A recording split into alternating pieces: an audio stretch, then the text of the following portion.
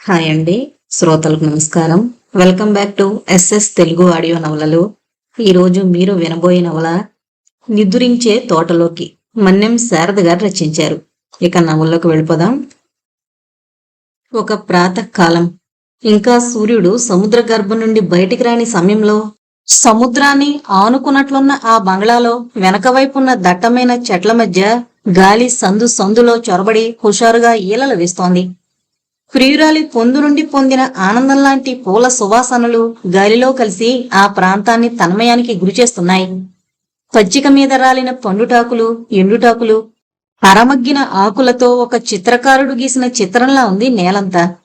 అక్కడ వెనక వైపునున్న మెట్ల మీద అతను కూర్చున్నాడు. అతని చేతిలో ఉన్న సిగరెట్ పొగ తెల్లగా ఆ ప్రాంతంలో వలయాలు తిరుగుతోంది.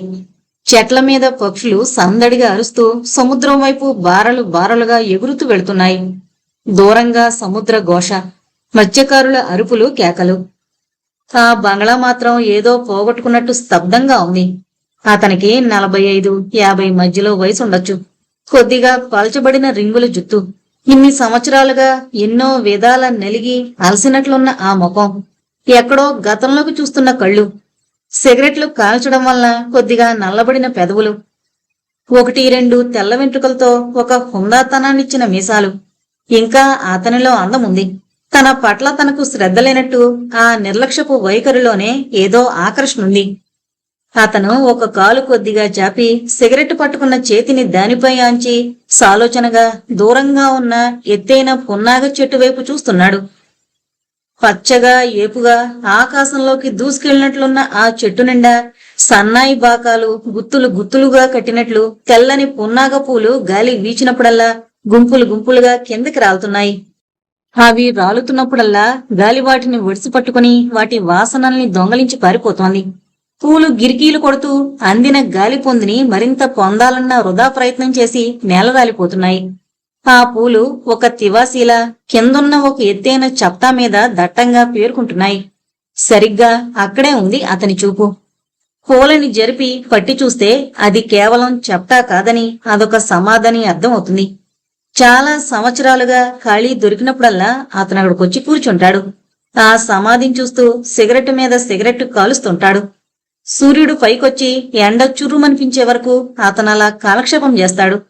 ఆ వ్యాపకం అతనికి ఆ బంగ్లాలోనే ఉంటున్న మాలికి మాత్రమే తెలుసు. టీ తీసుకోండి బాబు. మాలి మాటకి అతని లోకంలోకి వచ్చాడు. మౌనంగా టీ కప్ అందుకున్నాడు. మాలి అతన్ని డిస్టర్బ్ చేయడు. అతనికి పూర్తిగా ఏమీ తెలియకపోయినా మీదపడిన వయసు రీత్యా కొంత అర్థం చేసుకోగలడు. అతను టీ తాగుతూ లేచి మెల్లగా పున్నాగ చెట్టు కిందకెళ్లాడు. ఒక చేత్తో పూలని పక్కకు జరిపి ఆప్యాయంగా సమాధిని చేత్తో స్పర్శించాడు. ఆలోచనలతో అతని కళ్ళు ఎర్రబడ్డాయి. చేతికేదో తగిలినట్లు ఆప్యాయంగా, అనురాగంగా. వరుదిని. అతని హృదయం సముద్రంలా ఘోషించింది. గుండెలో పుట్టిన ఒక ప్రేమ జరి వెల్లువై సుడులు తిరుగుతూ కన్నీరై కళ్ళకి చేరే ముందే ఆవిరైపోయింది. ఫలితం తీరని బాధ, మరిచిపోలేని గాథ. తను ఒక ఫూల్. వరుదిని పోగొట్టుకున్నాడు. అవును, తను అవసరానికి స్పందించలేకపోయాడు. అందుకు ఫలితమే ఈ ప్రేమ రాహిత్యపు వేదన. తను నిజంగానే తప్పు చేశాడా? ఆలోచనల మీద ఆలోచనలు, నిరంతర సముద్ర కెరటాల్లా. ప్రశ్నల మీద ప్రశ్నలు, జవాబు దొరకని అఘాతాల్లా. చేతిలోని సిగరెట్ చుర్రుమనిపించాక అతను స్పృహలోకొచ్చాడు. మెల్లిగా వెనుతిరిగి కారువైపు నడిచాడు. ఆలోచనలు కూడా వెనుతిరిగి. 1990 హేమంత్ ఉద్యోగంలో చేరి 6 నెలలైంది. ఇంకా కాలేజీ పోకళ్లు పోలేదు. ఎంత పనైనా ఇట్టే చేసేవాడు. కాని క్రమశిక్షణ అంటే గిట్టేది కాదు. ఒక్కోసారి నిద్రలేచి మొహం కడిగేసుకుని డ్రెస్ మార్చుకుని పరిగెత్తుకొచ్చేసేవాడు. టక్ చేసిన షర్టు అస్తవ్యస్తంగా ఉండేది. నలిగిన షర్టు సరిగ్గా దువ్వని క్రాఫు. ఎలా పెంచరియా నిన్ను అని మేనేజర్ అంటే ఇలానే అని టక్కున టేబుల్ ఎక్కి కూర్చునేవాడు. మేనేజర్ గుండె మీద చరుచుకుని దిగవయ్య బాబు, సార్ చూశాడంటే మధ్యలో నాకు ప్రాబ్లం అని మందలించేవాడు. ఆ సంవత్సరం చాలా చిత్రమైంది. ప్రతి సంవత్సరం రిటైర్మెంట్స్, రిక్రూట్మెంట్స్ సహజంగా ఉండేవే. కానీ ఆ సంవత్సరం ఒక్కసారిగా విపరీతంగా రిటైర్మెంట్లు, రిక్రూట్మెంట్స్ జరిగాయి. ఫలితంగా ఆఫీసు నిండా యువరక్తం ప్రవేశించింది. 30% రిజర్వేషన్ పుణ్యమాని విపరీతంగా అమ్మాయిలు, వాళ్ల మధ్య బియ్యంలో రాళ్లల్లా అబ్బాయిలు వచ్చి చేరారు.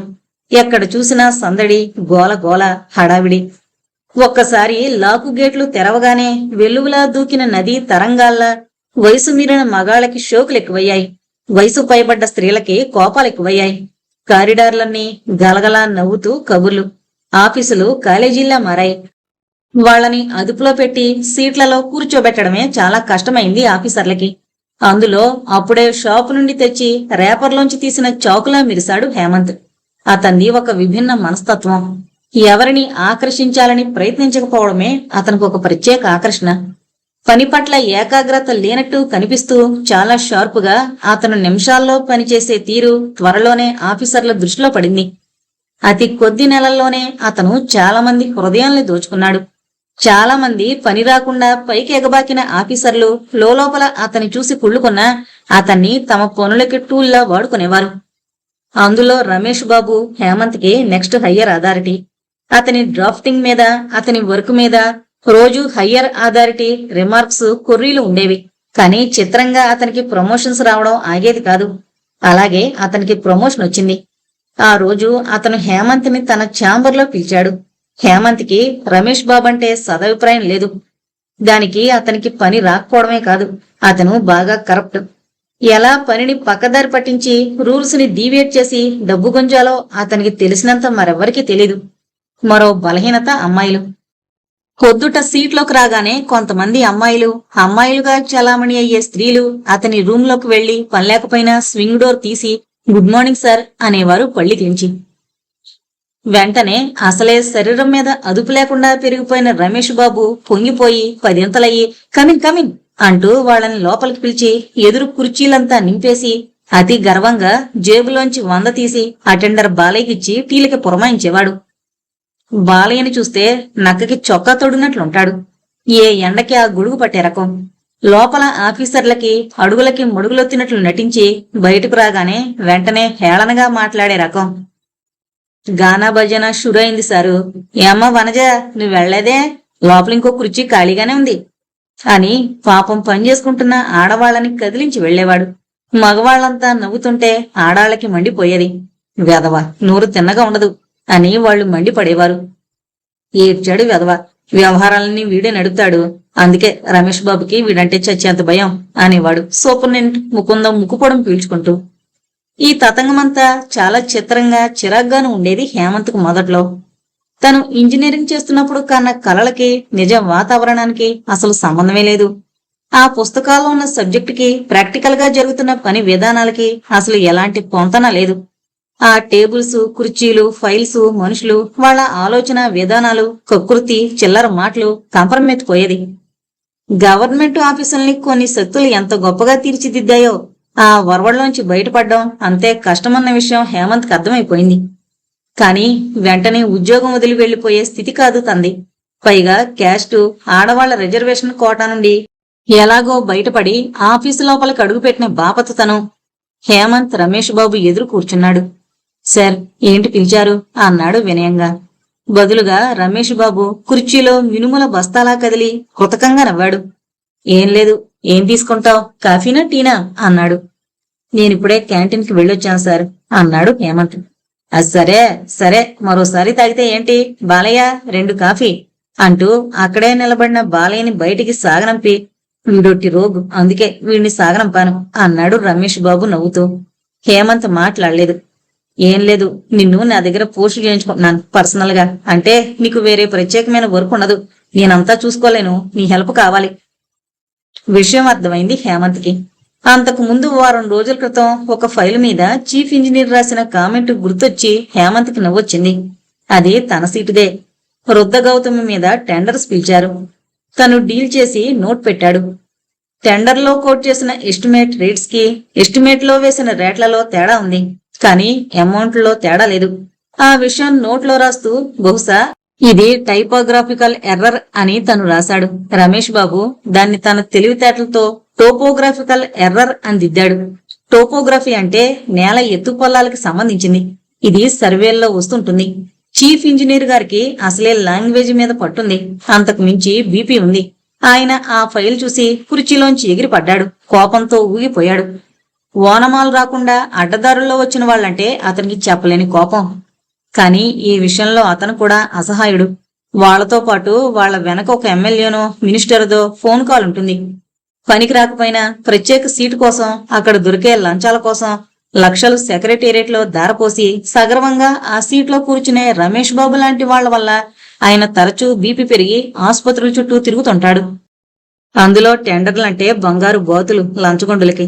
ఆయన నెత్తి నోరు కొట్టుకుని nowadays the swans have become ducks in our department అని కోపంగా ఫైలు మీద అడ్డంగా రాసేశాడు. రమేష్ కి తను చేసిన తప్పేంటో అప్పటికి అర్థం కాలేదు. ఫైలు చాలాసేపు ఊళ్ళో పెట్టుకుని విచారించి హేమంత్ని పిలిచాడు. ఏంటి హేమంత్, ఈయనకేమన్నా పిచ్చా? నేను సరిగ్గానే కరెక్ట్ చేశాను కదా, ఈయనేంటి స్వాన్స్ డక్స్ అని రాస్తాడు? అసలు స్ట్రీమ్ ఎక్కడుంది? రుద్రగౌతమి నది కదా. అప్పటికి గాని రమేష్ బాబు ఎంత తెలివైనవాడో హేమంత్కి అర్థం కాలేదు. నిజానికి అది చాలా చిన్న తప్పు. ఇంజనీరింగ్ డిపార్ట్మెంట్ లో ఎదురయ్యే టెక్నికల్ ప్రాబ్లమ్స్ లో చిన్న లాంగ్వేజ్ ప్రాబ్లం. రుద్రగౌతమి నది చివరి దశలో యానం దగ్గర సముద్రంలో గోదావరి పాయ. దాన్ని స్ట్రీమ్ అంటాడు ఏంటన్నదే రమేష్ బాధ. చివరికెలాగో అతన్ని కన్విన్స్ చేశాడు హేమంత్. అలాంటి రమేష్ బాబు చాలా మంది సీనియర్స్ ని, తెలివైన వారిని దాటుకుని చాలా కీలకమైన సీట్లో కూర్చున్నాడు. ఇప్పుడు తను తన ఇండివిడ్యువాలిటీని త్యాగం చేసి ఇతనికి పని చెయ్యాలి. ఏంటి ఆలోచిస్తున్నావు హేమంత్? ఈ సీటు చాలా కష్టమైంది. నాకు కాస్త సాయపడితే ఇదిగో 6 నెలల్లో ఈ మహానుభావుడు రిటైర్ అయిపోతాడు. నీకు చాలా ఫ్యూచర్ ఉంది, నువ్వు ప్రూవ్ చేసుకోవడానికి. ప్లీజ్. హేమంత్ అయిష్టంగానే తల పంకించాడు. గవర్నమెంట్ ఆఫీసుల్లో ఎఫిషియన్సీకి ఒక గౌరవం అంటూ ఉండదు, వాడేసుకోవడమే తప్ప. ప్రమోషన్స్ కి ఎవరినెలా తప్పించొచ్చో తెలిసిన మేధావులు అడ్మినిస్ట్రేటివ్ వింగ్స్ లో చాలా మంది పండిపోయి ఉన్నారని హేమంత్ కి ఆ కొద్ది కాలంలోనే అర్థమైంది. బాలయ్య కాఫీ తెచ్చి ఇద్దరికిచ్చాడు. హేమంత్ కాఫీ తాగి బయటకొచ్చాడు. అప్పటికే ఆఫీస్ అంతా చాలా వరకు ఖాళీ అయింది. వాచి చూసుకున్నాడు హేమంత్. 5 దాటింది. అతనికి ఎదురొచ్చింది పద్మ నవ్వుతూ. పద్మకి ఎంత వయసు ఉంటుందో తెలీదు, కానీ ఎండిన కడ్డిలా ఉంటుంది. చర్మం అదోలాంటి రంగు. నలుపు కాదు కళకళలాడ్డానికి, తెలుపు కాదు మెరవడానికి. కాల్చి పొగచూరిన రంగు. నవ్విన సాగని ప్లాస్టిక్ పెదాలు, గుంటకళ్ళు. ఆమె కట్టే సాదా షిఫాన్ చీరలు ఆమె ఒంటి రంగుని ప్రతిబింబిస్తూ మాసిపోయినట్లు. ఎన్నాళ్లుగానో స్నానం మొహం ఎరగనట్లు చూడగానే అప్రసన్నంగా ఉంటుంది ఎవరికైనా. ముఖ్యంగా ఆమె ఎప్పుడు మగాళ్ళని చూసినా సిగ్గుపడుతున్నట్లుగా మెలికలు తిరుగుతుంది. సీట్లో కూర్చుని తలదించుకుని ఎవరూ చూడనప్పుడు వాలుచూపులు విసిరి దొంగ నవ్వులు నవ్వాలని ప్రయత్నిస్తోంది. హేమంత్కి ఆమెను చూస్తే తల తిరుగుతుంది. ఒంటరిగా దొరికితే మగాళ్ళని పట్టేసుకోవాలి అన్నట్లుంటాయి ఆమె చూపులు. సహజంగా ఆఫీసులో పనిచేసే స్త్రీలు లింగభేదం పాటించడానికి ప్రయత్నించరు. అక్కడి వారి హోదాయే గాని నేను ప్రతి క్షణం స్త్రీని అని చెప్పుకోవడానికి ప్రయత్నించరు. కానీ అక్కడక్కడ ఇలాంటి వాళ్లు కూడా ఉంటారు కాబోలు. హేమంత్ నన్నేనా అన్నట్లు చూశాడు ఆశ్చర్యంగా. ఇంతవరకు అతను ఆమెతో మాట్లాడలేదు. అవును, ఏం అంది కొంచెం ఆశ్చర్యంగా చూస్తూ. ఉండరాదు, కొంచెం పనుంది మీతో అంది రాగం తీస్తూ. ఆమె మాటలో అదోలాంటి రాగం. అది కొని తెచ్చుకున్నదో మురిపెంగా మాట్లాడాలనో. రామ్మా, నీకోసం సారి చూస్తున్నాడు, ఆయన్ని వెళ్ళనివులే అన్నాడు అక్కడే నిలబడ్డ బాలయ్య వెటకారంగా. ఇదిగో బాలయ్య, నా జోలికొస్తే బాగుండదని చెప్పలే నీకెన్నిసార్లు అంది పద్మ కళ్ళెరజేసి. చాలాసార్లు చూశానులే గాని ఎల్లు తల్లే అన్నాడు బాలయ్య అంతకంటే నిర్లక్ష్యంగా.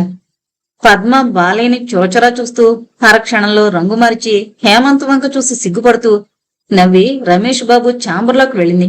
మీరెళ్ళండి సార్, అందరికీ పని అయిపోయి కొంపలకు వెళ్లేటప్పుడు ఈవిడికి పని మొదలవుతుంది అన్నాడు బాలయ్య చిరాకు పడుతూ. హేమంత్ అర్థం కానట్లు భుజాలెగరేసి వెళ్లిపోయాడు. మెసలో భోజనం ముగించి బయటకొచ్చి టైం చూశాడు హేమంత్. 9:15. తండ్రికో ఫోన్ చేయాలనిపించి ఎదురుగా ఉన్న బూతులకెళ్లి డైల్ చేశాడు. హలో. తండ్రి తెరలు తెరలుగా దగ్గుతున్న శబ్దం మనసు నొక్కేసినట్లయింది. నాన్నగారు, నేను. అవునరా, తెలుస్తోంది. భోంచేశావా? ఇప్పుడే. ఎలా ఉన్నారు? నాకేరా, ఆ ఇల్లు సంగతి తేలందే, నేనెక్కడికి పోను. హేమంత్కి ఒక్కసారిగా ఎత్తు మీద నుండి పాతాళంలోకి తోసేసినట్లయింది. ఏం మాట్లాడినా ఆయన ఇంటి దగ్గరికే తెస్తారు. అది కాదండి, మీ ఆరోగ్యం జాగ్రత్తగా చూసుకోండి. ఆ ఇల్లు ఎవరికి కావాలి? మీరు బాగుంటే చాలు, నేను డబ్బు పంపుతాను కదా. బదులుగా ఆయన దగ్గుతో పాటు నవ్వు మిళితం చేసి ఆయాసపడుతూ, నీ డబ్బు ఎవరికి కావాలరా? నేను కన్నాను కాబట్టి చదివించాను. మా అమ్మకిచ్చిన మాట కోసం ఆ ఇంటి కోసం పోరాడుతున్నాను. గెలిచి తీరతాను. ఎవడమ్మ మొగుడు సొమ్ము? మళ్ళీ తెరలు తెరలుగా దగ్గు. ఆయనతో మాట్లాడి నిష్ప్రయోజనమని తెలుసు హేమంత్కి. అక్కయిందా? ఆ, మాట్లాడుకుని చావండి. తమ్ముడు, రాజేశ్వరి లైన్లోకి వచ్చింది. ఆవిడ హేమంత్కి పెద్దక్క, తర్వాత ఇద్దరు శ్రీదేవి, సరస్వతి. రాజేశ్వరికి హేమంత్కి 15 ఏళ్ల తేడా ఉంది. ఇంజనీరింగ్ 2వ సంవత్సరం చదువుతుండగానే తల్లి శాంత ఉన్నట్టుండి వంట చేస్తూనే విరుచుకు పడిపోయింది. అంతే, మరి లేవలేదు. అమ్మ వెళ్లిపోయింది, రమ్మన్నారు. ఎప్పుడూ తన కోసం గుమ్మం పట్టుకుని చూసే తల్లి కనులు మూసుకుని శాశ్వతంగా నిద్రపోతోంది. హేమంత్కి గుండె పిడచగట్టుకుపోయింది. ఏడుపు రాలేదు. అక్కలు ఏడుస్తుంటే నిర్జీవంగా నిస్తేజంగా చూశాడు. ఏడవరా తమ్ముడు అని అక్కలు బ్రతిమలాడినా ఏడుపు రాలేదు. తతంగమంతా దానికది జరిగిపోయింది. ఎలా ఉన్నావురా? అక్క పిలుపుతో ఈ లోకంలోకి వచ్చాడు హేమంత్. బాగానే ఉన్నానక్క, నువ్వెలా ఉన్నావు? నాకేరా, ఉన్న ఊరు ఇంటికూడు నువ్వే. ఆ హోటల్ మీదకుని తిని ఎలాగున్నావో ఏంటో. హేమంత్ నవ్వి, ఇప్పుడు కొత్త ఏముంది, ఇంజనీరింగ్ లో జాయిన్ అయినప్పటి నుంచి అలవాటేగా, నాన్న బాగా దగ్గుతున్నారు అన్నాడు. ఏం చేయమంటావ్? నేను మీ బావగారు ఎంత చెప్పినా వినకుండా ఆ కోర్టులోనే మకం. కేసు కోసం ఉన్నదంతా ఊడ్చేస్తున్నారు. గట్టిగా అన్నానని అదిగో ఆ దొడ్డివైపు వరండాలో కుంపట పెట్టి స్వయంపాకం వండుకుంటున్నారు. నిష్ఠూరంగా అంది రాజేశ్వరి. హేమంత్ భారంగా నిట్టూర్చాడు. సరే వదిలేండి, వినకపోతే ఏం చేస్తాం, కనీసం మందులన్నా. నేనిస్తూనే ఉన్నానులే, నువ్వేం బెంగపడకు, ఆరోగ్యం జాగ్రత్త అంటూ ఫోన్ పెట్టేసింది రాజేశ్వరి. హేమంత్ దిగులుగా రూమ్ చేరాడు. రాజేశ్వరి పేరుకు అక్కే గాని తల్లిలాంటిది. చిన్నప్పటి నుంచి ముద్దు చేసి పెంచింది. ఆమెకంత చదువు అవ్వలేదని చిన్నపాటి వ్యాపారం చేసుకుంటున్న మేనమామ రామారావుకి ఇచ్చి చేశారు. అమ్మపోయాక తండ్రిని వాళ్ల దగ్గరే పెట్టుకున్నారు. రామారావు చాలా మంచివాడు. బావగారి పట్ల గౌరవ మర్యాదలు ఉన్నవాడు కావడంతో తన తండ్రి ఆటలు సాగిపోతూనే ఉన్నాయి. బట్టలు మార్చుకుని నిద్రరాక చేతికందిన పుస్తకం తీసి చదవడం ప్రారంభించాడు. రోజు ఎంతో కొంత ఏదో ఒకటి చదవడం అతని వ్యాపకం. ఎవరు రాశారా అని చదవడు, ఆ రాసింది చదివింపజేయగలిగితే చదువుతాడు. అదే జరిగిందిప్పుడు. ఆఫీస్కి గ్రేస్ పీరియడ్ లో రావడం హేమంత్ అలవాటు. అటెండెన్స్ రిజిస్టర్ క్లోజ్ అవుతుండగా హడావిడిగా వచ్చి సంతకం పెట్టే హేమంత్ని కొంచెం ముందు తగలర్చు కదూ, పెళ్ళా పెటాకులా ఏం చేస్తావు అని ముద్దుగా కసురుకునేవాడు మేనేజర్. అదుంటే మీకన్నా ముందే ఇక్కడుండేవాణ్ణి అని హేమంత్ అనగానే హాల్లో అందరూ నవ్వేవాళ్లు. ఏంటండి హేమంత్, ఆడాళ్లు మగాళ్ళని బతకనివ్వరనా మీ ఉద్దేశం అని సుధారాణి తగులుకునేది. సుధారాణి కొంచెం ఫెమినిస్టు భావాలున్న మనిషి అయినా పనిలో దిట్ట, మాట పడదు. ఆఫీస్కొచ్చాక ఆమె తన డిజిగ్నేషన్ తో గాని స్త్రీత్వం చూపించి కాని బతకదు. అందుకే హేమంత్కి ఆమంటే గౌరవం. ఆమెకు కూడా హేమంత్ అంటే ఇష్టం. బాబోయ్ మీరు రాకండి మేడం అనేవాడు. అలవాటు ప్రకారం సైన్ చేసి సీట్లోకి వెళ్లి కూర్చున్నాడు. ఏదో ఘాటు వాసన. చుట్టూ చూశాడు. ఏమీ కనపడలేదు. డ్రా తెరిచేసరికి ఒక మూల పచ్చ సంపెంగ గుమాయిస్తోంది. బాలయ్య. సార్. ఏంటిది? పువ్వు సార్, సంపెంగ పువ్వు. వాడి వెకిలి నువ్వు. అదే ఇక్కడికెలా వచ్చిందని. నాకెలా తెలుస్తుంది సార్? మేఘ సందేశంలా సంపెంగి సందేశమేమో. హేమంత్తో పాటు సర్వీస్లో చేరిన ప్రియ కామెంట్కి హాలంతా నవ్వారు. హేమంత్ మొహం కాస్త సిగ్గుతో ఎర్రబడింది. కాని వెంటనే సర్దుకుని తీసే, అవతల పడే, నాకు ఆ వాసన గిట్టదు అన్నాడు చిరాగ్గా. పువ్వు సార్. బాలయ్య సందేహంగా చూశాడు. చెవులో పెట్టుకో. హేమంత్ తనే తీసి విసిరేశాడు. హేమంత్ కోపం చూసి నవ్వులాగాయి. ఇంతలో రమేష్ బాబు పిలుపుతో హేమంత్ రూంలోకి వెళ్లడంతో ఆ గొడవ సద్దుమణిగింది. హేమంత్ విషు చేసి కూర్చున్నాడు. రమేష్ బాబు అతనికొక ఫైల్ ఇచ్చి ఇది కొంచెం చూడు హేమంత్ అన్నాడు. హేమంత్ పేజీలు తిప్పాడు. ఇది ఆర్బిట్రేషన్ కేసు కదా సార్, నేనింతవరకు డీల్ చేయలేదు, నాకు నాలెడ్జి లేదు అన్నాడు సంశయంగా. నీకదెంతసేపులే, మేనేజర్ దగ్గర ఆర్బిట్రేషన్ యాక్ట్ ఉంటుంది, చదివితే నిమిషంలో పట్టేస్తావు. ఇది పద్మగారి సీట్లోదనుకుంటాను. అవును, 3 నెలల నుంచి పెట్టు కూర్చుంది. అసలే కోర్టు కేసు, అందుకే నీకిస్తున్నాను. ఆవిడ చాలా సీనియర్ కదా, పనిరాదా? హేమంత్ మాటలకి భుజాలు తడుముకున్నాడు రమేష్ బాబు. ఏవో ఫ్యామిలీ వర్రీస్, పోనివ్వు, కాస్త నువ్వు చూడు. రమేష్ బాబు సర్దుతుంటే బాలయ్య ఫైల్స్ సర్దుతున్నట్టు అక్కడే నిలబడ్డాడు. మళ్లీ వచ్చిందా ఘాటు వాసన. సరున తలెత్తి చూశాడు హేమంత్. ఆ పువ్వు జేబులో వేసుకుని తిరుగుతున్నావా? కొంచెం కోపంగానే అడిగాడు హేమంత్. బాబోయ్, అది ఇది కాదు సార్, ఇది ఇంకోటనుకుంటాను అన్నాడు బాలయ్య కంగారు నటిస్తూ. ఏమైంది? రమేష్ బాబు అయోమయంగా అడిగాడు. సంపెంగి పువ్వు గురించిలేండి. సంపెంగి పువ్వా? కంగారు పడ్డాడు రమేష్. సార్కి ఆ వాసన గిట్టదంట. ఓ, అగరబత్తి, నీకు ఆ స్మెల్ పడదా? సర్లే బ్రాండ్ మార్చేద్దాం అన్నాడు రమేష్ నవ్వుతూ. హేమంత్ ఫైల్ తీసుకుని బయటకొస్తుంటే అతన్ని అనుసరించొస్తూ, ఈ మొత్తం ఆఫీసులో ఓ 10 సీట్ల దగ్గరన్న ఈ వాసన వస్తుంది సార్, రేపు ఇంకోటి అన్నాడు బాలయ్య. హేమంత్కి బాలయ్యకి చనువివ్వడం ఇష్టం ఉండదు. ఎక్కువగా అక్కడే వినయంగా కూర్చునుండే యాదయ్యకే చెబుతాడు పని. అందుకే మరేం మాట్లాడకుండా మేనేజర్ని అడిగి ఆర్బిట్రేషన్ యాక్ట్ తీసుకుని సీటుకొచ్చి కూర్చుని చదవడం మొదలు పెట్టాడు. 10 నిమిషాల్లో అతని సీటుకి ఎదురుగా వచ్చి కూర్చుంది పద్మ. తలెత్తి చూశాడు హేమంత్. పద్మ దొంగనవ్వు నవ్వింది, ఎవరికీ కనబడకుండా. నా ఫైలు డీల్ చేస్తున్నారటగా, పని నేర్చుకోమన్నారు సార్ మీ దగ్గర. దాదాపు టేబుల్ మీద తలాంచి పడుకున్నట్లుగా కూర్చునంది పద్మ. నా దగ్గర మీరు నేర్చుకోవడమేంటి, మీరు సీనియరు. అబ్బా, మీరు మరిని పనికి సీనియారిటీ ఏంటి, మీరు తెలివైన వాళ్ళు కదా అంది ముద్దు ముద్దుగా పద్మ. గవర్నమెంట్ ఆఫీసులో వర్క్కి తెలివితేటలేం అక్కర్లేదు. Turn the page, learn the work. పాతకేస ఒకటి చూస్తే అర్థమైపోతుంది. వెళ్ళి స్టడీ చేయండి. ఫైల్ ఇదిగో అంటూ ఫైలు ఆమె ముందుకు తోశాడు హేమంత్. ఆ నిరసన తట్టుకోలేకపోయింది పద్మ. అయ్యో, అంత తెలిస్తే మిమ్మల్ని ఎందుకు అడగడం? ఇంతకీ సంపింగ్ వాసన మీకు పడదా?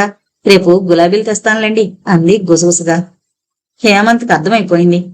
మా ఇంట్లో పెద్ద తోట ఉంది తెలుసా, మా మామగారికి అదే యావా నేనే పెట్టాను. అందరికీ తెలిస్తే బాగోదు కదా. హేమంత్కి తల తిరిగిపోయింది. ఏంటివిడా, ఆ గుట్టేంటి, గుసగుసలేంటి, తనేంటి, ఆవిడేంటి? మీరెళ్ళి సీటు దగ్గర కూర్చుంటారా? గట్టిగా అనబాకండి, మనం ఏం చేసినా నలుగురికి తెలియకూడదు, ఆ మాత్రం తెలీదా? హేమంత్ గబుక్కున లేచి సరున క్యాంటీన్ వైపు వెళ్లిపోయాడు. అతని మనసు చేదు తిన్నట్టుగా అయిపోయింది. చాయ్ తాగి క్యాంటీన్ దగ్గరున్న గుల్మోహర్ చెట్టు కింద నిలబడి సిగరెట్ కాలుస్తూ ఆలోచిస్తున్నాడు.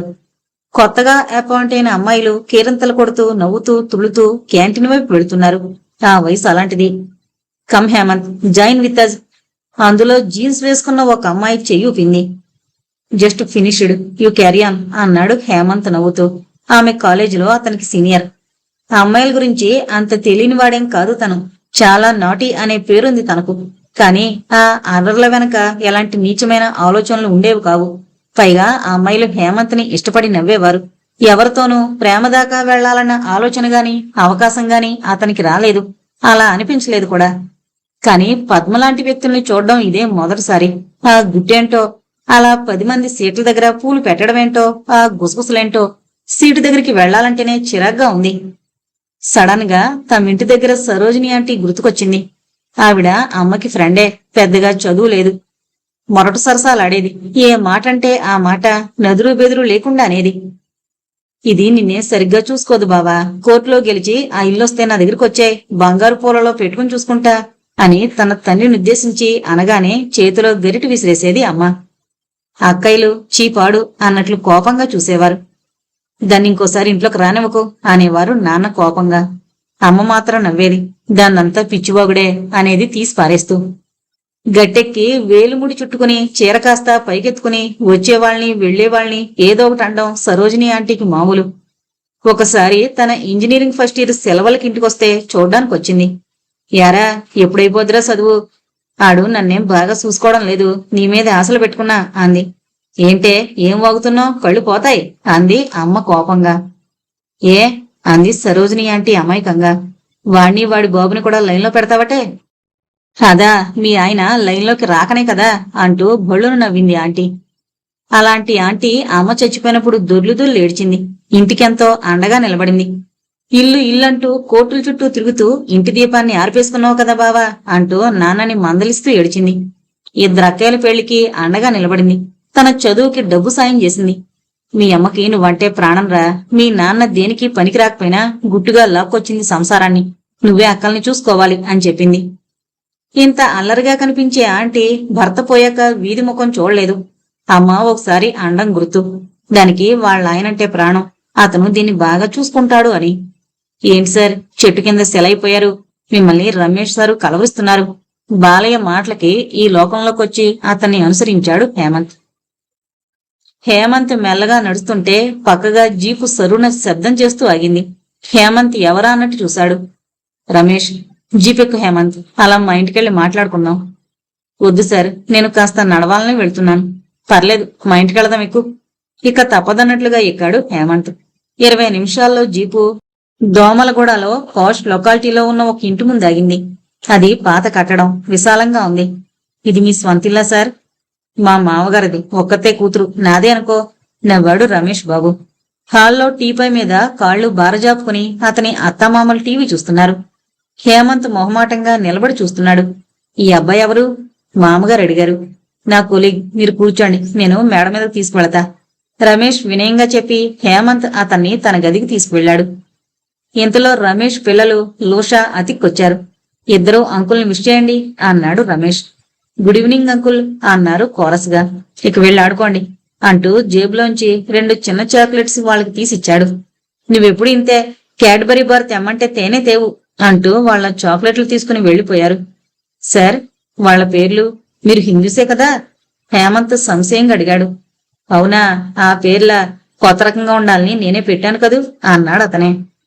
హేమంత్కి రమేష్ తెలివితేటల మీద మరింత అవగాహన పెరిగింది. పనమ్మాయి కాఫీ తెచ్చిచ్చి వెళ్ళింది. కాఫీ తాగుతుంటే రమేష్ చెప్పసాగాడు. మాది ఇల్లరకం పెళ్లి, వీళ్ళకి చాలా ఆస్తుంది.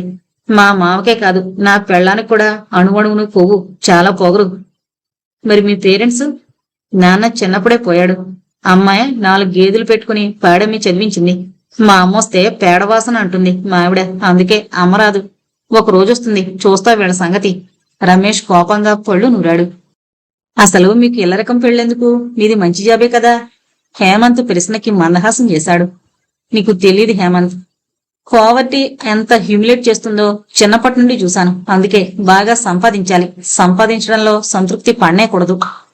అన్నట్లు మన ల్యాబ్ ఎడిషనల్ ఛార్జీ కూడా నాకు ఇచ్చారు. అందులో చాలా ఏళ్లుగా గొడవంలో స్టీల్ రాడ్స్ మూలుగుతున్నాయి. అదంతా లెక్కపత్రం లేంది. క్వాలిటీ కంట్రోల్ టెస్ట్ కనొస్తుంది, దాన్ని రేపు అమ్మేద్దాం. మాట్లాడాను, కాస్త నువ్వు సాయపడితే పర్సంటేజ్ ఇస్తాలే, ఊరికే వద్దు. అంతా అర్థమయ్యి మొహం ఎర్రబడింది హేమంత్కి. సరుణ లేచి నిలబడ్డాడు. ఏంటి, కోపమొచ్చిందా? రమేష్ కంగారు పడ్డాడు. అఫీషియల్ గా ఏ పనని అడగండి, చేస్తాను. నాకు ఇలాంటివి ఎప్పుడు చెప్పకండి. నేను ఉద్యోగాన్ని కేర్ చేయడం లేదు, చేయను. హేమంత్ నిక్కచ్చిగా చెప్పేసి రమేష్ బాబు పిలుస్తున్నా వెనుతిరిగి చూడకుండా వెళ్లిపోయాడు. మెస్లో టిఫిన్ తిని బయటకొచ్చాడు హేమంత్. ఏమండి, ఈ పుస్తకం మరిచిపోయారు. మెస్లో పనిచేసే కుర్రాడు ఓ పుస్తకం అందించాడు. నేనా? ఆశ్చర్యం ప్రకటిస్తూ పుస్తకం వైపు చూశాడు హేమంత్. అమృతం కురిసిన రాత్రి, బాలగంగాధర తిలక్. పుస్తకాన్ని చూసి హేమంత్ కళ్ళు మెరిశాయి. కాని ఇది నాది కాదు అన్నాడు. ఈయన కాదులే, ఇందాకొచ్చాడే ఆ బుర్రమీసాల పెద్దాయన. కాలికొస్తదా ఏలికొత్తదా ఏదో కవిత్వం అంటూ విసిరికొట్టిపోయాడు. రారా, ఆ పుస్తకం వాడు గిరాటేసి పంజుడు అంది. తెరవల నుండొచ్చి మెస్ నడుతున్న పెద్దావిడ ఆ కుర్రాణ్ణి. ఆ కుర్రాడు ఆ పుస్తకాన్ని పక్కన పడేసి తురుమన్నాడు, తిన్న ఎంగిలి ప్లేట్లు తీయడానికి. హేమంత్ పుస్తకం వైపు ఆర్తిగా చూశాడు. ఆ అట్ట ఎవరో తిన్నట్టు చిరుగుంది. అదృష్టం కొద్దీ టైటిలు, కవి పేరు చెక్కు చెదరలేదు. హేమంత్ ఆ పుస్తకాన్ని చేతిలోకి తీసుకుని నేను తీసుకెళ్ళనా అన్నాడు సంశయంగా చూస్తూ.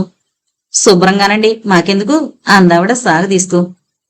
హేమంత్ పుస్తకాన్ని చేతిలోకి తీసుకుని ప్రేమగా అట్టని స్పర్శించాడు. ఇదివరలో తను తిలక్ కవితల్ని చాలాసార్లు చదివాడు. తనకెంతో ఇష్టం. బుక్ పేజీలు తిప్పుతూ వాచి చూసుకున్నాడు. 9:30 అయింది. ఇంకా ఆఫీస్ టైంకి గంటుంది. రూమ్కి వెళ్లాలనిపించలేదు. తాళం తీసి ఊరికే కూర్చోవాలి. అందుకే ఆఫీస్కి బయలుదేరాడు.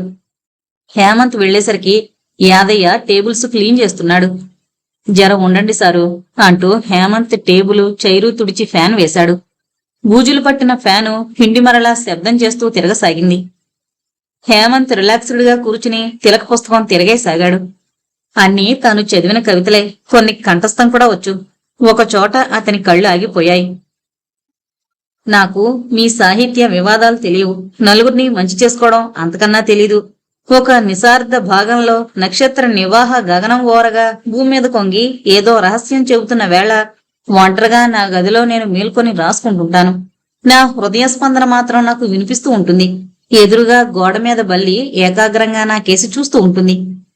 కిటికీ అవతల ఫెరన్ మొక్క క్రీగంట కనిపెడుతూ ఉంటుంది. కీచురాళ్ల చప్పుడు. హే, వచ్చేసారా? హేమంత్ తలెత్తి చూశాడు. ఎదురుగా పద్మ గులాబీలు పట్టుకుని నవ్వుతూ. అప్పుడే వచ్చేసారన్నమాట, నాకన్నా ముందే. అతని టేబుల్ మీద ఒక ఎర్ర గులాబీ పెడుతూ నవ్వింది. ఇదేంటి? హేమంత్ పుస్తకం మూస్తూ చిరాగ్గా అన్నాడు.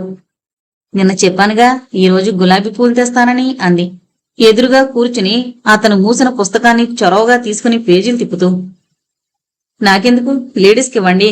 అబ్బో, ఆడాళ్ళక, ఆళ్లతో నేను అసలు మాట్లాడను, అన్నింటికీ వంకలే అని హేమంత్ని పట్టించుకోకుండా పేజీలు తిరగేసింది. ఏంటో ఎవరితను ఏదో రాసేశాడు, ఉండండి అంటూ గబగబా వెళ్లి తన బ్యాగులోంచి ఒక డైరీ తీసి తిరిగొచ్చి కూర్చుని, చదవండి అంటూ అతని ముందుకు తోసింది. ఏంటిది? హేమంత్ చిరాకని అణుచుకుంటూ అడిగాడు. ఇతరుల డైరీ చదివే అలవాటు నాకు లేదు. అయ్యో, అది డైరీ కాదండి, నేను రాసిన కవితలు. మీరు కవితలు రాస్తారా? ఆశ్చర్యపడుతూ పేజీలు తిప్పాడు. 2 పేజీలు తిప్పగానే అతనికి అర్థమైపోయింది. యాదయ్య, 2 చాయలుతే అంటూ 10 రూపాయల నోటు యాదయ్యకిచ్చి పంపి అతని చేతిలో డైరీ లాక్కొని, ఇది చదవండి అంది ఒక పేజీ చూపిస్తూ. హేమంత్ అయిష్టంగానే ఆ పేజీ వైపు చూశాడు. చంద్రుడు ఆకాశంలో కనిపివ్వడం లేదు. నిసి 4 వైపులా చీర చెంగుల్లా కమ్మేసుకుంది. అదిగో అక్కడ ఒక చోట వెలుగు దార, ఇదిగో ఇక్కడ ఈ మూల పొడిచేడు. నా కళ్ళకి వెండి పళ్ళలా పొట్టుపడ్డాడు. హేమంత్కి కడుపులో తిప్పింది. మీరే రాశారా? అవును. పద్మ నల్లటి మొహం సిగ్గుతో వైలెట్ రంగు తిరిగింది. బాగుంది. డైరీ ఆమె ముందుకు తోసి మళ్లీ తిలకనందుకున్నాడు. ఎలాగుంది? బాగున్నాయి. కొడిగా అనేసి లేచి వెళ్లబోతుంటే, అదేంటి నేను చాయ్ తెప్పిస్తుంటే అంది పద్మ చిరు కోపంగా. హేమంత్ దిక్కుతోచకు కూర్చున్నాడు. ఇదిగో ఇది చదవండి అంతలోకి అంటూ డైరీ ముందుకు తోసింది. ఏంటిది? చూడండి, తెలుస్తది. హేమంత్ ఆ పేజీ వైపు చూశాడు. గుచ్చం అని హెడ్డింగ్ తో రాసిన కవితది. గుచ్చమా? పూలగుచ్చం అని మిరుపంగా నవ్వింది పద్మ. బాగుంది. ఏంటది? చదవలేదుగా. టైటిల్ చూస్తేనే అర్థమైంది. అయినా మీకు కవిత్వం రాయడానికి స్ఫూర్తి ఎవరు అన్నాడు హేమంత్. స్టాఫ్ ఒక్కొక్కరే రావడం మొదలవడంతో హేమంత్కి కాస్త ఊపిరాడినట్లయింది. ఏమో, నాకలా రాయాలనిపించేస్తుంది. ఓహో అన్నాడు. అప్పుడే సీట్లో వచ్చి కూర్చున్న సూపరింటెండెంట్ ముకుందం ముక్కుపొడం ఎగబిలుస్తూ. వనజ కిసుక్కున నవ్వింది, అటెండెన్స్ రిజిస్టర్లో సంతకం పెడుతూ. పద్మకి ఒళ్ళు మండింది. మా వీధిలో నాకెంతమంది ఫ్యాన్స్ ఉన్నారో తెలుసా? అవునా? ఏ పత్రికలో వచ్చాయమ్మా నీ కవితలు? మాకు చెప్పనేనా చెప్పావు కాదు అన్నాడు ముకుందం వెటకారంగా నవ్వుతూ. వారం వారం మా ఇంట్లో సాయిబాబా భజన చేస్తాం కదా, అప్పుడు చదువుతాను. అదేనా భజనంటే అంది సుధారాణి నవ్వుతూ. పద్మమొహం కోపంతో ఇంకా నలబడిపోయింది. చూడండి పద్మగారు, ముందు అక్షరాలు నేర్చుకుంటే కవిత్వం రాయడం ఎంతసేపు, ఆ పని మీద ఉండండి అంటూ సీట్లోంచి టక్కున లేచి వెళ్లిపోయాడు హేమంత్. పద్మమొహం చెక్కు తీయని కందగడ్డలా పెట్టుకుని సీట్లోంచి లేచి వెళుతుంటే, అమ్మా పువ్వు, గులాబీ పువ్వు తీసుకెళ్ళు అన్నాడు బాలయ్య చీఫ్ ఇంజనీర్ దగ్గర నుండి ఫైల్ తీసుకొస్తూ. పద్మ కొరకొరా చూస్తూ పువ్వు తీసుకుని సీట్లోకెళ్ళింది కసిగా. బావ రామారావు రాసిన ఉత్తరం హేమంత్ని తీవ్ర అశాంతికి గురిచేసింది. చేస్తున్న వ్యాపారంలో నష్టం వచ్చి ఇంటి మీద అప్పు చేసినట్లు, అది నెలాఖరుకి కట్టకపోతే ఇల్లు జప్తవుతుందని, వీలైతే అప్పుగా సాయం చేయమని. హేమంత్కి దిక్కు తోచలేదు. తన సర్వీసులో కొత్తగా చేరాడు, లోన్ దొరకదు. కాని బావగారు ఎప్పుడూ 1 రూపాయి కూడా అడిగి ఎరుగరు. తనకు తండ్రి లాంటివాడు. ఎంత కష్టమొచ్చి నోరు తెరిచారో. ఆ రాత్రి రాజేశ్వరి ఫోన్ చేసింది. ఒరే తమ్ముడు, ఈ మధ్య మీ బావగారేంటో దిగులుగా ఉన్నారా? అడిగితే ఏం చెప్పరు. భోజనం కూడా సరిగ్గా చేయడం లేదు. ఒకసారి కనుక్కో, నీకన్నా నిజం చెబుతారేమో. అక్క మాటలకి మరింత బాధ కలిగింది హేమంత్కి. ఇంటి గురించి, ఆర్థిక విషయాల గురించి అసలెప్పుడూ ఏమీ పట్టించుకుని ఎరగని హేమంత్ మొదటిసారి తన నిస్సహాయతకి సిగ్గుపడ్డాడు. మళ్లీ తల్లి గుర్తొచ్చింది. ఎప్పుడూ చిరుబురులాడుతూ ఏమాత్రం ఇంటిని పట్టించుకొని తండ్రితో వేగుతూ తామందర్నీ ఎలా ఆదరంగా చూసుకోగలిగిందో ఆలోచించే కొలది ఆశ్చర్యం వేసింది హేమంత్కి. తలగడ వేసుకుని చాపం మీద పడుకుని తిలక పుస్తకం చేతిలోకి తీసుకున్నాడు. వెంటనే పద్మ కవిత్వం గుర్తొచ్చి పుస్తకం పక్కన పెట్టేశాడు. రమేష్ గారిని అడిగితే, అమ్మో, ఆ వంకన తనని వాడుకోవడానికి ప్రయత్నిస్తాడేమో. అయినా తప్పదు, ప్రయత్నం చేయాలి కదా అనుకుని నిద్రకి ప్రయత్నించాడు హేమంత్. తను పిలవకుండానే రూంలోకి వచ్చిన హేమంత్ని చూసి చాలా సంతోషపడిపోయాడు రమేష్ బాబు. రా హేమంత్, రారా, నిన్నసలు కనిపించనే లేదు అన్నాడు సాదరంగా. హేమంత్ కొంచెం సంశయంగా చూస్తూ కూర్చున్నాడు. రమేష్ అతన్ని గమనిస్తూ, ఏం జరిగింది, ఏమైనా ప్రాబ్లమా అన్నాడు సందేహిస్తూ. అవునన్నట్లుగా తల పంకించాడు హేమంత్. ఏంటో చెప్పు, నేను నీకు బ్రదర్ లాంటివాణ్ణి, నా దగ్గర హెజిటేషన్స్ వద్దు అన్నాడు ఎంతో ఆదరం చూపిస్తూ. హేమంత్ టూకీగా పరిస్థితి వివరించాడు. అంత పెద్ద అమౌంటా? నాకు పెద్ద కష్టం కాదు గాని ఎప్పటికప్పుడు ఇంట్రెస్ట్లకి ఇచ్చేస్తుంటాను. ఓ పని చేద్దాం, పద్మని అడిగి చూద్దాం. హేమంత్ నొసలు చిట్లించాడు. పద్మగారినా అన్నాడు అయిష్టంగా. అవును, నా దగ్గర 3% తీసుకుని తను 5% అప్పులిస్తుంది అంటూ బెల్ కొట్టాడు. వద్దు సార్, ఆవిడ్ని అడగడం ఇష్టం లేదు అన్నాడు కంగారుగా హేమంత్. ఇంతలో బాలయ్య రానే వచ్చాడు. పద్మగారిని పిలువు. బాలయ్య ఇద్దరి వైపు అదోలా చూసి రివ్వును వెళ్ళాడు. వద్దండి అన్నాడు హేమంత్ మళ్ళీ. ఇంతలో పద్మ రాని వచ్చింది. ఏంటి సార్ అంటూ. కూర్చో అన్నాడు రమేష్ ఏకవచనంలో. పద్మ మెలికలు తిరుగుతూ హేమంత్ పక్క చైర్లో కూర్చుంది. కొంచెం డబ్బు కావాలి అన్నాడు రమేష్. ఎంత అంది హేమంత్ వైపు ప్రీగంట చూస్తూ.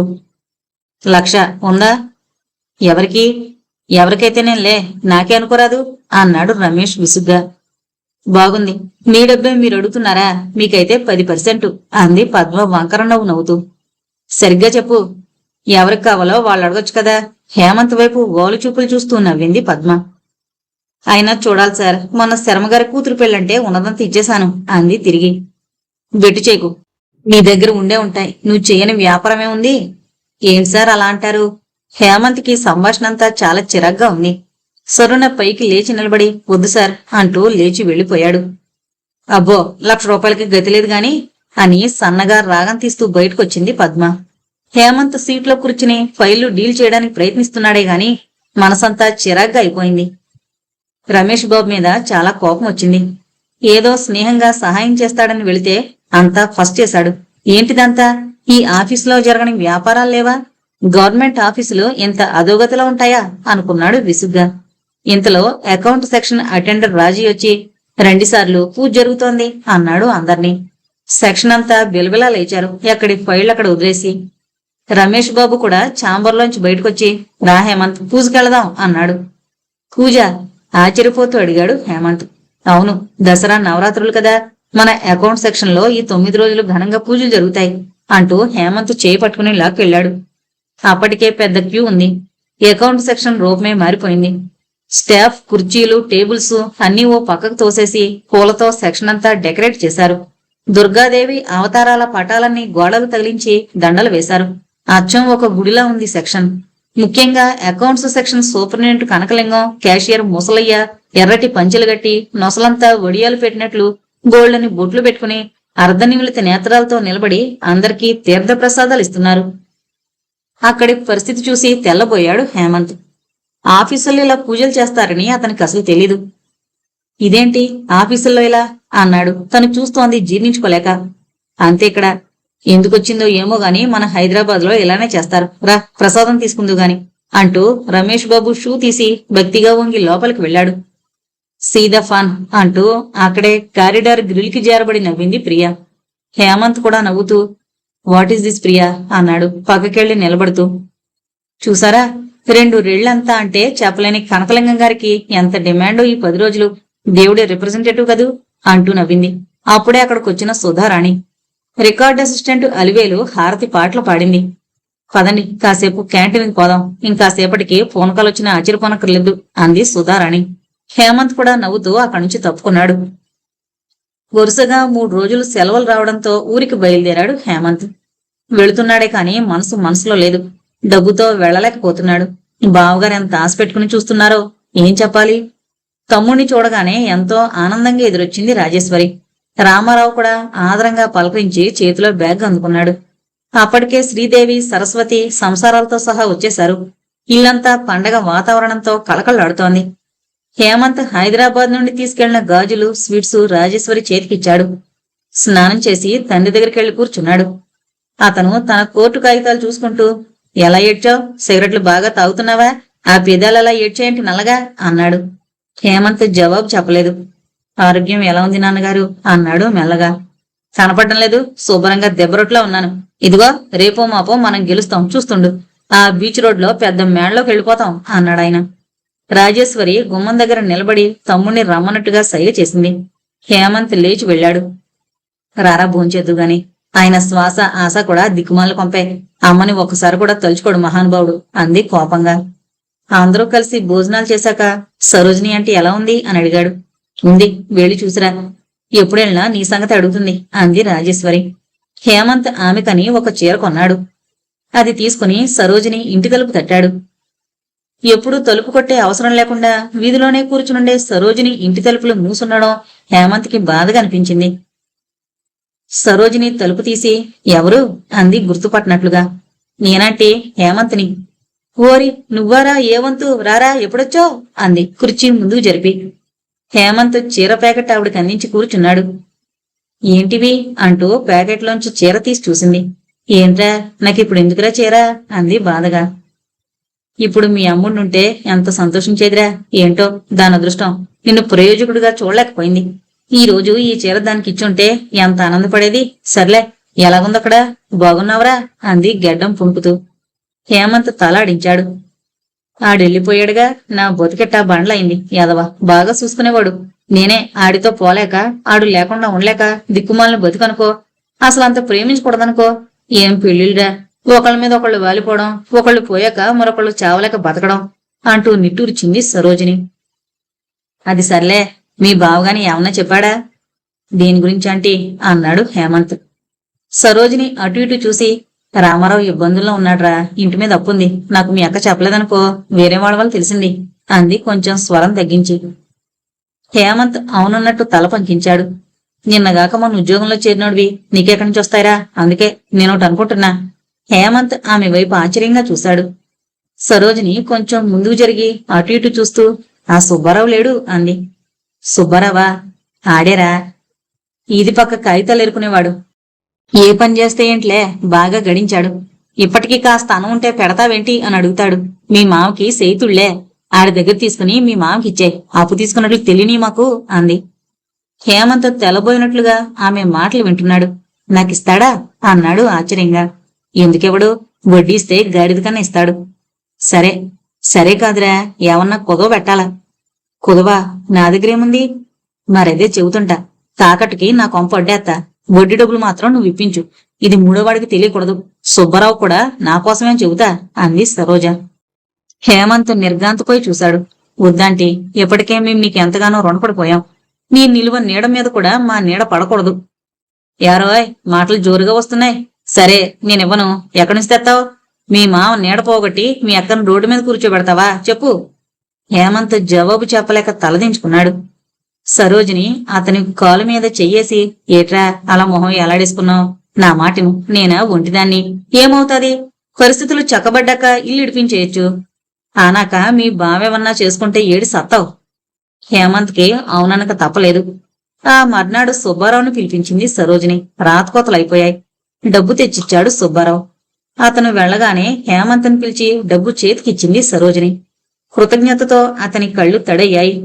ఆంటీ అన్నాడు గద్గదంగా. అంతకన్నా ఏం మాట్లాడాలో తెలియలేదు హేమంత్కి. ఏంట్రా, ఏటా కన్నీళ్లు? నా ఒళ్ళో వేసుకుని పెంచిన ఎదవలరా మీరు. మీ అమ్మ అంత మంచిదని, మిమ్మల్ని నా పిల్లల్లా చూసుకుంటానని అన్నానురా. దాంతో ఎల్లా ముందు పంచుడు. అసలే అవతలోడు మార్వడి ఎదవా అంది జారిన ముడి సరిచేసుకుంటూ. హేమంత్ తల ఊపి ఇంటికి బయలుదేరాడు. హేమంత్ చేసిన సహాయానికి కన్నీటి పర్యంతమయ్యాడు రామారావు. నిన్నడగడానికి సిగ్గుపడ్డాను హేమంత్, తొందరలోనే. మావయ్య, ముందు ఇంటి సంగతి చూడు. నీ అభిమానాన్ని, ప్రేమని ఏ డబ్బుతో కొలవాలి అన్నాడు హేమంత్. ఇద్దరూ కలిసి వెళ్లి అప్పు వడ్డీతో సహా జమ చేసి ఇంటి కాగితాలు తెచ్చుకున్నారు. ఆ సంగతి మూడో కంటికి తెలియకుండా ఒక్క సరోజిని ఆంటికి తప్పిస్తే దసరా నిజంగానే సరదాగానే జరిగిపోయింది. పండగైన మర్నాడు హేమంత్ హైదరాబాద్ బయలుదేరాడు. సరోజిని కూడా బయటకొచ్చి నిలబడింది. అందరికీ చెప్పి సరోజిని దగ్గరకు వచ్చాడు హేమంత్. ఆంటీ, ఎల్లిరారా, ఊరికే ఏదో ఉపకారం చేశానని ఇదే పోకు. వడ్డీ మాత్రం నెల నెలా పంపు, జాగ్రత్త. సరే అన్నట్టుగా బుద్ధిగా తలూపాడు హేమంత్. ఏంట్రా, ఆఫీసులో కూడా ఇలాగ తలదించుకుని కూర్చుంటున్నావా? సరోజిని ప్రశ్నకి తల అడ్డంగా ఊపి నవ్వాడు. ఎవరినీ ప్రేమించలేదా? ఏంటత్తా మళ్ళీ మొదలెట్టావు అంది రాజేశ్వరొచ్చి చిరుకోపంగా. ఏమన్నా తప్పన్నానా? నువ్వు నీ మామతో ససాలాడడం నాకు తెలియదనుకున్నావా? ఏ వయసు కామొచ్చట, నువ్వు కానీరా, లేకపోతే. అత్త అని గట్టిగా అరిచింది రాజేశ్వరి. అందరూ నవ్వుతుండగా ఆటో కదిలింది. ఇంటి నుంచి తిరిగొచ్చాక చాలా ఒంటరితనంగా అనిపించింది హేమంత్కి. అక్కయ్యలతో, పిల్లలతో, బావగారులతో పండగ సందడిగా సరదాగా గడిచిపోయింది.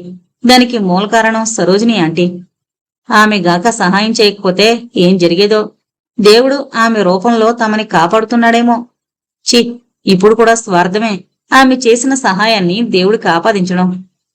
ఆమె దేవుడు, అవును. హేమంత్ నిద్రపోదామని పక్కకు బతికిల్లాడు, కాని నిద్ర రావడం లేదు. ఏదో అస్పష్టమైన భావనలు. సరోజిని ఆంటీ వచ్చేటప్పుడు అన్న మాటలు గుర్తొచ్చాయి. పెదవులు సన్నగా విచ్చుకున్నాయి. ప్రేమించాలట, లేకపోతే ఆంటీ ఏమనాలనుకుందో గుర్తొచ్చి నవ్వుకున్నాడు. ప్రేమించాలని ఎవరైనా ప్రేమిస్తారా?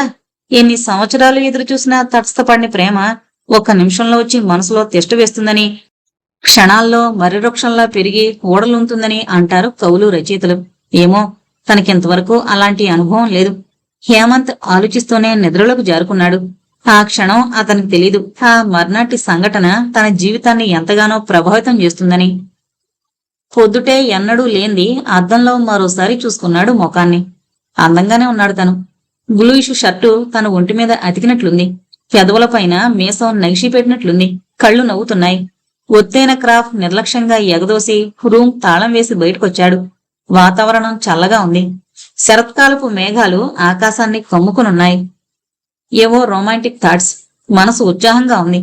2 ప్యాంటు పాకెట్ జేబుల్లోనూ చేతులుంచి ఒక కాలితో అడ్డం వచ్చిన రాయిని తన్ని ముందుకు నడిచాడు. ఆఫీసు చేరగానే మామూలే. సెలవుల తర్వాత రావడంతో అందరూ ఒకరికొకరు ఈద్ ముబారక్ చెప్పుకుంటున్నారు.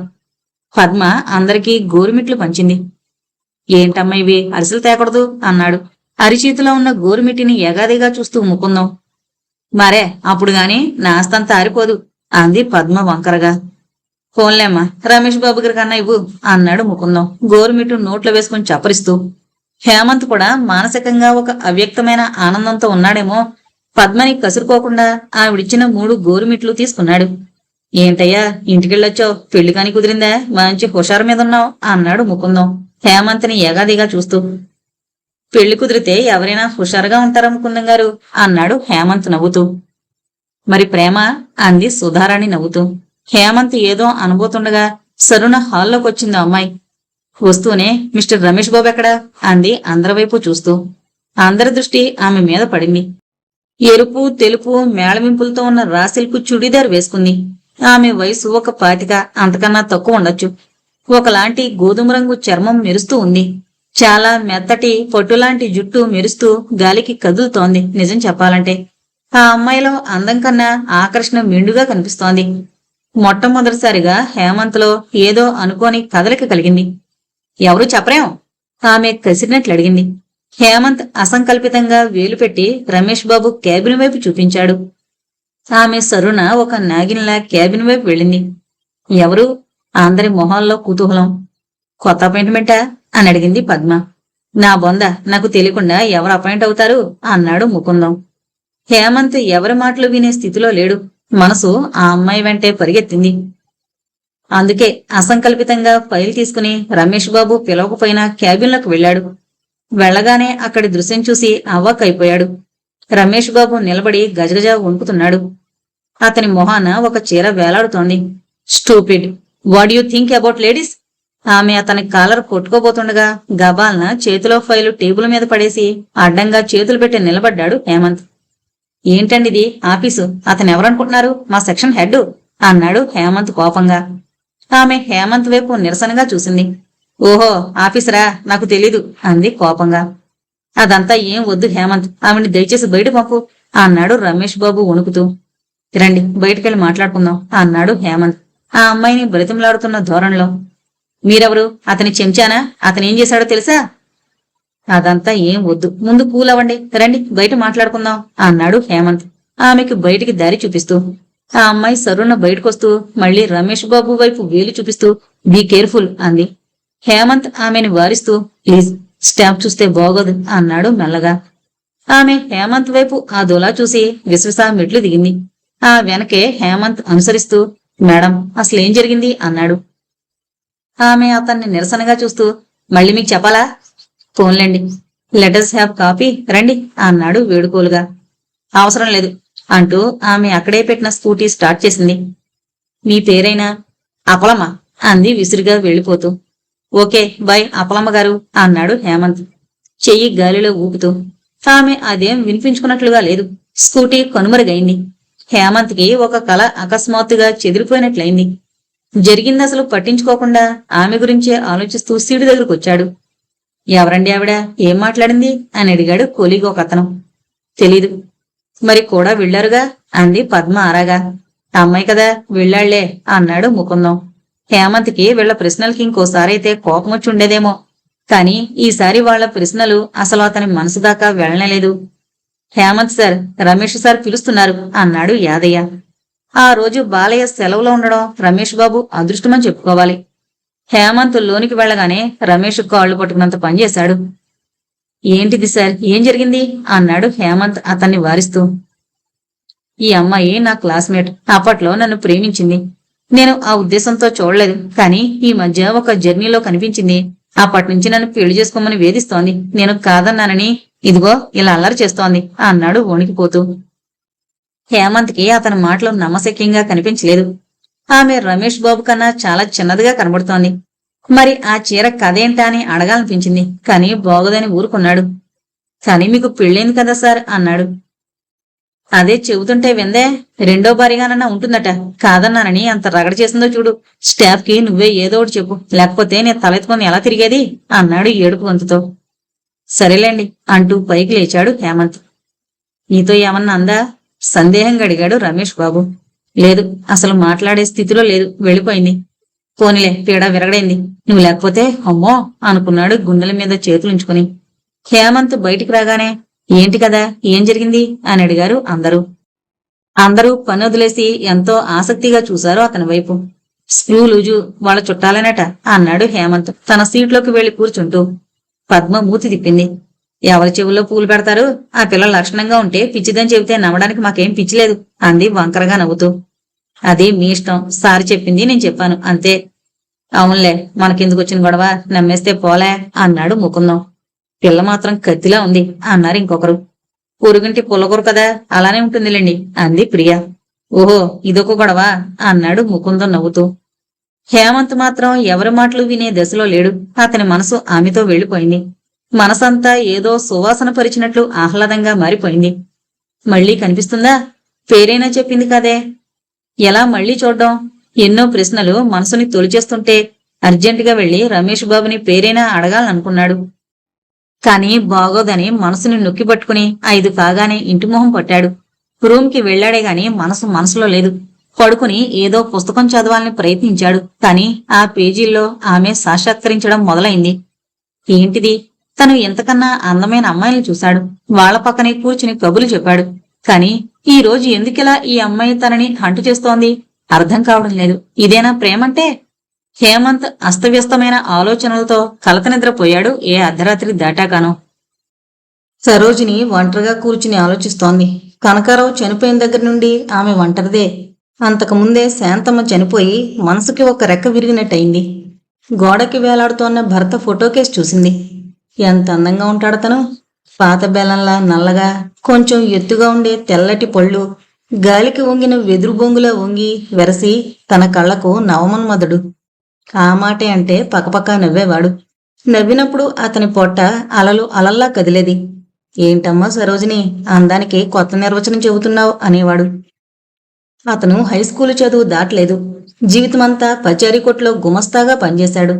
నిజాయితీని గౌరవించే ఆ షాపు యజమానులు కనకారావుని చాలా గౌరవంగా చూసేవారు. కనకారావు గారు, మీరు చెప్పండి అని ప్రతి దానికి సలహా తీసుకునేవారు.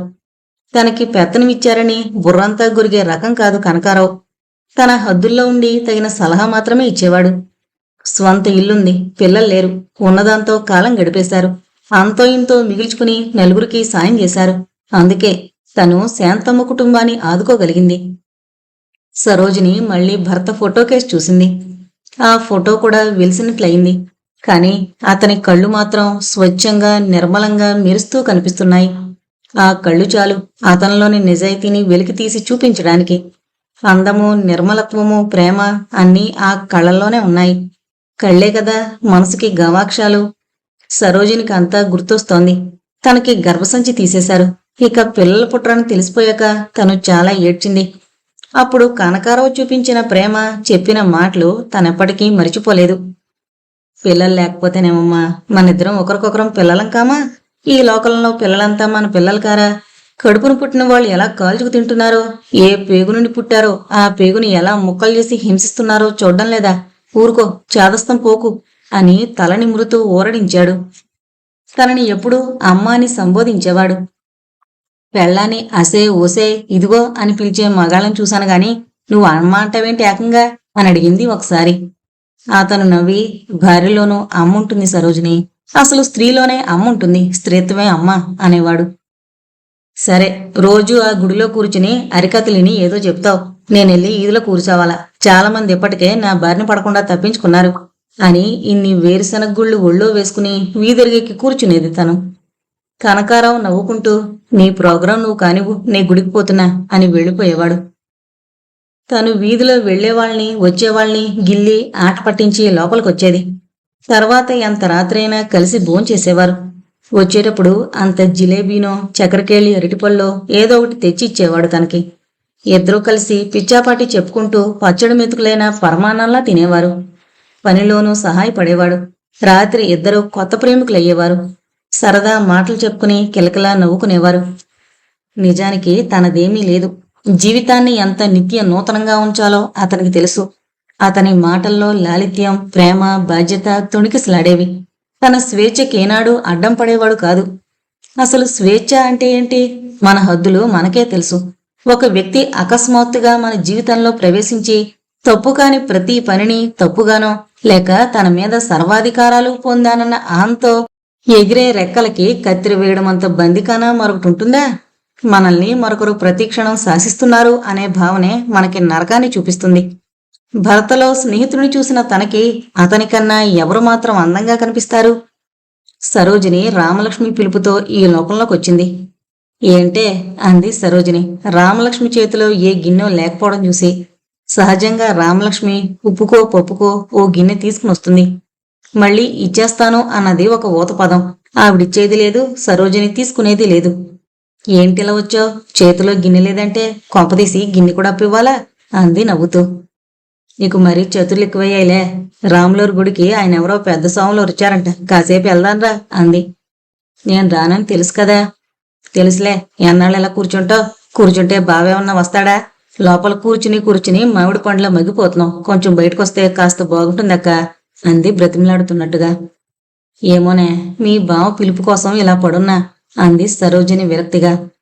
బావ పిలుపా, దేవుడు పిలుపా నవ్వింది రామలక్ష్మి. నాకు ఆ గుళ్ళో దేవుడి మీద నమ్మకం లేదే రాముడు. మీ బావే నాకు కనిపించిన దేవుడు, కలిసి బతికిన దేవుడు అంది సరోజిని కన్నీళ్లతో. ఎలాగైతే ఎలాగక్క, ఒక్కసారి నా మాట విని చీరమార్చుకుని నాతోరా, కాసేపు బయటగాలి పీల్చినట్లవుతుంది. నువ్విలా జీవసమాధి అయిపోతే బావ ఆత్మ ఎంత బాధపడుతుంది.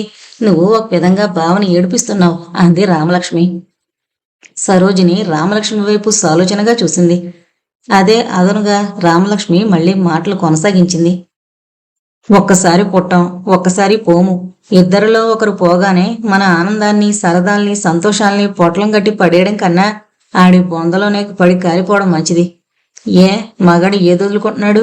2 నెలల్లోనే టింగురంగాని పెళ్లి చేసుకుంటున్నాడు. నా మొగుడు చూడు, గడప దాటగానే వీధిలో వెళ్లే ప్రతి ఆడదాన్ని దొంగచూపులు చూస్తాడు. లే, చీర మార్చుకో, నా మాటిను అంది. సరోజిని చిన్నగా నవ్వింది. కాదే, ఎన్నాళ్ళయింది ఇదేపు చూసి అంది నసుగుతూ. పర్లేదు, నేనున్నానుగా, లే. సరోజిని తప్పదన్నట్లు తయారయ్యి రామలక్ష్మి వెనక పెరుగ్గా కదిలింది. పొద్దట్నుండి ఆఫీసు చాలా హడావిడిగా ఉంది. చీఫ్ ఇంజనీరు, డిప్యూటీ ఇంజనీరు ఊరుకు వెళ్లారు. ఆఫీసంతా ఆటవిడుపులా ఉంది. దానికి తోడు ఆ రోజు రమేష్ బాబు సెక్షన్లోనే లంచ్ ఏర్పాటు చేస్తున్నాడు. ఇంకేముంది, ఏ కారణం దొరికితే పనేకొడదాం అనే బాపతంతా కబుర్లలో పడ్డారు. ఏంటి అసలు విశేషం? నిన్న అమ్మాయి తననందుక అంది ప్రియ వెటకారంగా. అమ్మా ప్రియ, నీకింకా ప్రొఫెషన్ డిక్లేర్ కాలేదు, సర్వీసు రూల్స్ తెలియవు. ఏ వంక పెట్టన్నా నిన్నింటికి సాగనంపచ్చు. పక్క రూంలో ఎంత చచ్చినా కూర్చున్నవాడు ఆఫీసరమ్మా, నోరు సంభాళించుకో అన్నాడు ముకుందం ప్రియని మందలిస్తూ. ఇంతలో పద్మ రమేష్ బాబు ఛాంబర్లోంచి సరునొచ్చి, ఈరోజు సార్ మ్యారేజ్ 10 ఏళ్ళయిందట, అందుకే లంచ్ మధ్యాహ్నం నుండి వెళ్ళిపోతాడట ఎంజాయ్ చేయడానికి అంటూ స్పెషల్ న్యూస్ తీసుకొచ్చింది. 10 ఏళ్ళయ్యాక ఇంకా ప్రత్యేకమైన ఎంజాయ్మెంట్ ఏముంటుంది అన్నాడు ముకుందం సాగదీస్తూ. అందరూ నవ్వుతుంటే హేమంత్ కూడా శృతి కలిపడే గాని అతని మనసిక్కడ లేదు. నిన్నటి అప్పలమ్మే అతని హృదయమంతా తిరుగుతోంది. ఏంటండి హేమంత్ గారు, మీరిక్కడ లేరా అంటూ సాగదీసింది పద్మ. హేమంత్ ఏదో చెప్పబోయేంతలో రమేష్ బాబు హేమంత్ని పిలిచాడు. హేమంత్ లోనికెళ్లగానే ఒక స్లిప్ ఇచ్చి, ఇది చూడు, ఇలా ఇస్తే బాగానే ఉంటుంది కదూ అన్నాడు రమేష్. హేమంత్ స్లిప్ వైపు చూడకుండానే, మీకెలా తోస్తే అలా ఇవ్వండి సార్, ఇందులో నా సలహా ఏముంది అన్నాడు. అయినా ఒకసారి చూడు, నా తర్వాత జనరేషన్ కదా మీరు అన్నాడు రమేష్ బాబు. సరే అంటూ ముక్తసరిగా చూసి ఓకే చేశాడు హేమంత్. పార్టీ భారీ ఎత్తున జరిగిపోయింది. అందరూ రమేష్ బాబుని విష్ చేశారు. రమేష్ బాబు హాఫ్ డే సెలవు పెట్టి ఇంటికి వెళ్ళిపోయాడు. చాలా మంది కాసేపు అటు ఇటు చూసి పర్మిషన్లు పెట్టి వెళ్ళిపోయారు. హేమంత్, ముకుందం మాత్రం మిగిలారు సీట్లలో.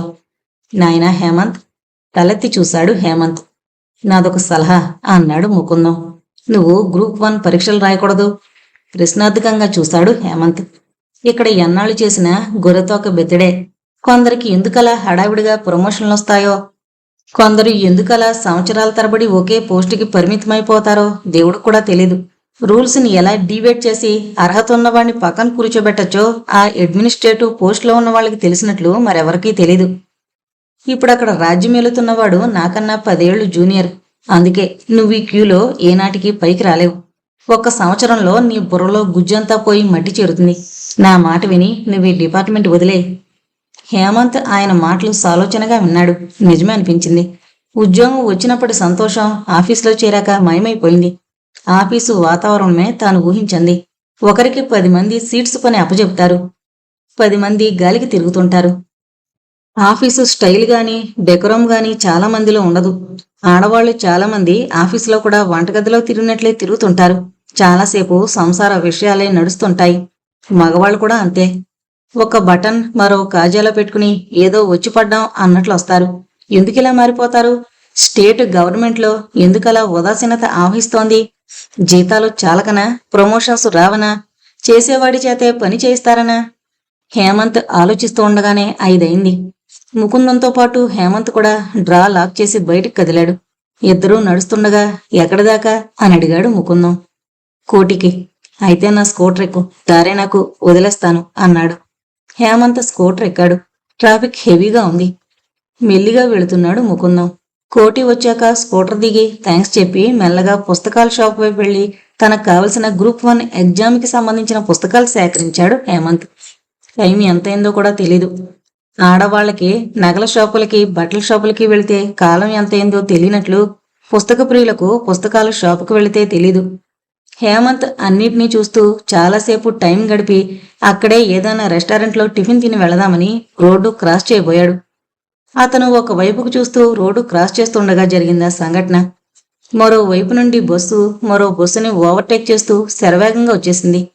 సరిగ్గా అప్పుడే వెనక నుండి ఎవరో బలంగా లాగారు. అతను తూలిపడ్డాడు. క్షణాల్లో జరిగిపోయింది ఇదంతా. హేమంత్ తేరుకుని చూస్తే అతన్ని లాగింది ఒక అమ్మాయి. లాగడంలో హేమంత్ బలానికి తట్టుకోలేక అతని మీదే పడింది. మొత్తానికి ప్రమాదం తప్పింది. ఆమె వెంటనే సర్దుకుని వెనక్కి జరిగింది. హేమంత్ ఆమె వైపు తిరిగి థ్యాంక్స్ చెబుతూ అవ్వక్కయ్యాడు. ఆమె అక్షరాల అప్పలమ్మే. ఎంత చిత్రం, తిరిగి తొందరలోనే ఆమె కనిపించడం. ఏ ఊరి మీది? ఆందలవలసా? ఆ అమ్మాయి హేమంత్ని ప్రశ్నించింది చున్నీ సరిచేసుకుంటూ. కొంచెం దగ్గరే, వైజాగ్ అన్నాడు హేమంత్. జవాబు చెప్పాడే గాని అతని మనసు చెప్పలేని సంభ్రమానికి గురవుతోంది. నిజంగా తను చూస్తోంది నిజమేనా? ఏదో కెమికల్ రియాక్షన్ జరిగిపోతోంది మనసులో. ఆమె మాత్రం అదేం పట్టనట్టుగా ఎక్కడికెళ్ళాలి అని అడిగింది. పంజాగుట్ట. నే వెళ్ళిపోతానులేండి. వెళ్ళకపోతే మా ఇంటికి తీసుకువెళతానా? రండి, కాఫీ తాగి వెళదాం, నేను అటే అక్కడ డ్రాప్ చేస్తాను అందామె. హేమంత్ తెల్లబోతున్నాడు. ఈమె నన్ను అసలు గుర్తుపట్టిందా? ఎవరో స్ట్రేంజర్తో కాఫీ తాగడమే కాకుండా లిఫ్ట్ కూడా ఇస్తుందా? అర్థం కావడం లేదు. ఏది ఏమైనా ఆమెతో మరి కాసేపు ఉండగలగడం ఒక అదృష్టం. హేమంత్ సంతోషంగా స్కూటర్ ఎక్కాడు. ఆమె ముందు కూర్చుని స్కూటీ నడుపుతుంటే కొంచెం సిగ్గుగాను మరికొంచెం థ్రిల్లింగ్గాను ఉంది హేమంత్కి. ఎంత కాదన్నా ఆమె శరీరం అతన్ని తాకుతూనే ఉంది. కుదుపుల్లో ఆమె అతనికి తాకినప్పుడల్లా హేమంత్కి ఏదో వింత అనుభవం నరాల్లో పాకుతోంది. మనసు శరీరం గమ్మత్తైన పరవశానికి గురవుతున్నాయి. అంతకుముందే ఆమె పట్ల ఒక చిత్రమైన ఆకర్షణకి గురై ఉన్నాడేమో. ఇప్పుడు అతనికి ఆమె పట్ల విపరీతమైన ప్రేమకి గురి కావడం చిత్రంగా లేదు. ఆమె మాత్రం అదేం గమనించకుండా దగ్గరలో ఉన్న తాజ్కి తీసుకెళ్ళింది. ఆమె స్కూటీ ఆపగానే హేమంత్ కొంచెం నిరుత్సాహానికి గురయ్యాడు. ఇద్దరూ లోనికి వెళ్లి కూర్చున్నారు. ఏం తీసుకుంటారు అని అడిగింది. మీ ఇష్టం పరధ్యానంగా అన్నాడు హేమంత్. అతనికి ఇప్పుడు అసలు ఆకలి లేదు. అతనికో పెన్నిది దొరికినట్లు అతని మనసు చిత్రమైన అనుభూతికి గురవుతోంది. ఇక్కడ సౌత్ ఇండియన్ టిఫిన్స్ బాగుంటాయి. చాలా పాత హోటల్ అయినా నేను ఇక్కడే ప్రిఫర్ చేస్తాను. హేమంత్కి ఆమె మాటలు అసలు చెవికి ఎక్కడం లేదు. ఆమె అతన్నేం గమనించడం లేదు. ఆమె తెప్పించిన పూరీలు అన్యమనస్కంగా తింటూ ఆమెనే గమనిస్తున్నాడు. ఏం చేస్తుంటారు? ఆమె ప్రశ్నకి అతను ఉలిక్కి పడ్డాడు. అంటే ఈమె తనని గుర్తుపట్టలేదా లేక తమాషా పట్టిస్తోందా? మీరు నన్ను గుర్తుపట్టలేదా? ఆశ్చర్యపోతూ అడిగాడు హేమంత్. గుర్తుపట్టడమా? ఈసారి ఆశ్చర్యపోవడం ఆమె వంతైంది. ఆమె మాటల్లో నిజాయితీ గ్రహించగానే మీరు ఆ రోజు మా ఆఫీస్కొచ్చారు. మీ ఆఫీస్కా? అవును. రమేష్ బాబుతో గొడవ పడినప్పుడు నేనే మీకు నచ్చజెప్పి. ఆ మాట వింటూనే అప్పటిదాకా మెరుస్తున్న ఆమె కళ్ళు ఎర్రబడ్డాయి. కోపంతో మొహం జేవురించింది. వెంటనే తనని తాను కంట్రోల్ చేసుకోవడానికన్నట్లుగా మంచినీళ్లు తాగి, ఓహో మీరా, నాకసలు గుర్తులేరు అంది నవ్వడానికి ప్రయత్నిస్తూ. ఆమె మాటలు కొంచెం నిరుత్సాహం కలిగించిన హేమంత్ నవ్వుతూ, నాకు మాత్రం మీరు గుర్తున్నారు. మీ పేరు అపలమ్మ కదా, అలా పేరెట్టారేంటండి? ఆవిడ మీ కులదైవమా అన్నాడు. వెంటనే సుడులు తిరుగుతున్నట్లుగా నవ్వింది. ఆమె అలా నవ్వుతుంటే సమ్మోహనంగా ఉంది హేమంత్కి. ఆమె పొడవాటి కళ్ళు అరమొడుపులయ్యి విసనకర్రలాంటి కనురెప్పల వెంట్రుకలు కదులుతూ పెదవులు సాగి ఎర్రబడి బుగ్గలదాకా పాకి హేమంత్ హృదయం శృతి తప్పుతోంది. ఆమె కొద్దిగా నవ్వు కంట్రోల్ చేసుకుని నిజంగా నమ్మేశారా అంది. మరి ఊహించండి, నా పేరు మీ వల్ల కాదు. సుహాసిని. ఎందుకు? నవ్వాను కాబట్టా? మరి ఏడిస్తే దుఃఖబాజిని అంటారా? హేమంత్ దిక్కుతోచనట్లు బుర్రగోకున్నాడు. వద్దులేండి, నేనే చెబుతాను. వరూదిని. అంటే ప్రవరుణ్ణి సతాయించిన వరుదిని. అవును, అల్లసాని పెద్దన్నగారి వరుదినే. కాని నేను మిమ్మల్ని సతాయించనులేండి అందామె చిలిపిగా నవ్వుతూ. నేను ప్రవరుడంత తెలివి తక్కువవాణ్ణి కాదులేండి. టక్కుననేసి నాలుగు ఖర్చుకుపోయి ఆగిపోయాడు హేమంత్.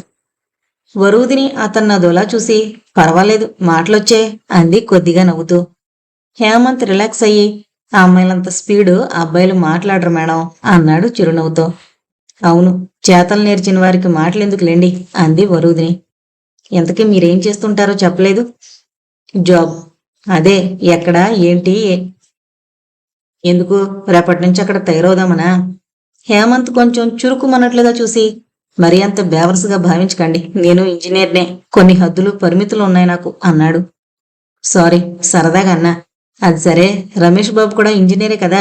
సంస్కారాలు డిగ్రీల్లో ఉండవండి, పెరిగిన వాతావరణంలో ఉంటాయి. ఏమంటారు?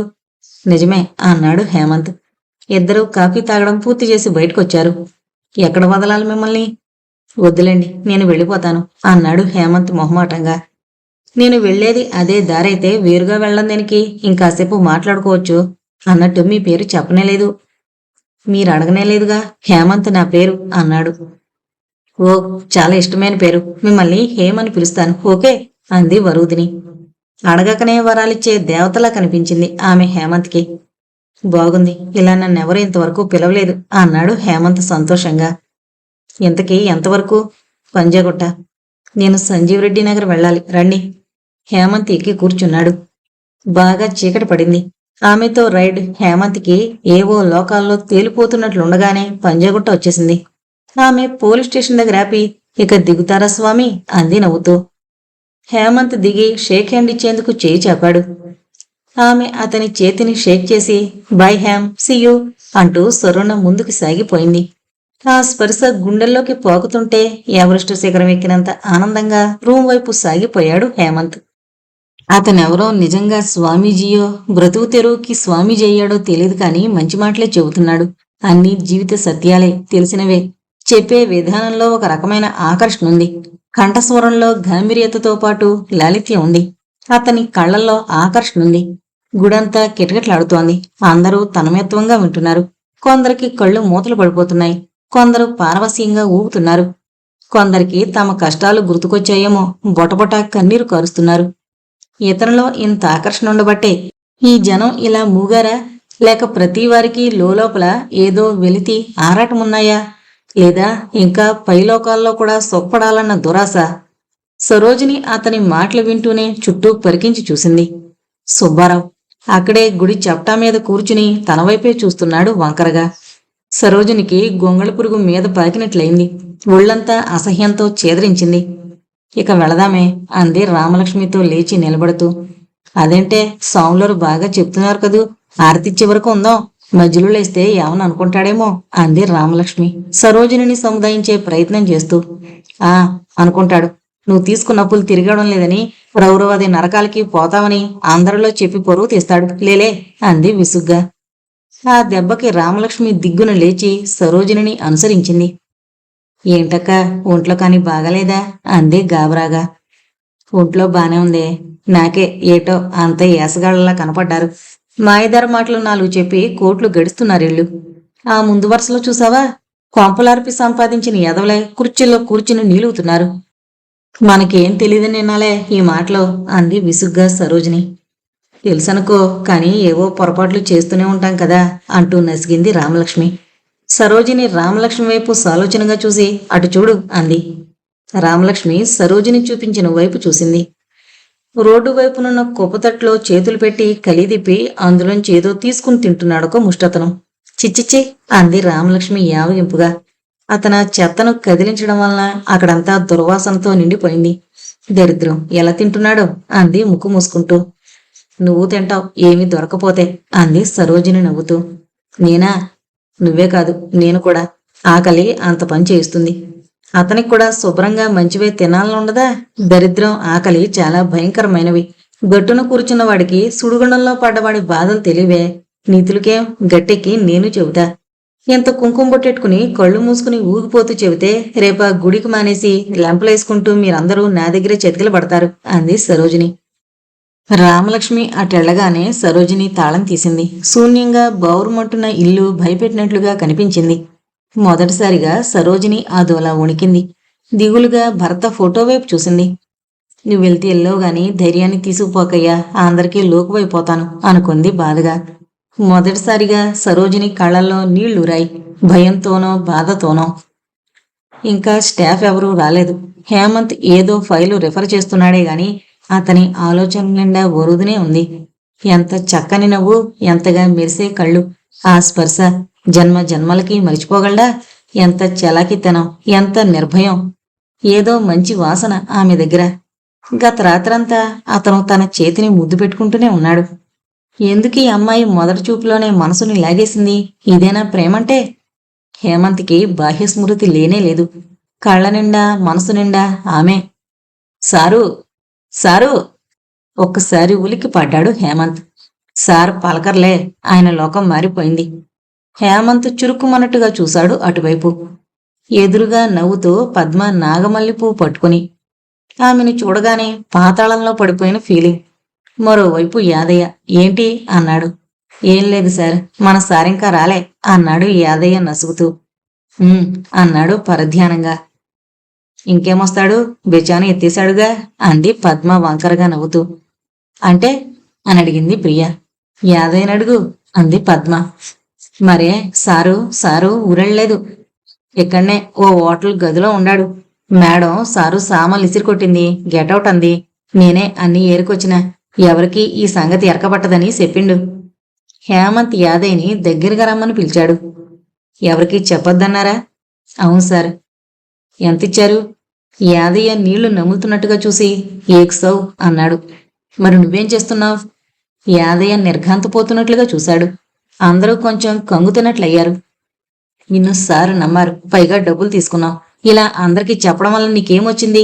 అంత మాత్రం నమ్మకంగా ఉండలేవా?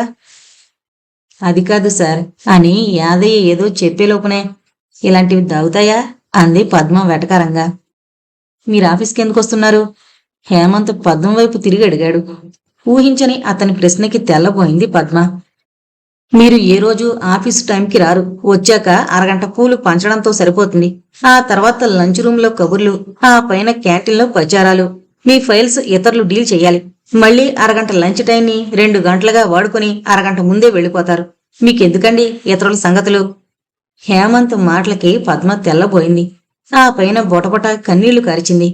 నిన్నగాక మొన్న జాయిన్ అయ్యారు, మీకంటే సీనియర్ని నన్నంటారా అని వెక్కిళ్లు పెట్టింది. ముక్కు చీది కొంగుకు తుడుచుకుంది. ఆ పైన ఆడవాళ్లకు చెప్పి ధర్నా చేయించడానికి లంచ్ రూమ్ వైపు పరిగెత్తింది.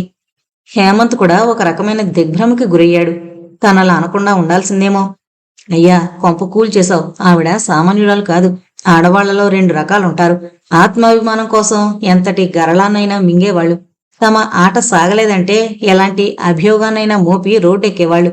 ఎందుకయ్యా హేమంత్, ఇప్పుడు ఆఫీస్ పీకి రోడ్డును పోస్తుంది కదా అన్నాడు ముకుందం వాపోతూ. సరిగ్గా అప్పుడే రమేష్ బాబు సెక్షన్లో ప్రవేశించాడు. అతని వెనకే పద్మ రాగాలు తీస్తూ అతని ఛాంబర్లోకి వెళ్ళింది. అరగంట తర్వాత రమేష్ బాబు నుండి హేమంత్కి పిలుపొచ్చింది. హేమంత్ లోనికెళుతుంటే స్టాఫ్ అంతా ఉరికమ్మెక్కే ఖైదీని చూసినట్లు జాలిగా చూశారు అతని వైపు. హేమంత్ అదేం పట్టనట్టుగా లోనికెళ్ళాడు. కాసేపు పద్మ రాగాలు, అరుపులు, రమేష్ బాబు సముదాయింపులు వినిపించాయి. నేను కంప్లైంట్ చేస్తాను డీసీఈ గారికి అంది పద్మ ముక్కుపొట్టాలు ఎగరేసి. నా మాట వినేది లేదా? చెయ్యి. నువ్వెంత పనిచేస్తావో ఆయన నోటీస్కి వెళుతుంది. తీసుకెళ్లి ఏ గొడవ సెక్షన్లోనూ పడేస్తాడు. సిమెంట్ బస్తాలు, ఇసుక బస్తాలు లెక్క పెట్టుకుంటూ కూర్చోవచ్చు అన్నాడు రమేష్ బాబు కోపంగా. ఆ మాటకి పద్మనోరు టక్కున మూతబడింది. నువ్వెళ్ళి సీట్లో కూర్చో అన్నాడు రమేష్ బాబు పద్మని. ఇతనికి కనీసం మెమో అన్నివ్వండి అంటూ విసుగుసా వెళ్ళింది పద్మ కుర్చీనొక తన్ను తన్నుతూ. ఆమె వెళ్ళగానే ఎందుకు హేమంత్ అంత ర్యాష్గా మాట్లాడడం, ఏదో లేడీసు అన్నాడు రమేష్ బాబు కొంచెం అసహనంగా. హేమంత్ నిర్ఘాంతపోయాడు. అసలు గొడవచ్చిందే రమేష్ బాబుని చులకనగా మాట్లాడినందుకని చెప్పలేకపోయాడు. సరే, అయిందేదయింది, వదిలే. సాయంత్రం నీతో కొంచెం పనుంది, వెళ్ళిపోకు అన్నాడు. హేమంత్ తల పంకించి సీట్లోకి వెళ్ళాడు. మనసంతా చాలా చికాగ్గా అయిపోయింది. కాని అప్పుడే అతనికి ఒక దేవత ప్రత్యక్షమైంది ఎదురుగా. ఆశ్చర్యపోతూ చూశాడు హేమంత్. ఎదురుగా వరూదిని. వరూదిని చూసి అందరూ నోళ్లు వెళ్లబెట్టినంత పనిచేశారు. హేమంత్ కూడా కొంచెం కంగారు పడ్డాడు. అందరి వైపు క్రీగంట చూసి చిన్నగా నవ్వి కూర్చోండి అని కుర్చీ చూపించాడు. కూర్చోవడం కాదు, కొంచెం మీ హెల్ప్ కావాలి, బయటికి రాగలరా అని అడిగింది వరూదిని. ఇప్పుడా? టైం చూసుకుంటూ నసిగాడు హేమంత్. ఇప్పుడే హాఫ్ డే లీవ్ అప్లై చేయండి. కానీ బాసు సాయంత్రం ఏదో మాట్లాడాలి ఉండమన్నారు అన్నాడు హేమంత్. ఎవరు? ఆ రమేష్ బాబా? ఎంతకీ మీరొస్తారా లేదా? మా మదర్కి బాగలేదు, కొంచెం హాస్పిటల్లో అడ్మిట్ చేయడానికి సహాయపడతారని అడిగాను. ఆమె కంఠస్వరంలో నిష్ఠూరం ధ్వనిస్తోంది. వస్తానుండండి. హేమంత్ లేచి లీవ్ లెటర్ రాసి రమేష్ బాబు రూంలోకి వెళ్ళాడు. కాసేపట్లో తిరిగొచ్చి పదండి అన్నాడు. ఇద్దరూ కలిసి వెళుతుంటే అందరి కళ్ళు తమ మీదే ఉన్నాయని అతనికి తెలుసు. అంతే జరిగింది. అసలే అగ్గి మీద గుగ్గిలంలా ఉన్న పద్మ గుండెలు బాదుకున్నంత పనిచేసింది. చూసారా అతని తెగింపు?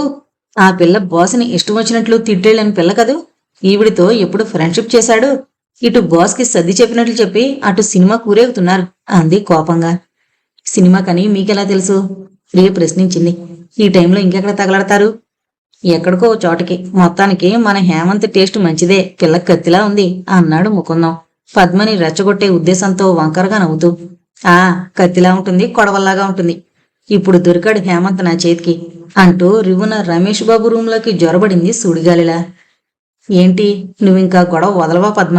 ఏదో కొత్తగా సర్వీస్లోకి వచ్చాడు, చిన్నతనం, వదిలే అన్నాడు రమేష్ బాబు కొంచెం విసుగ్గా. ఆ, నేను వదిలేశాను, ఇక పట్టుకోవాల్సింది మీరే.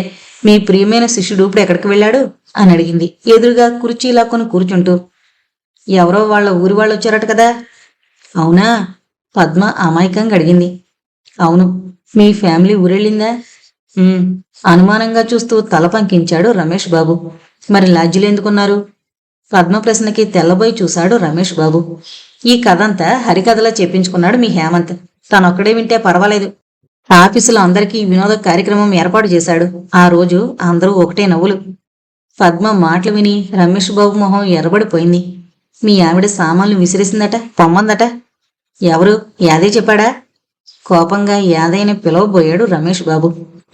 అతని చేతిని పట్టుకుని వారించింది పద్మ. మీరిప్పుడు వాణ్ణి ఏమడిగినా ఇంకా అల్లరవుతారే గాని ప్రయోజనం ఉండదు. తెలియాల్సింది తెలిసే పోయింది. రమేష్ బాబు ముఖం పాలిపోవడం క్రీగంట గమనిస్తూనే ఉంది పద్మ. అదే ఆమెకి కావాల్సింది కూడా. మీరు ఏదైనా అడగండి. ఈ క్లాస్ 4 వాళ్ళు ఇంకా అల్లరి చేస్తారు. సరే, హేమంత్ ఎవరితో వెళ్ళాడో తెలుసా? ఎవరితో? ఆ రోజు మిమ్మల్ని ఆఫీసులో ఉతికి పారేసిందే దాంతో. రమేష్ గుండె మండిపోయింది. నువ్వు సరిగ్గా చూసావా? శుభ్రంగా 2 కళ్ళతోనూ చూశాను. ఇది అదే. మిమ్మల్ని తనినంత పనిచేసిన హీరోయినే. ఇంపాసిబుల్. హేమంత్కి ఆ అమ్మాయి తెలీదు అసలు అన్నాడు రమేష్ పద్మ మాటలు కొట్టిపడేస్తూ.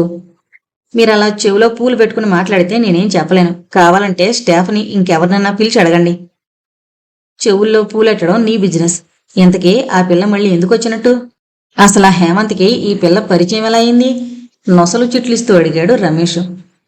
ఆ రోజు సముదాయిస్తున్నట్లు చాకనేసుకుని కూడా వెళ్ళాడు కదా. బయట ఎన్ని బలాదుర్లు కొడుతున్నారో మీకు తెలుసా? రమేష్ బాబు ఒంట్లో రక్తం సలసలా మరిగిందా మాటలకి. పద్మ, నువ్వెక్కువ ఊహిస్తున్నావేమో. అసలు ఒక్క క్షణం చూసావా పిల్ల నువ్వు? అసలు ఆ అమ్మాయి ఒరిదినే ఉండదు. ఒరిదినో మేనకో పేరు నాకు తెలీదు, కానీ ఈ పిల్ల ఆ పిల్లే అంటూ కుర్చీని తనినంత పనిచేసి అంత వేగంగానూ వెళ్ళిపోయింది పద్మ. రమేష్ జుట్టు పీకునంత పనిచేశాడు. బీపీ పెరిగిపోయింది. ఈ పద్మంతా ట్రాష్ మోసుకొస్తుంది. వరుదిని హేమంత్కి అసలు తెలిసే అవకాశమే లేదు అని మనసుని సరిపెట్టుకోవాలని చాలా ప్రయత్నించాడు. కాని ఎక్కడో ఏమూలో సందేహంగానూ ఉంది. ఈ న్యూస్ నిజమేమోనన్న ఉక్రోషమూ ఉంది. కళ్ళు బైర్లు కమ్మి ఎదురుగా చూస్తున్న ఫైల్లో అక్షరాలు అలుకుపోయినట్లుగా కనిపిస్తున్నాయి. అప్పుడే ఇంటర్కమ్ మోగింది. రిసీవర్ అందుకున్నాడు భయంగా. మీటింగ్ టైం అయింది.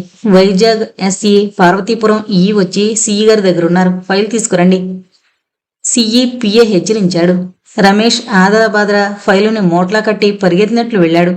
వెళుతున్న అతన్ని తేరిపారా చూశారు స్టాఫ్. ఈరోజు పార్వతీపురం డివిజన్ వర్క్ మీద కాన్ఫరెన్స్ ఉంది. గురుడు వణుక్కుంటూ వెళుతున్నాడు. హేమంత్ కూడా సహాయం లేడు. ఈ రోజు రమేష్ బాబుకి కళ్యాణమే అన్నాడు ముకుందం వెటకారంగా.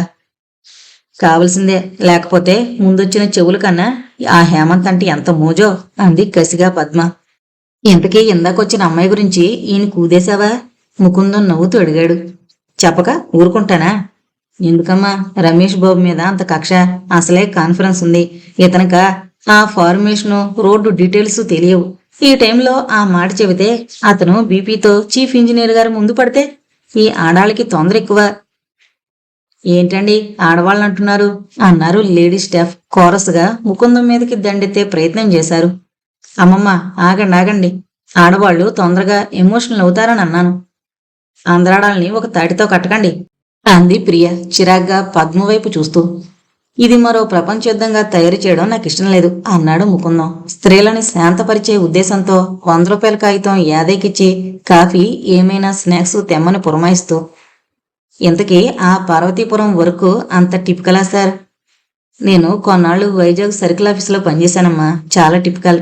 అంతా ఫస్ట్ క్లాస్ ఏజెన్సీ. కారడవి. ట్రైబల్స్ అడ్డదారుల్లో నడిచిపోతుంటారు. ఆ అడవిలో అలైన్మెంట్ వేసి ఆ పల్లెల్ని కలుపుకుంటూ రోడ్లు వేయడమంటే ఆ సర్వే ఎస్టిమేట్స్ తయారు చేయడం, వర్క్ చేయించడం. ఎప్పుడూ మలేరియా వస్తుంటుంది. అసలు నామిక్లేచర్సే కన్ఫ్యూజ్డ్గా ఉంటాయి. బాపురే, ముందే చెప్పారు. నేను చేస్తే ఎప్పుడు అటు సైడ్ వెళ్లను అంది ప్రియ భయంగా. హెడ్ ఆఫీసులో పనిచేసిన వాళ్ళు అక్కడ అరగంట కూడా పనిచేయలేరు అన్నాడు ముకుందం. అందరూ యాదే తెచ్చిన స్నాక్స్ తింటూ టీ తాగుతుంటే ఇంతకీ ఏ సినిమాకి వెళ్ళుంటారో మన హేమంత్ ఆ అమ్మాయిని అన్నాడు పద్మని ఏడిపించే ఉద్దేశంతో ముకుందం ఓరగా చూస్తూ. సింగినాథం జీలకర్ర అంది పద్మ కోపంగా. అరే, ఈ పేరుతో కూడా సినిమా వచ్చిందా? ఆశ్చర్యం ప్రకటించాడు ముకుందం. సార్, మీరు నాకు కోపం తెప్పిస్తున్నారు, వస్తా అంటూ పద్మ పరసు తగిలించుకుని వెళ్ళిపోయింది. అమ్మా, ఇంకా టైం ఉంది తల్లి, అప్పుడే వెళ్ళిపోతున్నావా అన్నాడు ముకుందం. పద్మ అతని మాటలు వినిపించుకోలేదు. సరే వెళ్ళే తల్లి, ఎప్పుడు మాత్రం పూర్తిగా ఆఫీస్ అవర్స్లో పనిచేశావు అని సనుక్కున్నాడు ముకుందం. ఇటెక్కడికి? ఏ హాస్పిటల్ అని అడిగాడు. ఆమె స్కూటీ రైమని అబిడ్స్ వైపు తీసుకెళ్తుండగా హేమంత్. మీకు సిటీ అంతా తెలుసా? తెలీదనుకోండి. మరందుకే అంది వరుదిని నవ్వుతూ. నోరు మూసుకుని కూర్చోమంటారా? అంత అమర్యాదగా మాట్లాడనులేండి. థ్యాంక్స్. ఇంతకీ అమ్మగారికి ఏమైంది? నాకేం తెలుసు, డాక్టర్లు చెప్పాలి. ఇంతకీ ఆవిడేరి? మా కజిన్ ఆల్రెడీ హాస్పిటల్కి తీసుకొచ్చింది. నేను ఆఫీసు నుండి వస్తున్నా, కాస్త తోడుంటారని. ఎంతైనా ఆడపిల్లలు కదా నేను అంది కొంచెం దిగులుగా వరుదిని. ఇంకొకసారి అయితే ఏదైనా జోక్ చేసేవాడే, కానీ సందర్భం అలాంటిది కాదేమో. మౌనం పాటించాడు హేమంత్. సరుణ స్కూటీని జుమ్రూత్ థియేటర్లో పార్క్ చేసింది వరుదిని. ఇదేంటిక్కడ? రండి. వరుదిని వేగంగా ముందుకు నడిచింది. అప్పుడప్పుడే నగరం నాగరిక పేరుతో బలవంతంగా కోలడం ప్రారంభించింది. విశాలమైన తోటలతో అందంగా ఉన్న బంగళాలన్నీ నిలువునా కోల్చబడి అపార్ట్మెంట్లవుతున్న తరుణం. అలా ఈ సినిమా హాలు రూపాంతరం చెందిందేమోనని ఆమె వెంట నడిచాడు హేమంత్. ఆమె ఎంట్రన్స్ వైపు వెళుతుంటే ఆశ్చర్యంగా చూసి సినిమాకా అన్నాడు తెల్లబోతూ. ఆమె వెనుతిరిగి నవ్వింది. అవును. మరలా మీ అమ్మగారికి బాగోలేదని సంశయంగా అడిగాడు. లేకపోతే సినిమా కంటే మీరొస్తారా? కానీ మరీ అంత అబద్ధమా? పర్వాలేదులేండి, మా అమ్మగారు అనారోగ్యం మనిషే, ఎప్పుడూ హాస్పిటల్ స్టాఫ్ని పరామర్శించి వస్తుంది అంటూ హాల్లోకి నడిచింది వరూధిని. హాలు చాలా వరకు ఖాళీగానే ఉంది. ఇద్దరూ సీట్స్లో కూర్చున్నాక అడిగాడు హేమంత్ ఏం సినిమా అని. ఓ కౌంతి. చాలా పాతది, అందుకే చూడ్డం. బ్లాక్ అండ్ వైట్ నిట్టూర్చాడు హేమంత్. అన్నీ మైనసులు కాదు చెప్పడం, పాటలు బ్రహ్మాండంగా ఉంటాయి. సాధన మనోజులు ఎంతో అందంగా ఉంటారు. నాకు చాలా ఇష్టం. నా ఫ్రెండు నేను వెళ్ళాలని అనుకున్నాం. తనకి సడన్ గా ఏదో పని తగిలింది. వదిలేయడం నాకు ఇష్టం లేదు. నాతో రావడానికి ఎవరైనా బకరా దొరుకుతారా అని ఆలోచించాను. మీరు తగిలారు. ఒక్కరు తిని సినిమా ఎంజాయ్ చేయలేను అంది వరూధిని నవ్వుతూ. నేను బకరాని హేమంత్ నిష్ఠూరంగా అన్నాడు. జస్ట్ ఫర్ ఏ జోక్ అంటూ నవ్వింది. సినిమా మొదలైంది. హేమంత్ ఏదో అనబోయేంతలో మీరు ఇదివరకు చూసారా అని అడిగింది వరూధిని. లేదు. అయితే బాగా ఎంజాయ్ చేస్తారు. మంచి సస్పెన్స్, చూడండి అంది.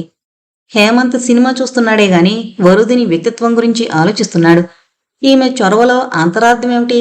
తనెప్పటి నుండో తెలిసినట్లుగా అంత చనువుగా ఎలా ప్రవర్తించగలుగుతుంది? ఎంతకీ అంతుపట్టడం లేదు ఆమె క్యారెక్టర్. అలాని ఆమెని తక్కువగా అంచనా వేయడానికి మనసు అంగీకరించడం లేదు. కాసేపటికి ఆమె చెప్పినట్లుగానే సినిమాలో లీనమైపోయాడు హేమంత్. ఆ మర్నాడు ఆఫీస్కొచ్చేసరికి వాతావరణమంతా తేడాగా ఉంది. అందరూ అతనొక అపరాధిలా చాలా ఘోరాలు చేసి వచ్చిన వాళ్ళ చూస్తున్నారు. చాలా చిరాగ్గా ఉందా వాతావరణం. చెప్పుడు మాటలు వినరాదు అని అందరూ గొప్పగా స్లోగన్స్ చెప్పి ముందు చెప్పుడు మాటలతోనే తమ ఉషోదయాన్ని మొదలు పెడతారు.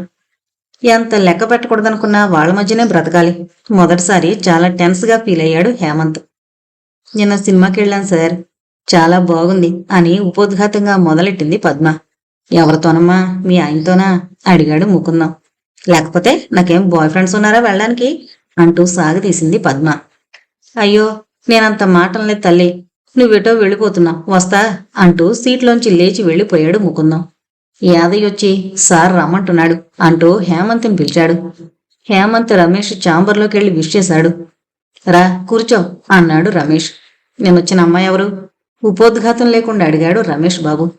హేమంత్ రమేష్ ముఖంలోకి చూస్తూ మీ చుట్టాలమ్మాయే వరుదిని అన్నాడు స్థిరమైన గొంతుతో.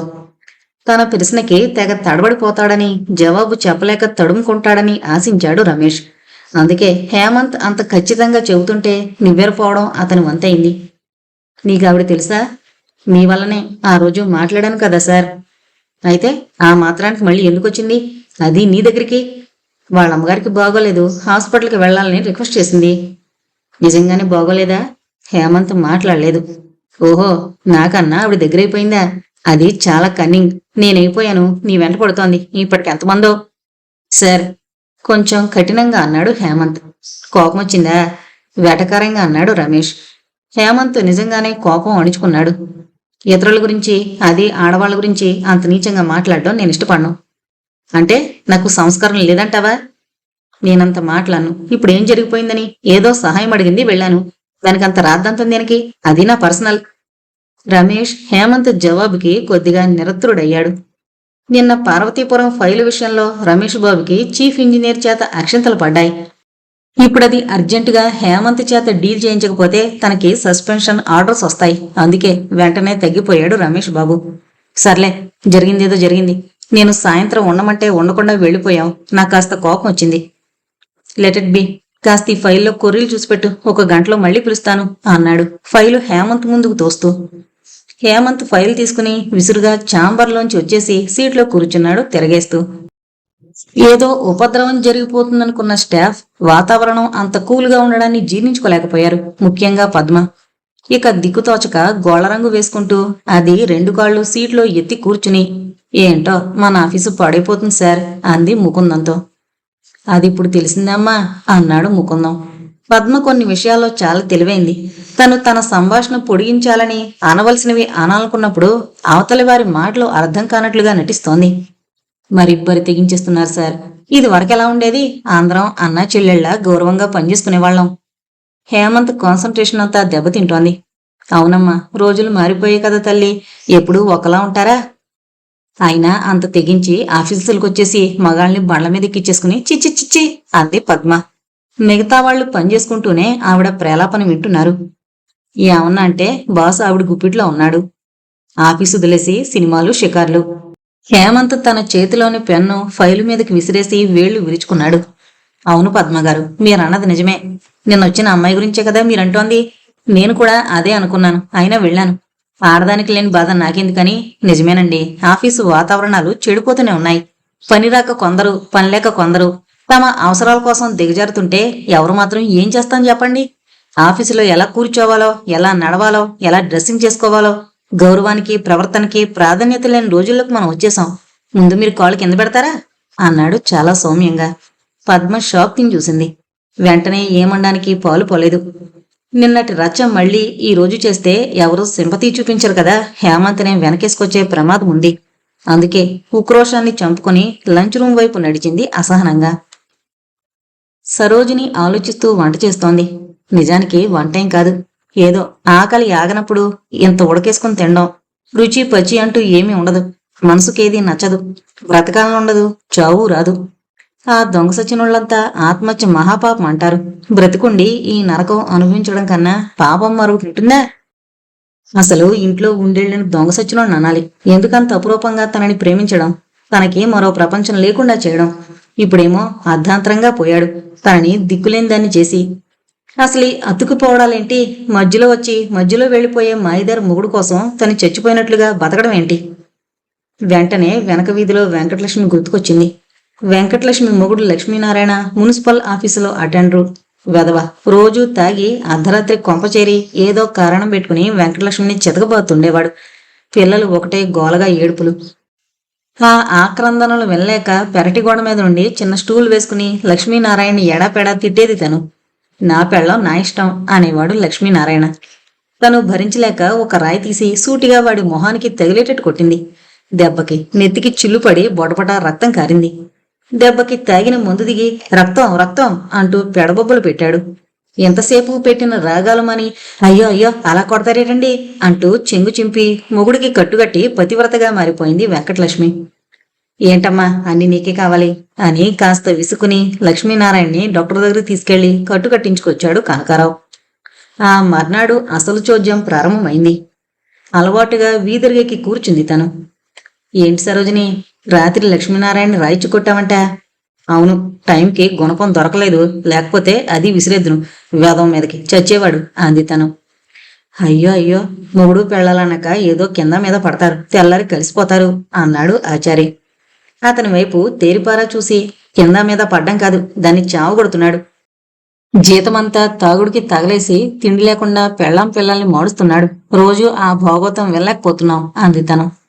అయినాను వాడి పెళ్ళం వాడిష్టం, మనం మధ్యలోకి వెళ్ళకూడదు అంది ఆచారి పెళ్ళం అలివేలు చేతులు తిప్పి అభినయిస్తూ.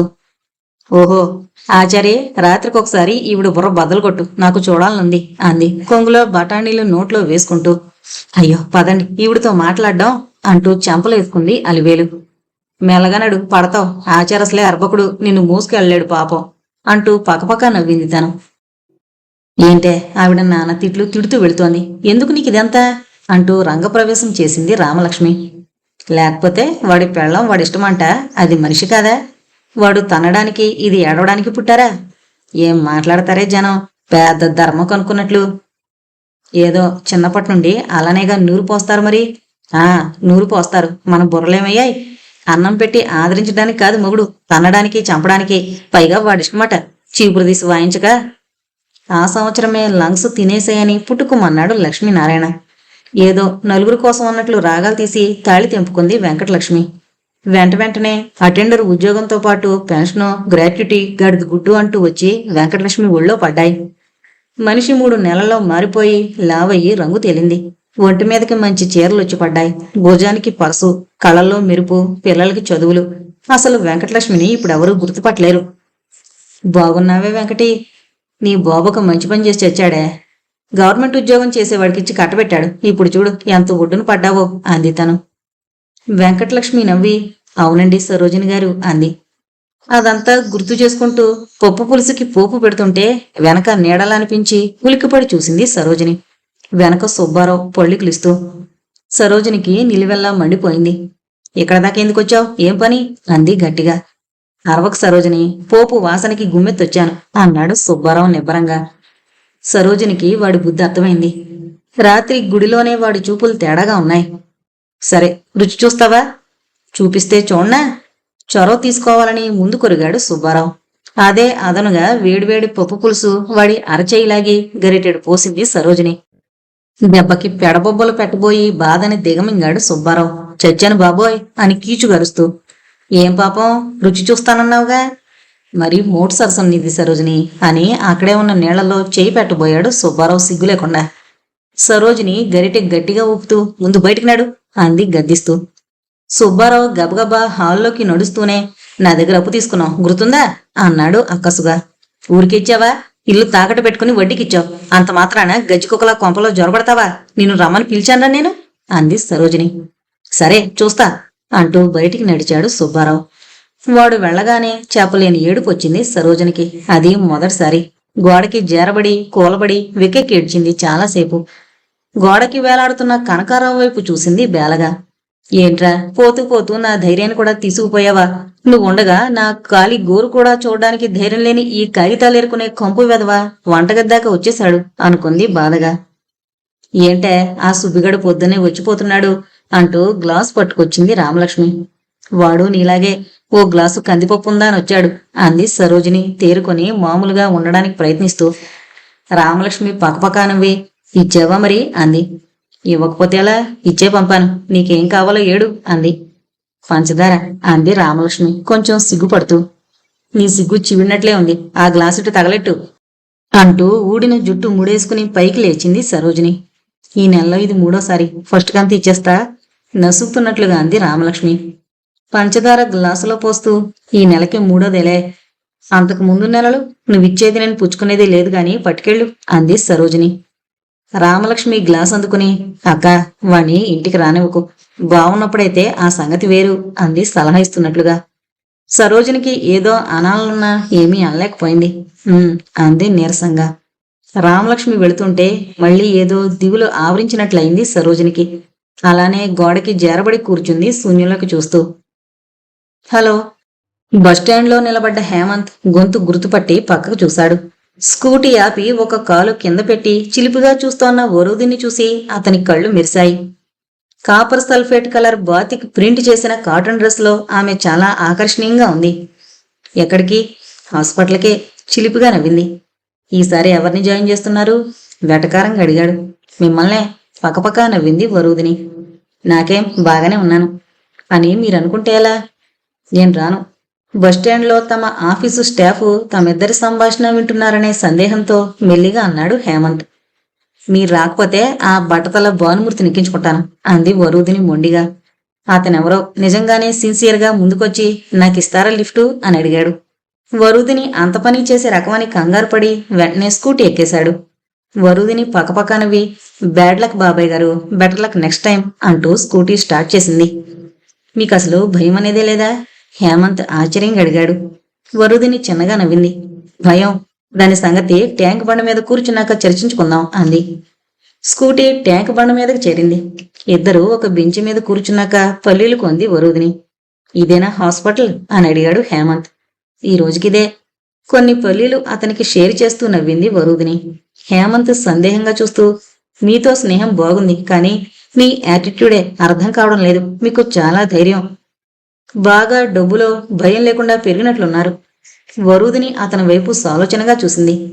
డబ్బుంటే భయం ఉండదా? అసలు భయం దేనికి? ఏం తప్పు పని చేశానని? ఆవిడ సూటి ప్రశ్నకి జవాబు తోచక నీళ్లు నమిలాడు హేమంత్. అంటే అబ్బాయితో ఇలా బాహాటంగా స్నేహం? ఏం, మీకు బాగాలేదా? బాగుంది కాని భయం. మీ మగాళ్ళంతేనండి, అన్నీ చాటుమాటుగా కావాలి. ఎక్కడి జీవితం అక్కడ పదిలంగా ఉండాలి. పేరు గౌరవం చెడకూడదు, కానీ ఆడవాళ్లలా కాదు. మనసుకు నచ్చితే ఈ ప్రపంచమంతా దండెత్తొచ్చినా వెనుకాడరు. అసలు ధీరోదాత్తలు సింగినాథం అంటూ మగవాళ్లు బడాయిగా టైటిల్స్ తగిలించుకున్నారు గాని స్త్రీలే మానసిక దారుఢ్యం కలవాళ్లు. ఆమె మాటలకి చేతులు జోడించాడు హేమంత్. ఈ లెక్చర్ వినిపించడానిక ఎక్కడ దాకా తీసుకొచ్చారు నన్ను? వరూధిని అతని వంక సూటిగా చూస్తూ, అమ్మాయిలు అమ్మాయిలతోనే స్నేహం చెయ్యాలా అని అడిగింది. అని కాదు, నెసిగాడు హేమంత్. వరూధిని సరుణ లేచి నిలబడి, పదండి, మిమ్మల్ని అబ్బాయిల గుంపులో వదిలేస్తాను అంది. నోనో, గబుక్కున ఆమె చేయి పట్టుకుని లాగాడు హేమంత్. అది అతనికి తెలియకుండా జరిగిన చర్య. వరుదిని కూడా అతని వైపు అదోలా చూసి కూర్చుంది. ఆ తర్వాత నిదానంగా ఆకాశంలో అస్తమిస్తున్న సూర్యుని చూస్తూ, నిజమే హేమ్, మీరడిగిన ప్రశ్నలో ఏమీ తప్పులేదు. కానీ నాకు మీతో మాట్లాడుతుంటే చాలా బాగుంటుంది. మనసుకేదో నచ్చింది మీలో ఉంది. మీతో షేర్ చేయడం బాగుంటుంది. ఒక్కొక్కరితో ఒక్కొక్కరికి స్నేహం కుదురుతుంది. అంతే, వాటికి పెద్ద రీజనింగ్ ఉండదు. ఆ టైము పరిస్థితి ఏదో మరి అంది గంభీరంగా. హేమంత్ ఆమె మాటలకి లోపల ఊబి తవ్వి బయ్యాడు. ఒక్కసారి గజారోహణ చేసినంత పనైంది అతనికి. కాని ఆ రమేష్ బాబు మీరు నా గురించి వస్తున్నారని చాలా ఫీల్ అవుతున్నాడు. అవును, వాడు ఏడవాలనే వస్తున్నాను. వరూధిని మాటలకి ఉలిక్కి పడ్డాడు హేమంత్. అంటే తన కోసం కాదన్నమాట. అతనికి ఏనుగు మీద నుండి నిర్దయగా కిందకి తోసేసినట్లు అనిపించింది. వరూధిని అదేం గమనించలేదు. రమేష్ బాబు పేరు చెప్పినప్పుడు ఆమె అదోలా మారిపోవడం హేమంత్ మొదటి నుండి గమనిస్తూనే ఉన్నాడు. అదే సమయానికి రోడ్డు కవతల వైపు ఒక కారు ఆగుందని, అందులో రమేష్ బాబు వాళ్ళిద్దరినీ గమనిస్తున్నాడని వాళ్ళిద్దరికీ తెలీదు. హేమంత్ డ్రాకి తాళం వేస్తుండగా ఒక బ్యాగు తీసుకుని, ఈరోజు నువ్వు నాతో వస్తున్నావు అన్నాడు రమేష్ హేమంత్ సీటు దగ్గరకొచ్చి. కానీ సార్, కాని లేదు గీని లేదు, ఫాలో మీ అన్నాడు రమేష్ ముందుకు నడుస్తూ. గత్యంతరం లేక అతన్ని అనుసరించాడు హేమంత్. ఇద్దరూ కారులో అతనుంటున్న లాడ్జీకి చేరారు. అదో థర్డ్ క్లాసు లాడ్జీ. అక్కడ కూర్చోవాలంటేనే కంపరంగా అనిపించింది. చుట్టూ చూస్తూ అస్థిమితంగా కూర్చున్నాడు హేమంత్. సార్, మీరిక్కడ? ఒక నెల నుండి ఉంటున్నాను. నా పెళ్ళాం తరిమేసింది, తెలిసి అడుగుతున్నావు కదూ? రమేష్ బ్యాగులోంచి విస్కీ బాటిల్ గ్లాసులు తీసి మందు వంపుతూ అన్నాడు. నేను డ్రింక్ చేయను.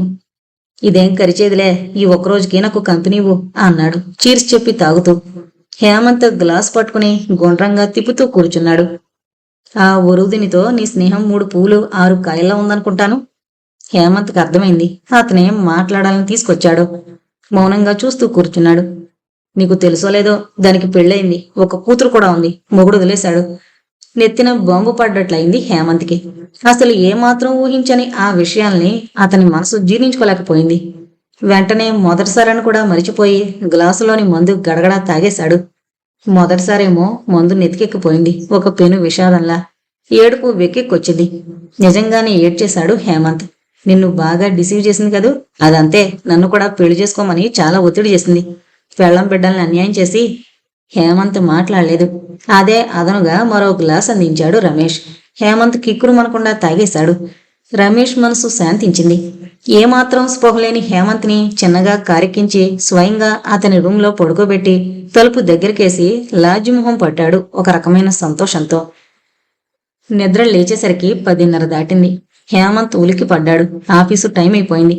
త్వరగా లేచి వెళదామని ప్రయత్నించాడు. ఒళ్లంతా ఒకటే నొప్పులు. ఎవరో కొళ్ళపొడి చేస్తుంది. మొదటిసారిగా తాగడంతో తల దిమ్మికిపోయి రక్త ప్రసరణ లేనట్టుగా ఉంది. తిరిగి మళ్లీ పడుకున్నాడు నిస్సత్తుగా. మనసంతా ఒకటే ఆలోచనలు. మొదటిసారిగా ఆవేదనగా, మోసపోయినన్న బాధతో. వరుదిని ఎంత దగా చేసింది, తనతో ఆడుకుంది. పద్మనే తను యావించుకున్నాడు. అంతకంటే చీట్ వరుదిని. ఆడవాళ్లంటే తనకెంత గౌరవం. తన తల్లి సరోజిని, అక్క చెల్లెళ్ళు, తన కాలేజీ స్నేహితులు అందరూ ఎంతో కొంత తనని ప్రేమించిన వాళ్లే. వాళ్ళ జీవితాల్లో కష్టాలు, త్యాగాలు, కొద్దిపాటి ప్రేమ కోసం తప్పించుకోవడం, ఆ చిన్నపాటి గుర్తింపుకే పొంగిపోయి కొండల్ని సైతం మోయడానికి సిద్ధపడ్డం, ఎంత ఔన్నత్యం, ఎంత ఔదార్యం, ఎంత త్యాగం. మరేంటి ఈ సిటీకొచ్చాక ఇలాంటి స్త్రీలు ఎదురవుతున్నారు? వీళ్ళని ఎవరిలా తయారు చేశారు? ఏది ఏమైనా తను వరుదిని క్షమించలేడు. కేవలం రమేష్ బాబు కోసం ఆఫీస్కొస్తూ అందుకు సాకుగా తనని వాడుకుందనే విషయాన్ని హేమంత్ జీర్ణించుకోలేకపోతున్నాడు. బాధతో అతని కళ్ళు చింతనిప్పుల్లా అయిపోయాయి. హేమంత్ అలానే ఆఫీసు ఎగ్గొట్టి పడుకున్నాడు. మనసు పట్టక పైకి పొంగి పొర్లుతున్న ఆలోచనలతో ఎర్రబడిన అతని కళ్ళల్లోంచి వెచ్చని కన్నీళ్లు జారి తలగళ్ళలో ఇంకిపోయాయి. ఇదేంటి, తను ఏడుస్తున్నాడా? తల్లి చనిపోయినప్పుడు కూడా రాని కన్నీళ్లు ఇప్పుడు వస్తున్నాయేంటి? తను నిజంగానే వరుదిని ప్రేమించాడా? ఇంత గాఢంగా, ఇంత తట్టుకోలేనంతగా? గంటలు గడిచి సాయంత్రమైంది. దుఃఖం, ఆకలి కలిసి పేగులు మెలిపెడుతున్నాయి. మెల్లిగా లేచి స్నానమైందనిపించాడు. తల దువ్వుకోవాలని అద్దంలో మొహం చూసుకుంటుంటే ఎన్నాళ్ళో జబ్బు పడినట్లుగా పీకుపోయింది మొహం. కళ్ళు చెంతనిప్పుల్లా ఉన్నాయి. హేమంత్ అటు ఇటుగా క్రాఫ్ దువ్వుకుని రూమ్కి తాళం వేద్దామని తాళం తీసుకుంటుండగా తలుపు తెరుచుకుంది. గుమ్మంలోంచి వెలుగు పడ్డంతో కళ్ళు రిక్కించి చూశాడు అటువైపు వరూదిని. అవునా కాదా అన్నట్టు మళ్ళీ కళ్ళు నిలుపుకుని మరీ చూశాడు. వరూదినే. ఏంటి హేమంత్, నీకోసం ఆఫీస్ దగ్గర నిలబడ్డాను, నువ్వు రాలేదని ఒక లేడీ చెప్పింది. అదేంటి అలా ఉన్నావు, ఒంట్లో బాగలేదా అంటూ దగ్గరగా వచ్చి అతని నొసటి మీద చేయి వేసింది. అంతే. అంత విసురుగాను ఆ చేతిని విసిరి కొట్టాడు హేమంత్. అతని చర్యకి వరూదిని తెల్లబోయింది. ఒక్కసారి షాక్ తిన్నట్టుగా 4 అడుగులు దూరంగా వేసి అతని వైపు చూసి ఆర్ యు ఆల్ రైట్ అంది. బదులుగా హేమంత్ అతి హేయమైన చూపు చూసి నీ దయవల్ల అన్నాడు. వరూదిని తెల్లబోతూ ఏం జరిగింది హేం అంది. ఇలాంటి వగలమారి వేషాలు వేసి ఎంతమంది మగాళ్ళని బొట్లో పెట్టావు, ఇప్పుడు నేను దొరికానా అన్నాడు కోపంగా. వరూదిని నిజంగానే మానుపడిపోయింది. ఒక్కసారి ఆమెని అవమానం, బేలతనం ఆవహించాయి. కళ్ళల్లో నీళ్లు ఊపుకొచ్చాయి. వాటిని అదింపెడుతూ ఏం మాట్లాడుతున్నారు, ఆర్ యు మ్యాడ్ అంది ఉక్రోషంగా. అవును, మ్యాడ్నే. నీలాంటి నయాగరాల ఆడవాళ్లతో స్నేహం చేస్తే పిచ్చివాళ్లు కావడం ఎంతసేపు? నీకు పెళ్ళైందని, ఒక కూతురు కూడా ఉందని ఎప్పుడైనా చెప్పావా? అతని సూటి దాడికి కారణమేంటో కొద్దిగా అర్థమైంది వరుదినికి. రమేష్ బాబు చెప్పాడా? ఏం, నీ గుట్టంతా తెలిసిపోయిందని గిల్ట్ అవుతున్నావా? వరుదిని హేళనగా నవ్వింది. గుట్టు కాదు, ఇదంతా చెప్పాల్సిన అవసరం నాకు కనిపించలేదు. కాస్తంత స్నేహంతో ఎందుకెంత కఠినంగా మాట్లాడడమో నాకు అర్థం కావడం లేదు. నాకు పెళ్ళైతే మీకెందుకు, కూతురుంటే మీకెందుకు అంతే కోపంగా. ఈసారి జవాబు దొరకక హేమంత్ నీళ్లు నమిలాడు. నువ్వు రమేష్ బాబు కోసం పదే పదే ఆఫీస్కొచ్చావు, సాకుగా నన్ను వాడుకున్నావు. నువ్వు నా స్నేహం ఆశించి రాలేదు. నేనొక ఫూల్లా దొరికాను నీకు. నన్ను ఈడియట్ని చేశావు. వరూదిని మాట్లాడకుండా అతని వైపు చూసింది. దాంతో హేమంత్ చెలరేగిపోయాడు. మీరు చేస్తున్న పనులు బాగున్నాయా అన్నాడు ఒక్కొక్క బాణం ఆమెకి గురిపెడుతూ. ఏ పనులు తెలియనట్లు అడుగుతున్నారు? పెళ్ళై పిల్లలోని వ్యక్తి వెంటపడి పెళ్లి చేసుకోమని అడగడం అని చెప్పాడా రమేష్? అవును, మీరతను వద్దన్నాడని కక్ష కట్టి అల్లరి చేస్తున్నారని వాపోయాడు. మీ వల్ల అతని సంసారం ముక్కలు చెక్కలైంది. అతనిప్పుడు లాడ్జిలో ఉంటున్నాడు. మీ మాటలు విని మోసపోయాను. చాలా నిజాయితీకాల వ్యక్తిగా భావించాను. ఛీ, ఇంత దిగజారుడు. స్టాప్ ఇట్, నాన్సెన్స్ గట్టిగా అరిచింది వరుదిని. మీకు రమేష్ బాబు మాటలు బాగా తలకెక్కాయి. మొహం చూస్తుంటే మందు కూడా నషాళానికి ఎక్కినట్లుంది. ఇప్పుడేం చెప్పినా మీకు అర్థం కాదు. అయినా నేను ఎలాంటి దాన్నైతే మీకేంటి బాధ? ఒక చిన్న స్నేహం, దానికి ఎందుకింత ఆఫీసుమని మరీ అప్సెట్ అయిపోతున్నారు అంది వరుదిని హేళనగా. నేను నిన్ను ప్రేమిస్తున్నాను అని చెప్పలేకపోయాడు హేమంత్. సరే, ఇప్పుడేం చెప్పినా మీకు బుర్రకెక్కేలా లేదు. నిజానికి మిమ్మల్ని నమ్మించి ఒప్పించాల్సిన కర్మ కూడా నాకు లేదు. మీరు నన్నేమనుకుంటే నాకేంటి, కానీ నేను నిజంగానే మీతో స్నేహం చేశాను. ఎందుకు ఏంటి అంటే అన్నింటికీ జవాబులుండవు. ఒక్కొక్కరిని చూస్తే మాట కలపాలనిపిస్తుంది, అంతే. మీకు నిజంగా తెలుసుకోవాలంటే రేపు సాయంత్రం ట్యాంక్ బండ దగ్గరకు రండి, అంతా చెబుతాను అంటూ సరున వెనుతిరిగి వెళ్లిపోయింది వరుదిని. ఆమె అలా వెళ్ళిపోకూడదని మనసులో ఏ కోసానో ఆసుంది హేమంత్కి. అయినా ఆగమని అడిగే ధైర్యం లేదు. కాని ఆమె జీవితంలో ఏదో రహస్యం ఉంది, పాపం ఉంది. దీన్నెలా భరించడం? హేమంత్ బుర్ర ఆలోచనలతో పిచ్చెక్కిపోతుంది. నేను రాత్రి నుండి ఏమీ తినకపోవడంతో ఆలోచనలతో పాటు ఆకలి తోడే మనిషి అతాకుతలమైపోతున్నాడు. అస్తవ్యస్తమైన ఆలోచనలతో అతను రూమ్కి తాళం వేసి రోడ్డెక్కాడు. ఏంటి హేమంత్ ఈరోజు కూడా డుమ్మానా? లీవ్ లెటర్ ఏమైనా పంపాడా అంటూ కుర్చీలాక్కుని కూర్చుని ఆరాగడిగింది పద్మ రమేష్ బాబుని. నీ పను నువ్వు చూసుకోవచ్చుగా, హేమంత్ సంగతి నీకెందుకు అన్నాడు రమేష్ చిరాగ్గా. ఆ పిల్లతో హనీమూన్గాని వెళ్ళాడేమోనని కళ్ళు చికిలించి నవ్వుతూ అంది. ఆవిడి పెళ్లిగాని చేసుకున్నాడా హనీమూన్లు వెళ్ళడానికి? పెళ్ళైతే హనీ లేదు, మూలు లేవు, లాజ్యే గతి అంది పద్మ వెటకారంగా. రమేష్ బాబుకి సరున కోపం వచ్చింది. ఎంత తోస్తే అంతా మాట్లాడతావు? నేను చనువిచ్చానని కదూ. నీకు సంసారం ఉందిగా, పూలు పట్టుకుని ఎందుకు అందరి చుట్టూ తిరుగుతున్నావు? నీకన్నసలు హేమంత్ మీద ఉందలే, పడలేదని ఏడుపు అన్నాడు కసిగా రమేష్ బాబు. ఏంటండి అలా మాట్లాడతారు? మాది పొరుగుగల కుటుంబమే, ఊరికే తోలబాకండి, ఏదో మీతో చనువుగా ఉన్నందుకు అంటూ ముక్కు చేదబోయింది పద్మ. ఊరుకో, ఇక్కడ సీన్ క్రియేట్ చేయకు. ఎంతకీ నీకు హేమంత్ గురించి వివరాలు కావాలి అంతేగా? మందు తాగి ఏడుస్తూ మూడంకేసుకుని పడుకున్నాడు రూంలో, చూసొస్తావా అన్నాడు వెటకారంగా. చి పాడు, నాకేం పట్టింది? ఏమైంది అసలు? ఉత్సాహం ఉండబట్టలేక గబగబా ప్రశ్నించింది పద్మ. ఏముంది, ఈ రమేష్ బాబుతోనా ఆటలు? దాని గురించి అడ్డమైనవన్నీ చెప్పేశాను. దెబ్బకి 2 పెగ్గలు తాగి ఏడుస్తూ పడుకున్నాడు అన్నాడు రమేష్ బాబు గర్వంగా. అయ్యో పాపం, దేవదాస్ అయిపోయాడన్నమాట అంది పద్మ నవ్వుతూ. పాపం అమాయకుడు, మొదటిసారి ప్రేమలో పడ్డాడు, దెబ్బతిన్నాడు. దెబ్బతిన్నాడా? దెబ్బ తీయించారా? ఏదో ఒకటి, కొంపదీసి సెక్షన్లో చెప్పకు. సెక్షన్లో ఎందుకు? వస్తాడుగా ఆఫీస్కి, అప్పుడు ఆడుకుంటాను అని అమిత ఉత్సాహంతో సెక్షన్లోకి వెళ్ళింది పద్మ. సాయంత్రం 5 అవుతుండగా సందిగ్ధంగా ఆలోచిస్తూ అటు ఇటు రూంలో పచార్లు చేశాడు హేమంత్. ఏం చెబుతుంది? ఏదన్నా కట్టుకదల్లుకుని కన్నీళ్లు పెట్టుకుంటూ చెబుతుందేమో, చూద్దాం అనుకుంటూ బయలుదేరాడు. అసలు నిజానికి ఆ టైం కల్లా వరూదిని చూడాలని అతని మనసు తొందరపడుతోంది. ఆమెకు పెళ్లి కాలేదని, కూతురు లేదని, రమేష్ బాబు చెప్పినవన్నీ అబద్ధాలని చెప్పాలని అతని మనసు కోరుకుంటోంది. చివరికి అనుకున్న టైంకి కొద్దిగా ఆలస్యంగా కావాలని వెళ్ళాడు, తనకంత ఇష్టం లేదని తెలియజెప్పాలని. కాని అక్కడ వరూదిని లేదు. హేమంత్ చాలా నిరాశగా చుట్టూ చూశాడు. ఎక్కడా ఆమె జాడలేదు. మొహం చెల్లలేదా, లేక కట్టుకథ దొరకలేదా? కొంచెం వెటకారం ధ్వనించింది అతని హృదయంలో. మరోపక్క ఆమె కోసం అతని కళ్ళు వెతుకుతూనే ఉన్నాయి. కొద్దిగా అసహనంగా ఎప్పుడూ తాము కూర్చునే బెంచి మీదనే కూర్చుని కింద దొరికిన గులకరాళ్ళని నీళ్లలోకి విసురుతూ కూర్చున్నాడు. సారీ, చాలాసేపైందా వచ్చి? వరూదిని గొంతు విని వెనక్కి తిరిగి చూశాడు హేమంత్. ఎదురుగా వరూదిని, తలకి బ్యాండేజ్తో. హేమంత్ కంగారుపడి, అదేంటి పడ్డారా అన్నాడు తన కోపాన్ని మరిచిపోయి. అతని పక్కనే కూర్చుని నవ్వుతూ, నిజం చెప్పమంటారా, అబద్ధం చెప్పనా అంది. మీకేది అలవాటుంటే అది. మళ్లీ అతని గొంతులో వ్యంగ్యం. నా మొగుడు కాని మొగుడు కొట్టాడు. మీకు నిజంగానే పెళ్ళయిందా? అబద్ధంగా కూడా అవుతుందా? అయ్యింది, 3 ఏళ్ల క్రితం. నాకు కూతురుంది, సంవత్సరన్నర దాని వయసు, పేరు చిత్ర. అతను నరాల్లో రక్తమంతా పీల్చినట్లు మౌనంగా వింటున్నాడు. మాది అరేంజ్డ్ మ్యారేజ్. మా నాన్నగారు చేసింది. అతని పేరు చక్రవర్తి. మా నాన్నగారి ఆఫీసులోనే పనిచేసేవాడు. మా నాన్నగారికి చాలా అభిమానం కలిగేలా ప్రవర్తించేవాడట. అతను నాన్నగారి మీద అభిమానంతో మా ఇంటికి కూడా రావడం ప్రారంభించాడు. అమ్మకు కూడా నచ్చాడు. అన్నీ కలవడంతో నన్ను అతనికిచ్చి పెళ్లి చేద్దామనుకుంటున్నామని నా అభిప్రాయం అడిగారు. చూడ్డానికి అతను బాగానే ఉంటాడు. ఉద్యోగం మంచిదే, ఒప్పుకున్నాను. పెళ్లి గ్రాండ్ గా జరిగిపోయింది. కాపురానికి వెళ్లాను. చిన్నగా అతని అసలు రంగు బయటపడింది. అతనికి లేని వ్యసనం లేదు. అతను నాన్నగారి దగ్గర నటించిన నటన నుండి బయటపడి నాన్నగారికే దిగ్భ్రమ కలిగించాడు. మరింత డబ్బు కావాలని నా మీద ఒత్తిడి తెచ్చేవాడు. నాన్నగారు నా బాధ చూడలేకిచ్చేవారు. అంతటితో చాలక ఆడవాళ్ళని డైరెక్ట్ గా ఇంటికి తేవడం మొదలు పెట్టాడు. అడిగితే గుడ్డును బాదినట్టు బాధేవాడు. అప్పటికే నేను కన్సీవ్ అయ్యాను.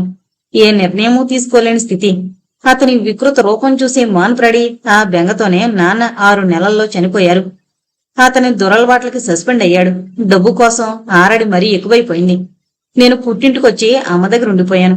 ప్రతిరోజు తాగి రావడం, అమ్మ ఎదుట కొట్టడం, డబ్బులు తీసుకుపోవడం అతని అలవాటు.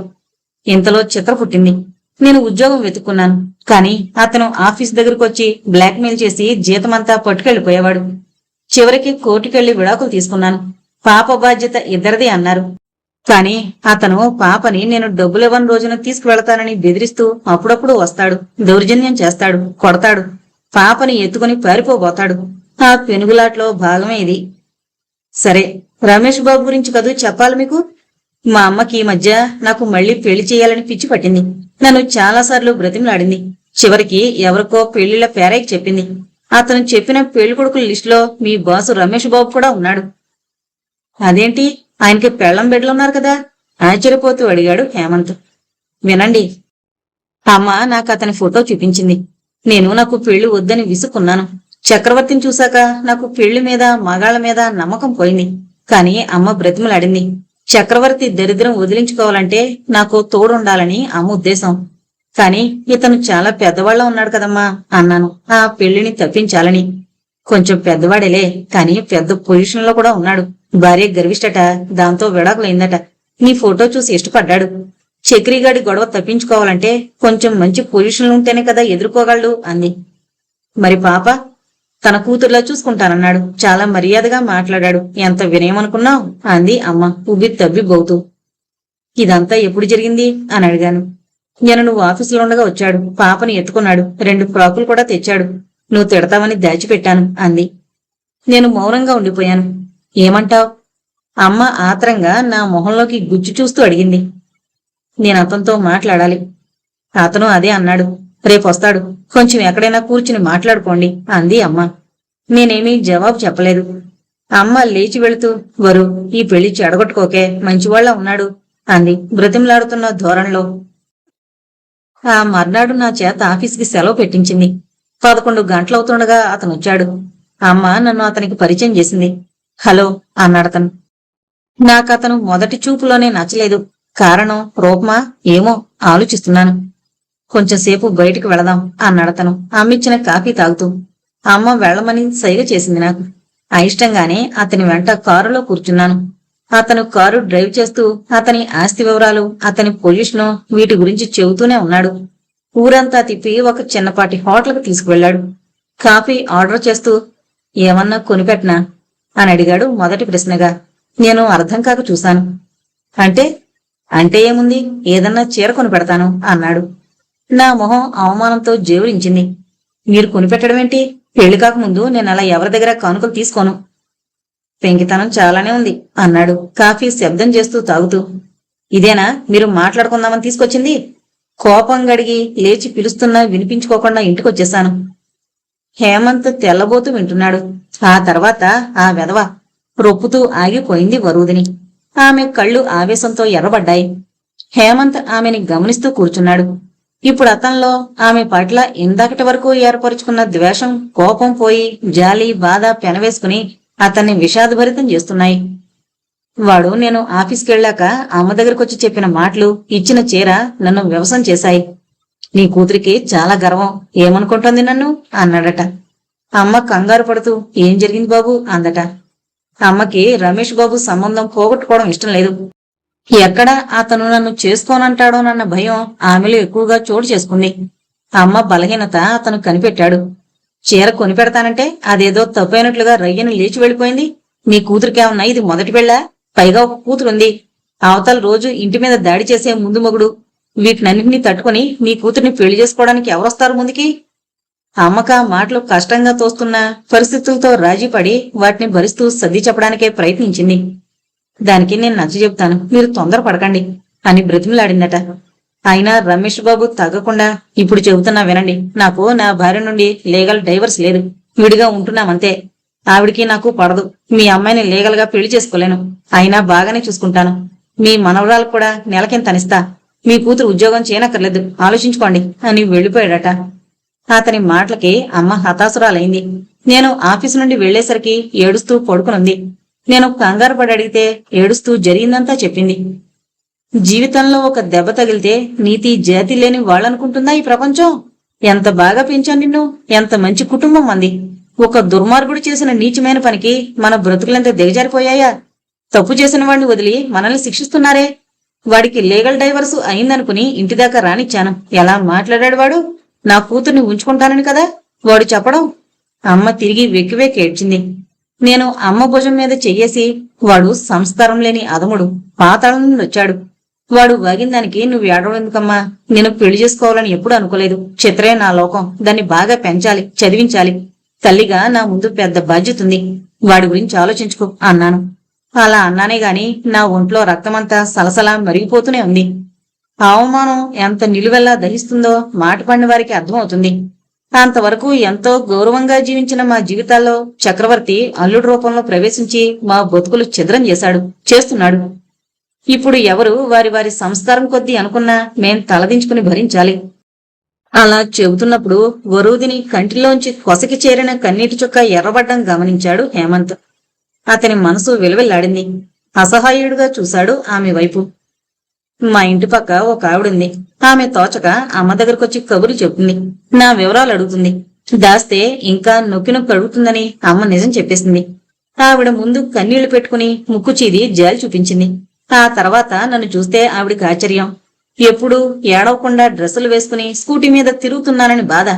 పదే పదే ఆ మాట అంటుంది.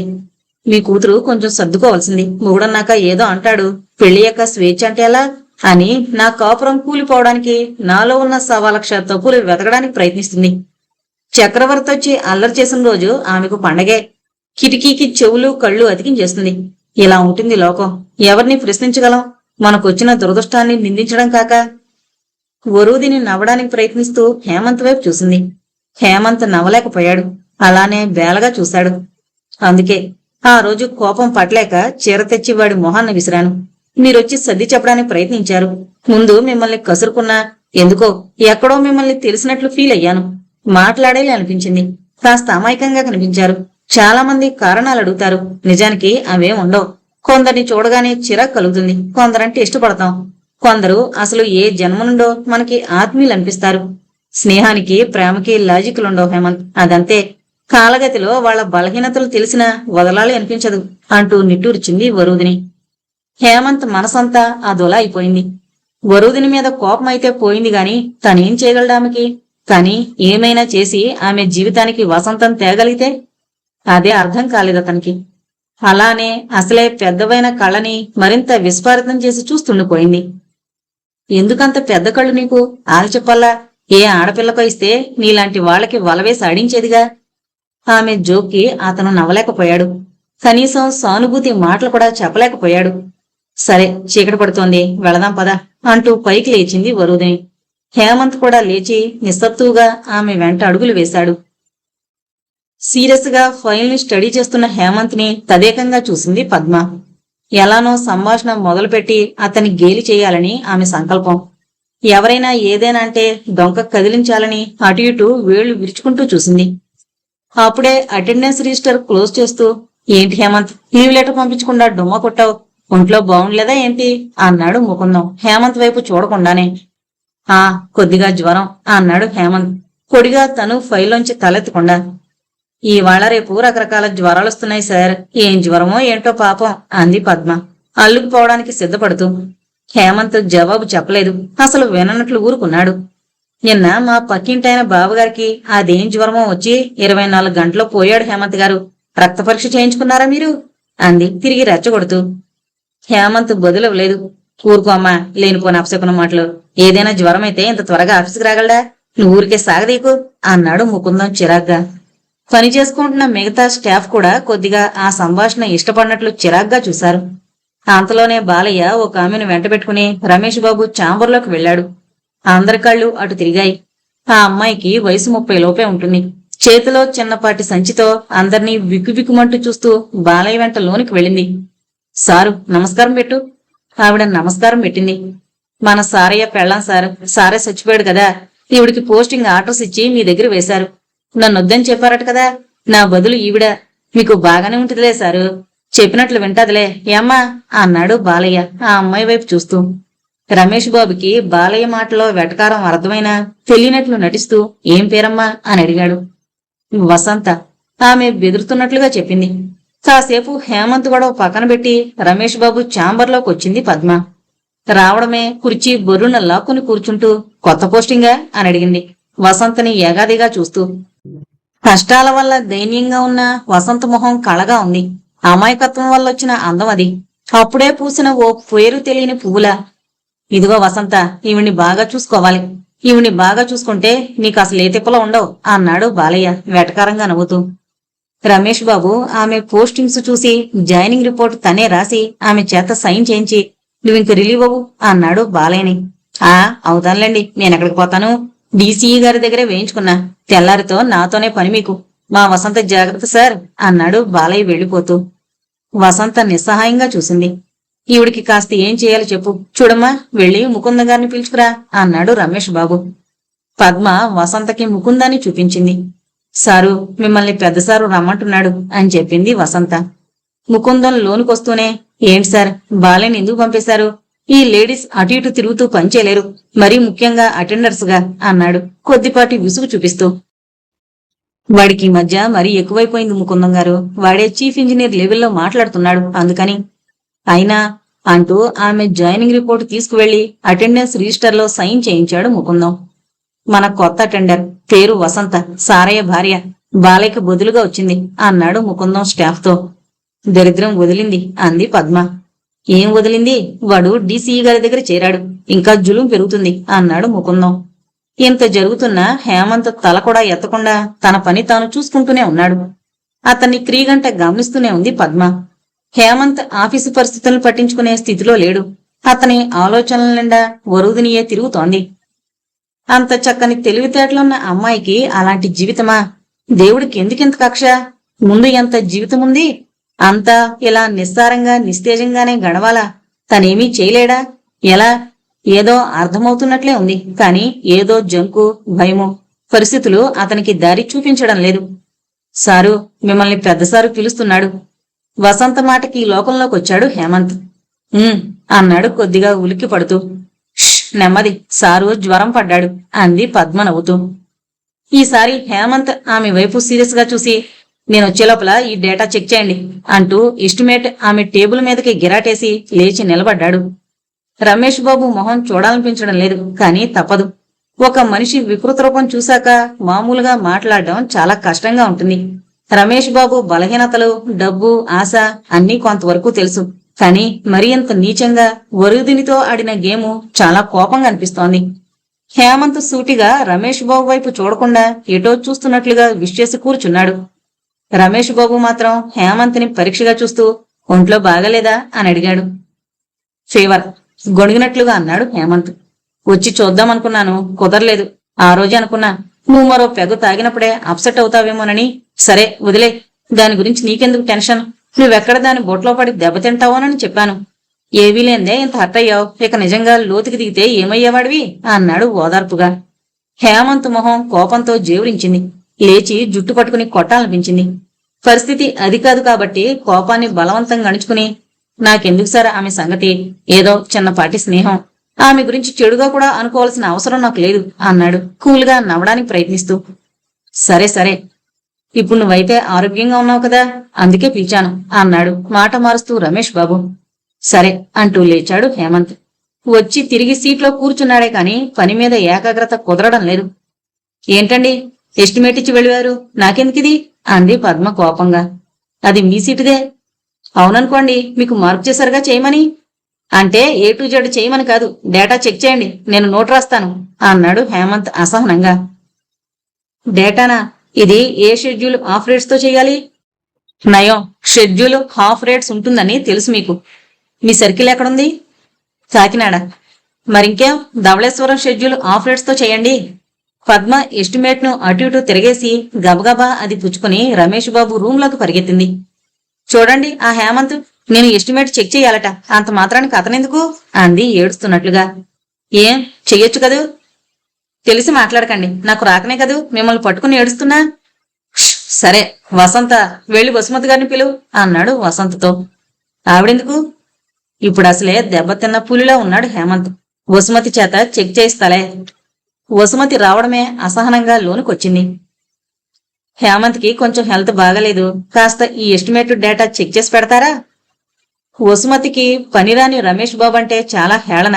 పైగా ఆమె రమేష్ బాబు కంటే సీనియర్. జోనల్ సిస్టంలో ఆమెని వెనక్కి తోసి రమేష్ బాబుకి ప్రమోషన్ ఇచ్చారని మంట కూడా ఉంది. పైగా పద్మతో అతని వేషాలు ఆమెకి చాలా యావింపుని కలిగిస్తున్నాయి. ఈవిడేం చేస్తుంది అంది పద్మ వైపు తిరిగి. మీకు తెలుసుగా నవ్వబోయాడు రమేష్ బాబు. నాకేం తెలీదు, నా సర్కిల్ హెవీ సర్కిల్. నేనే రోజు ఇంటికి పట్టుకెళ్లి తెల్లవార్లు వర్క్ చేస్తున్నాను, సారీ అంది నిక్కచ్చిగా వసుమతి. ఈ ఒక్కసారికి ఒక పని చేయండి, ఆవిడ సర్కిల్ని కూడా నాకు అలాట్ చేసి ఆమెను నాకు అసిస్టెంట్ గా వేయండి, పని నేర్పిస్తాను ఆవిడికి అంది వసుమతి. పద్మ కోపంతో ఊగిపోయింది. నేను మీకు అసిస్టెంట్నా? అంత పౌరుషం ఉంటే పని నేర్చుకోండి పద్మ. మీలాంటి వారు నాకు అసిస్టెంట్ కావాలని నేను కోరుకోవడం లేదు అంటూ విసురుగా వెళ్లిపోయింది వసుమతి. సరే హేమంత్నే పిలువు. ఆయన పర్మిషన్ లెటర్ మీకిమ్మని చెప్పి ఇప్పుడే వెళ్ళిపోయారు సార్ అంది వసంత్ చేతిలో కాగితం అతని బల్ల మీద పెడుతూ. వాట్, వెళ్ళిపోయాడా? అవును సారు, ఎవరో అమ్మాయి ఇచ్చి పిలిచికెళ్ళింది. వసంత మాటకి దిగ్భ్రమ చెంది రమేష్ బాబు, పద్మ మొహమొహాలు చూసుకున్నారు. అవును సార్, ఆ అమ్మాయి ఏదో ప్రాబ్లంలో ఉన్నట్లుంది, హడావిడిగా తీసుకెళ్ళింది అంటూ లోనుకొచ్చాడు ముకుందం. రమేష్ బాబు మాట పడిపోయినట్లుగా చూశాడు ముకుందం వైపు. ఎంతసేపు అయింది అని అడిగాడు చివరికి నోరు పెగల్చుకుని. ఇప్పుడే అంటూ వెళ్ళిపోయాడు ముకుందం. చూసారుగా, మీరేదో తెగ సంబరపడిపోతున్నారు, చాలా ఘనకార్యం చేసినట్లుగా. అందుకే ఇంకా పని మీదే ఇంట్రెస్ట్ ఉంటుంది, పరిగెత్తుతున్నాడు. మాటి మాటికి అంటూ రెట్టించింది పద్మ. రమేష్ బాబు ఆమె మాటలు వినిపించుకునే స్థితిలో లేడు. అతని హృదయం బొగ్గుమంటోంది అకారణంగా. తమ తప్పు తాము తెలుసుకునే స్థితిలో ఉంటే మనుషులు సైకోలుగానో దుర్మార్గులుగానో మారరు. ఇకిప్పుడు మాట్లాడి ప్రయోజనం లేదని చిన్నగా అక్కడి నుంచి జారుకుంది పద్మ. హాస్పిటల్లో గబగబా పరుగు తీస్తున్నట్లుగా నడుస్తోంది వరూధిని. ఆమె వెనకాలే హేమంత్. ఈసారి ఆమె నిజంగానే హాస్పిటల్కి తీసుకురావడం ఆందోళన కలిగిస్తోంది హేమంత్కి. ఎప్పుడు సరదాగా హాస్పిటల్ అని చెప్పి సినిమాకి తీసుకెళ్లే వరూధిని నిజంగానే ఇంటెన్సివ్ కేర్ వైపు ఆందోళనగా పరిగెత్తడం అతనికి భయాన్ని కలిగించింది. ఏమైంది అన్నాడు కంగారుగా. ఆమె వెనుతిరిగి చూసింది. ఆ కళ్ళ నిండా నీళ్లు. అమ్మకి బాగలేదా? ఆమె తల అడ్డంగా తిప్పింది. కాదు, చిత్రకి చాలా జ్వరం. అలా చెబుతున్నప్పుడు ఆమె బుగ్గల మీద కన్నీళ్లు జలజలా రాలాయి. ఎలా ఊరడించాలో తెలియని స్థితి. ఏం జరిగింది? మొన్న గొడవకి చాలా భయపడింది. చిత్రని బలవంతంగా లాక్కుని వెళ్లాలని చూశాడా దుర్మార్గుడు. ఆ పెనుగులాట్లో బాగా నలిగిపోయింది అంది వరూధిని కన్నీళ్లు తుడుచుకుని. ఇంతలో నర్సొచ్చి ఏవో మందులు అర్జెంటుగా కావాలని కౌంటర్లో డబ్బు కట్టమని చీటి ఇచ్చింది. వరూధిని ఆ చీటిని తీసుకుని ఆలోచించడం గమనించాడు హేమంత్. అప్పుడు చూశాడు ఆమె చేతులకున్న గాజులు, మెడలో చైను లేకపోవడం. ఒక్క నిమిషం అంటూ ఆమె వెళ్లబోతుండగా అతను ఆమె చేయి పట్టుకున్నాడు గబుక్కున. వరూధిని ఆగి అతని వైపు చూసింది. నేను కట్టి వస్తానివ్వండి. ఆమె జవాబు ఆశించకుండానే హేమంత్ చొరవగా ఆ చీటి తీసుకుని ముందుకెళ్లాడు. అతను వెళ్లిన వైపే నిర్లిప్తంగా చూస్తుండిపోయింది వరూధిని. అదృష్టవశాత్తు ఆ రోజునే హేమంత్ జీతం తీసుకున్నాడు. ఒక స్నేహితురాలికి మాత్రం సహాయపడగల అవకాశం వచ్చినందుకు తనకి సంతోషంగా ఉంది. గబగబా కౌంటర్లో మనీ పే చేసి చెప్పిన మందులు తెచ్చి వరూధినికి అందించాడు. థ్యాంక్స్ హేమ్, నేనింటికెళ్ళాక నీకు మనీ తిరిగిస్తాను అంది కృతజ్ఞతగా. ముందు పని చూడండి. వరూధిని లోపలికెళ్లి నర్సుకి మందులు హ్యాండ్ ఓవర్ చేసి చిత్ర బెడదెరకొచ్చింది. స్పృహలో లేని చిత్రను చూసి దుఃఖం ఆపుకోలేకపోయింది. కన్నిటిని బలవంతంగా ఆపుకుని ఎలా ఉంది అని అడిగింది డ్యూటీ డాక్టర్ని. అతను పర్వాలేదు అన్నట్లుగా తల పంకించి వెళ్లిపోయాడు. నిస్సత్తువుగా బయటకొచ్చి హేమంత్ పక్కన కూర్చుంది వరూధిని. ఎలా ఉంది? హేమంత్ ఆదుర్దాగా అడిగాడు. బదులుగా నీరసంగా నవ్వింది వరూధిని పర్వాలేదు అన్నట్టుగా. నువ్వెళ్ళి హేమంత్, మళ్ళీ రేపు ఆఫీస్కి వెళ్లాలిగా అంది. పర్వాలేదు, ఉంటాను అన్నాడు ఆమె పక్కనే కూర్చుంటూ. వద్దం లేదు వరూధిని, అవసరం అలాంటిది. ఆమె మనసిప్పుడు ఆసరా కోరుకుంటోంది. ఇంటి దగ్గర ముసలి తల్లి బేలగా ఒంటరిగా ఉంది. మగతోళ్లేని బ్రతుకులైపోయాయి తమవి. ఆమె కళ్ళు వర్షిస్తున్నాయి. ప్లీజ్ బీ కంట్రోల్ వరూధిని అన్నాడు ఎలాగోలా హేమంత్. ఆమె కళ్ళు తుడుచుకుని నవ్వడానికి ప్రయత్నించింది. జీవితం చిన్నది, అశాశ్వతమైంది అని అందరూ తెగ చెబుతారు. కాని ఎందుకిలా తాము సుఖపడకుండా ఎదుటివాణ్ణి సుఖపడనివ్వకుండా ఇలా శాడిస్టిక్ గేమ్స్ ఆడుకుంటారు? ఉద్ధరించలేని వారు బిడ్డలకి జన్మెందుకిస్తారు? ఎందుకిలా కనిటిమయం చేస్తారు అంది వేదనగా. హేమంత్ వింటున్నాడు. ఆమెని ఓదార్చేంత వయసు, పరిపక్వత కూడా లేవతనకి. కాని తల్లి గుర్తుకొచ్చింది. నలుగురిని కన్న తన తండ్రి కూడా తల్లిని గుర్తించేవాడు కాదు. ఎప్పుడూ ఆస్తిగోలే. తల్లే అన్నీ సర్దుకునేది. తెలియక తను చేసే అల్లరను కూడా భరించేది. ఆడపిల్లలకి ఎన్ని అవసరాలుంటాయి, అవన్నీ సర్దుబాటు చేసేది. తనకి ఊహ తెలిసి తండ్రి ఏదో ఒక నెపంతో తల్లిని తిట్టడమే గాని ప్రేమగా పలకరించడం తెలీదు. ఒక్క సినిమాకి తీసుకువెళ్ళినట్లుగా కూడా చూడలేదు. ఏంటి ఆలోచిస్తున్నావు హేమంత్? వరూధిని ప్రశ్నకి ఈ లోకంలోకి వచ్చాడు హేమంత్. ఏం లేదన్నట్టుగా తలాడించాడు. ఆ పక్కావిడి చూసావా? పుట్టప్పుడు మా ఇంటి విషయాలన్నీ ఆవిడికే కావాలి. కొంచెం సేపు అమ్మ దగ్గరుంటారా అని అడిగితే 1000 వంకలు చెప్పింది. ఇంకెవరైనా సహాయం చేస్తే వాళ్ళ గురించి అంతా ఆవిడికి చెప్పాలి. వెళ్ళి అమ్మని చూసి రమ్మంటారా? పర్వాలేదు, వాడిప్పుడు రాడు, డబ్బు అందింది కదా. గాజులిచ్చేశారా? వరూధిని హేమంత్ వైపు చూసి నవ్వి తెలివైన వాడివే అంది. జీతం రాలేదా? అది తీసుకెళ్లాడు. హేమంత్ గుండె నొక్కేసినట్లయింది. కాసేపు పడుకో హేమంత్, అవసరమైతే లేపుతానులే అంది వరూధిని. నిద్ర రావడం లేదు. సరే, ఏదైనా చెప్పు. ఏం చెప్పను? నీ గురించే. మీ ఇంటి సంగతులేం చెప్పలేదు ఎప్పుడు. అంత చెప్పుకోవలసిన చరిత్రేం లేదు. మామూలు మధ్యతరగతి కుటుంబం, అమ్మలేదు అన్నాడు నవ్వుతూ. ఇంకా ఇంకేముంటుంది? డబ్బు అవసరాలు, అది లేకొచ్చే బాధలు, అప్పులు. హేమంత్ నవ్వాడు. అది సరే, పెళ్ళెప్పుడు చేసుకుంటావు? వరూధిని సూటి ప్రశ్నకి హేమంత్ తడబడ్డట్టుగా చూశాడు. అప్పుడే కాదు అన్నాడు నసిగినట్లుగా. ఎలాంటి అమ్మాయి కావాలి? ఏమీ అనుకోలేదు. వరూదిని నవ్వింది. చెప్పడం లేదు నువ్వు, దాస్తున్నావు కదూ అంది. ఇంతలో నర్సొచ్చి చిత్రకి స్పృహ వచ్చిందని చెప్పడంతో వరూదిని పరిగెత్తినట్లుగా లోపలికెళ్ళింది. చిత్ర ఊరికే కదిలిపోతూ మమ్మీ మమ్మీ అంటోంది. అలా చూడగానే కన్నీళ్ళొచ్చేశాయి వరూదినికి. అరగంటలో రూమ్ తెస్తాం, మీరెళ్ళి కూర్చోండి అని చెప్పింది నర్సు. వరూదిని బయటకొచ్చి హేమంత్ చేతులు పట్టుకుని, హేమ్, చిత్రకి తగ్గింది. నేనంతా వణికిపోయినా తెలుసా?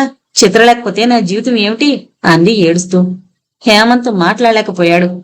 ప్రతి స్త్రీలోనూ తల్లుంటుంది, కాని ప్రతి పురుషుల్లోనూ తండ్రి ఉండడు అనుకుంటున్నాడు మనసులో. కాసేపటికి చిత్రని రూమ్కు తీసుకొచ్చారు. హేమంత్ కూడా రూంలో కూర్చున్నాడు. చిత్రకింకా ట్రీట్మెంట్ జరుగుతోంది. తెల్లవారుతుండగా, ఇక నువ్వు వెళ్ళి హేమంత్, నేను చూసుకుంటానులే అంది వరూదిని. హేమంత్ సరే అన్నట్లుగా బయలుదేరుతుండగా హేమ్ అంది వరూదిని. హేమంత్ వెనుతిరిగి చూశాడు. థ్యాంక్స్ ఎలాట్ అంది వరూదిని. హేమంత్ తల పంకించి బయటికి నడిచాడు. రూమ్కొస్తూ ఇంటికొకసారి ఫోన్ చేయాలనిపించింది హేమంత్కి. నాన్న ఎలా ఉన్నారో, ఆ అక్కేళ్ల పరిస్థితి ఏంటో ఎన్నో ఆలోచనలతో కాల్ చేశాడు. తండ్రి ఎత్తాడు. నాన్నగారు బాగున్నారా? ఏదో ఏడ్చాను, నువ్వెలా ఏడుస్తున్నావు అక్కడ? అతని ధోరణంతే. బాగానే ఉన్నాను. అక్కేలంతా బాగున్నారా? ఆ ఉన్నారు. అంతా సరోజిని కొంపకెళ్లారు. అదేదో చచ్చి ఏడవబోయింది. వేదవ గొడవ. ఆ మాట విని కంగారు పడిపోయాడు హేమంత్. సరోజిని ఆంటీకి ఏమైంది నాన్నగారు అన్నాడు ఆందోళనగా. ఏమో, ఎవడో తెలుసు, దరిద్రపు వాళ్ళ ఏదో ఊరేసుకుని చావబోయిందట, దరిద్రపు సంత. దాన్ని చూడ్డానికి వెళ్లారు అంటూ మరో మాటకి ఆస్కారం ఇవ్వకుండా ఫోన్ పెట్టేశాడతను. హేమంత్ తలడిల్లిపోయాడు.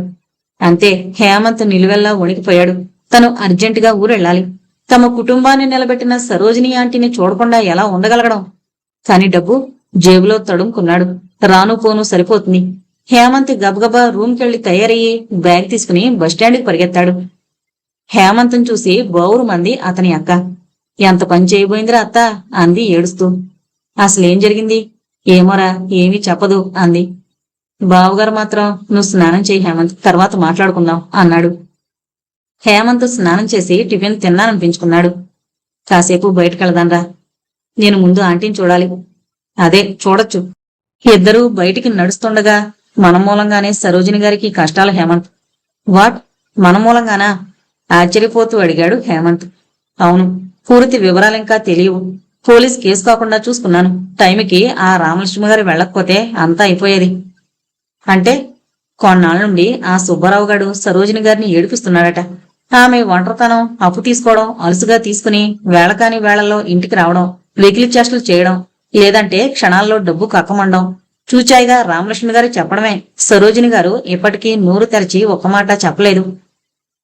కాని సరోజిని ఆంటీ లాంటి ధైర్యస్తురాలు ఇలా చేయడం సందిగ్ధంగా చూశాడు హేమంత్.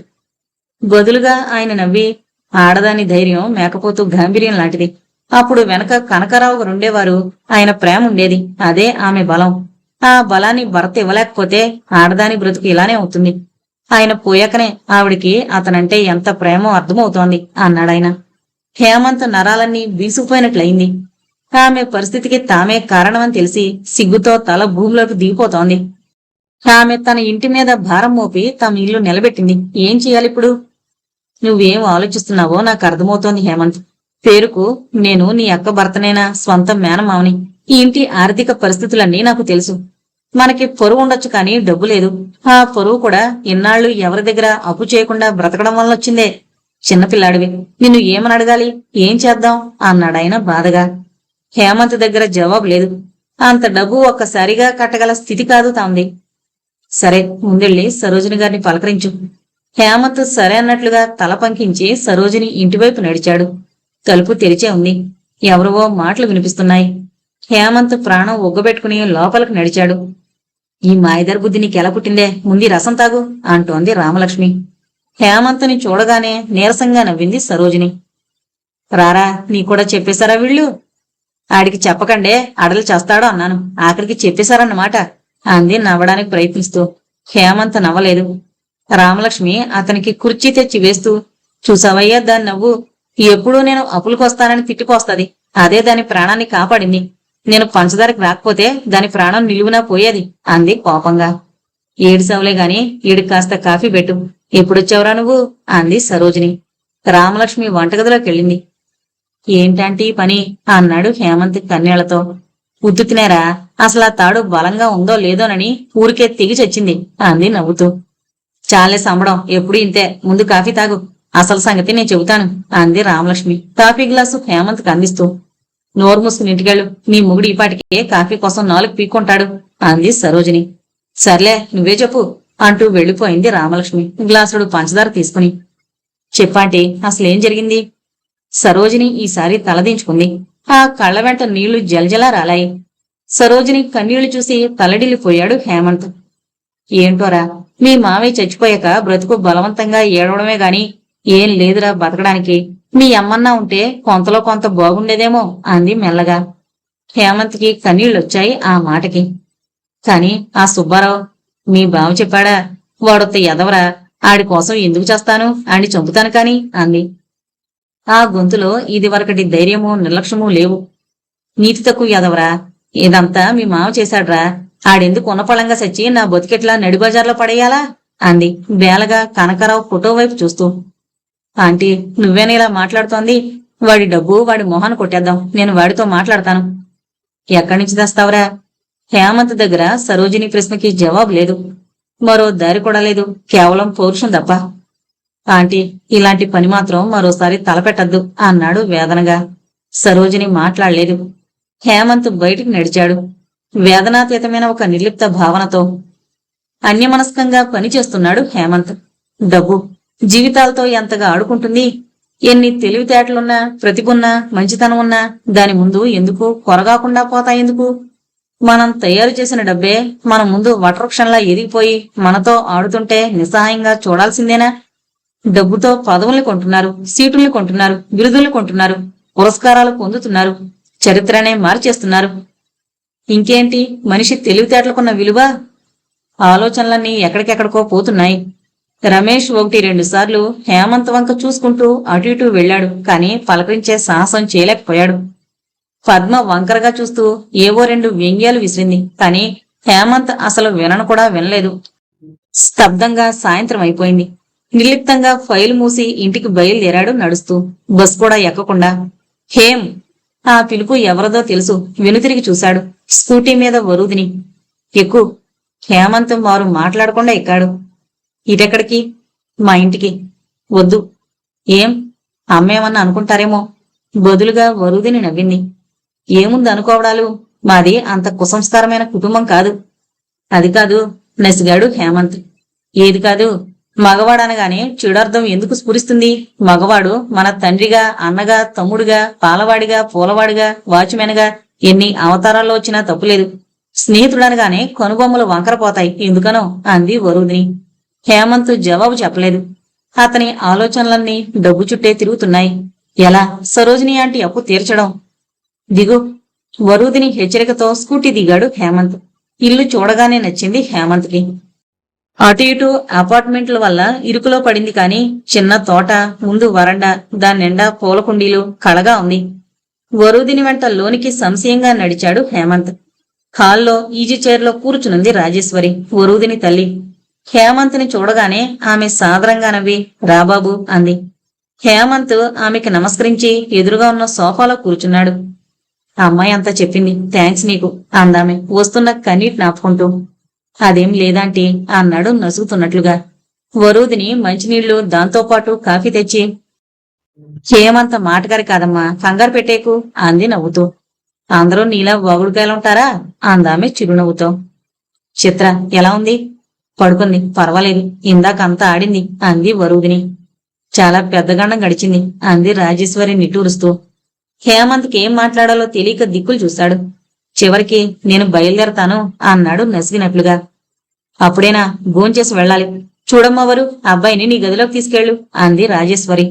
రాహ్యం పైన బాగుంటుంది అంది వరూదిని మెట్లెక్కుతూ. హేమంత్ ఆమె వెనక మేడ మీదకు వెళ్లాడు. పైన విశాలమైన హాలు, అందులో ఇత్తడి గొలుసులతో చెక్క ఉయ్యాల, అందమైన ఇండోర్ ప్లాంట్, తంజావూరు చిత్రాల గోడలకున్నాయి. ర్యాక్ నిండా దేశ విదేశాల పుస్తకాలు, మరో పక్క పెయింటింగ్ స్టాండు, దానికి సగం వేసిన చిత్రం. మీరు ఆర్టిస్టా? విస్మయంగా అడిగాడు హేమంత్ స్టాండ్ మీదున్న చిత్రాన్ని చూస్తూ. ఏదో అన్నింట్లో వేలు పెడతాను, ఏదీ పూర్తిగా రాదు అంది వరుదిని కూర్చో అంటూ. హేమంత్ కేన్ కుర్చీలో కూర్చుంటూ చుట్టూ పరిసరాల్ని గమనిస్తున్నాడు. అక్కడ ప్రతిదీ కళాత్మకంగానే సింపుల్ గానే ఉన్నాయి. ఇంతటి అభిరుచులున్న ఈ అమ్మాయికి ఇంత భయంకరమైన దురదృష్టకరమైన జీవితమా? ఏంటి ఆలోచిస్తున్నావు హేమ్? సడన్ గా 2 రోజులు కనపడలేదెందుకు? ఊరెళ్ళాను. ఎందుకంత సడన్ గా? ఊరికే అందర్నీ చూడాలనిపించింది. ఆ జవాబు సరిగ్గా అనిపించలేదు వరుదినికి. ఏం జరిగింది? ఏం లేదు. ఇంటి పక్క సరోజిని ఆంటీకి బాగలేదని తెలిసి నేను నా గురించి అంతా చెప్పాను. నువ్వింకా దాస్తున్నావు. చెప్పకూడందా? వరూదిని ప్రశ్నకి హేమంత్ కళ్ళు చెమర్చాయి. చెప్పకూడదేమీ లేదు అంటూ అంతా చెప్పాడు హేమంత్. వరూదిని గాఢంగా నిట్టూర్చింది. ఎంత మంచావిడా సరోజిని గారు అంది వేదనగా. ఎందుకో పదే పదే అమ్మ గుర్తొస్తోంది వరుదిని. నాకసలు ఏ కష్టం తెలీదు, అల్లరి చేయడం తప్ప. నన్ను నాన్న కొడతారని అన్నీ దాచేది. అందరికన్నా చిన్నవాణ్ణని బాగా ముద్దు చేసేది. ఊహ తెలిసాక అమ్మంటే ప్రేమతో పాటు గౌరవం, జాలి కూడా ఏర్పడ్డాయి. ఆమెకేదన్నా చెయ్యాలని, నా ఇంజనీరింగ్ అవ్వగానే నాతో పాటు తీసుకెళ్లిపోవాలని ఎన్నో కలలు. కాని ఆ అవకాశం ఇవ్వకుండానే, నేను చదువు పూర్తి చేయకుండానే హేమంత్ గొంతు సన్నగా వణకడం గమనించింది వరూదిని. అతన్ని ఆత్మీయంగా ఓదార్చాలి అనిపించింది వరుదినికి. కాని ఏం చెయ్యాలో తోచక వాతావరణం తేలిక చేయాలనే ఉద్దేశంతో అల్లరంటే ఏం చేసేవారేంటి అని అడిగింది. హేమంత్ కొద్దిగా తేరుకుని ఏవో చిలిపి పనులు, అప్పట్లో ఏం తోస్తే అది. ఏదో ఒకటి చెప్పండి అంది వరూదిని నవ్వుతూ. హేమంత్ తనలో తనే నవ్వుకున్నాడు. నాక్కూడా చెప్పండి, నవ్వుతాను. అంటే బాగుండదు. పర్వాలేదు. అప్పుడు బాగా చిన్నవాణ్ణండి. అదే చెప్పండి. నాకప్పుడు 9 ఏళ్లు. 5th క్లాస్ చదువుకుంటున్నా. మా క్లాసులో అమ్మాయిలింకా ఫ్రాకులు వేసుకునేవారు. కొంతమంది మగపిల్లలు నాకో పని అప్పచెప్పారు. నేను పొట్టిగా చిన్నగా ఉండేవాణ్ణి. అమ్మాయిలంతా నాతో బాగా ఆడేవారు. ఒకరోజు క్లాస్ జరుగుతోంది. నేను అమ్మాయిల బెంచీల కింద పాకి వాళ్ళేసుకున్న చెడ్డీల రంగులన్నీ వీళ్ళకొచ్చి చెప్పాలి. అదే వాళ్ళు నాకు అప్పచెప్పిన పని. ఇక చూడండి, క్లాస్ అయిపోయాక వీళ్ళు చేసిన అల్లరి. చివరికి ఎంక్వైరీ చేస్తే నా పేరు బయటపడింది. వరుదిని నవ్వు ఆపుకోలేకపోయింది. మరేం చేశారప్పుడు? నన్ను క్లాసులోంచి తీసేసి ఇంటికి రిపోర్ట్ చేశారు. అమ్మాయి స్కూల్కొచ్చి మాట్లాడింది. ఆ తర్వాత ఎప్పుడూ ఆ అమ్మాయిల జోలికి వెళ్లలేదు అన్నాడు హేమంత్ తను నవ్వుతూ. మొత్తానికి గ్రంథసాంగుడే మీరు. అదేం లేదండి. ఆ తర్వాత నేను ఏవేవో కొంటి పనులు చేసినా ఆ అమ్మాయిల్ని ఏడిపించలేదు. చివరికి ఇంజనీరింగ్ లో కూడా అందరూ నాతో చాలా ఫ్రెండ్లీగా ఉండేవారు. ఎవరినైనా ప్రేమించారా? హేమంత్ వెంటనే జవాబు చెప్పలేకపోయాడు. ఆ తర్వాత లేదన్నట్టుగా తలూపాడు. అయితే ప్రవరాకుడన్నమాట. తలెత్తి చూసి లేదు అన్నాడు చిన్నగా నవ్వుతూ. ఏంటా జవాబులు? సరే, మిమ్మల్ని ఇబ్బంది పెట్టను. ఊరికే డబ్బు గురించి బెంగపడకండి. మా ఆఫీసర్ ఒకడు ఎప్పుడూ అంటుండేవాడు, money must be under circulation, it must not be stagnated అని. మీ అవసరాలకు అందుతుంది డబ్బు. డోంట్ వరీ, రండి భోజనానికి అంటూ లేచింది. ఆమెని అనుసరిస్తూ ఎదురుగా టేబుల్ మీదున్న గజ్జెల వైపు చూసి మీరు డాన్సరా అని అడిగాడు ఆశ్చర్యంగా. ఏదో కొద్దిగా నేర్చుకున్నాను భరతనాట్యం. బాధ కలిగినా ఆనందం కలిగినా ఈ హాలు ఊగిపోతుంది అంది నవ్వుతూ. హేమంత్ నవ్వాడు. పాత కట్టడం కదా, తట్టుకుంటుంది కాబోలు అన్నాడు చమత్కారంగా. పర్వాలేదే అంది వరుదిని తను నవ్వుతూ. భోజనాలనంతరం చిత్రను ఒకసారి చూసి రాజేశ్వరి గారికి చెప్పి బయటకొచ్చాడు. నేను డ్రాప్ చేయనా? వద్దు, ఆటోలో వెళ్ళిపోతాను అన్నాడు హేమంత్. డబ్బు గురించి వర్రీ కావద్దు. ఏ సమస్య అయినా అలానే ఉండిపోదు అంది వరుదిని. హేమంత్ తలూపి బయలుదేరాడు. ఆ వారమంతా హేమంత్ పరధ్యానంగానే గడిపాడు. వరూదిని అప్పుడప్పుడు కలిసినా అతని ఆలోచనలు అలానే ఉన్నాయి. అంత డబ్బెలా? రమేష్ ని అడగడం ఇష్టం లేదు. వెంటనే పద్మకు చెబుతాడు. పని జరగకపోయి అవమానం మిగులుతుంది. ట్యాంక్ బండ్ బెంచి మీద ఆలోచిస్తూ సిగరెట్ కాలుస్తున్నాడు. ఈ అలవాటు కూడా ఉందా? ఇదివరకెప్పుడు చూడలేదే. హేమంత్ వరూదిని మాటకి ఉలిక్కిపడి సిగరెట్ పడేశాడు. వరూదిని పక్కనే కూర్చుని సిగరెట్లు కాలిస్తే డబ్బులొస్తాయని ఎవరైనా చెప్పారా అంది. లేదు లేదు, ఏదో తోచక. కాని అలా ఎవరైనా చెప్తుంటే అది నిజమే అంది నవ్వుతూ. హేమంత్ అర్థం కానట్లుగా చూశాడు. అవును, ఇదిగో డబ్బొచ్చేసింది అంటూ ఒక ప్యాకెట్ అతని చేతిలో పెట్టింది. ఏంటిది? ఎక్కడిది అన్నాడు హేమంత్ ఆ ప్యాకెట్ అందుకోకుండా. ఎక్కడిదైతేనే డబ్బు డబ్బే. ముందెళ్ళి సరోజిని గారి పొరుగు కాపాడు. వద్దు వరుదిని, మొన్న చిత్ర వైద్యానికే చాలా కష్టపడ్డారు. ఇప్పుడు ఎక్కడి నుంచి తెచ్చారింత డబ్బు? చూడు మిస్టర్ హేమంత్, డబ్బు ఒక ప్రవాహం లాంటిది. దాని టైంకి మనం అందుకోకపోతే అది మరోవైపు పోతుంది. ఎవడో అదృష్టవంతుడు దాన్ని అందుకుంటాడు. కాబట్టి తీసుకో. ఎక్కడిది? బ్లాకా వైటా అంటూ యక్ష ప్రశ్నలు వేయకు. కోర్స్ వైటే అంటూ బలవంతంగా అతని చేయి తెరిచి ప్యాకెట్ చేతిలో పెట్టింది. ఎంత? నసిగాడు హేమంత్. నీ అవసరానికి సరిపడినంత. రాత్రికి బస్సెక్కు. హేమంత్కి సిగ్గుగా ఉంది. ఆ సిగ్గును మించిన అవసరమూ ఉంది. కాని తన జీవితంలో ప్రవేశించిన స్త్రీలందరూ ఎంత ఉత్తములు. తన తల్లి సరోజిని ఆంటీ వరుదిని ఎందుకిలా తనే ఉపకారం చేయకుండానే ఇంతగా ప్రేమిస్తున్నారు, తనకింతగా సహాయపడుతున్నారు. ఆలోచనలు మాని బయలుదేరండి, ఇదిగో టికెట్ అంటూ టికెట్ చేతిలో పెట్టింది వరుదిని. కానీలు అర్ధనాలు ఎప్పుడో అవుట్డేటెడ్ అయిపోయాయి. వెళ్ళండి, హరియప్ అంది వరుదిని లేచి నిలబడుతూ. అతన్ని రూమ్ దగ్గర వదిలేసి, జాగ్రత్త, బస్సులో దొంగలు ఎక్కువైపోయారు అంటూ హెచ్చరించింది Varudhini. Thank you Varudhini, thanks a lot అన్నాడు హేమంత్ గొణుగుతున్నట్టుగా. ఎదురుగా నంగనాచిలా కూర్చున్నాడు సుబ్బారావు. హేమంత్, అతని మామయ్య రామలక్ష్మి, భర్త రాఘవరావు మరో పక్కన కూర్చున్నారు. డబ్బు లెక్క చూసుకో పేనా సెదవా అంది సరోజిని జుట్టు ముడేసుకుంటూ. అందర్నీ చూసి 1000 ఏనుగుల బలం వచ్చేసింది సరోజినికి. సుబ్బారావు లెక్క చూసుకుని సరిపోయిందక్క అన్నాడు ఎంతో వినయంగా. ఛీ, నీ బతుకుచాడా, అప్పుడే అక్క అంటావు, అమ్మ అంటావు, చేతులు పట్టుకుంటావు, ఏ బతుకురానిది? తప్పైనా ఒప్పైనా దానికో ధర్మం ఏడవాలరా గాడిదా అంది సరోజిని గయ్యను లేస్తూ. పోనీలాంటి వదిలేండి అన్నాడు హేమంత్. ముందింటి కాగితాలేవు అన్నాడు హేమంత్ మామయ్య. సుబ్బారావు కాగితాలు అందించాడు. అన్నీ సరిచూసుకుని ఇంక బయలుదేరు అన్నాడాయన. వస్తానక్క అంటూ లేచి నిలబడ్డాడు సుబ్బారావు.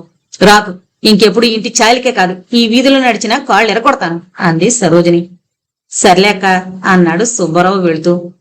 చూడండి సుబ్బారావు గారు, అవసరానికి డబ్బిచ్చారు, థ్యాంక్స్. నిజానికి అది నా అవసరం. దాన్ని అలుసుగా తీసుకుని పిచ్చి వేషాలేస్తే ప్రాణానికే ముప్పు. ప్రాణం పోయాక ఏం చేసుకుంటారండి డబ్బు? మనుషులు మనుషుల్లా ప్రవర్తిస్తే బాగుంటుంది కదా అన్నాడు హేమంత్. నిజమే అబ్బాయి, వస్తా అంటూ వెళ్లిపోయాడు సుబ్బారావు. దొంగ సచ్చినోడు అంది సరోజిని కోపంగా. మరి మేం కూడా వెళ్ళొస్తాం అంటూ అందరూ బయలుదేరారు. నువ్వుండ్రా అంది సరోజిని హేమంత్ని. సరే, నువ్వు మాట్లాడరా అంటూ హేమంత్ మామయ్య వెళ్లిపోయాడు. ఎక్కడదరా అంత డబ్బు? సరోజిని ప్రశ్నకి తలదించుకున్నాడు హేమంత్. నిన్నేరా, ఎక్కడదంత డబ్బు అంటూ హేమంత్ భుజాలు పట్టి కుదిపింది సరోజిని. ఒక దేవత ఇచ్చింది. ఆ జవాబు విని సరోజిని తెల్లబోయి చూసింది. దేవత? అవునంటే అవసరానికి ఆదుకున్న వాళ్ళని దేవతలేగా అంటాం. ఎవర్రా? కొంపదీసి ప్రేమించేసేబెట్టి. అవును. సరోజిని అమాంతం హేమంత్ కాళ్ళ దగ్గర కూలబడి, ఏంట్రా ఇదంతా నిజమేనా? ఎవరా పిల్ల? బాగుంటుందా అంది. బాగుంటుంది నీలా. యాదవ మాటలు మాను, సరిగ్గా చెప్పు. అవునంటే నీలానే చాలా మంచిది, కపటం తెలియంది. మంచితనాన్ని మించిన అందం ఇంకేముంటుంది? అవునులే, మీ మావ కూడా ఇలానే అనేవాడు. అసరే, మరి సంగతి ఇంట్లో చెప్పావా? లేదు, అసలు ఆ అమ్మాయికే చెప్పలేదు అన్నాడు హేమంత్ మెల్లగా. ఏడ్చినట్టుంది నీ యవ్వారం. ఏం మగాడివిరా, ఆ మాత్రం సొరవ తీసుకుని చెప్పలేవు? ఈ లోపల ఇంకెవడన్నా చెప్పి ఎగరేసుకుపోతే? ఆ పరిస్థితి రాదు, ఆల్రెడీ ఆ అమ్మాయికి పెళ్ళయింది. ఏటి పిచ్చిగనెక్కిందా నీకు? సరోజిని తెల్లబోతూ అడిగింది. ఏమో మరి. సరోజిని అసహనంగా లేచి నిలబడింది. ఆ వెంటనే బెదిరిస్తున్నట్లుగా వేలుపుతూ, నాతో పరాస్కాలు కాదు యాదవకాన, సెడ్డీ తొడిగి ఒళ్ళో పెట్టుకుని పెంచిందాన్ని, నిజం చెప్పు, ఆ పిల్లకి పెళ్ళైందా అంది ఆవేశంగా. హేమంత్ తన పెద్ద పెద్ద కళ్ళతో సరోజిని వైపు చూసి, ఎప్పుడన్నా నీతో జోక్ చేశానా ఆంటీ అన్నాడు నెమ్మదిగా. సరోజినికి అంత ఆవేశం దిగిపోయింది. చొప్పున నీళ్లు జల్లిన పాలలా గుస్సున కిందకి దిగిపోయి హేమంత్ కాళ్ళ దగ్గర కూలబడి, ఇదేంట్రా సన్నాసి, అసలే నీ బాబు అగ్గి లేకుండానే మండే గుగ్గిలం.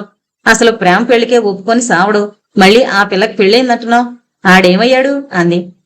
హేమంత్కి ఎక్కడో చోట మనసు విప్పాలనుంది. దానికి తగిన వ్యక్తి సరోజిని ఆంటీ కాక మరెవరు? అభ్యుదయ భావాలతో పాటు పరిస్థితులు, బలాలు, బలహీనతలు తెలిసిన మనిషి. అందుకే ఎలాంటి తటపటాయింపు లేకుండా అంతా చెప్పేశాడు. ఆ పైన తలదించుకుని కూర్చున్నాడు. సరోజిని మాట్లాడకుండా మౌనంగా కూర్చోవడం అతనికి ఆశ్చర్యం వేసింది. తల తిప్పి చూశాడు. సరోజిని కళ్ళ నిండా నీళ్లు. అయ్యో, అంత చిన్న వయసులో ఇన్ని బాధలా? ఏట్రై దేవుడు, అసలు ఉన్నాడంటావా అంది మెల్లగా. హేమంత్ అలానే మౌనంగా కూర్చున్నాడు. కాని హేమంత్, నువ్వు కష్టాల్లో ఇరుక్కుపోతున్నావురా. నాకు తెలుసు నీ బాబు రాద్ధాంతం చేస్తాడు. చాలా గొడవలైపోతారా. నాకెందుకో ఏంటో ఏం చెప్పను, వద్దురా. ఆ పిల్లకేం చెప్పకు. ఆ పిల్ల మానాన ఆ పిల్లని బతకని వదిలేయ్ అంది హీన స్వరాన. హేమంత్ సరోజిని వైపు అదోలా చూశాడు. కాని కాని రెట్టించింది సరోజిని. నేను నేను ఆమె లేకుండా కష్టమాటి ఇంకెవరిని పెళ్లి చేసుకోలేను. సరోజిని కళ్ళు పెద్దవి చేసి చూసింది. అంటే అంటే గట్టిగా అనేసుకున్నావన్నమాట. హేమంత్ తల పంకించాడు. మరి నీ బాబుని ఎదిరించగలవా? నచ్చజెప్పడానికి ప్రయత్నిస్తాను. ఓ అబ్బా, ఈ మగ డాబుసరి మాను. ప్రేమించేటప్పుడు తారాజువలా దూసుకెళ్ళడం, పెళ్లి దగ్గర వెనకడుగు లేయడం, ఎన్ని కథలు చూడలేదురా. నీ బాబు సత్తే ఒప్పుకోడు. అలా అనుకుని అప్పుడేం చెయ్యాలో మాట్లాడు. దేనికన్నా సిద్ధం అంటేనే ఆ పిల్లకి చెప్పు. అనవసరంగా సినిమా పాటలు పాడి ఆ పిల్ల మనసు కెలక్కో. అసలే దెబ్బతినుంది అంది సరోజిని కొండ బద్దలు కొట్టినట్లు. నేను నేను అంత ఆలోచించి చెబుతున్నానంటే, అలాంటి పరిస్థితే వస్తే నేను నాన్నని ఎదిరించడానికి సిద్ధంగానే ఉన్నాను అన్నాడు హేమంత్. సరే, ముందా పిల్ల ఉద్దేశం ఏంటో తెలుసుకో. హేమంత్ తల పంకించాడు. జాగ్రత్త, ఏ సంగతి నాకు రాయి, లేకపోతే రామలక్ష్మి ఇంటికి ఫోన్ చేయి. పంచదార కొనుక్కోదు గాని ఫోన్ వేయించుకుంది బడాయి అంది సరోజిని. హేమంత్ లేచి నిలబడ్డాడు. వస్తానంటీ, జాగ్రత్త, వెళ్ళేటప్పుడు కనపడు, నెంబరిస్తా అంది సరోజిని తను లేచి నిలబడి. హేమంత్ వెళుతున్న వైపు జాలిగా చూస్తూ, బంగారు లాంటి పిల్లడు నలిగిపోతాడే అనుకుంది బాధగా. ఆ సాయంత్రం హేమంత్ రాక కోసం నిజంగానే ఎదురు చూస్తోంది వరూధిని. ఈ 4 రోజులు 4 యుగాల్లా గడిచాయి ఆమెకు. తనకి తెలియకుండానే తాను హేమంత్ పట్ల బాగా స్నేహభావం పెంచుకోవడం, అతని కోసం ఎదురు చూడడం ఆశ్చర్యంగా ఉందామెకు. ఆఫీస్లో తను ఎవరితోనూ ఎక్కువగా మాట్లాడదు. చాలా మందికి అక్కడ అకాడమిక్ క్వాలిఫికేషన్స్ ఉన్నాయి గాని తమ సహజసిద్ధమైన బలహీనతల్ని అధిగమించడానికి అవేమాత్రం ఉపయోగపడకపోవడం ఆమెని ఆశ్చర్యానికి గురిచేస్తోంది. ఎవరైనా ఒక మంచి డ్రెస్ వేసుకునొస్తే వారిని అభినందించకపోగా ఏదో ఒక రకంగా హేళన చేసి సంతోషపడతారు. ఎందుకలా? వాళ్ళు తమకి నచ్చే కదా కొనుక్కుంటారు. అప్పుడు బాగుంది, ఈ డ్రెస్లో బాగున్నారు అని అభినందిస్తే ఏం పోతుంది? అది వారికి ఎంత ఆనందాన్నిస్తుంది. ఒక మంచి మాట వారి హృదయాల్ని రంజింపజేయడమే గాక తిరిగి వాళ్ళు మనల్ని ప్రేమిస్తారు. కానీ అలా చెయ్యరు. వెనకాల ఏదో చెప్పుకోవాలని ప్రయత్నిస్తారు. ఈ అసూయని, అకారణ ద్వేషాన్ని జయించలేక ఎప్పుడూ పురుషుల మీద దాడి చేస్తారు. వాళ్ల వల్లే చాలా అన్యాయానికి గురైపోయినట్లు వాపోతుంటారు. మంచి చెడు 2 జాతుల్లోనూ ఉంటాయి. ఇలా ఆలోచిస్తోంది వరూధిని. అందుకే అనుకోని విధంగా హేమంత్కి దగ్గరైంది. కాని ఇది స్నేహమేనా? అంతకు మించి తల విదిలించుకుందొకసారి. లేదు, స్నేహమే. తనకి తనే జవాబు చెప్పుకుంది. హేమంత్ సరాసరి కొన్ని స్వీట్స్ తీసుకుని తమింటికే రావడం ఆశ్చర్యాన్ని కలిగించింది వరూధినికి. చాలా సంతోషం వేసింది కూడా. హలో హేం, ఎప్పుడు రావడం అంటూ ఆనందంగా ఆహ్వానించింది. పొద్దుట ఆఫీస్కి వెళ్ళిటి వస్తున్నా అన్నాడు స్వీట్స్ ప్యాకెట్ టేబుల్ మీద పెడుతూ. ఈ ఫార్మాలిటీస్ ఏంటి అంది వరూధిని నవ్వుతూ. అదేం లేదు, నేనొస్తుంటే సరోజిని ఆంటీ ఇచ్చింది, తనే స్వయంగా చేసింది. ఓహో, మరి మీకోసం చేసుంటారు కదా అంది వరూధిని ప్యాకెట్ విప్పుతూ. కాదు, మీకోసమే ఇవ్వమని చెప్పింది. వరూధిని ఆశ్చర్యంగా కళ్ళెగరేసి, నా గురించి చెప్పేశారా? ఏమని? ఆడరౌడీ అనా అంది నేతి అరిసి ఒకటి తీసుకుని తింటూ. హేమంత్ ఆమెను అలానే చూస్తున్నాడు. ఆమె ప్రశ్నకి బదులు చాలా చెప్పాలనుంది. మాటలు గొంతులో గంతులేస్తున్నాయి. ఎంతో ఉద్వేగానికి గురవుతున్నాడు. కాని అన్నీ బయటకు రాకుండానే, గొంతులోనే నేల రాలకుండానే ఆవిరవుతున్న మంచు బిందువుల్లా హరించుకుపోతున్నాయి. అయ్యో, ఆ అబ్బాయికి పెట్టకుండా నువ్వే తిన్నవా? పిల్ల తల్లివైనా పిల్ల చేష్టలు పోలేదు అంటూ వచ్చింది రాజేశ్వరి. ఆవిడ్ని చూసి లేచి నిలబడి నమస్కరించాడు హేమంత్. కూర్చో బాబు, ఎవరికో బాగలేదని వెళ్ళావట, బాగున్నారు అందరూ? హేమంత్ బాగుంది అన్నట్లు తల పంకించాడు. పిల్ల తల్లినైతే పిల్లని కానా? ఒక బిడ్డని కన్నంత మాత్రాన ముసల్దనం వచ్చేస్తుందా? చెప్పు హేమంత్ అంది వరూధిని కోపం నటిస్తూ. సరే, అబ్బాయి కూడా పెట్టు అంది రాజేశ్వరి. ఆ డ్యూటీ నీది అంది వరూధిని కదలకుండా కూర్చుని. హేమంత్ ఆమెని కొత్తదానిలా చూస్తూ కూర్చున్నాడు. రాజేశ్వరి లేచి వెళ్లబోతుంటే, వద్దండి, నేను టీ కూడా తాగే వచ్చాను. చిత్రేది ఎలా ఉంది అని అడిగాడు హేమంత్. పడుకుంది, మధ్యాహ్నం నిద్రపోలేదు అంది రాజేశ్వరి. రాజేశ్వరి కూడా హేమంత్ రాక ఆనందంగానే ఉంది. ఎంతో మంది మధ్య గౌరవ మర్యాదలు పొంది ఇప్పుడిలా ఏకాకులుగా బ్రతకడం ఆమెకెంతో దుఃఖాన్ని కలిగిస్తుంటుంది. ఎవరైనా ఒక్కరు తమకి అండగా ఆప్యాయంగా నిలబడాలని ఆమె కోరిక. అందుకే వరూధినికి మళ్లీ పెళ్లి చేయాలని రమేష్ బాబు సంబంధం చూసింది. అదలా బిడిసిపోవడం బాధ కలిగిస్తోంది కూడా. హేమంత్ని చూసినప్పటి నుండి ఏవేవో ఆశలు, ఆశలతో తీగలు సాగడం మనసు నైజం. అది యథార్థ జీవితంలో జరుగుతుందో లేదో అది వేరే సంగతి. చిన్నపాటి ఆశే కదా జీవితాల్ని ముందుకు నడిపించేది. హేమంత్ పరిచయం నాటి నుండి కూతురి ప్రవర్తనలో మార్పు ఆమె దృష్టిని దాటిపోలేదు. ఆమెలోని ఉత్సాహాన్ని పసిగడుతూనే ఉంది. పెళ్ళయిందని ఒక కూతురుందని తప్పిస్తే తన కూతురికేం లోపం ఉంది? ఒక కన్నెపిల్ల కన్నా ఎన్నో గొప్ప లక్షణాలున్నాయి. కాని అది ఒకటి చాలుగా అన్నిటినీ తుడిచిపెట్టడానికి. రాజేశ్వరి మనసు ఉసూరు మంది. అయినా ఏదో ఆశ. అందుకే వాళ్ళు మాట్లాడుకోవాలని పనున్నట్లు లోపలికి వెళ్ళింది. ముద్దబ్బాయిలా కూర్చున్నావేంటి? ఏమన్నా చెప్పు. సరోజిని ఆంటీ ఎలా ఉన్నారు? ఆ రోగు అప్పు తీర్చేశారా? వడ్డీగా 4 గంటించి రావాల్సింది అంది కజ్జికాయ తీసుకుంటూ. అదేంటలా అమ్మూర్లో తింటున్నావు? ఆశ్చర్యంగా అడిగాడు హేమంత్. మరి తినడానికి కదా తెచ్చింది అంది వరుదిని ఇంకా ఆశ్చర్యంగా. హేమంత్ నవ్వి తిను తిను అన్నాడు. చెప్పు సరోజిని ఆంటీ గురించి. ఆమె హ్యాపీనా అంది వరుదిని కజ్జికాయ కొరుకుతూ. చాలా. పోనీలే, వాడి న్యూసెన్స్ వదిలింది. పైకెళదామా? ఈరోజు పౌర్ణమట. మా బాల్కనీ నుండి చంద్రుడు భలే కనిపిస్తాడు అంటూ లేచింది వరుదిని. ఆ అవకాశం కోసమే చూస్తున్న హేమంత్ చప్పున లేచి నిలబడ్డాడు. అమ్మా, మేం పైకి వెళుతున్నాం. వంటయ్యాక పిలువు. హేమంత్ భోంచేసి వెళ్తాడు అని చెప్పి పైకి దారి తీసింది వరుదిని. వెంట నడిచాడు హేమంత్. పైకి వెళ్ళగానే ఆశ్చర్యానికి లోనయ్యాడు హేమంత్. పైన సెటప్ అంతా మారిపోయింది. కొత్త కర్టెన్స్, వేరే బొమ్మలు, సోఫా సెట్ స్థానం మారింది. కొత్త ఇండోర్ ప్లాంట్స్. ఏంటంతా మార్చేశావు? అవును హేమ్, నాకెప్పుడూ ఒకలా ఉంటే బోర్ కొడుతుంది. అందుకే తరచూ హాల్ డెకరేషన్ మార్చేస్తుంటా అంది కూర్చుంటూ. హేమంత్ కూర్చున్నాడు. ఇప్పుడు చెప్పు. అమ్ముంటే నీకు ఫ్రీగా ఉండదని పైకి తీసుకొచ్చా అంది వరుదిని. హేమంత్ ఆమె వైపు ఆశ్చర్యంగా చూశాడు. తన మనసు గ్రహించినట్టుగా మాట్లాడుతోంది వరుదిని. నిజంగా ఈసారి చాలా బోర్ కొట్టింది హేమ్. నువ్వు లేని వెలితి బాగా తెలిసింది అంది వరుదిని మళ్ళీ. నిజంగా వరుదిని కూడా తనలా చెప్పవేంటి? అలా బీసు కూర్చుంటే కాలం పరిగెత్తుతుంది, జీవితాలు అయిపోతాయి. హేమంత్ ఇంకా ఆశ్చర్యపోయాడు. వరుదిని అన్నాడు చివరికి ఎలాగో గొంతు పెగల్చుకుని. వరుదిని అతని వైపు ఆశ్చర్యంగా చూసింది. నీకో సంగతి చెప్పాలి. చెప్పమని అడుగుతుంటా. చెప్పాక నువ్వు నన్ను ఏమీ అనకూడదు చిన్నగా నసిగాడు హేమంత్. ఏమీ అన్ను, కాకపోతే చేతులందు విసిరేస్తాను అంది చేతిలో అప్పటిదాకా గుండ్రంగా తిప్పుతున్న టెన్నిస్ బాల్ని చూపిస్తూ. అదే భయం నీతో. అసలేంటది? ఏంటంటే నీకంటే ముందు నీ గురించి సరోజిని ఆంటీకి చెప్పాను. వరుదిని ఈసారి మాట్లాడలేదు. హేమంత్ వాల్కం చూస్తే మ్యాటర్ ఏదో సీరియసే అన్నట్లు అర్థమవుతోంది. అందుకే అలానే చూస్తూ కూర్చుంది. నాకు ఎలా చెప్పాలో కూడా తెలియడం లేదు. నీ పెళ్లి గురించి మళ్ళీ ఆలోచించలేదా? రమేష్ బాబు సంబంధం చెడిపోయాక ఇంకెవరినీ చూడలేదా? మెల్లిగా ఒక్కొక్క మాట కూడ తీసుకుంటూ అడిగాడు హేమంత్.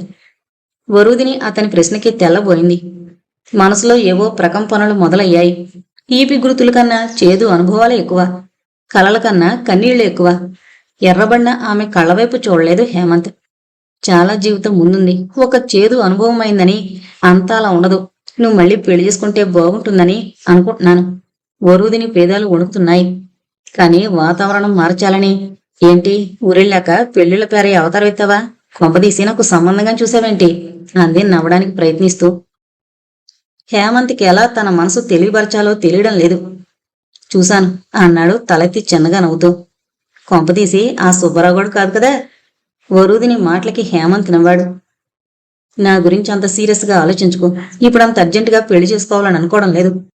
పెళ్లి నాకు నా మీద పెత్తనం చేయడానికి ఒక అధికారిని తెచ్చుకోవడమే. హాయిగా ఉండలేక ఈ బాదరబందీ దేనికి అంది వరుదిని. అందరూ అలా ఎందుకుంటారు వరుదిని? ఎందుకుంటారో చెప్పు. పెళ్లి అనగానే చాలా మంది మగాళ్ళకి తాను భార్య మీద పెత్తందారి అనే స్ఫురణకొస్తుంది గాని తాను ఆమెకు అన్ని విధాలా ఆదరణగా ఉండి ఆమె బాధ్యత స్వీకరించే వ్యక్తినని అనిపించదు. అందులో ఇలాంటి రెండో పెళ్ళమ్మాయిని చేసుకోవడం చాలా ఔదార్యమని జాలి చూపి ఆమెను ఉద్ధరిద్దామనే భావంతో క్షణక్షణం ఏడుస్తుంటారు కొందరు.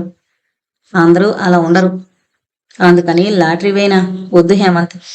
అందులో చిత్రని తన కన్న కూతురులా చూసే వ్యక్తి ఉంటాడనుకోను. ఒకవేళ ఉంటే? వరుదిని ఈసారి అతని వైపు ఆశ్చర్యంగా చూసింది. చాలా గట్టిగానే సంబంధం వెతికి పట్టుకొచ్చినట్లున్నావు. ఇంతకీ ఎవరా పెళ్లి కొడుకు? కాసేపు ఆడుకుంటాను అంది వాతావరణాన్ని తేలిక చేయడానికి ప్రయత్నిస్తూ. వంటైంది, వస్తారా? రాజేశ్వరి పిలుపుతో ఆ సంభాషణ అక్కడితో తెగిపోయింది. ఇద్దరూ కిందకొచ్చారు. చిత్రని చంకన వేసుకుని ఇద్దరికీ వడ్డించింది రాజేశ్వరి. చిత్ర అతన్ని చూసి నవ్వి చేతులు చాపుతోంది. హేమంత్ చిత్రని ముద్దు పెట్టుకుని భోజనం కానిచ్చాడు. హేమంత్ బయలుదేరుతుంటే అతనితో పాటు బయటకొచ్చింది వరూధిని. అతను గేటు దాటుతుంటే అడిగింది వరూధిని. ఇంతకీ ఎవరా తలమాసిన పెళ్ళికొడుకు? పేరు చెబితే రాత్రి కాసిన్ని కలలన్నా కంటాను కదా. వెన్నెల్లో ఆమె నవ్వు తళుక్కుని మెరిసింది. హేమంత్ తలెత్తి ఆమె వైపు చిరునవ్వుతో చూసి చటుక్కున ఆమె చెయ్యందుకుని, ఆ తలమాసనుడు హేమంతే అంటూ ఆ చేతిని ముద్దు పెట్టుకుని వదిలేసి వేగంగా ముందుకు సాగిపోయాడు. వరూధిని తెల్లబోయింది ఆ చర్యకి. ఇదమిద్దంగా ఇది అని చెప్పలేని భావ ప్రకంపనలకు లోనవుతోంది. గేటు తలుపుకి తాళం వేయకుండా, ఇంటి మెయిన్ డోరు గడియ వేయకుండా లోనికి అదోలాంటి ట్రాన్స్ లో వెళుతున్నట్టుగా ఉన్న కూతుర్ని ఆశ్చర్యంగా చూసింది రాజేశ్వరి. ఏంటమ్మా, అబ్బాయి వెళ్ళాడా అని అడిగింది. వరూధిని ఏమీ జవాబివ్వకుండా తన గదిలోకి వెళ్ళిపోయింది. రాజేశ్వరి తెల్లబోతున్నట్లుగా తన గదిలోకి వచ్చింది. చిత్రని సహజంగా రాత్రి ఎంత లేటైనా తన గదిలోకి తీసుకెళ్లడం వరూధినికి అలవాటు. మంచి నిద్రలో ఉంది, ఈ పూటకి నా దగ్గర పడుకోనివ్వవే అని బ్రతిమలాడినా వరూధిని వినేది కాదు. అలాంటిది రోజు కూతుర్ను కూడా తీసుకెళ్లలేదు. ఏం జరిగింది అసలు? మళ్లీ కూతురి గదిలోకి తొంగి చూసింది. వరూధిని బ్లాంకెట్ కప్పుకొని పడుకుంది. రాజేశ్వరి తలుపు దగ్గరకేసి తన గదిలోకి వెళ్ళిపోయింది. బ్లాంకెట్లో వరూధిని చీకట్లో ఎటో చూస్తోంది. ఏవో ప్రకంపనలకు లోనవుతోంది మనసు. హేమంత్ అలా ఒక్కసారిగా ఉరుములేని పిడుగులా అంత మాట అనేశాడేంటి? ఎంత అమాయకంగా, ఆడపిల్లలా సిగ్గుపడుతూ మొహమాటంగా మాట్లాడేవాడు. ఒక విధంగా తానే చాలా చొరవగా ప్రవర్తించేది. కాని ఆ చొరవలో తానిప్పుడు మరో భావాన్ని ప్రకటించలేదే. మరెందుకిలా? ఒక విధంగా తాను తనకి తెలియకుండా అతని స్నేహాన్ని, అతని సాన్నిధ్యాన్ని కోరుకుంటున్న మాట వాస్తవం. కాని దానిలా ప్రేమకి దారి తీయించాలని తాను ఆశించలేదు. లేదా ఆమె మనసు ఆమెనే అపహాస్యం చేసింది. వరూధిని అతను ముద్దు పెట్టి వదిలేసిన చేతిని చూసుకుంది పదే పదే. ఏవో ప్రకంపనలు. నిజానికిది తనకి మొదటి పురుష స్పర్శ కాదు. కాని ఆ వివాహంలో ఆ స్పర్శలో తన మనసు పులకించింది లేదు. అదో తంతులా జరిగిపోయింది. హృదయానికి దగ్గరికి రాని తతంగమది. ప్రేమరాహిత్యమైన పెళ్లి, పులకింతలేని ఒక సమాగమం, ఒక వ్యభిచారణలా. ఫలితంగా ఒక బిడ్డకి తల్లయింది. లోకానికి చూడ్డానికి ఒక వ్యక్తికి భార్య అయింది, అంతే. తాను ఎంతో భావనలతో, ఆశలతో అల్లుకున్న ప్రేమ మందిరం అగ్గిపుల్ల గీసినట్లుగా భస్మీపట్లమైంది. తల్లిదండ్రుల్ని గౌరవించి మనసా వాచ చక్రవర్తిని వివాహమాడింది. తనువు మనసు అతను కర్పించి జీవించాలని ఉవ్విళ్ళూరింది. కాని ఫలితం హృదయమే లేని కసాయివాడి చేతిలో పడి మాడి మసైపోయింది తన బ్రతుకు. ఇప్పుడు కూడా తనని తన మానాన బ్రతకనివ్వకుండా, కనీసం కడుపును పుట్టిన బిడ్డమోహం కూడా చూడకుండా దుర్మార్గానికి ఒడిగడుతున్నాడు. ఇలాంటి తరుణంలో హేమంత్ స్నేహం నిజంగానే తనకొక మలయమారుతం లాంటిదే. కాని హేమంత్ ఒక్కసారిగా ఇలా చెబుతాడని తాననుకోలేదు. వరూధినికి అంతా అయోమయంగా ఉంది. అలా అని హేమంత్పై కోపం కూడా రావడం లేదు. నిజానికి ఆమె మనసు కూడా హేమంత్ సాన్నిధ్యాన్ని కోరుతోంది. కాని అది సాధ్యమయ్యేదేనా? తాను ఒక బిడ్డ తల్లి. తన తల్లి చుట్టూ సమాజం తనకి పదే పదే గుర్తు చేసే మాట. ఆ మాటతో అందరూ తన హృదయానికి, శరీరానికి ఒక ఇనుప భద్రతా వలయాన్ని ఏర్పరిచి తమ బాధ్యత తీరినట్లుగా దానివల్ల ఈ సమాజానికి ఎంతో శ్రేయస్సు చేసిన వారిలా ఫీల్ అవుతారు. వరుదినికి పిచ్చెక్కినట్లయింది. హేమంత్ అలా అనకుండా ఉండాల్సింది అని పదే పదే మనసుకి సర్ది చెప్పుకోవాలని ఎంతగా ప్రయత్నించినా ఆమె హేమంత్ ప్రేమని పూర్తిగా నిరాకరించలేకపోతోంది. ఇదమిద్దం కాని ఆలోచనలతో ఆమెకు ఆ రాత్రి నిద్రే కరువైంది. మొదటిసారిగా హేమంత్ కి పని మీద ఏకాగ్రత కుదరలేదు. రమేష్ బాబు ఇచ్చిన ఫైల్ ని స్టడీ చేయలేకపోతున్నాడు. తానేంటి ఇంత ధైర్యంగా చెప్పేశాడు? వరుదిని ఏమనుకుందో? కొంపదీసి రమేష్ బాబుని వాయించినట్లుగా రయ్యనొచ్చి తన పరువు కూడా అందరిలో తీయదు కదూ. అలా చెయ్యదని మనసు చెబుతున్నా చిన్న భయం అతన్ని వెంటాడుతూనే ఉంది. అతని చూపులు గుమ్మాల్ని వెతుకుతూనే ఉన్నాయి. సార్, మిమ్మల్ని పెద్దసారు పిలుస్తున్నాడు. వసంత పిలుపుకి ఉలిక్కిపడి చూసి లేచి వెళ్లాడు హేమంత్. హేమంత్, నోట్ ప్రిపేర్ చేసావా? 3 గంటలకి సెక్రటరియట్ లో మీటింగ్ ఉంది అన్నాడు రమేష్ బాబు. లేదు. హేమంత్ జవాబు విని రమేష్ నివ్వెరపోయి చూశాడు. అదేంటి, డీసీ ఇప్పటికే 2 సార్లు కబురు చేశాడు అన్నాడు కంగారుగా. నాకర్థం కావడం లేదు. ఈసారి మరింత తెల్లబోయాడు రమేష్. అలాంటి పదం హేమంత్ నోటి వెంట రావడం మొదటిసారి. అదేంటి హేమంత్, నువ్విది వరకు డీల్ చేసిందే కదా, ఒంట్లో కాని బాగాలేదా అన్నాడు గాబరాగా. హేమంత్ జవాబు చెప్పలేదు. టాబ్లెట్స్ ఏమన్నా తెప్పించినా? వద్దు. ఆ సబ్జెక్టు నాది కాదు. అది ఎవరికి సంబంధించిందో వాళ్ళని నోట్ ప్రిపేర్ చేయమనండి. ఈ టైంలో ఆ సంగతులు మాట్లాడుకు. అవతల కొంపలు అంటుకుపోతున్నాయి. ప్లీజ్. కాళ్లు పట్టుకున్నంత పని చేశాడు రమేష్. హేమంత్ ఫైల్ తీసుకుని సీట్లోకొచ్చి తల విదిలించుకుని ఎలాగో నోటు ప్రిపేర్ చేశాడు. టైప్ అయిన నోట్ని తీసుకుని రమేష్ బాబు హడావిడిగా వెళుతుంటే నేను రూమ్కి వెళతాను అని చెప్పి రూమ్కి బయలుదేరాడు హేమంత్. చాలాసేపు నిద్రపోవాలని ప్రయత్నించాడు. కాని ఆలోచనల నిండా వరుదినే ఉంది. ఆమె రెస్పాన్స్ కోసం అతని మనసు 1000 కళ్ళతో ఎదురు చూస్తోంది. క్షణాలు యుగాలవడమేంటో తెలిసింది. తల దూకుంటూ ఒకవేళ వరుదిని ఆఫీస్ వైపు గాని వెళ్ళుంటుందా, తను అనవసరంగా ఇంటికొచ్చేశాడేమో అనుకుంటుండగా డోరు చప్పుడయింది. హేమంత్ చిరాగ్గా వెళ్లి తలుపు తీశాడు.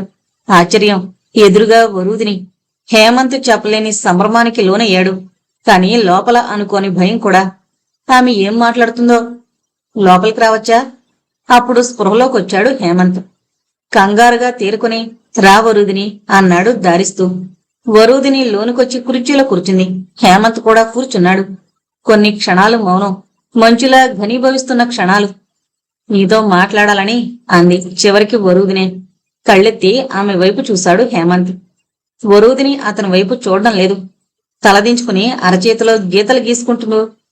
నిన్న అదే, ఎందుకలా అంది మెల్లగా. ఎలా అన్నాడు హేమంత్. వరుదిని కాసేపు మాట్లాడలేదు. నీకేం తప్పనిపించలేదా? ఆమె తలెత్తి అతని వైపు చూసింది. అతను తల అడ్డంగా తిప్పాడు. కాని నేను మన మధ్య స్నేహాన్నే ఆశించాను. ఇప్పుడు చూడు ఎంత ఇబ్బందిగా ఉందో నీతో మాట్లాడడం. వరుదిని నిజంగానే త్రొట్టు పడుతున్నట్టుగా ఒక్కొక్క మాట పలికింది. హేమంత్కి కొంత అర్థమైంది. ఆమె కూడా తననిష్టపడుతోంది. అందుకే ఇంత నిదానంగా కూడబలుకుని మాట్లాడుతోంది. లేకపోతే సీమటపాకాయలా పేలిపోయేదే. ఇందులో తప్పేంటో నాకు అర్థం కావడం లేదు వరుదిని. నేను ఇష్టపడుతున్నాను. అదే నీకు తెలియజేశాను. అంటే? కళ్ళెత్తి అతని వైపు చూస్తూ అడిగింది వరుదిని. వంకర టెంకర కదలొద్దు. నేను నిన్ను నా జీవిత భాగస్వామిగా చేసుకోవాలనుకుంటున్నాను. జీవితమంతా నువ్వు నాకు కావాలి. దానికి పెళ్లే కదా మార్గం. చాలా సూటిగా ఒక పురుషుళ్లా మాట్లాడాడు హేమంత్. అతని కంఠస్వరంలో నిర్దుష్టమైన అభిప్రాయానికి ఆశ్చర్యంగా చూసింది వరుదిని. కాని ఇది జరిగేది కాదు. ఆ సంగతి తర్వాత. నువ్వు నన్ను ఇష్టపడుతున్నావా? ఆ విషయం చెప్పు ముందు. ఎందుకు చెప్పాలి? జరగని వాటి మీద ఎందుకు ఇష్టాలు ఏర్పరచుకోవాలి? ఇష్టాలు ఏర్పడిన వాటిని జరిగేటట్లు చూసుకోవాలి. హేమంత్ వైపు తెల్లబోయినట్లుగా చూసింది వరుదిని. కాని నేను నీకన్నా పెద్దదాన్ని. ఆ సంగతి తెలుసా? ఇది మొదటి ప్రతిబంధకమా? ట్రాష్. ఇవన్నీ నేను నమ్మను. లోకం నమ్ముతుంది. హేమంత్ బదులుగా పెద్దగా నవ్వాడు. అతను అలా నవ్వడం వరుదిని ఇది వరకెన్నడూ చూడలేదు.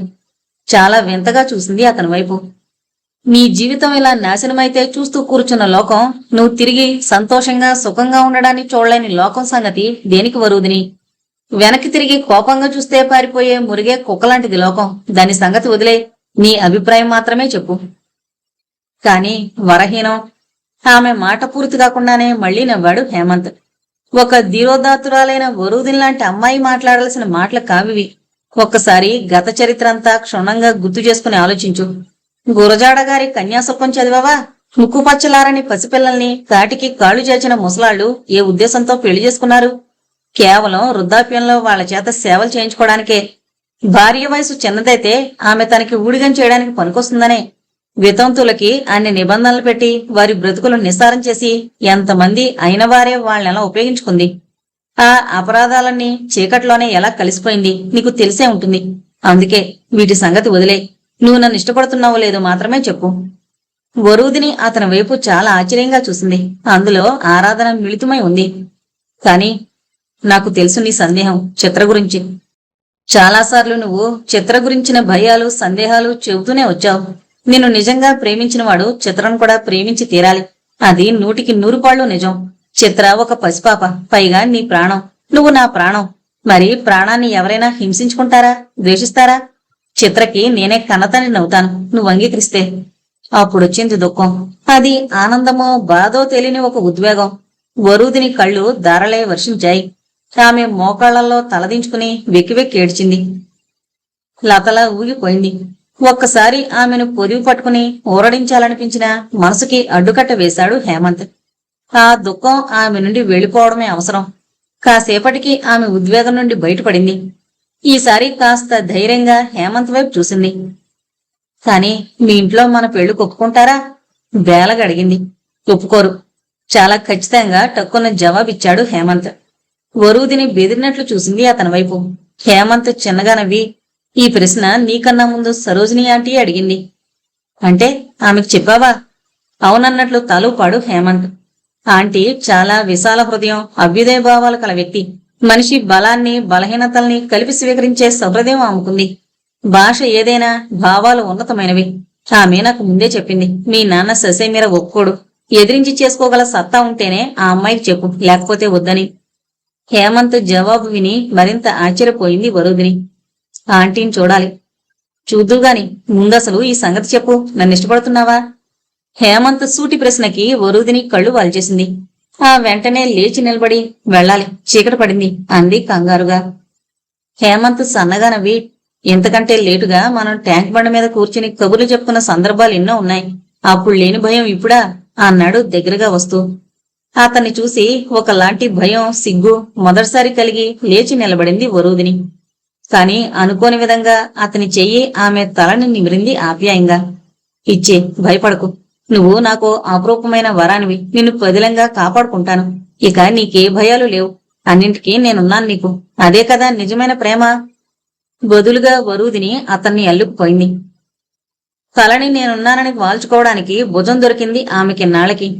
అదే కదా అసలైన పురుషత్వం. హేమంతి చెప్పిన విషయాన్ని విని సరోజిని దిగ్భ్రాంతికి గురైంది.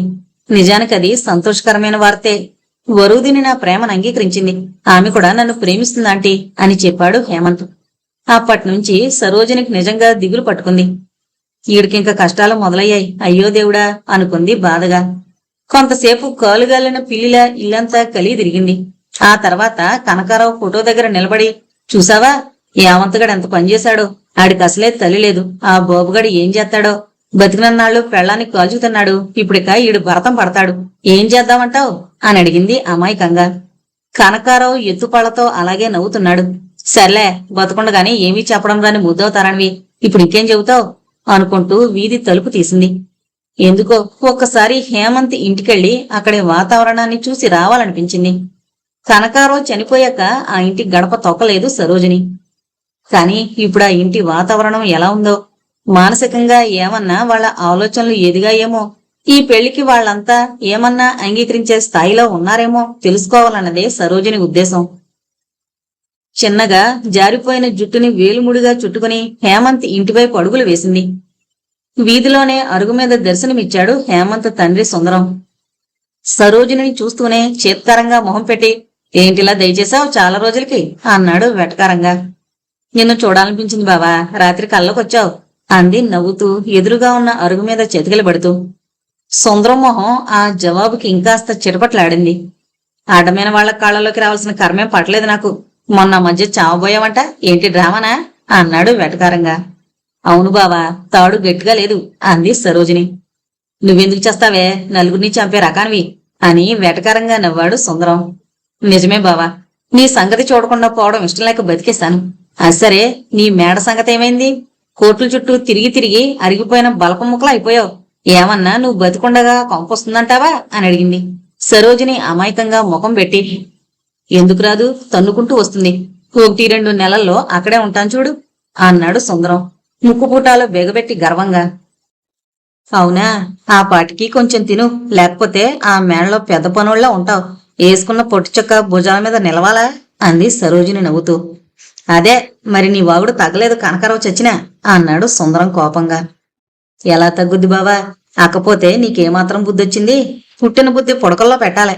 అది సరే, యావంతుగాడికి పెళ్ళెప్పుడు చేస్తావు? ఆడి పెళ్లి ఆ మేళ్ళలోనే అన్నాడు సుందరం గర్వంగా. అబ్బో, పెద్ద ప్లానే అంది సరోజిని. ఇంతలో హేమంతక్క బయటకొచ్చి చూసి, ఆంటీ నువ్వా, లోపలికి రా అంది.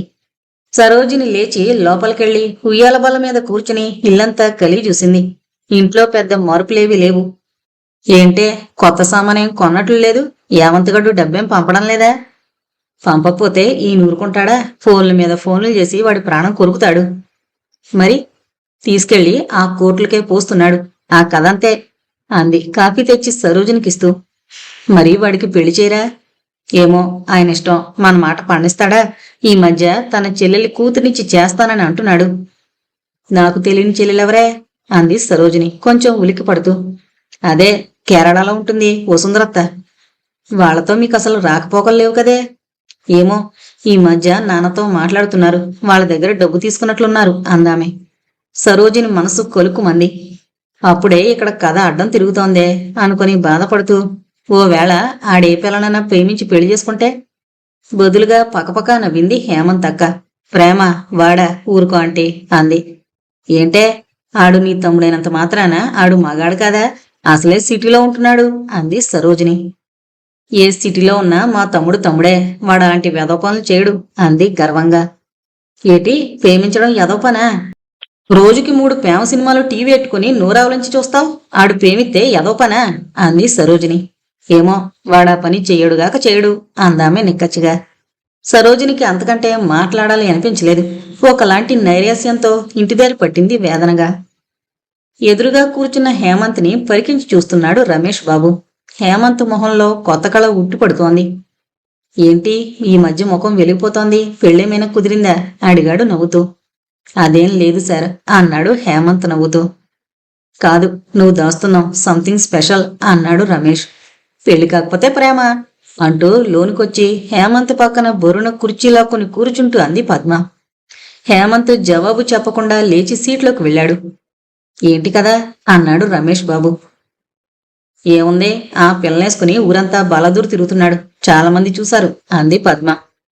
నీకు హేమంత్ అంటే కోపం, అలానే చెబుతావులే అన్నాడు నిరసనగా. బదులుగా వసంత అంటూ పిలిచింది పద్మ బిగ్గరగా. వసంత్ వచ్చి నిలబడింది. చెప్పు, మీ చిన్నసారు ఏడాడ తిరుగుతున్నాడో ఆ పూరినేసుకుని అంది గెడ్డం కింద చేయి పెట్టుకుని విలాసంగా కాళ్ళుపుతూ. వసంత పద్మ వైపు కళ్ళు మిటకరించి చూసింది భయంగా. భయం లేదులే, చెప్పు, మనసారే అంటూ ఉత్సాహపరిచింది పద్మ. వసంత మళ్లీ రమేష్ వైపు చూసింది. చెప్పు, ఎక్కడ చూసావు అన్నాడు రమేష్ కాస్త సౌమ్యంగా. ఎక్కడంటే ఒక తూరి సుల్తాన్ బజార్లో బుక్కల కొట్ల కాడ సార్. ఆడ గిద్దరు కలిసి బుక్కలు ఏరతాండారు అంది పద్మ. అదే, ఎలా ఏరతన్నారో కూడా చెప్పు అంది పద్మ. వసంత మళ్లీ కళ్ళు మిటకరించింది. చెప్పు, రమేష్ బాబు హెచ్చరికతో గదేశారు. ఒకళ్ళ మీద ఒకళ్ళు బడి ఏరతన్నారు. సరిగ్గా చెప్పు. కొంచెం రమేష్ బాబు గదమాయించేసరికి గదే ఆడనే చూసినా, ఇంకోసారి సినిమాల దగ్గర చూసినా అంది భయంగా. సరే, నువ్వెళ్ళు అంది పద్మ. అదే అదనుగా పారిపోయినట్లు వెళ్ళిపోయింది వసంత. ఇదేం కొత్త, వాళ్ళిద్దరూ ఎప్పటినుంచో తిరుగుతున్నారుగా అన్నాడు రమేష్ బాబు కొంచెం చిరాగ్గా. నిజానికి వసంత చెప్పిన విషయం విని అతని మనసు కుతకుతలాడుతోంది. దాన్ని పైకి కనబడకుండా తనకంత ఇంట్రెస్ట్ లేనట్టు మాట్లాడటానికి అతను శతవిధాలా ప్రయత్నిస్తున్నాడు. ఇంకేం మరి, రేపు శుభలేఖ తెచ్చిస్తాడు. పెళ్లికెళ్ళి ఈ నక్షంతలేసిరండి అంటూ రెచ్చగొట్టి మళ్లీ కుర్చీ బొర్రునలాగి సీట్లోకి వెళ్ళిపోయింది పద్మ. సెక్షన్లో అడుగు పెట్టేసరికి అక్కడ సీను వేరే విధంగా ఉంది. పద్మ ఆశ్చర్యపోయింది.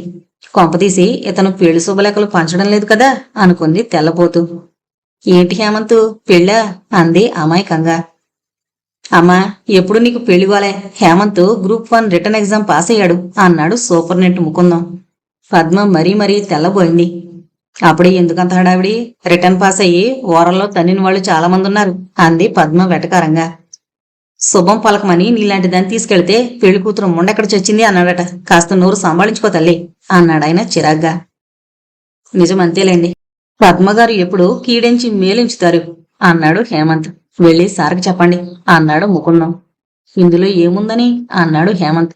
బాగోదు, చెప్పండి అన్నాడు ముకుందం తిరిగి. హేమంత్ అయిష్టంగా రమేష్ ఛాంబర్లోకెళ్లి విషయం చెప్పాడు. రమేష్ మొహం వివర్ణమైంది. హేమంత్ ఓరల్లో కూడా సెలెక్ట్ అయి తీరతాడు. తన చేతుల్లోంచి జారిపోతాడు. వరుదిని ఒక ఆఫీసర్ భార్య కూర్చుంటుంది. చూస్తుండగానే వాళ్ళిద్దరూ ఆనందంగా హాయిగా ఉంటారు. తనిలా లాడ్జిల్లో ఏ సుఖమూ లేకుండా బ్రతుకుతూనే ఉండాలి. అయితే వివర్ణమైన ముఖాన్ని కప్పిపుచ్చుకుంటూ పెద్దగా నవ్వుతూ హేమంత్కి షేక్ హ్యాండ్ ఇచ్చి, నాకు తెలుసు హేమంత్, నీకు సెలక్షన్ వస్తుంది, నాకు తెలుసు అన్నాడు ఆనందపడిపోతున్నట్లుగా. అప్పుడే చెప్పలేం సార్, ఇదంతా ముకుందం గారి పట్టుదల అన్నాడు. ఎప్పుడెప్పుడు ఈ సంగతి వరుదినికి షేర్ చేసి సంతోషపడాలా అని హేమంత్ మనసు ఎదురు చూస్తోంది. అందుకే అతను 5 కాగానే పరిగెత్తినట్లుగా వెళ్ళిపోయాడు. అతను ఎక్కడికెళతాడో ఊహించిన రమేష్ అసూయతో కుతకుతలాడుతూ నిస్సహాయంగా చూస్తుండిపోయాడు. కాని అలవాటు ప్రకారం అతని హృదయం దుర్మార్గంగా ఆలోచిస్తూనే ఉంది. హేమంత్ సరాసరి వరుదిని ఇంటికి వెళ్ళాడు. విషయం వినగానే ఎగిరి గంతేసింది వరుదిని. స్వీటేది అని అడిగింది. తేలేదు అన్నాడు హేమంత్. ఎందుకని ఇలాంటి విషయాన్ని స్వీట్ లేకుండా చెబుతారా అంది అధికారంగా. అప్పుడే నాకు సెలక్షన్ వచ్చినట్లు కాదు కదా అన్నాడు హేమంత్ నవ్వుతూ. దాని మాటలకేం గాని నేను చేస్తానుండు స్వీట్ని అంది రాజేశ్వరి చిత్రని అతని చేతికి అందిస్తూ. ఆవిడ కావాలనే చిత్రని అతనికిచ్చిందని హేమంత్కి తెలీదు. చిత్ర అతనికి అలవాటు కావాలి. చిత్రను అతను ప్రేమించాలి అన్నది ఆమె అంతర్గత మనోభిష్టం. చిత్రనెత్తుకుని హేమంత్ వసుంధర మేడ మీదకి వెళ్లారు. చిత్ర ఇప్పుడు హేమంత్కి మాలిమైంది. అతని జేబులోని పెనం తీసుకుని ఆడుతోంది. చిత్రని పక్కన కూర్చోబెట్టుకుని అతను ఆడుతుంటే వరుదిని సంతోషంగా చూసింది. తనకే కాదు చిత్రకు కూడా ఒక ఆలంబన దొరికినట్లు అతని గుండెల్లో తాము గువ్వల్లా ఒదిగి బ్రతకగలమనే నమ్మకము వరుదినిలో మొదటిసారి కలిగాయి. ఇంతలో రాజేశ్వరి రవకేసరి తీసుకుని పైకొచ్చింది. అదేంటమ్మా పిలిస్తే నేనే వచ్చేదానిగా అంది వరుదిని నొచ్చుకుంటూ. బదులుగా రాజేశ్వరి నవ్వి గిన్నెలు వాళ్ళిద్దరికీ ఇచ్చి చిత్రం తీసుకుని కిందకు వెళ్ళింది. ఇప్పుడు చెప్పు హేమ్, నీకు ఆర్డీఓ వస్తుందా ఆర్టీఓ వస్తుందా అని అడిగింది వరుదిని తింటూ. ఎందుకు ఆ రెండే సెలెక్ట్ చేశావు? బాగా నగలు చేయించుకుని అమ్మోర్లా దిగేసుకోవాలని అంది పక్కపక్క నవ్వుతూ. హేమంత్ కూడా నవ్వాడు. వరుదిని చూస్తూనే అతని మనసు ఆనందంతో ఉప్పొంగుతుంది. ఎన్ని కష్టాలున్నా గలగలా నవ్వే ఆమె మనస్తత్వం అతనికి నచ్చుతుంది. వరు ఆమె అతని వైపు ఆశ్చర్యంగా చూసింది. ఆ వెంటనే ఆమెలో చిలిపిదనం మాయమైంది. అంది మెల్లగా. సరోజిని ఆంటీకి చెప్పాను. ఏమని? నువ్వు ఒప్పుకున్నావని. ఏమన్నారు? సచ్చినోడా, ఆ పిల్లకి చీమ కుట్టినా నన్ను చంపేస్తానంది. మరైతే హిట్గాని గమేసిన్ గాని తెచ్చారా? ముందు అర్థం కాలేదు అతనికి. అర్థం కాగానే పక్కపక్క నవ్వాడు. వరుదిని కూడా అతనితో శృతి కలిపింది. హేమంత్ చిన్నగా ఆమె చేతిని తన చేతిలోకి తీసుకున్నాడు ప్రేమగా. వరుదిని దగ్గరగా జరిగి అతని భుజం మీద తల అంచింది. ఇప్పుడు ఆమె నర నరాల్లోకి ఒక ధైర్యం నమ్మకము రక్తంలో కలిసి ప్రవహిస్తున్నాయి. రమేష్ లాడ్జిలో కూర్చుని పూటుగా తాగుతున్నాడు చక్రవర్తి. రమేష్ అతన్నే తదేకంగా చూస్తూ పెళ్ళాన్నలా వదిలేసావేంటి అన్నాడు చిన్నగా. బదులుగా తలెత్తి చూశాడు చక్రవర్తి. ఎలా వదిలేశాను? అతని గొంతులో కొరుకుదనం చూసి కొద్దిగా జంకాడు రమేష్. మందు పూర్తిగా ఎక్కలేదని మరో బాటిల్ ఓపెన్ చేశాడు రమేష్. కాదనకుండా తాగుతూనే ఉన్నాడు చక్రవర్తి. తాగుతూ తాగుతూ తలెత్తి చూశాడు. అతని కళ్ళల్లో క్రౌర్యం చూసి కొద్దిగా జంకాడు రమేష్. మగాడు కాస్తో కోస్తో రోజూ తాగేవాడు. అతనికే చక్రవర్తిని చూసి భయం వేసింది. ఇలాంటి వాడికి ఎలా ఇచ్చి వరుదిని పెళ్లి చేశారు అనిపించింది అతనికే ఓ క్షణం.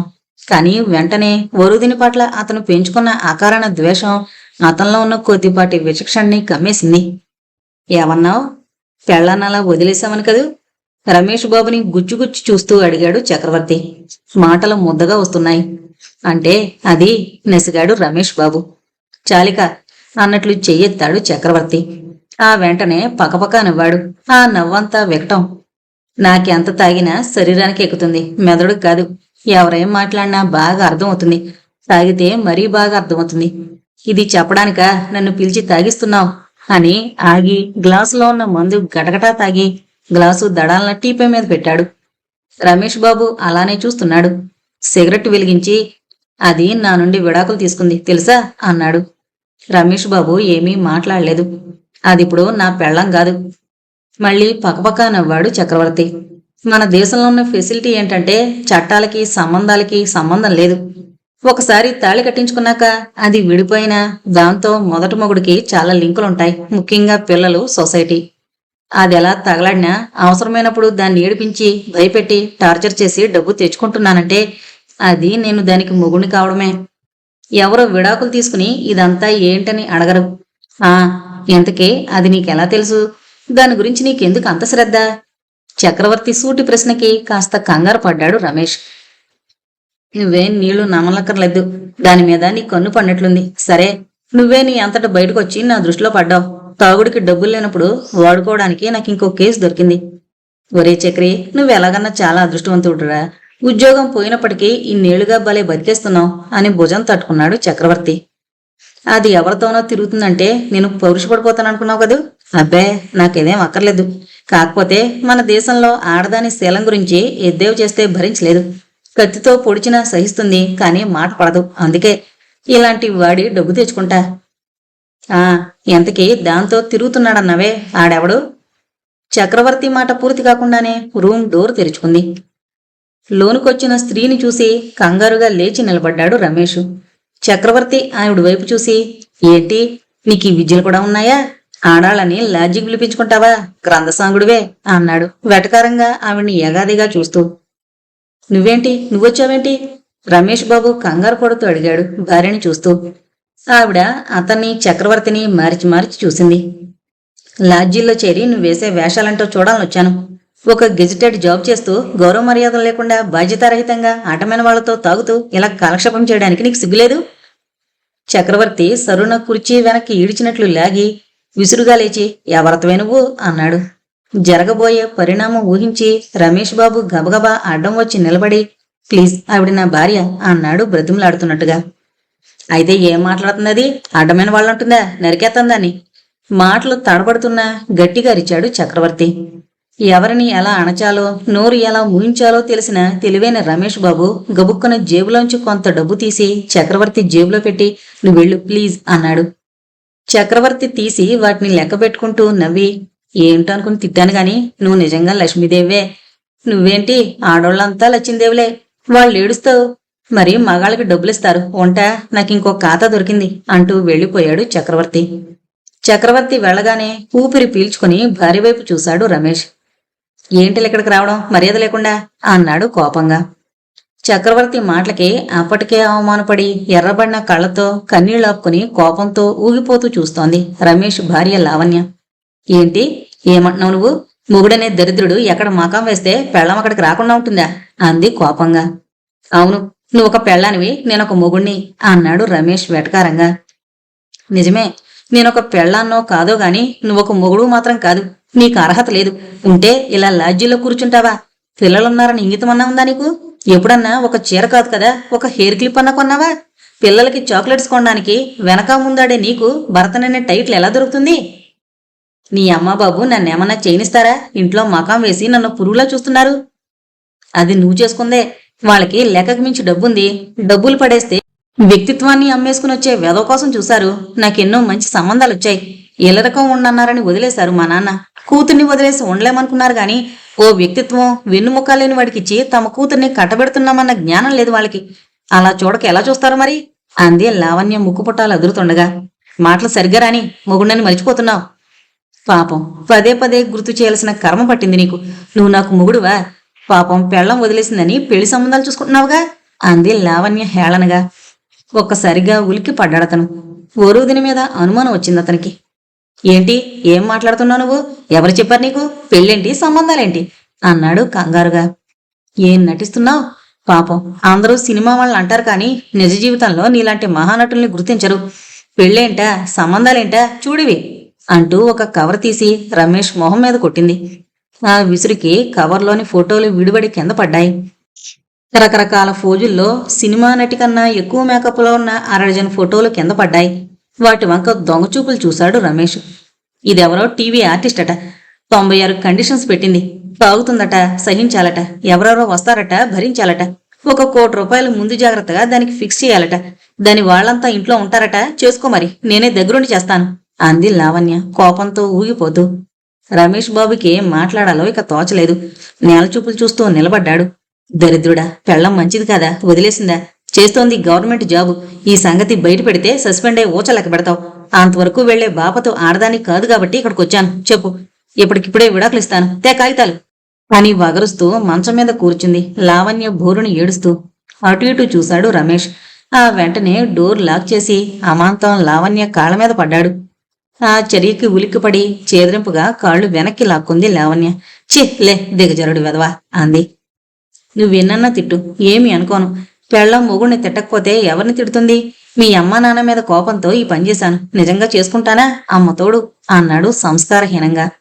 ఛీ, నిన్నింకా నమ్మడానికి నాకింక శక్తి లేదు. పిల్లల కోసం నాకున్న సంస్కారంతో నిన్ను వదలడం లేదు నేను. ఎంతసేపు మా అమ్మా నాన్నల్ని ఆడిపోసుకుంటావు గాని ఒక ₹1 ఏనాడన్నా ఇంట్లో ఇచ్చావా? మమ్మల్ని ఏమన్నా పోషించావా? మాట్లాడితే మీ అమ్మని చూడలేదంటావు. అది నీళ్ళైతే నీకు హక్కులుంటాయి. అప్పుడెప్పుడో పిడకలేశానని ఇక్కడ కూడా 2 గేదెలు పెట్టుకుని పిడకలేస్తానంటే మా వాళ్ళెలా ఒప్పుకుంటారు? నీకు నా మనసులో స్థానం పోయింది. బాధ్యతారహితంగా భర్త గౌరవం పొందాలనుకోవడం నీలాంటి మగవాళ్ళ తెలివి తక్కువతనం. తాళి ఒక ఆచారం, అందులోనే అన్నీ ఇమిడిపోయి ఉన్నాయనుకోవడం కేవలం నీ జ్ఞానం.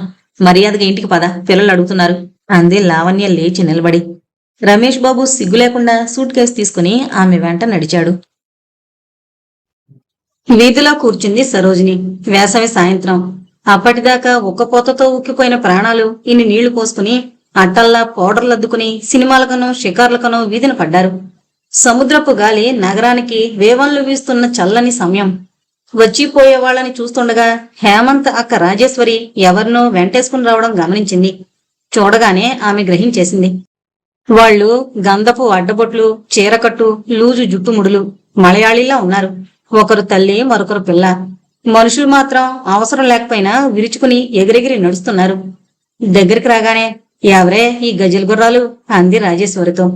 చెప్పాను కదా, వసుంధరత్త కూతురు నాగిని అంది.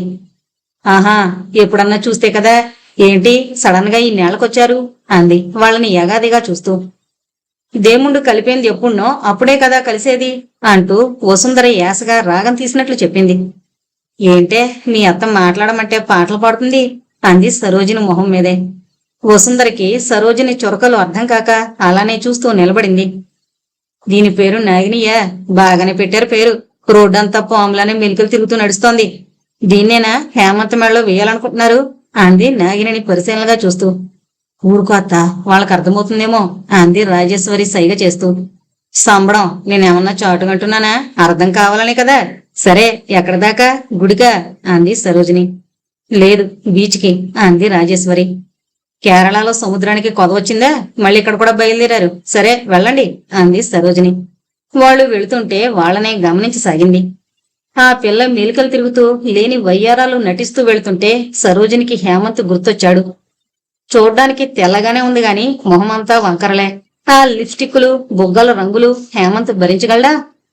చమ్కీలు, సెంట్లు అద్ది వాజులో పెట్టిన కాగితం పువ్వులా ఉంది. వెంటనే వరూధిని గుర్తొచ్చింది. అయ్యో మా 5 పిల్ల, నీ దారంతా ముళ్లే అనుకుంది బాధగా. హేమంత్ ఎలా గెలుస్తాడో? తండ్రిని ఎదిరించి నిలబడగలడా? ముసలాడు అసాధ్యుడు. వాడి బుర్రలో ఏ ఆలోచన వస్తుందో చెప్పలేం. బ్రతికినన్నాళ్లు పెళ్లాన్ని నంజుకుతున్నాడు. నీటికావి లుంగి కట్టుకుని చొక్కా లేకుండానే 3 వంతుల జీవితం గడిపేశాడు. ఏ పెళ్లి సంబంధం నాడో, పెళ్లినాడో, స్వతంత్ర దినం రోజో జెండాలు అతని ఒంటి మీద చొక్కా గాలికి ఊగుతున్నట్లు వేలాడేది. బావా, నువ్వు ఎన్టీ రామారావు అనుకున్నాను. సినిమాల్లో ప్రయత్నించకూడదు.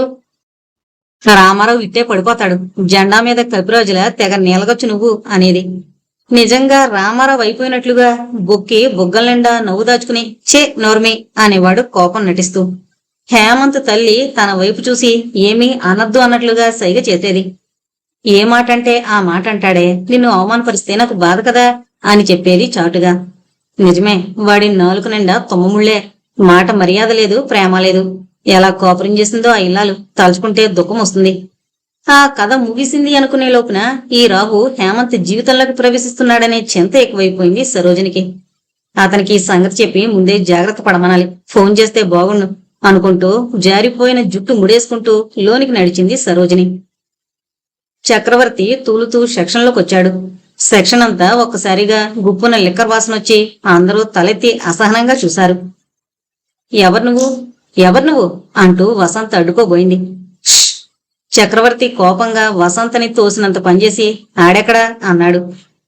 ముకుందం కొంచెం తెలివితేటలుగా లేచి నిలబడి, ఎవరండి మీరు, ఏం కావాలి అన్నాడు గొంతులో ఎక్కడలేని సౌమ్యత కొంతెచ్చుకుని. వాడి పేరేంటి? ఆ రమేష్ రమేష్ రమేష్ అన్నాడు నత్తుతూ. ముకుందం అతని వాల్కం చూశాడు. మాసిన చొక్కా, దాని మీద జరదా తిన్న డాగులు, చాలా పక్కా తాగుబోతని అర్థమవుతోంది. అతన్ని కంట్రోల్ చేయాలని ప్రయత్నించడం వృధా అని రమేష్ బాబు చాంబర్ వైపు చూపించాడు. చక్రవర్తి తూలుకుంటూ Ramesh Babu గదిలోకెళ్లి good morning boss అన్నాడు కుర్చీ సరున లాక్కుని కూర్చుంటూ. రమేష్ బాబు అతని చూసి ఉలికి పడ్డాడు. ఏంటిలా వచ్చేసా, వెళ్ళిపో అన్నాడు కంగారుగా.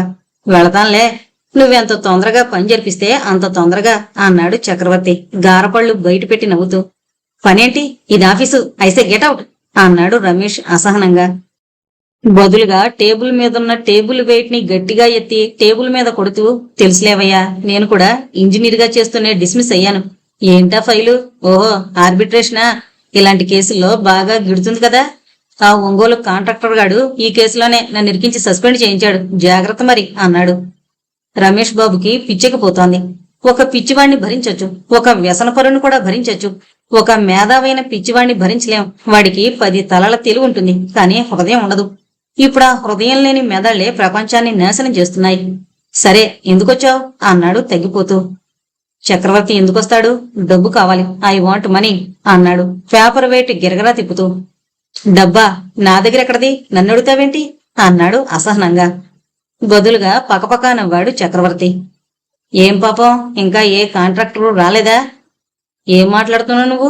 ఇదిగో నా ఖర్చులుగా తెచ్చుకున్నాను, ఈ 500 ఉంచు అంటూ జేబులోని 500 నోటు ఇవ్వబోయాడు రమేష్ బాబు. ఛే అంటూ విసిరి కొట్టాడు చక్రవర్తి.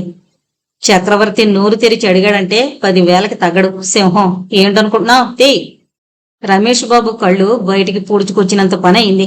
ఏంటి 10,000 సంపాదిస్తే తెలుస్తుంది, నా దగ్గర లేవు అన్నాడు కోపంగా.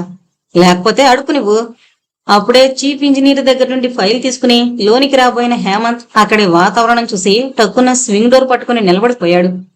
చక్రవర్తి అతని వైపు చూశాడు. కాసేపు ఆగిరా హేమంత్ అన్నాడు. హేమంత్ తల పంకించి చక్రవర్తిని ఆశ్చర్యంగా చూస్తూ వెళ్లిపోయాడు. ఆ వచ్చింది ఎవరో తెలుసా? రమేష్ బాబు చక్రవర్తి వంక వెటకారంగా చూస్తూ అడిగాడు. ఎవడైతే నాకేంటి, డబ్బుతీ. తాగి 4 గంటలు దాటింది, పిచ్చెక్కిపోతుంది అన్నాడు అసహనంగా. అలా అంటే ఎలా? తెలుసుకోవాల్సిన వ్యక్తి మీ ఆవిడ బాయ్ ఫ్రెండ్. ఆ మాట విని చక్రవర్తి నొసలు కోపంతో ముడుచుకుంది. ఆ వెంటనే సర్దుకుంటూ, డబ్బు సంగతి చూడు అన్నాడు కోపంగా. వాణ్ణెల్లడుగు. రే రమేష్, నాటకాలాడుకు. ఎంత తాగినా ఈ చక్రవర్తి గాడికి బుర్ర పనిచేస్తూనే ఉంటుంది. నువ్వు నన్నెందుకు పని కట్టుకుని లాడ్జికి పిలిచావో నాకు తెలియదనుకుంటున్నావా? ఈడంటే నీకేదో ద్వేషం, నా ద్వారా నీ కక్ష తీర్చుకోవాలనుకుంటున్నావు. నీ పప్పులు నా దగ్గర ఉడకవు. నా కోసం నేను ఏమన్నా చేస్తానరా, నీకోసం కాదు, మర్యాదగా డబ్బులి అంటూ గొంతు పెంచాడు చక్రవర్తి. రమేష్ ఇక శృతి మించుతోందని గ్రహించి బజర్ నొక్కాడు. వసంత్ వచ్చి నిలబడింది. వెళ్లి పద్మనడిగి 5,000 తే అన్నాడు. 5 10, అక్షరాల 10,000 అన్నాడు చక్రవర్తి 2 చేతులకున్న 10,000ని చూపిస్తూ. ఉండవు బాస్, రేపు లాడ్జికి రా, ఇస్తాను అన్నాడు రమేష్ బాబు కాళ్ల బేరానికి వస్తూ. వసంత వెళ్లి 5,000 తెచ్చి రమేష్ బాబు చేతికిచ్చింది. రమేష్ డబ్బు అతని చేతిలో పెడుతూ, ఇంకాఫీస్కి ఎప్పుడు రాకు అన్నాడు. చక్రవర్తి డబ్బుని ముద్దు పెట్టుకుంటూ, పిచ్చి మాటలు, బ్యాంకు దగ్గరికి రాని కస్టమర్ ఉంటాడా బాస్, రప్పించుకునేటట్లు చేసుకోకు సరేనా అంటూ లేచి నిలబడి, అవును ఆడి పేరేంటన్నావు అని అడిగాడు. హేమంత్. ఓకే అంటూ బయటకు నడిచి హాల్లో తన పని చేసుకుంటున్న హేమంత్ని ఎగాదిగా చూసుకుంటూ వెళ్లిపోయాడు చక్రవర్తి. అతడోటి వెళ్లగానే, ఈ తాగుబోతు కేసేంటి కొత్తగా అంటూ లోపలికొచ్చింది పద్మ. నా ఏడుపు నేను ఏడుస్తుంటే నీ గొడవేంటి అన్నాడు రమేష్ బాబు చిరాగ్గా. మీ ఏడుపు మీతో ఉంటే పర్వాలేదు, నా దగ్గరికి డబ్బుకెందుకు పంపుతున్నారు అంది పద్మ వెటకారంగా. ఏంటి అంత నీదిలో చెబుతున్నావు? పొద్దున్న ఆ సుబ్బారెడ్డికి 20 నీకిచ్చి వెళ్ళమన్నాను. 10 ఇచ్చాడు అంది పద్మ వేళ్లు విరుచుకుంటూ. అంటే 10 నొక్కేశావా? బాగుంది. నా ఉద్యోగానికి రిస్క్ లేదా? ప్రతివాడు నాకిచ్చి వెళుతున్నాడని ఎవరైనా పసిగడితే నా కొంప కొల్లేరవదా అంది కోపంగా. సరే, ఏదో ఒకటి ఏడవండి, నన్ను కాసేపు వదిలే అన్నాడు రమేష్ విసుగ్గా. ఆ మాటే నేనంటున్నాను అని విసురుగా లేచి వెళ్లిపోయింది పద్మ. హేమంత్ ఆఫీస్ నుండి బయటకొచ్చేసరికి బయట స్కూటీ మీద వెయిట్ చేస్తూ ఉంది వరుదిని. ఏ హేము అంది తనని గమనించకుండా వెళుతున్న హేమంత్ని పిలుస్తూ. హేమంత్ ఉలిక్కిపడి చూసి, ఏంటిక్కడ, నేనింటికొచ్చేవాణ్ణి కదా అన్నాడు కొంచెం కంగారుగా. ఎన్నాళ్ళని ఇంట్లో కూర్చుంటాం, అందుకే మనం తొలి దినాల్లో కలిసిన ప్రాంతంలో కూర్చోవాలని అంది. హేమంత్ స్కూటీ ఎక్కాడు. ఇద్దరూ ట్యాంక్ బండ మీదకి వెళ్లారో లేదో, అక్కడ జనం గుంగుడున్నారు. ఇద్దరూ దిగి ట్యాంక్ బండ మీద నిలబడి రైలింగ్ పట్టుకుని చూశారు.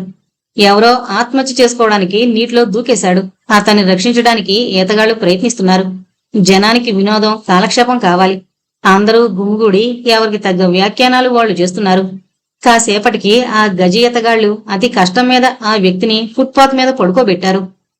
ఇంతలో జనంలో ఎవరో ఒక ఆమె గుర్తుపట్టి, ఈడు చిన్నసీను కొడుకు కదూ, అయ్యో ఏమొచ్చింది ఈడికి అంది. పోలీసులు ఆవిడ చెప్పిన వివరాల సహాయంతో ఇంటికి ఫోన్ చేశారు. హేమంత్ అతన్ని పరికించి చూశాడు. 15 ఏళ్ల కుర్రాడు. ఈ వయసుకి చచ్చిపోవాల్సిన అవసరం ఏమిటి? పరీక్ష కాని ఫెయిల్ అయ్యాడా? ఆ రోజు కాని ముందు రోజు కాని ఎలాంటి పరీక్షా ఫలితాలు విడుదల కాలేదు. ప్రేమలో విఫలమయ్యే వయసు కాదు. సరిగ్గా అప్పుడే అతని తల్లి కాబోలు వలవలా ఏడుస్తూ గుండెలు బాదుకుంటూ వచ్చింది. ఇప్పుడు ఆశ్చర్యపోవడం హేమంత్ వంతైంది. వసంత కొడుకా? ఇక అనుకోని బాధ్యత హేమంత్ పైన పడింది. అంబులెన్స్ వెంట హేమంత్ వరుదిని బయలుదేరారు. డాక్టర్స్ తో మాట్లాడాడు. పోలీసులకి ముట్టజెప్పాడు. ఈ దేశంలో మన నీతి మనల్ని ఉద్ధరించదు. గొంగళిలో తింటున్నాం, అవతల ప్రాణం. అందుకే హేమంత్ ఏమీ ఆలోచించలేదు. వరుదిని ఇంటికి పంపి 3 రోజులు ఆసుపత్రిలోనే ఉన్నాడు. పిల్లాడు బ్రతికాడు. వసంత హేమంత్ కాళ్ళకి మొక్కినంత పనిచేసింది. మీ రుణం తీర్చుకోలేం సారు. టైంకి దేవుళ్ళ ఏడనే ఉండి కాపాడారు అంటూ వలవల్లాడింది. సరే, ఎందుకు వీడి పనిచేశాడు అని అడిగాడు హేమంత్. ఏం చెప్పాలి సార్, లోన్ అడిగిండు, కొనిచ్చా. ఇప్పుడు అది కాదు, కైనటిక్ హోండా కావాలంట. సానా కోరికలు బాబు. ఏడ తెచ్చేది? 1 2? ఆడు తాగి తాగి సచ్చిండు. ఈడు నన్ను సంపి బతుకుతాండు. ఏం పేరు? అఖిలేశు. సరే, మీరింటికి వెళ్ళండి, నేనొచ్చి మాట్లాడతాను. వసంత నమస్కరించి కొడుకుని తీసుకుని వెళ్ళింది. ఈ సంగతి తెలిసి ఆఫీసు నుండి ఒక్కరు కూడా వచ్చి పరామర్శించకపోవడం ఆమెని ఖేదపరిచింది. చీమ చుట్టుకుమంటే జీపులు కారులేసుకుని వెళ్లి అందర్నీ పరామర్శించొచ్చే స్టాఫు తనని అలా నిర్లక్ష్యం చేయడం చూసి ఆమె హృదయం కుమిలిపోయింది. హోదాలు పొలుకుబడి డబ్బుంటే గాడిద కాళ్ళు కూడా పట్టుకునే జనం నైజం తెలిసి కినురాలైపోయింది. ఆమెకు హేమంత్ ఒక దేవుళ్లా కనిపించాడు. అప్పుడే హేమంత్ వరుదీన్తో సహా వాళ్ళింటికి వెళ్లాడు. ఆ టైంకి అఖిలేష్ కూర్చుని తల్లి కోసిచ్చిన కోళ్లు తింటున్నాడు. మా సారు అని పరిచయం చేసింది వసంత. అతని మొహంలో గౌరవం కాని పశ్చాత్తాపం కాని ఏమీ లేవు. పైగా ఏదో ఘనకార్యం చేసిన వాళ్ల గర్వంగా ఉన్నాడు. హేమంత్ ఇల్లంతా పరికించి చూశాడు. ఇంట్లో టీవీ, కూలర్, కావలసిన సామానంతా ఉంది. హేమంత్ పక్కన కూర్చుని ఎందుకు చచ్చిపోవాలనుకున్నావు అని అడిగాడు. వాడు హేమంత్ని అదోలా చూసి తల తిప్పుకున్నాడు. ఈ సామానంతా మీ ఆయన హయంలోనే కొన్నావా? వసంతని అడిగాడు హేమంత్. యాడిది సారు, ఆడు తాగి చేసిన అప్పులకే సానా డబ్బు గట్టినా. ఇప్పుడు ఇవన్నీ నే కొన్నయ్యే. నువ్వు కూడా చచ్చిపోతే మరి వీడెలా బ్రతుకుతాడు? ఆ ప్రశ్నకి వరుదీన్తో పాటు ఆ కుర్రాడు ఆశ్చర్యంగా చూశారు. అవును వసంత, రోజూ వీడి కోరికలు తీర్చలేక చచ్చే బదులు ఒక్కసారే చావచ్చు కదా. అప్పుడు వీడు రోడ్డు మీద అడుక్కున్నా ఎవడూ పైసా వేడు. తాడు తెచ్చాను, ఊరేసుకుంటావా అంటూ జేబులోంచి తాడు తీశాడు. హేమంత్, ఏం నువ్వు చేస్తున్న పని అంది వరుదిని కంగారుగా. ఇంకెలా చెప్పాలో నాకు తెలియడం లేదు. వాడి కోరికలకి వాడి ఆర్థిక స్తోమతకి సారూప్యముందా? ఆర్థిక స్తోమత ఏ స్థాయిలో ఉన్నా పిల్లలందరివి ఒకటే కోరికలు. ఇవన్నీ తీర్చడం తల్లిదండ్రులకి సాధ్యమవుతుందా? తల్లిదండ్రులంటే ఏటీఎం కార్డులా? తండ్రి తాగి తాగి చచ్చాడు. ఏదో ప్రభుత్వం పుణ్యమాని వచ్చిన ఉద్యోగంతో ఆవిడ బతికిస్తుంది. నేను చూడు, వాచి కూడా పెట్టుకోను. వాచి దేనికి? టైము చూపించడానికి. గోడకి గడియారముంది, ఇక దేనికి? ముందు బాగా చదువుకుని పెద్ద జాబ్ చేసి కోరికలు తీర్చుకో. నాకు నీ మీద కోపం లేదు, తల్లిని బాధించకూడదు అన్నాడు అఖిలేష్ మీద చెయ్యి వేసి. అఖిలేష్ తల వంచుకున్నాడు. కళ్ల వెంట నీళ్లు జారిపడ్డాయి. హేమంత్ వసంత వైపు తిరిగి, మీది తప్పుందమ్మా. మీరే పిల్లల్ని కన్నట్టు వాళ్ళ గొంతెమ్మ కోరికలన్నీ తీర్చడం తప్పు కదా.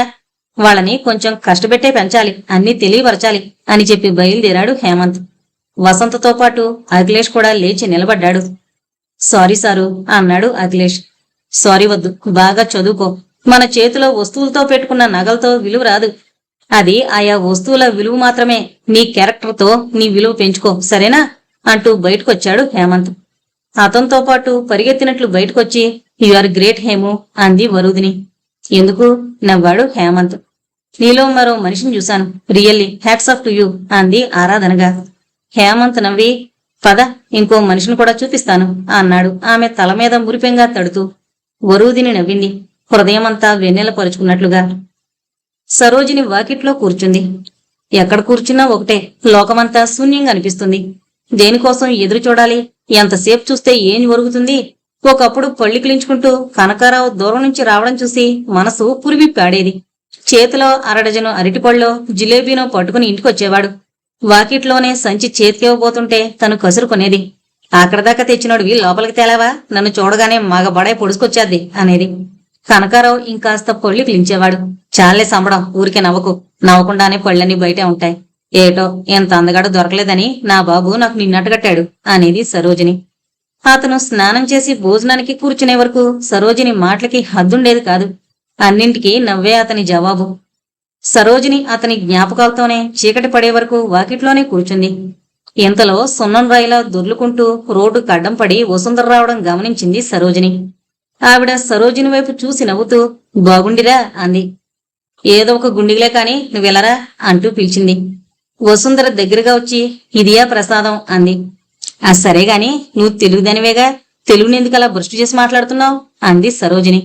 బదులుగా ఆవిడ నవ్వి సానా దినములుగా అక్కడనేగా ఉండడం అని సరోజిని పక్కన అరుగు మీద కూర్చుంది వసుంధర. వచ్చి చాలా రోజులైందిగా, ఇక బయలుదేరరా అని అడిగింది సరోజిని. వాడుదా వస్తే నిశ్చయం చేసుకుని పోతాం. ఎవడుదా? వాడే హేమంత్.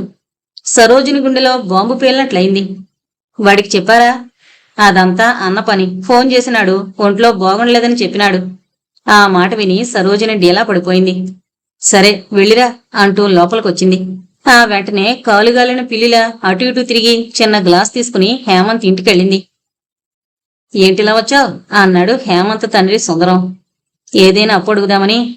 అంటే ఏం కావాలో నీకే తెలీదన్నమాట వెటకారంగా అన్నాడు సుందరం. నీ ఇంట్లో అసలు ఏముందో తెలుసుకుని దాన్ని బట్టి అడగాలని.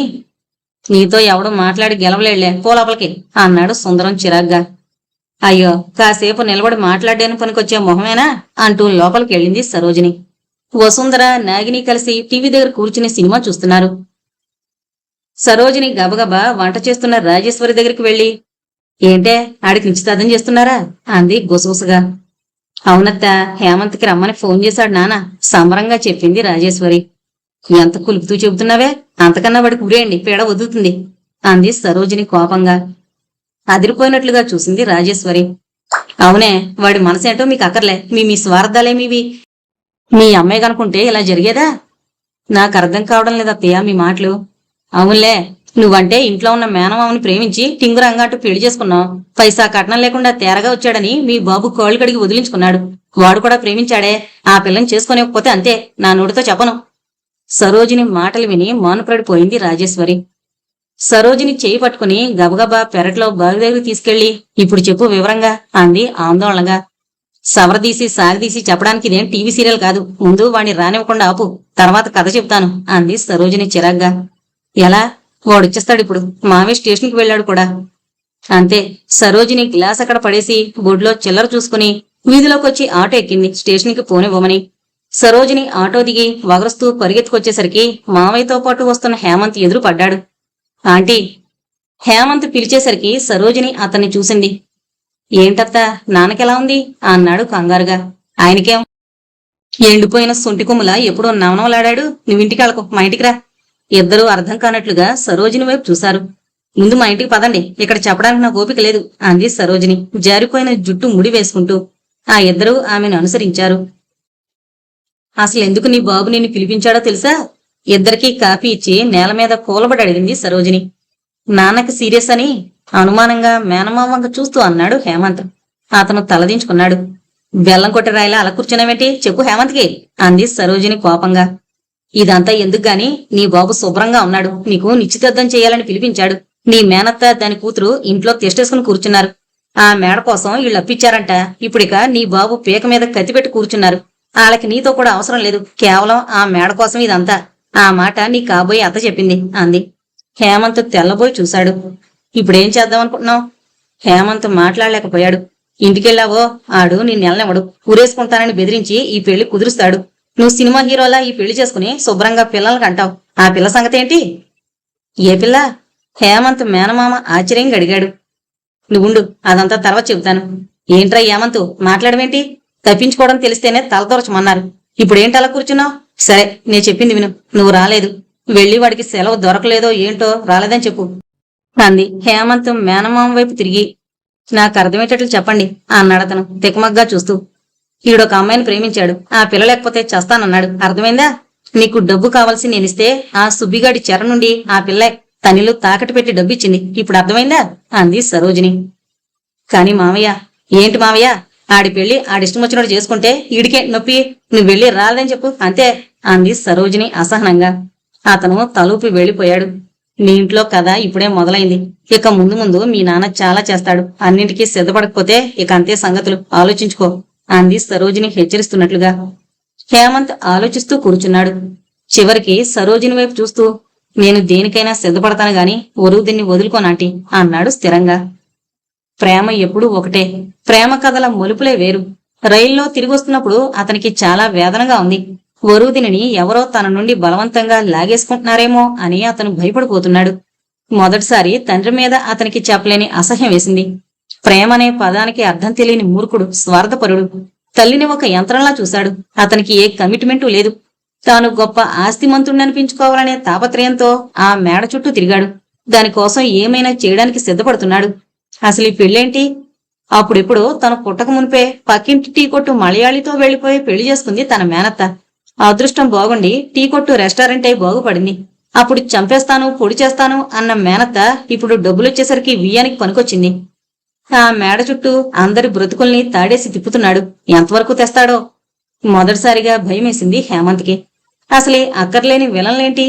ఎందుకు వాళ్ళు సుఖంగా ఉండి ఇతరుల్ని సుఖంగా ఉండనివ్వరు? వాళ్ళ తప్పులు వాళ్ళెందుకు తెలుసుకోరు? రమేష్ బాబుకి వరూదిని మీద కోపం ఎందుకు? పెళ్ళయి పిల్లలున్న వ్యక్తి భార్యకి విడాకులు లేకుండా వరూదిని చేసుకోవడానికి వెళ్లడం, ఆ పైన నీచంగా మాట్లాడమే కాకుండా ఆమె మీద కక్ష పెంచుకోవడం దేనికి?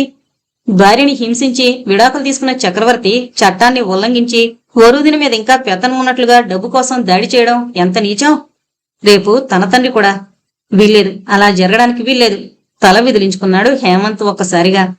ఆ రోజు సాయంత్రం తిన్నగా వరూదిని దగ్గరికి వెళ్లాడు హేమంత్.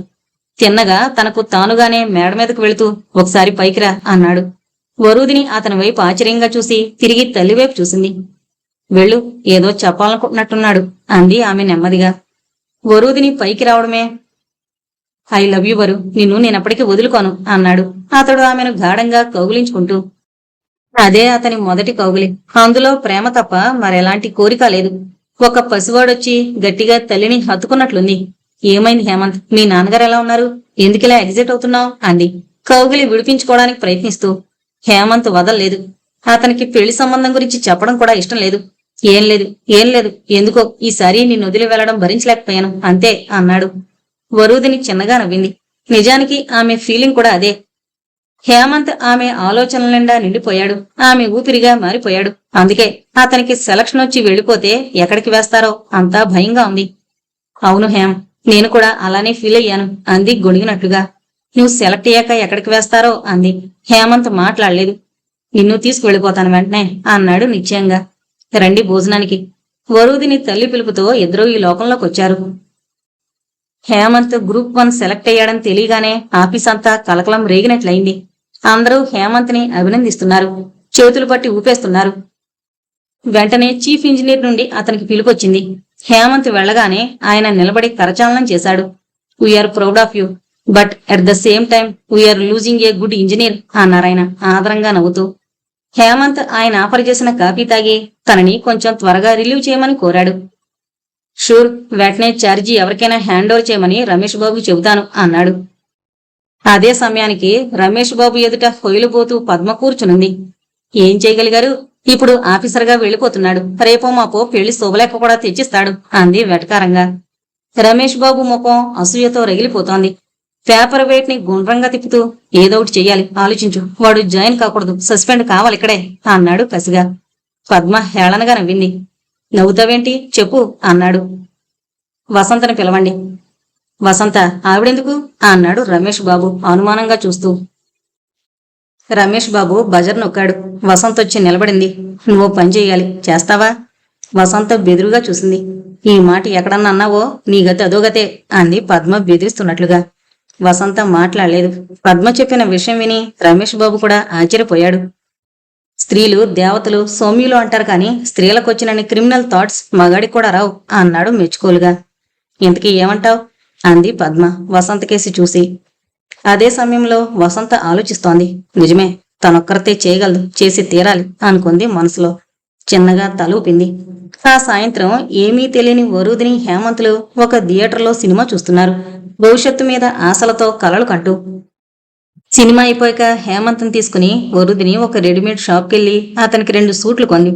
వాటిని సైజు చేయిస్తూ ఉంటే ఎందుకిప్పుడు ఇవన్నీ అని గొణిగాడు హేమంత్. ఎందుకేంటి, నువ్విప్పుడు గ్రూప్ 1 ఆఫీసర్వి, దర్జాగా ఉండాలి. అంచెలంచెలుగా నువ్వు ఎదగడం నేను కళ్ళారా చూడాలి. సూట్లో నిజంగా చాలా బాగుంటావు అంది సంతోషం నిండిన కళ్ళతో. కానీ నా మీద చాలా ఖర్చు పెడుతున్నావు వరు, ఇంకా నీళ్లు తాకట్లోనే ఉంది. అది తలుచుకుంటే నాకు చాలా గిల్టీగా ఉంటోంది అన్నాడు బాధగా. ఇంకా నువ్వు నేను ఏంటి, నేను ఎవరికో ఇచ్చానా, నాకే నేను ఇచ్చుకున్నాను పద అంది. ఇద్దరు ఒక హోటల్లో భోంచేశాక వరుదిని ఇంట్లో వదిలేసి రూమ్కొస్తూ సరోజినికి ఫోన్ చేశాడు. సరోజిని లైన్లోకొచ్చి, ఏంట్రా ఇంత రాత్రప్పుడు ఎలాగున్నావు అని అడిగింది. బాగున్నానంటే, నాకు గ్రూప్ 1 సెలక్షన్ వచ్చింది అన్నాడు హేమంత్. ఏంటో అదంతా ఇప్పుడు నువ్వు చేస్తున్న ఉద్యోగానికన్నా పెద్దదా అని అడిగింది సరోజిని. పెద్దదే, నీకేం ముందు చెబుతున్నా, నాన్నకి చెప్పలేదు ఇంతవరకు. ఏం చెబితే నీ బాబుకి సంతోషంగాని చెప్పాలిగా. వాళ్ళు లేరులే చెప్పు అంది సరోజిని. ఎంతకి నువ్వు అదే ఊళ్ళో ఉంటావా, వేరే ఊరెళ్ళి వరుదిని మరిచిపోతావా? బదులుగా గట్టిగా నవ్వాడు హేమంత్. నీకెప్పుడు వరుదిని గురించే, నాకన్నా వరుదినియే ఎక్కువైపోయింది. వేరే ఊరు వేస్తారు, కానీ నేను త్వరలోనే వరుదిని తీసుకెళ్ళిపోతాను, వర్రీ అవ్వకు. అదే కదరా కావాల్సిందే అంది సరోజిని. వెంటనే ఇంటికి ఫోన్ చేశాడు. రాజేశ్వరి మాట్లాడింది. హేమంత్ సెలక్షన్ గురించి తెలిసి చాలా సంతోషించింది. నాన్న నిద్రపోతున్నారు, నేను చెబుతలేరా హేమంత్. ఆయనకి ఇవన్నీ ఏం పడతాయిలే, జాగ్రత్త.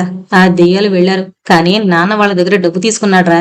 వాళ్ళు ఈ సంబంధం వదిలేటట్లు లేరు, అందరికీ ఆ మేడ మీదే ధ్యాస అని చెప్పింది. సరే చూద్దాం అని ఇంటి ముఖం పట్టాడు హేమంత్. తను యుద్ధానికి సన్నద్ధం కావాలి, తప్పదు. వరుదినికి మాత్రం ఎలాంటి కష్టం కలగనేకూడదు. ఆమెను పదిలంగా జీవితాంతం చూసుకోవాలి. ఆలోచిస్తూ రూమ్కి చేరుకున్నాడు. వరుదిని చిత్రపక్కన పడుకుని నిద్రపోవాలని ప్రయత్నించింది. ఎంతకు నిద్ర పట్టలేదు. ఆలోచనల నిండా హేమంతే నిండిపోయాడు. సూట్లో అతనెలా ఉండేది ఊహించుకుని ఆమె మనసు ఆనందంతో పొంగిపోతోంది.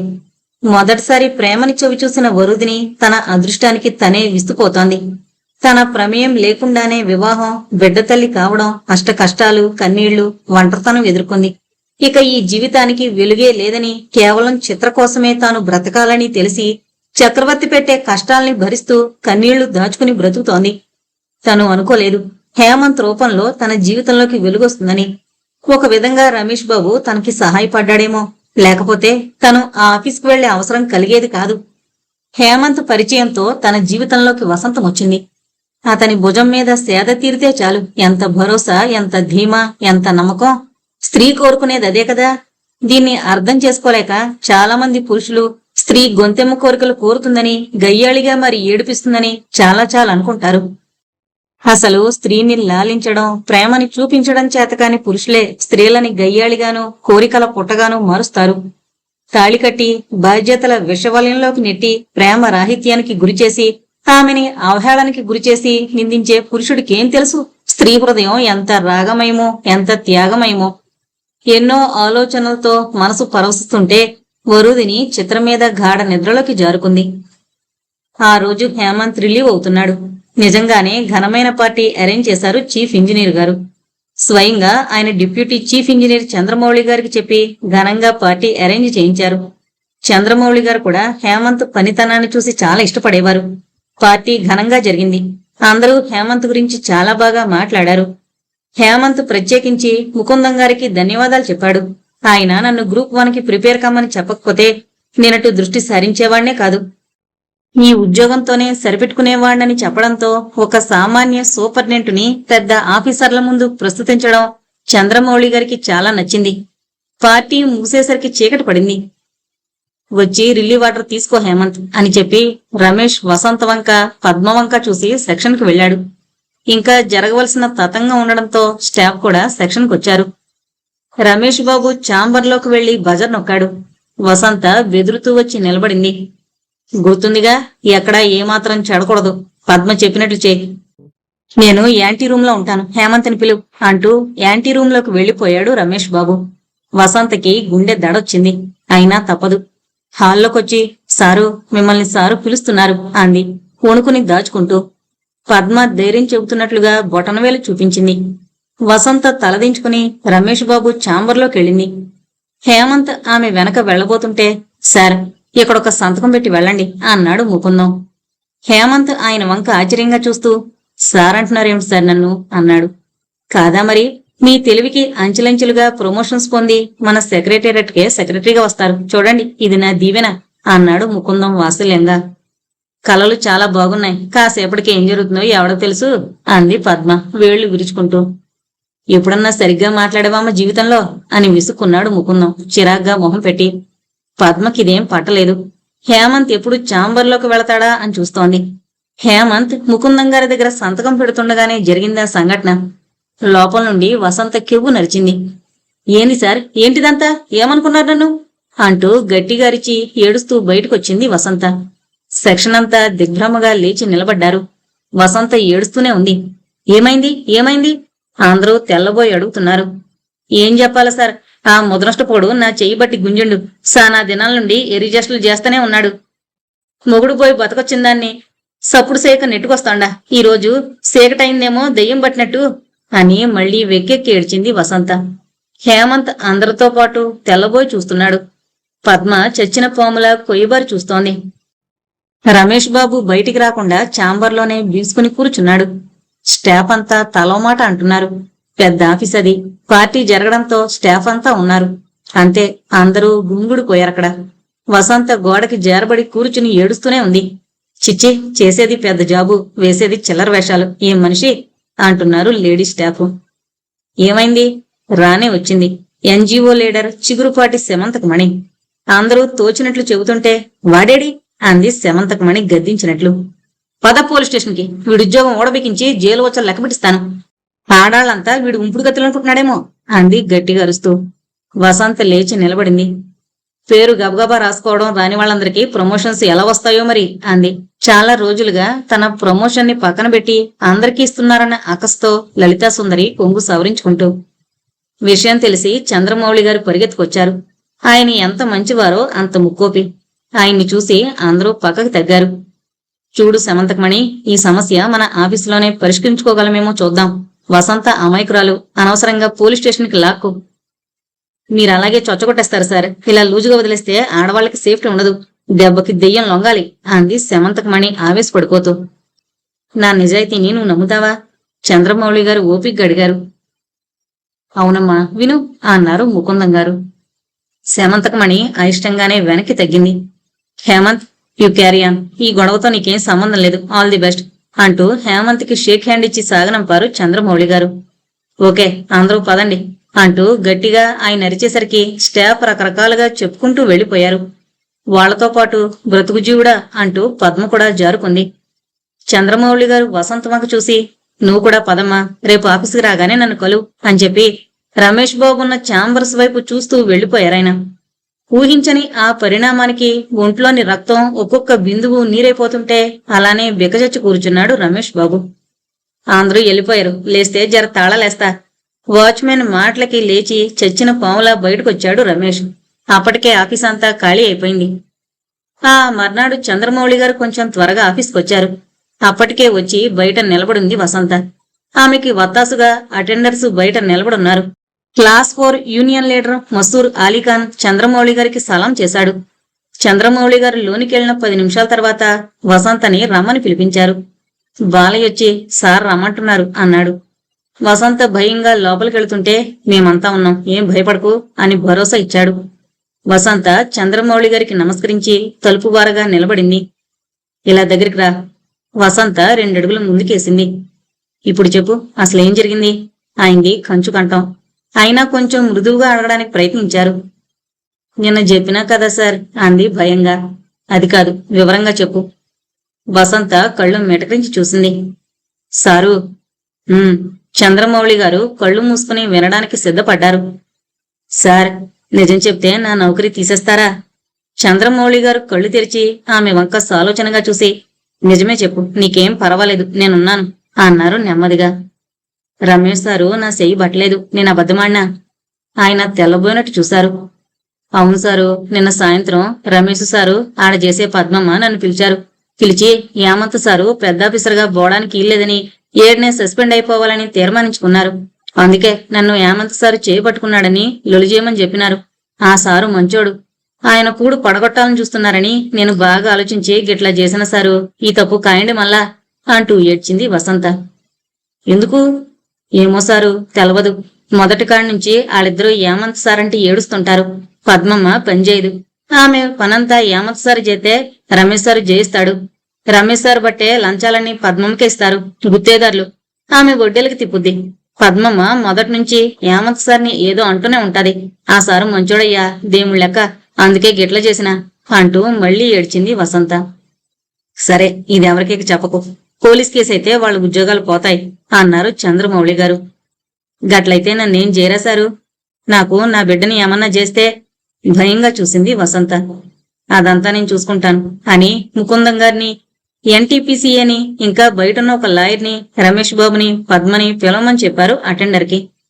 అందరూ క్షణాల్లో వచ్చి నిలబడ్డారు. లాయరు, ముకుందం, ఎన్టీపీసీఏ కూర్చున్నారు.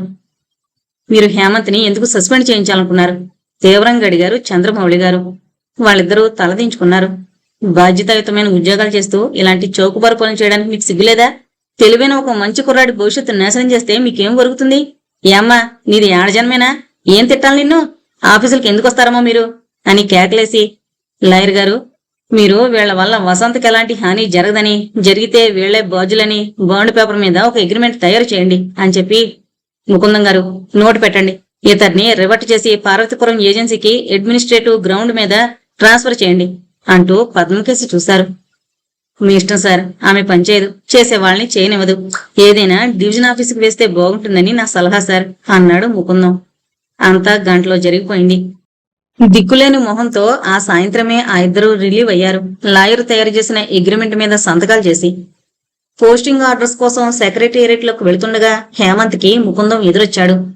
నమస్తే సార్, పోస్టింగ్స్ ఎక్కడిచ్చారు అని అడిగాడు ముకుందం. ఇంకా లేదు, దానికోసమే అన్నాడు హేమంత్. ముందు రోజు ఆఫీసులో జరిగిన సంగతులన్నీ వివరించాడు హేమంత్కి ముకుందం. వాట్, ఇంత జరిగిందా అన్నాడు ఆశ్చర్యపోతూ. అవును సార్, ఎంక్వైరీలు, ఎక్స్ప్లెనేషన్స్ ఏమీ లేకుండా అంతా పగడబందీగా జరిగిపోయింది. దట్ ఈజ్ చంద్రమౌళి గారు. ఇద్దరూ ఏడ్చుకుంటూ రిలీవ్ అయ్యారు. అది కాదండి, వసంత్ ఇంత ధైర్యం చేసిందా ఆశ్చర్యపోతూ అడిగాడు హేమంత్. అదే, ఫిలిలా ఉండే వసంత ఇంతకి తెగించిందంటే అందరికీ ఆశ్చర్యమే. ఏమైనప్పటికీ చాలా మంచి పిల్ల సార్ అని మెచ్చుకున్నాడు. హేమంత్ ఆలోచిస్తూనే ఆర్డర్స్ తీసుకుని తిన్నగా వరూదిని దగ్గరికి వెళ్లాడు. వరూదిని హేమంత్ వెళ్లే వరకు సెలవు పెట్టింది. ఆమె కూడా మిశ్రమ భావాలతో సతమతమవుతోంది. హేమంత్కి మంచి ఉద్యోగం వచ్చిందన్న ఆనందాన్ని, అతను వెళ్లిపోతాడన్న బాధ కప్పేస్తోంది. ఆర్డర్స్ తీసుకున్నావా? కంగ్రాట్స్ అంది అతని చేతిలోని పోస్టింగ్ ఆర్డర్స్ తీసుకుని చూస్తూ. ఆమెచ్చిన టీ తాగుతూ, మనం అర్జెంటుగా వసంత్ ఇంటికెళ్ళాలి అన్నాడు హేమంత్. ఎందుకిప్పుడు? హేమంత్ జరిగిందంతా చెప్పాడు. వరూదిని తెల్లబోయింది. ఇంత కక్ష? సరే పద అన్నాడు తొందర పెడుతూ హేమంత్. ఒక్క నిమిషం అంటూ డ్రెస్ మార్చుకుని తల్లికి చెప్పి బయలుదేరింది. దారిలో వసంత్కు ఒక చీర, పొళ్ళు, స్వీట్స్ కొన్నాడు హేమంత్. ఇద్దరినీ చూసి వసంత్ ఆశ్చర్యపోయింది. రాండి సారు, రాండి మేడం అంది కంగారుగా. వరూదిని తెచ్చినవన్నీ వసంత చేతికిచ్చింది. ఇవన్నీ దేనికి మేడం? మీరిద్దరూ కనిపించరంటే దిగులుగా ఉంది అంది బాధగా. నువ్వు చేసిన మేలు మరిచిపోను అన్నాడు హేమంత్. ఏముంది సారు, మిమ్మల్ని కాపాడుకోవడం మా బాధ్యత. నా కొడుకు ఆసుపత్రిలో ఉన్నప్పుడు నిలువుకాళ్ల మీద నిలబడ్డారు మీరు అంది కన్నేళ్లతో. భయపడకు, నేనున్నాను, ఏ అవసరం వచ్చినా.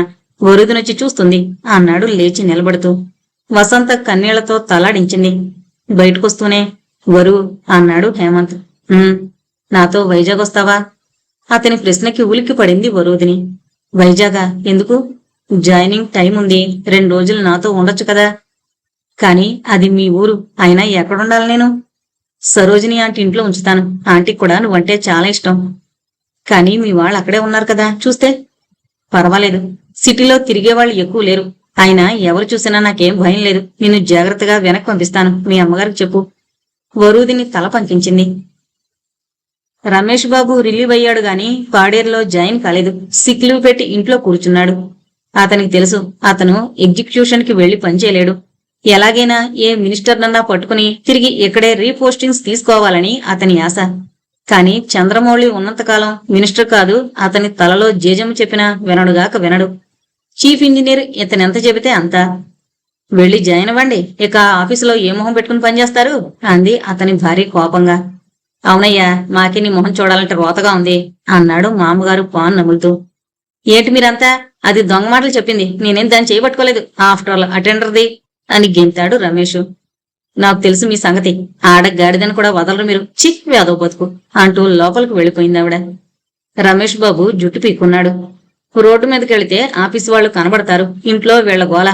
దీనికన్నా ఆ ఫస్ట్ క్లాస్ ఏజెన్సీలో అలమలు తిని బతకడమే మేలేమో అనుకుంటూ చురుచీకట్లో ఇంటికి దగ్గరగా ఉన్న థర్డ్ రేటెడ్ బార్లో కూర్చున్నాడు తాగుతూ.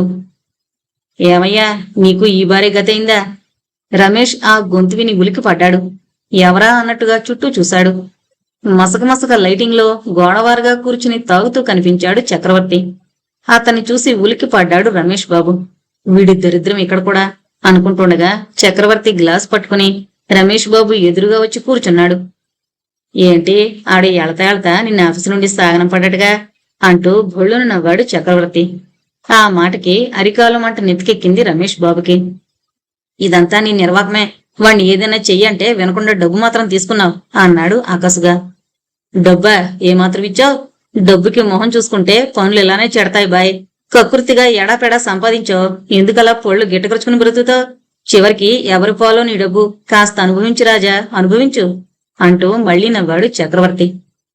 చక్రవర్తి మాటలకి లేచి వెళ్లిపోవాలనిపిస్తోంది రమేష్కి. కాని ఎక్కడో ఏదో ఆశ. వీడి ద్వారానే తను వరూదిని మీద కక్ష తీర్చుకోగలడు. ఎలాగైనా వీడిని దాని మీదకి ఆయుధం చేసి విసరాలి. నేను సంపాదించింది ఎంతో నీకు తెలుసా? ఎవరి దగ్గర ఎప్పుడెంత నొక్కేశావో లిస్టు చూపించినా అంటూ జేబులో చేయి పెట్టాడు చక్రవర్తి. ఓహో, అంతా డీటెయిల్స్ సేకరించావా? ఈ చక్రవర్తి ఉత్త క్రిమినల్ కాదు మిస్టర్, 10 తలలున్న ఇంటెలిజెంట్ క్రిమినల్. అది సరే, నీ పెళ్ళం రేపో మాపో వాడిని పెళ్లాడబోతోంది. నీ కూతురికి వాడు తండ్రవబోతున్నాడు. సిగ్గుగా లేదా?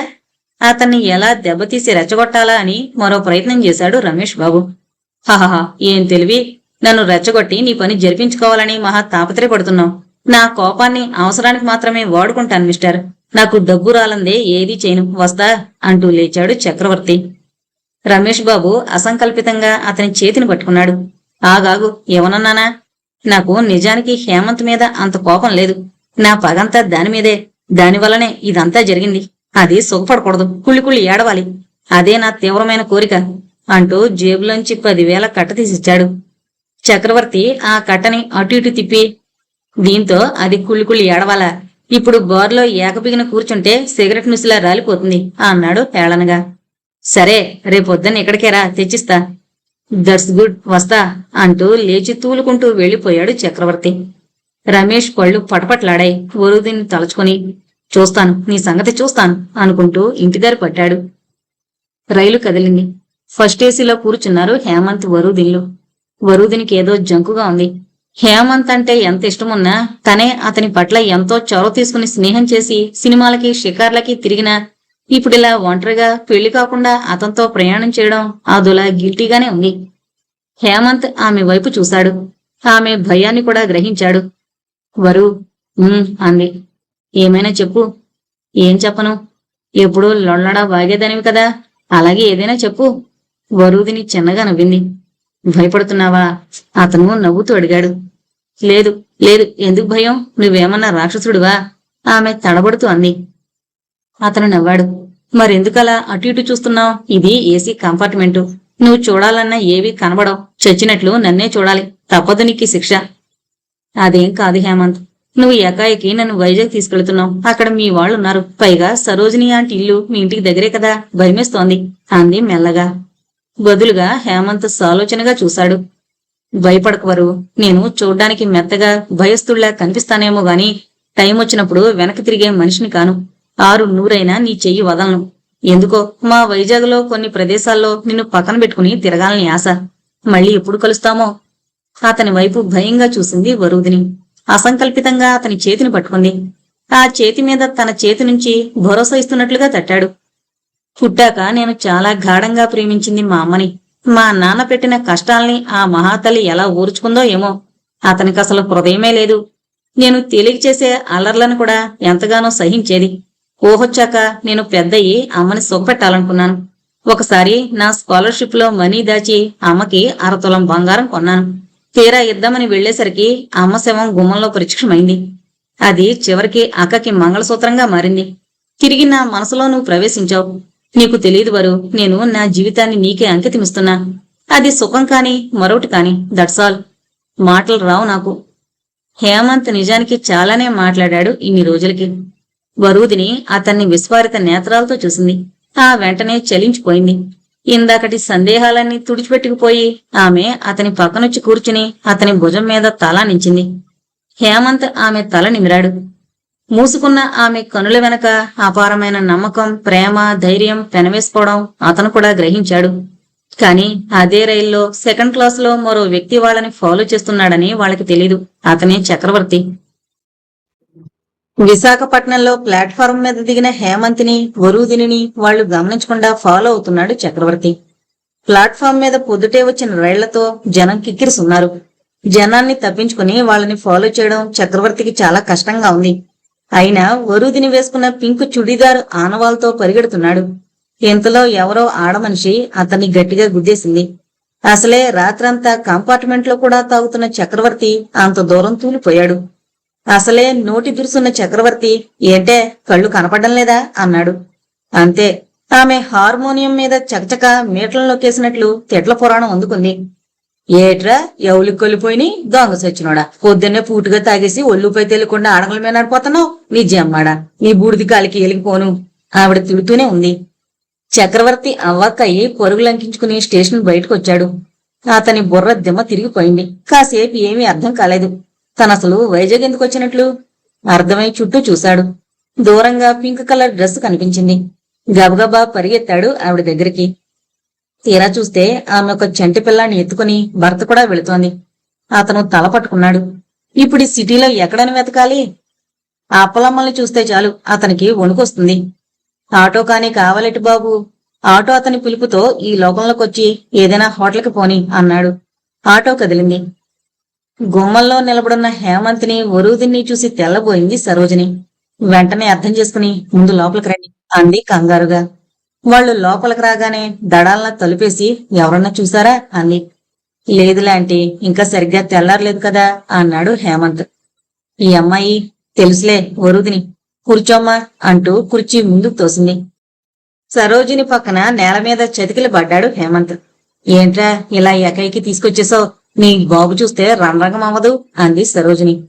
హేమంత్ నవ్వి, ఎప్పుడైనా ఏదో కాస్త ముందు వెనక, ముందు వరుదినికి ఏం కావాలో చూడు అన్నాడు.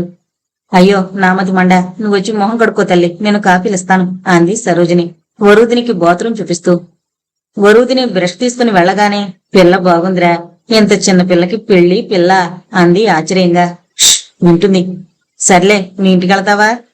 వెళతాను, ఇప్పుడు కాదు, వరుదిని పంపించేశాక అన్నాడు.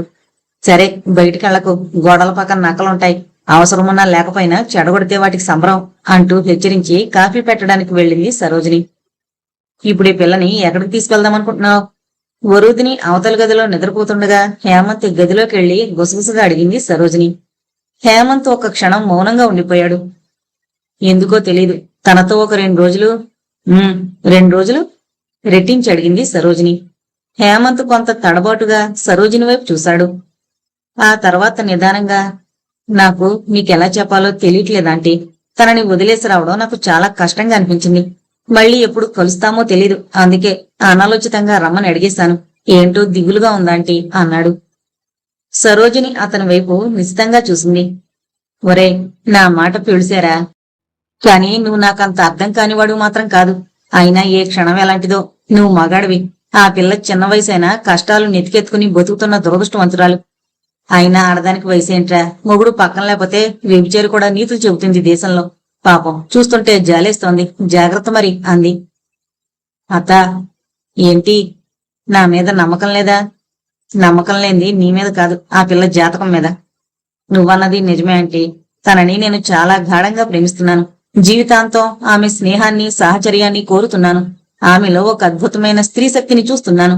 మిగతా విషయాలు వదిలే, నన్ను నమ్ము. సరోజిని హేమంత్ బుగ్గల పుణికి, నాకు తెలుసురా బంగారం, ఇప్పుడు ఆ అమ్మాయిని ఎక్కడికి తీసుకువెళ్తావు? భీమిలి వెళ్లాలని. ఎలా? ఏదైనా టాక్సీలో. సరే, నువ్వు బయటకెళ్ళకు, నేను పొద్దుటే టాక్సీ తెస్తాను, గుట్టుగా వెళ్ళండి. నువ్వా? లేకపోతే మరి నువ్వా? కొంపలు అంటుకుంటాయి ఎవరన్నా చూస్తే.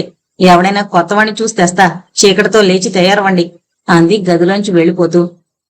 చీకటితో టాక్సీ కోసం వెళ్తున్న సరోజిని అవునా కాదా అన్నట్లు అనుమానంగా చూశాడు సుబ్బారావు. అతని మధ్య గుండె నొప్పి వచ్చి డాక్టర్ల సలహా మీద వాకింగ్ చేస్తున్నాడు. కసితో కాని ఆమె మీద నీచ దృష్టితో కాని సరోజిని ఇట్టే పసిగట్టే శక్తి అతనుకుంది. అదే ఏంటింత పొద్దున్నే నేల మీద నడిచే తారాజోలా చకచకా వెళ్ళిపోతుంది, ఏటో ఎవ్వారం అనుకొని తను హడావిడిగా నడిచాడు. సరోజిని అతన్ని చూడలేదు. సరోజిని టాక్సీ స్టాండ్ లో నిలబడి బాగా పరీక్షించి ఒక అపరిచిత మొహాన్ని చూసి అతని దగ్గరగా వెళ్లి మాట్లాడి చొప్పున టాక్సీ ఎక్కింది. సుబ్బారావు గబగబా టాక్సీ నంబర్ గుర్తుపెట్టుకుని అంతటితో ఆగక సరోజిని ఇంటివైపు నడక ప్రారంభించాడు. కాని అప్పటికే హేమంత్ వరూదినిలో టాక్సీ ఎక్కి వెళ్లిపోవడం జరిగింది. సరోజిని ఇంటి తలుపులు మూసున్నాయి. అర్థం కాలేదు అతనికి. అంటే ఎటో ఉడాయించింది. ఎక్కడికై ఉంటుంది? కొట్టుకోవాలి, పరువు తీయాలి. తన పరువు తీసినందుకు కష్ట తీర్చుకోవాలి. మగవాడి తప్పును చాలా ఔదార్యంగా క్షమించేస్తుంది లోకం. ఇంకా కావాలంటే దానికి కూడా ఆడదే కారణమై ఉంటుందని చెప్పుకుని సంతోషపడుతుంది. అదే ఆడదైతే చూడకపోయినా నిజానిజాలు తెలియకపోయినా దూదిలో ఏకేస్తుంది. ఇప్పుడదే చెయ్యాలి. సరోజిని రోడ్డు మీద నిలబెట్టాలి. సుబ్బారావు ఆలోచిస్తూ ఇంటి ముఖం పట్టాడు. భీమిలి రోడ్డు. సముద్రం పొడవునా ఆనుకుని వెళుతున్న కారులోంచి ఒకలాంటి పరవశానికి గురై ప్రకృతిని చూస్తోంది వరూదిని. ఎంత అందం ఈ ప్రకృతిలో! ఎవరితోనూ మాట్లాడకుండా, ఏ పుస్తకము చదవకుండానే కేవలం కళ్ళ పిగించి దేవుడు సృష్టించిన ఈ అందాలు చూస్తే చాలు, బ్రతుకు ధన్యమైపోతుంది. నిర్విరామంగా ఎగసిపడుతూ ఒడ్డుకు చేరి ఒరిగిపోతున్న కెరటాలు తెల్లని నొరగని తల మీద మోస్తూ, మరో పక్క పచ్చని ప్రకృతి, సముద్రాన్ని తాకాలని కిందకొస్తున్న మబ్బులు. హేమంత్ క్రీగంట వరుదిని వైపు చూశాడు. ఆమె నిజంగానే ఈ లోకంలో లేదు. ఆమె చెయ్యి అతని చేతిలో ఉంది. నువ్వసలు ఈ లోకంలో లేవు. అప్పుడు తల తిప్పి చూసింది వరూదిని. చిన్నగా నవ్వి, అవును హేమ్, నేనంతా హైదరాబాద్ లోనే పుట్టి పెరిగాను. సముద్రం నాకంత తెలీదు. మా సముద్రం హుస్సేన్ సాగరే. ఎంత బాగుంది. భూమిని కొలుస్తూ మనతోనే వస్తోంది అంది సంబరంగా. ఈ రోజు పౌర్ణమి తెలుసా? అవునా, నీకు తిథులు కూడా తెలుసా? అమ్మ పాటించేది. క్యాలెండర్ తీసుకుని అమ్మ చెబుతుంటే నేను ప్రత్యేకమైన రోజులకి సున్నాలు చుట్టేవాణ్ణి. ఎందుకు? ఆశ్చర్యంగా అడిగింది వరూదిని. ఆ రోజుల్లో ఏవో ప్రత్యేకమైన నియమాలు పాటించి పూజలు చేసేది. ముఖ్యంగా అమ్మ పౌర్ణమి రోజు వెన్నెల్లో తులసి కోట దగ్గర కూర్చుని లలితా సహస్రం చదువుతుంటే నేను పక్కనే కూర్చునేవాణ్ణి. చిత్రంగా వింటోంది వరూదిని. హేమంత్ గట్టిగా నిట్టూర్చాడు. ఆ తెల్లవారుజామున స్నానాలేంటో, ఆ పూజలేంటో నాకు తెలిసి అమ్మ సుఖపడిన దాఖలాలు లేవు అన్నాడు బాధగా. వరూదిని అలానే వింటోంది. బహుశా మరో జన్మంటూ ఉంటే అమ్మకి తప్పకుండా మంచి భర్త లభిస్తాడు. అదే కదా నిజమైన అదృష్టం. ఎంత స్వార్థం, మళ్ళీ ఆడజన్మేనా అంది వరూదిని నిష్ఠూరంగా. స్వార్థమా? ఆడదంటే ప్రేమ స్వరూపిణి వరు. దీపం లేని ఇల్లన్నా చీకటిగా ఉండదేమో కాని స్త్రీ లేని ఇల్లంతా గాఢాంధకారమే. అమ్మ చనిపోయాక ఆ ఇల్లు నాకు శ్మశాన వాటికలు అనిపించేది. ఎప్పుడు చిరుగురులాడుతూ ప్రేమనే పదానికి అర్థం తెలియని నాన్నని చూస్తే వద్దులే, ఎంతైనా తండ్రి కదా అన్నాడు జేవురించిన మొహంతో. మాటల్లో టాక్సీ భీమిలి కాటేజెస్ చేరుకుంది. అంతకుముందే హేమంత్ బుక్ చేసిన కాటేజీకి చేరుకున్నారు వాళ్ళు. ఆ సాయంత్రం బీచ్ లో నడుస్తూ ఎదురుగా ఉన్న అనంతమైన సముద్రాన్ని చూస్తే భయం వేయడం లేదు అని అడిగింది వరూదిని. ఎందుకు? ఆశ్చర్యంగా అడిగాడు హేమంత్. అలా చూడు, ఆ జలరాశి అనంతంగా లేదు, దిగాంతాలకి వ్యాపిస్తూ, దాని ముందు మనం ఇసుక రేణువుల్లా. నాకు మాత్రం భయం వేస్తోంది హేమ్ అంది వరూదిని హేమంత్ చేతిని గట్టిగా పట్టుకుంటూ. హేమంత్ నవ్వాడు. నాకేం అలా అనిపించడం లేదు వరు. బహుశా చిన్నతనం నుండి సముద్రాన్ని చూస్తూ పెరిగినందువల్లేమో. రా అంటూ చేయి పట్టుకుని కొంచెం దూరం సముద్రంలోకి లాక్కెళ్లాడు. కెవ్వు కెవ్వున అరుస్తూనే ఉంది వరూదిని భయంతో. పెద్ద పెద్ద అలలు ఎగసెగసి పడుతున్నాయి. ఎన్నో జంటలు నీటిలో తడిసి ముచ్చట పడుతున్నారు. అంతలోనే నిలువెత్తు అలొకటొచ్చి హేమంత్ని వరూదిని నిలువెల్లా తడిపేసింది. ఉప్పు నీళ్లు కళ్లల్లోకి ముక్కులోకి వెళ్లి ఉకిరిబిక్కిరైంది వరూదిని. ఆమెను చూసి కంగారు పడి, సారీ వరు, సరదాగా చేశాను అన్నాడు హేమంత్. వరూదిని తడిసిన చున్నీతోనే మొహం తుడుచుకుని, భయం వేసింది తెలుసా, నువ్వు చాలా మొండివాడివి అంది చిరుకోపంగా. సారీ అన్నాగా. ఇప్పుడు చూడు, బట్టలన్నీ తడిసిపోయాయి. అలా కాసేపు ఒడ్డును కూర్చుంటే అవే ఆరిపోతాయి అన్నాడు హేమంత్. ఇద్దరూ దూరంగా వచ్చి ఇసుకలో కూర్చున్నారు. చీకటి అన్ని వైపులా పరుచుకుంటోంది. చంద్రుడు సముద్ర గర్భంలోంచి రావడాన్ని సంతోషంగా చూసింది వరూదిని. వెన్నెల అంతటా పొరుచుకోవడం ప్రారంభమైంది. అలల దూకుడు పెరిగింది. సముద్రం ఆకాశంలో వినీలమైంది.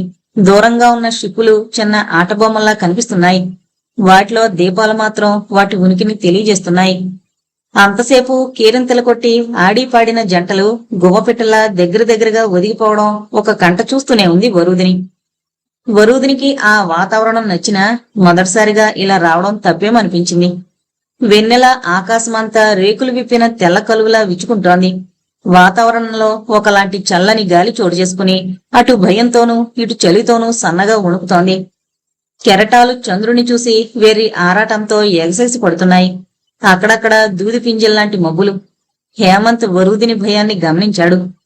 వరు అంది హీన స్వరాన. వెళ్ళిపోదామా? ఎక్కడికి? ఇంటికి. ఇప్పుడా? ఏముంది, కారు మన చేతిలో ఉంది. సరే అన్నట్లు తల తిప్పింది వరూదిని. ఇద్దరూ పైకి లేచారు. టాక్సీ బయలుదేరింది. సముద్రము వెన్నెల దారి పొడవునా తోడుగా వస్తూనే ఉన్నాయి. నీ భయాన్ని నేను గమనించాను వరు. ఆడపిల్లకది సహజమేనేమో. నేను నిన్ను ఇబ్బంది పెట్టాలని తీసుకురాలేదు. మళ్ళీ ఎప్పుడు కలుస్తామో తెలియదు. తిరిగి మనం మళ్ళీ కలుసుకునే వరకు ఈ భీమిలి, సముద్రము, వెన్నెల జ్ఞాపకాలుగా మిగలాలన్నదే నా ఆశ. నేను ముందు నీకు స్నేహితుణ్ణి, ఆ తర్వాత ప్రేమికుణ్ణి. ఇందులో ఉన్న తీయని జ్ఞాపకం శారీరక సంబంధంలో ఉన్నదని నా నమ్మకం. మనం కలిసిన విడిపోయిన ఈ క్షణాలు మన జీవితంలో సుగంధాలు వెదజల్లిన పూలులా మిగిలిపోతాయి. వరుదిని అతని మాటలకి ఉలిక్కిపడి చూసింది. ఆమె కళ్లల్లో లీలగా కన్నీళ్లు వెన్నెల కాంతిలో అబ్రకం పొరలా మెరిశాయి. ఈసారి ఆమె అన్నీ మరచి అతని భుజం మీద వాలింది. విడిపోవడమా అని సన్నగా గొణుగుతూ. మాట వరస కనేశాను. విడిపోవడం అంటూ ఉండదు. అది నేను ఊహించలేను. అతని చేతులు ఆమెను చుట్టేశాయి.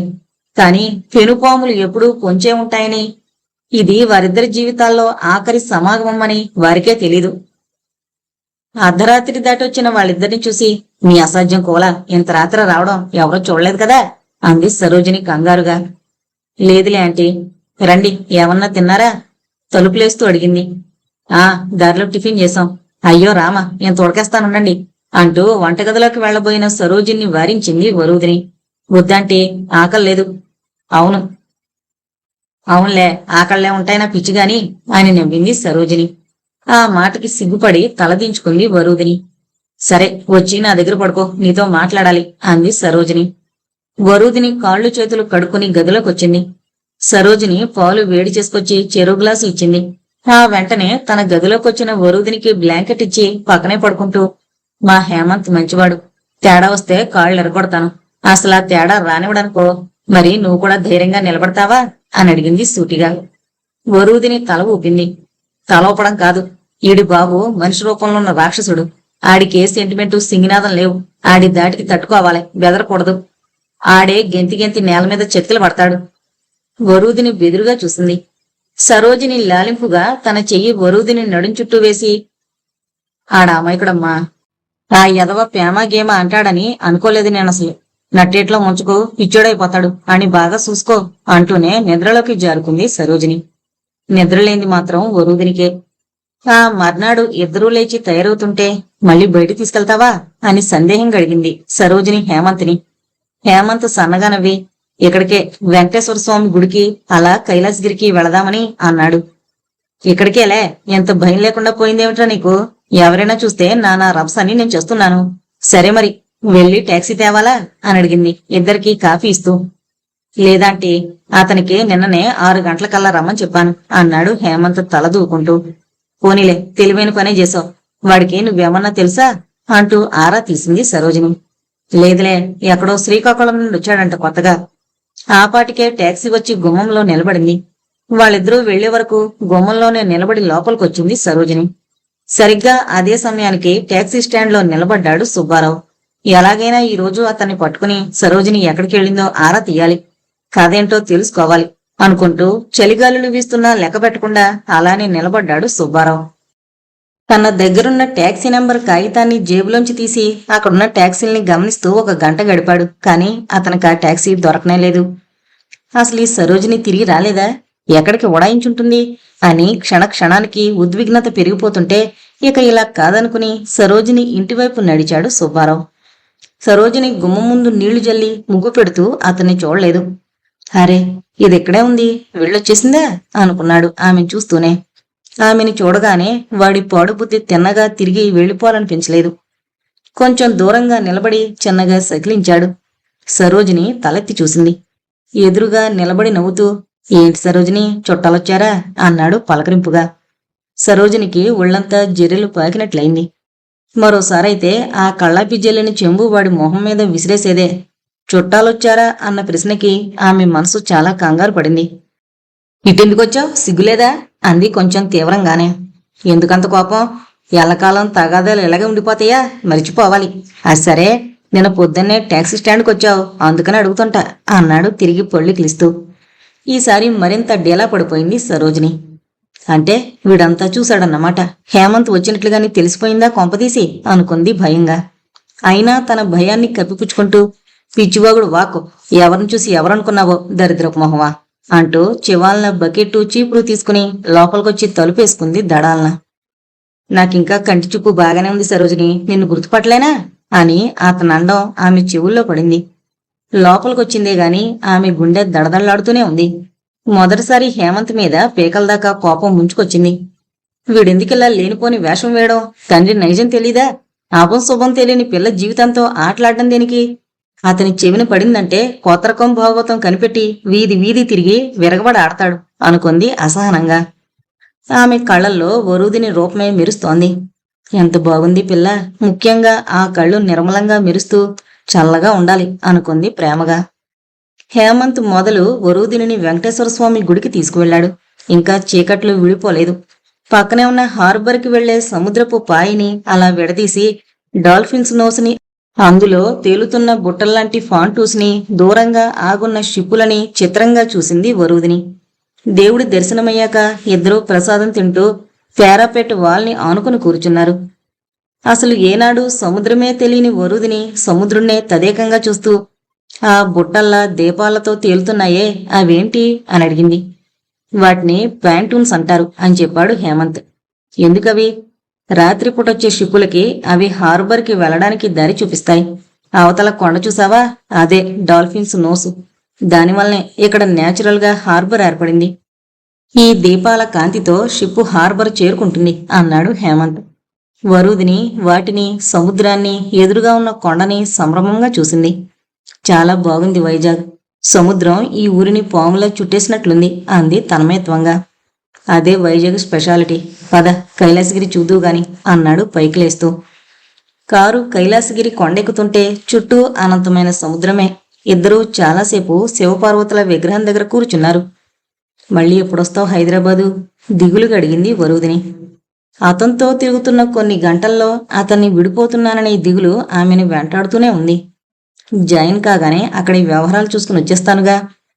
కానీ నాకు ఈ డిపార్ట్మెంట్ కొత్త. బేసికల్గా నేను ఇంజనీర్ని. కొంచెం అన్నీ తెలుసుకోవాల్సి ఉంటుంది కదా అన్నాడు హేమంత్ అనునయంగా. అవును, సన్నగా గొణిగింది వరూదిని. ఆమె కళ్ళల్లో నీళ్లు గమనించాడు హేమంత్. చిత్ర అమ్మ గుర్తుకొస్తున్నారు అంది చిన్నగా నవ్వి సంజేషిస్తున్నట్లుగా. నాకు తెలుసు. అతను ఆమె చేతిని సున్నితంగా పట్టుకున్నాడు. చక్రవర్తికి ఆ లాడ్జిలో పరమ విసుగ్గా ఉంది. వచ్చిన పని కాలేదు, తెచ్చిన డబ్బైపోతోంది. తాగి తాగి చిరాకెత్తుతోంది మొదటిసారిగా. ఎలా పట్టుకోవాలి వేళని?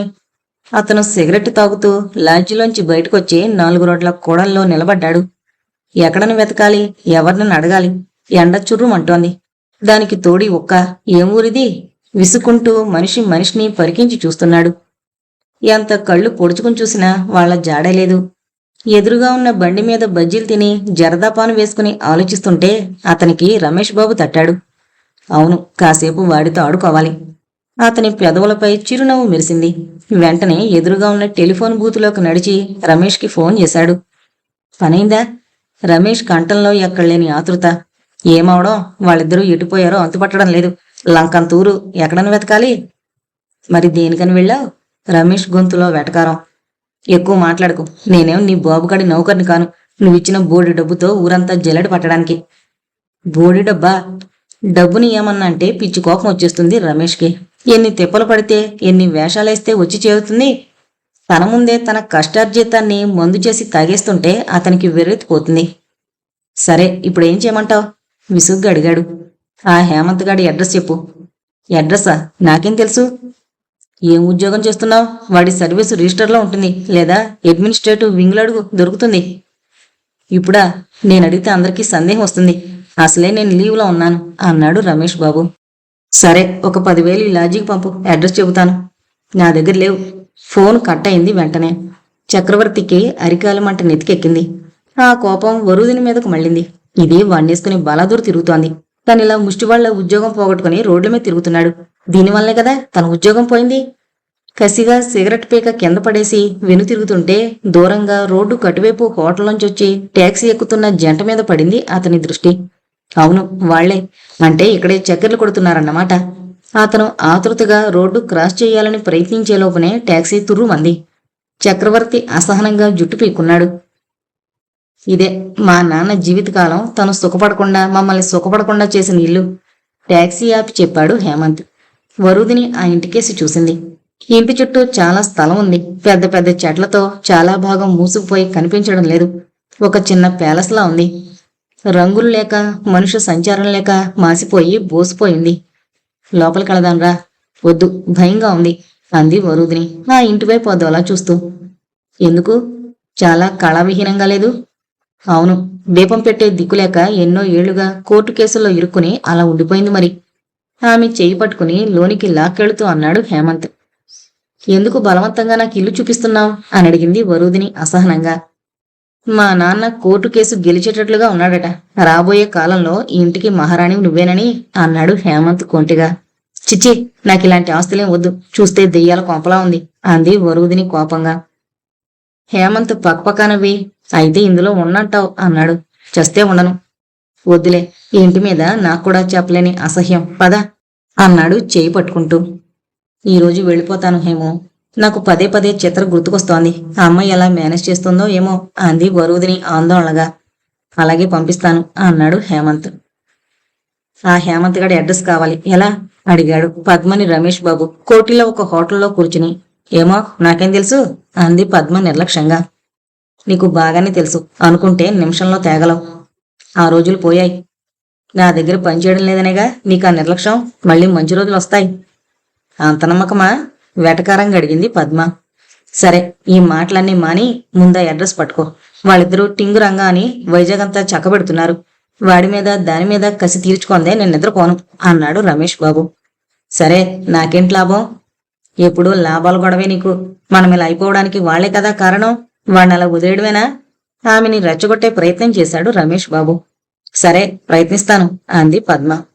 తన చేయి దాటిపోయిన హేమంత్ అంటే ఆమెకి చెప్పలేని కసుంది. కాని ఆ పని రమేష్ బాబు కోసమే చేస్తున్నట్టుగా ఎస్టాబ్లిష్ చేసుకోవడం ఆమె ప్రత్యేకత. సరే, 2 నెలలుగా వడ్డీ ఇవ్వడం లేదు నువ్వు. వడ్డీయా? చాలా ఆశ్చర్యంగా అడిగింది పద్మ. తెలియనట్లు అడుగుతావేంటి? నీ వాటా నువ్వు నొక్కేస్తూ నా డబ్బు వడ్డీకి తిప్పుతున్నావు కదా, దాని సంగతి తెలుసులేండి.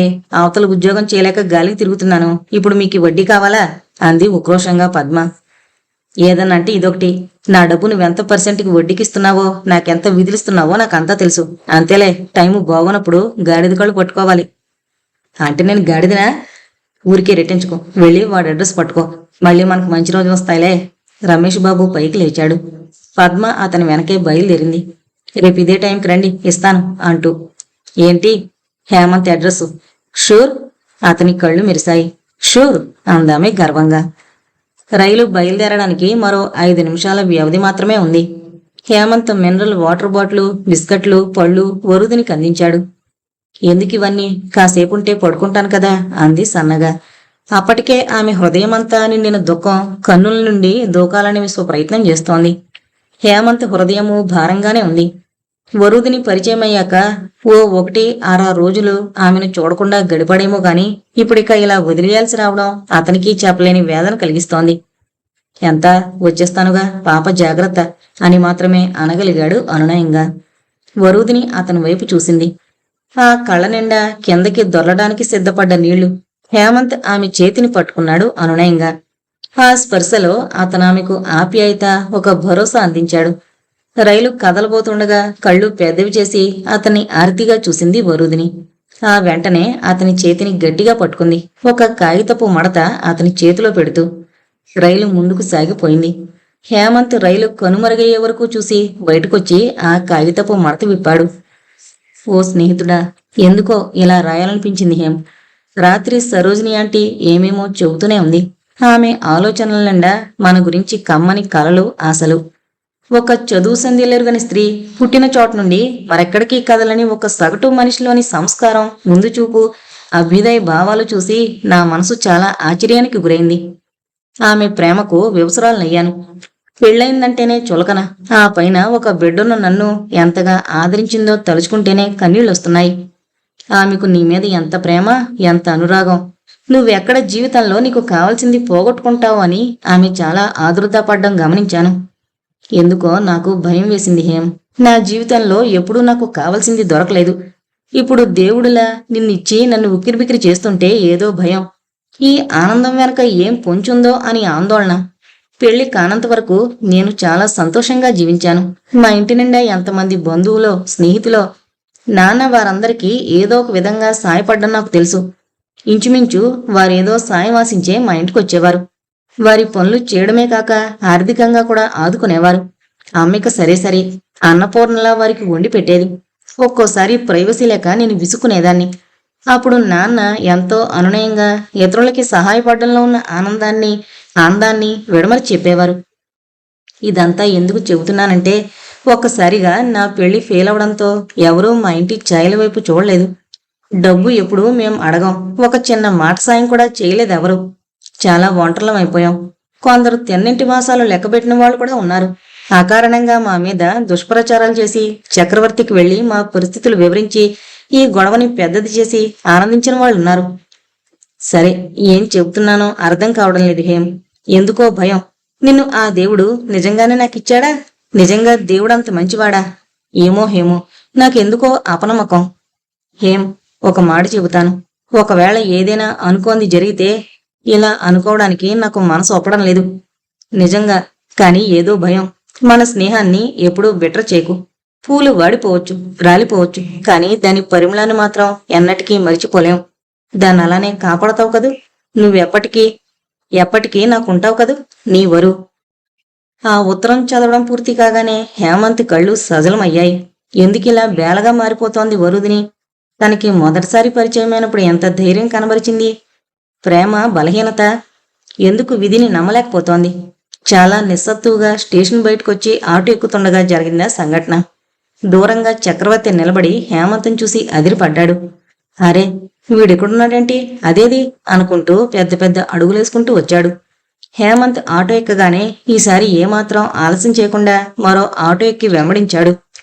ఆటో వెనకపోని అంటూ హెచ్చరిస్తూ ఆ ఆటోనే గమనిస్తూ చూస్తున్నాడు చక్రవర్తి. హేమంత్ ఇదంతా గమనించే స్థితిలో లేడు. అతని ఆలోచనల నిండా వరూధిని ఉత్తరంలో రాసిన మాటలే గిరగిరా తిరుగుతున్నాయి. వరూధిని ఎందుకింత నిరాశవాదిగా మారిపోతోంది? తనకి ఉద్యోగం రాకుండా అక్కడే ఉండుంటే బాగుండేదేమో. ఈ దూరం శాశ్వత అవుతుందేమోనని వరూధిని బాధపడ్డం ఎంతో ఆందోళన కలిగిస్తోంది హేమంత్కి. ఇద్దరూ అక్కర్లేని విలన్లు ఆమె జీవితంతో చెలగాటమాడుతున్నారు. జరిగిన ప్రతిదీ ఆమె వల్లనే అని కక్ష పెంచుకుంటున్నారు. తమ తప్పులు ఆమె నెత్తికేసి రుద్దుతున్నారు. ఎలాగైనా వరుని కాపాడాలి, ఆమెకి భరోసా ఇవ్వాలి. హేమంత్ ఒక పళ్ళ దుకాణం దగ్గర ఆగి సరోజిని కోసం కొన్ని పళ్ళు కొన్నాడు. అవి తీసుకుని తిరిగి ఆటో ఎక్కాడు. చక్రవర్తి కూడా ఆటో ఆపించి సిగరెట్లు కొనుక్కుని మళ్లీ ఆటో ఎక్కాడు. ఆటోలు రెండు ఒకదాని వెనక మరొకటి పరిగెత్తుతున్నాయి. సరోజిని ఇల్లు మరో ఫర్లాంగు దూరం ఉందనగా జరిగిందా సంఘటన. ఎదురుగా వస్తున్న బైక్ అడ్డంగా వచ్చి చక్రవర్తి ఆటోని గుద్దేసింది. ఇకంతే. బైకు నడిపే వ్యక్తికి ఆటో డ్రైవర్కి గొడవ మొదలైంది. ఏ అనువాదానికి అందని తిట్లు, ఏ నాట్యకారుడికి చేతకాని విన్యాసాలతో వాళ్ళిద్దరూ జనాన్ని అలరించారు. చక్రవర్తి లాంటి దుర్మార్గుడు కూడా వాళ్ళని కంట్రోల్ చేసే శక్తి చాలక సిగరెట్ మీద సిగరెట్ తాగుతూ ముందుకి నడక సాగించాడు. ఇదేనా రావడం? సుందరం ఎంతో అందంగా కొడుకుని పలకరించాడు. అన్నాడు హేమంత్ బ్యాగ్ని అక్కగారి చేతికిస్తూ. శ్రీకాకుళంలో జాయిన్ అయి ఏడుస్తున్నావా? హేమంత్ తండ్రి వైపు అదులా చూశాడు, జవాబు చెప్పకుండా. మాటల్లో మార్దవం, ప్రేమ, బాధ్యత లేకుండా ఆ దేవుడెలా పుట్టించాడు తన్ని అని అతనికెప్పుడు ఆశ్చర్యం వేస్తుంది. అతన్ని చూడగానే తల్లిపడిన కష్టాలు, వేదన గుర్తొచ్చి ఒకలాంటి ఏహ్యభావం కూడా కలుగుతుంది. ఉద్యోగం మంచిదే, జాగ్రత్తగా సంపాదించుకుంటే ఆ పని చేశాడు. హేమంత్తో పాటు మూడోసారి కాఫీ తాగుతూ సుందరం అన్నాడు. హేమంత్ మాట్లాడలేదు. అన్నట్లు నీ పెళ్లి వచ్చే నెలలో చేద్దామనుకున్నా, సెలవు చూసుకునేడు. హేమంత్ ఏదో అనబోయేంతలో వెనక నుండి రాజేశ్వరి ఏమీ మాట్లాడద్దన్నట్టు సైగ చేసింది. హేమంత్ లోపలికి నడిచాడు. ఓ సుందరత లేదు, ఆవిడ కూతురు నాగినితో నీ పెళ్లి నిశ్చయం చేశాడు నాన్న. వాళ్ళు మొన్నొచ్చి టెస్ట్ వేసి వెళ్లారు. చూడ్డానికి బాగానే ఉందనుకో, కానీ నువ్వు అంటూ ఆగింది రాజీ. హేమంత్ అక్కగారి వైపు చూశాడు. అదే సరోజిని ఆంటీ అంతా చెప్పింది. నువ్వు అదంతా జరుగుతుందట్రా. నాన్న సంగతి నీకు తెలుసుగా. హేమంత్ మాట్లాడలేదు. అతని మనసులో ఎంత గట్టి నిర్ణయం తీసుకుంది ఆమెకు తెలీదు. ఆ మర్నాడు శ్రీకాకుళంలో జాయిన్ అవడానికి వెళ్లిపోయాడు హేమంత్. రమేష్ బాబు ఫోన్లో చెప్పిన అడ్రస్ విని గర్వంగా నవ్వుకున్నాడు చక్రవర్తి. ఇప్పుడు ఎక్కడికి తప్పించుకుపోతావ్ అని గర్వంగా నవ్వుకున్నాడు. తాపీగా టిఫిన్ తిని ఒక పెగ్గు మందు కాఫీలా తాగి సుందరం ఇంటికి బయలుదేరాడు. సుందరం బయటికెళదామని ఒంటి మీద చొక్కా తగిలించుకుని జారిపోతున్న కళ్ళద్దానికి దారంతో ముడులు వేసి, దరిద్రకుండా ఎన్నిసార్లు కట్టినా ఇంతే అని తిట్టుకుంటున్నాడు. రాజీ అతని వైపే దీక్షగా చూస్తూ, అలా ప్రాణం లేని వస్తువుని తిట్టకపోతే కొత్తది కొనుక్కోవచ్చు కదూ అంది కాస్త నిష్ఠురంగా. తండ్రి బుద్ధి చూసి ఈ మధ్య కాస్త ఎదురు తిరిగి మాట్లాడడం నేర్చుకుందామే. సుందరం కూతుర్ని వెటకారంగా చూస్తూ, అవునవును, మీ అమ్మ తెచ్చిన ముళ్ళుంది ఇక్కడ, కొనుక్కోవాలి అన్నాడు కోపంగా. పోయిన అమ్మనెందుకులే ఈ రూంలోకి లాగడం, తమ్ముడు పంపిస్తున్నాడు కదూ అని గిరుక్కున వెనుతిరిగి వెళ్లిపోయింది వంటగదిలోకి. ఆ మాటకి సుందరానికి చాలా కోపం వచ్చేసింది. కానీ ఆ సమయానికే చక్రవర్తి గుమ్మంలో నిలబడి, హేమంత్ ఇల్లిదేనా అని అడిగాడు. చక్రవర్తి వైపు నిశితంగా చూశాడు సుందరం. అతన్ని చూడగానే అసలే కూతురి మాటకి కోపంగా ఉన్న సుందరానికి చిర్రెత్తుకొచ్చింది. దానికి కారణాలు రెండు. ఒకటి, చెట్టంత మనిషిని తానొదిలి హేమంత్ ఇల్లిదేనా అని అడగడం. రెండు, అతని తాగుబోతు ఆకారం. ఎవడ్రా నువ్వు అన్నాడతను తన సాధారణ ధోరణిలో. ఎవడ్రంటావు నన్ను అంటూ చెలరేగిపోయాడు చక్రవర్తి. అతను తాగున్నాడని అర్థమైపోయింది సుందరానికి. నా కొంపకొచ్చి నన్నే అంటావా తాగుబోతు వెదవా, ముందు బయటికి నడు అంటూ కీచుగరిచాడు సుందరం. నన్ను తాగుబోతు ఎదవా అంటావా, గుప్పెట్లో పెట్టి పేక నొక్కానంటే గుటుకుమంటావు అంటూ ముందుకొచ్చాడు చక్రవర్తి రౌద్రంగా. ఆ అరుపులకి రాజీ కంగారుగా వచ్చి అడ్డం పడింది. ఎవరు నువ్వు, ఏంటి గోలా అంది చక్రవర్తిని చూసి. హేమంత్ ఇంటి పరిస్థితిని తెలుసుకోవాలనొచ్చిన సరోజిని ఆ దృశ్యాన్ని చూసి గాబరా పడిపోయింది. ఏంటిది, ఎవరు నువ్వు అంది చక్రవర్తి కేసి చూస్తూ. ఎవరా, వీడు కొడుకు నా పెళ్ళాన్ని లేవదీసుకొచ్చాడు, అది తేల్చుకోవాలని వచ్చాను నేను. వీడు వాడికన్నా 7 ఒకలు ఎక్కువ చదివినట్లున్నాడు, గట్టిగా గాలుతే చచ్చేలా ఉన్నాడు, ఎంత పొగరు. సరోజినికి అర్థమయ్యి అర్థమవునట్లుంది. అంటే వీడైనా ఓరుదిని జీవితాన్ని నాశనం చేసిన వాడు ఇక్కడ దాకా వచ్చేసాడా? అంటే వీడు వాళ్లతో పాటు, అమ్మో, లోపలే గుండెలు బాదుకుంది. ఇంతలోనే సుందరం అగ్గి మీద గుగ్గిలంలా మండిపడ్డాడు. ఏం కూసావ్, నా కొడుకు నీ పెళ్ళాన్ని లేవదీసుకొచ్చాడా? వాడికి పుట్టాక వాడి అక్కలు అమ్మ తప్ప మరో ఆడదాని ఒక కన్నెత్తి చూడడం కూడా తెలుసా? ఏదకర్రా, ఈవేళ వీడి వీపు చీరేస్తాను అన్నాడు ఊగిపోతూ. సరోజినికి పరిస్థితి విషమిస్తోందని అర్థమైంది. వెంటనే గబుక్కున సుందరాన్ని పట్టుకుంది. ఉండు బావా, ఊరికే ఉల్లింకాయలా అలా ఎగురుతావేంటి? ప్రతి దారిని పోయేవాడి మాటలకి జవాబు చెప్పాల్సిన అవసరం ఉందా? అవతల నీకెన్ని బాధ్యతలున్నాయి? కొడుకు పెళ్లి చేయాలా, లంకంత మేళ్లకు వెళ్లాలా, నీ కళ తీరేలోపునే బీపీతో ఊగిపోతే ఎలా? రారాజీ, ముందు బావం లోపల తీసుకెళ్ళు అని బలవంతాన గదిలోకి లాక్కెళ్ళి తలుపు గడియవేసొచ్చింది సరోజిని. సుందరం ఇంకా తలుపులు కొడుతూనే ఉన్నాడు ఆవేశంగా. సరోజిని జారిన ముడి సరిచేసుకుని, ఎవరు బాబు నువ్వు అంది ఎంతో నిదానంగా చక్రవర్తి కేసి చూస్తూ. నువ్వెవరివి అని ఎదురు తిరిగి అడిగాడు చక్రవర్తి. ఈ ఇంటికి కావలసిన మనిషినిలే. చూడు, నువ్వు చెప్పిన మాట వినడానికి చాలా అసహ్యంగా ఉంది. నీ పెళ్ళమంటున్నావు, నువ్వు ఉండగా అంత పని నువ్వు చేస్తుంది చెప్పు. ఇలా ఒక మగాడొచ్చి చెప్పుకోవడం ఎంత నామర్దా? ఇంటి దగ్గర తేల్చుకోవాల్సినవి ఇంటి దగ్గర తేల్చుకో. ముందు ఇందులో నీకెంత అధికారం ఉందో కూడా తేల్చుకో. పద, ఎవరైనా వింటే నిన్ను చూసే నవ్వుతారు అంది చాలా శాంతంగా. చక్రవర్తికి చాలా కోపం వచ్చింది గాని సరోజిని మాటలు అతని పురుషాహంకారం మీద ఎక్కడో లాగి కొట్టినట్లున్నాయి. ఒకలాంటి అవమానంతో అతని నోరు మూతబడింది. తూలుకుంటూ బయటికి నడుస్తూ, చూస్తా, అక్కడే తేల్చుకుంటా అని వెళ్లడం విని సరోజినికి భయం వేసింది. వరుదిని ఏం చేస్తాడో అని. కొత్త ఆఫీసు, కొత్త ఉద్యోగం, కొత్త బాధ్యతలు. వెళ్లగానే పని ఒత్తిడిలో ఇరుక్కుపోయాడు హేమంత్. ప్రభుత్వానికి, రాజకీయ నాయకులకి, కరప్షన్ అలవాటు పడిన సబార్డినేట్స్ కి ఎంత దగ్గరగా వెళ్లాడో అర్థమవుతోంది హేమంత్ కి. చాలా అసహనంగా ఉంది, పిచ్చి కోపంగానూ ఉంది. అసలు అవన్నీ జీర్ణించుకోవడానికే బోళ్లంత సమయం పట్టేలా ఉంది. పనితో, కిందవారితో, పైవారితో సతమతమైపోతున్నాడు. సెలక్షన్ వచ్చినప్పటి ఆనందం లేదిప్పుడు. అక్కడ ఒక ఇంజనీరుగా ఒక బ్రిడ్జినో, ఫ్లైఓవర్నో, అండర్ బ్రిడ్జినో డిజైన్ చేస్తున్నప్పుడు కలిగే ఆనందం కలగడం లేదిప్పుడు. వర్క్ ఫీల్డ్లో సరే అక్కడ కూడా చాలా అవకతవకలున్నాయి. అవినీతి ఉన్న చోటల్లా అవి ప్రదర్శితమవుతూనే ఉన్నాయి. రోజంతా ఉక్కిరిబిక్కిరవుతూ పనిచేసి ఏ అర్ధరాత్రికో పడుకున్నప్పుడు వరుదిని గుర్తుకొస్తోంది. ఒక పిల్ల తెమ్మెరలా. ఫోన్ చేద్దాం అనుకుంటుండగానే నిద్ర ముంచుకొస్తుంది. తెల్లవారుతూనే ఏ చోటామోటా రాజకీయ నాయకుడి నుండో ఫోన్ కాల్సు. ఆ ఫైలు మీద సంతకం పెట్టు, ఈ ఫైలు మీద పెట్టకు అని. మళ్లీ పరుగులు. ఈరోజు ఎలాగైనా వరుదినికి ఒక ఉత్తరం రాయాలని కూర్చున్నాడు. హేమంత్ రిసీవర్ని తీసి కింద పెట్టి, అప్పుడే సరిగ్గా వరుదిని అతని నెంబరు సంపాదించి పదే కాల్స్ చేస్తోన్న సంగతి అతనికి ఎంతమాత్రం తెలీదు. వరుదిని ఆఫీసు నుండి వస్తూనే గుమ్మ ముందున్న చెప్పులను చూసి ఒక్కసారిగా ఉలికి పడింది. అవి ఒక రంగంటూ లేకుండా మాసి విడిపోయి తెగిపోవడానికి సిద్ధంగా ఉన్నాయి. అవి చక్రవర్తివని పోల్చుకోవడానికి ఆమెకెంతోసేపు పట్టలేదు. గుండె పట్టేసినట్లయింది. కొన్ని శనుల్ని ఏం చేసినా వదిలించుకోలేమా అని ఆమెకేడుకొచ్చేసింది. ప్రాణం బిగబెట్టుకుని లోపలకు అడుగులేసింది. ఎదురుగా ఉన్న సోఫాలోనే కాలు మీద కాలేసుకుని ఒక చేత్తో చిత్రని, మరో చేతిలో ఒక కాగితాన్ని పట్టుకుని కూర్చున్నాడు చక్రవర్తి. అతని ఎదురుగా బలిపశువుల రాజేశ్వరి బిగుసుకుని కూర్చుంది. వరుదిని చూస్తూనే, రండి మేంసాబ్, రండి, స్వాగతం అన్నాడు చక్రవర్తి వ్యంగ్యంగా నవ్వుతూ. వరుదిని కోపాన్ని, అసహ్యాన్ని అణుచుకుని మెల్లిగా చిత్రని తీసుకోబోయింది. ఆహా, తమకెందుకంత శ్రమ మేడం? తమరిప్పుడు కొత్తగా ప్రేమ డోలికల్లో ఉయ్యాలలుగుతున్నారు కదా, అలాంటప్పుడు ఈ పిల్ల భారం కదా మీకు, అందుకే నేను తీసుకెళ్లాలని వచ్చాను అన్నాడు చిత్రని వెనక్కి లాక్కుంటూ. అతని మొరటుతనానికి చిత్ర కెవ్వుని ఏడ్చింది. రాజేశ్వరి ఆందోళనగా చూసి, మధ్యలో పసిపిల్ల, దాన్ని ఏడిపించుకో, ఇలా ఇవ్వు అంది అసహనంగా. నువ్వు నోరు మూసుకోమేడి రత్త, దీన్ని పూర్తిగా చెడగొట్టింది నువ్వు. ఇది ఎవరితోనో ప్రేమాన్ని నడపడానికి కారణమే నువ్వు. చాలా నెరజాణం నువ్వు అన్నాడు హేళనగా నవ్వుతూ. ఆ వాతావరణం ఎంతో కంపరంగా, జుగుప్సగా ఉంది వరుదినికి. అలా బలిపశువులా నిలబడి చూస్తోంది ఒక రకమైన నిస్సహాయతతో. ఈ ఉత్తరమేంటి మేడం? కొత్త ప్రియుడు కవిత్వమంతా ఒలకబోసి రాశాడు, తమకు చదవమంటారా? అప్పుడు అర్థమైంది వరుదినికి హేమంత్ రాసిన ఉత్తరమని. అది చప్పున అసంకల్పితంగా లాక్కోబోయింది వరుదిని. తమరుండండి, అంత కంగారు దేనికి, మేం చదివి పెడతాం కదా అంటూ చిత్రని చంకలో నొక్కిపెట్టి ఉత్తరం చదవడం ప్రారంభించాడు చక్రవర్తి. డియర్ వరు, పని ఒత్తిడిలో నీకు కాల్ చేయలేకపోయాను, కనీసం నీకు నెంబర్ కూడా ఇవ్వలేకపోయాను. కానీ నువ్వు గుర్తురాని క్షణం లేదు, అది నీకు తెలుసు. కోపం వచ్చిందా? నీకు కోపం రాదని తెలుసు.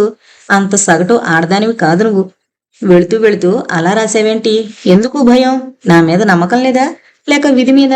పిచ్చి ఆలోచనలు పెట్టుకోకు. గడిచిందంతా మర్చిపో.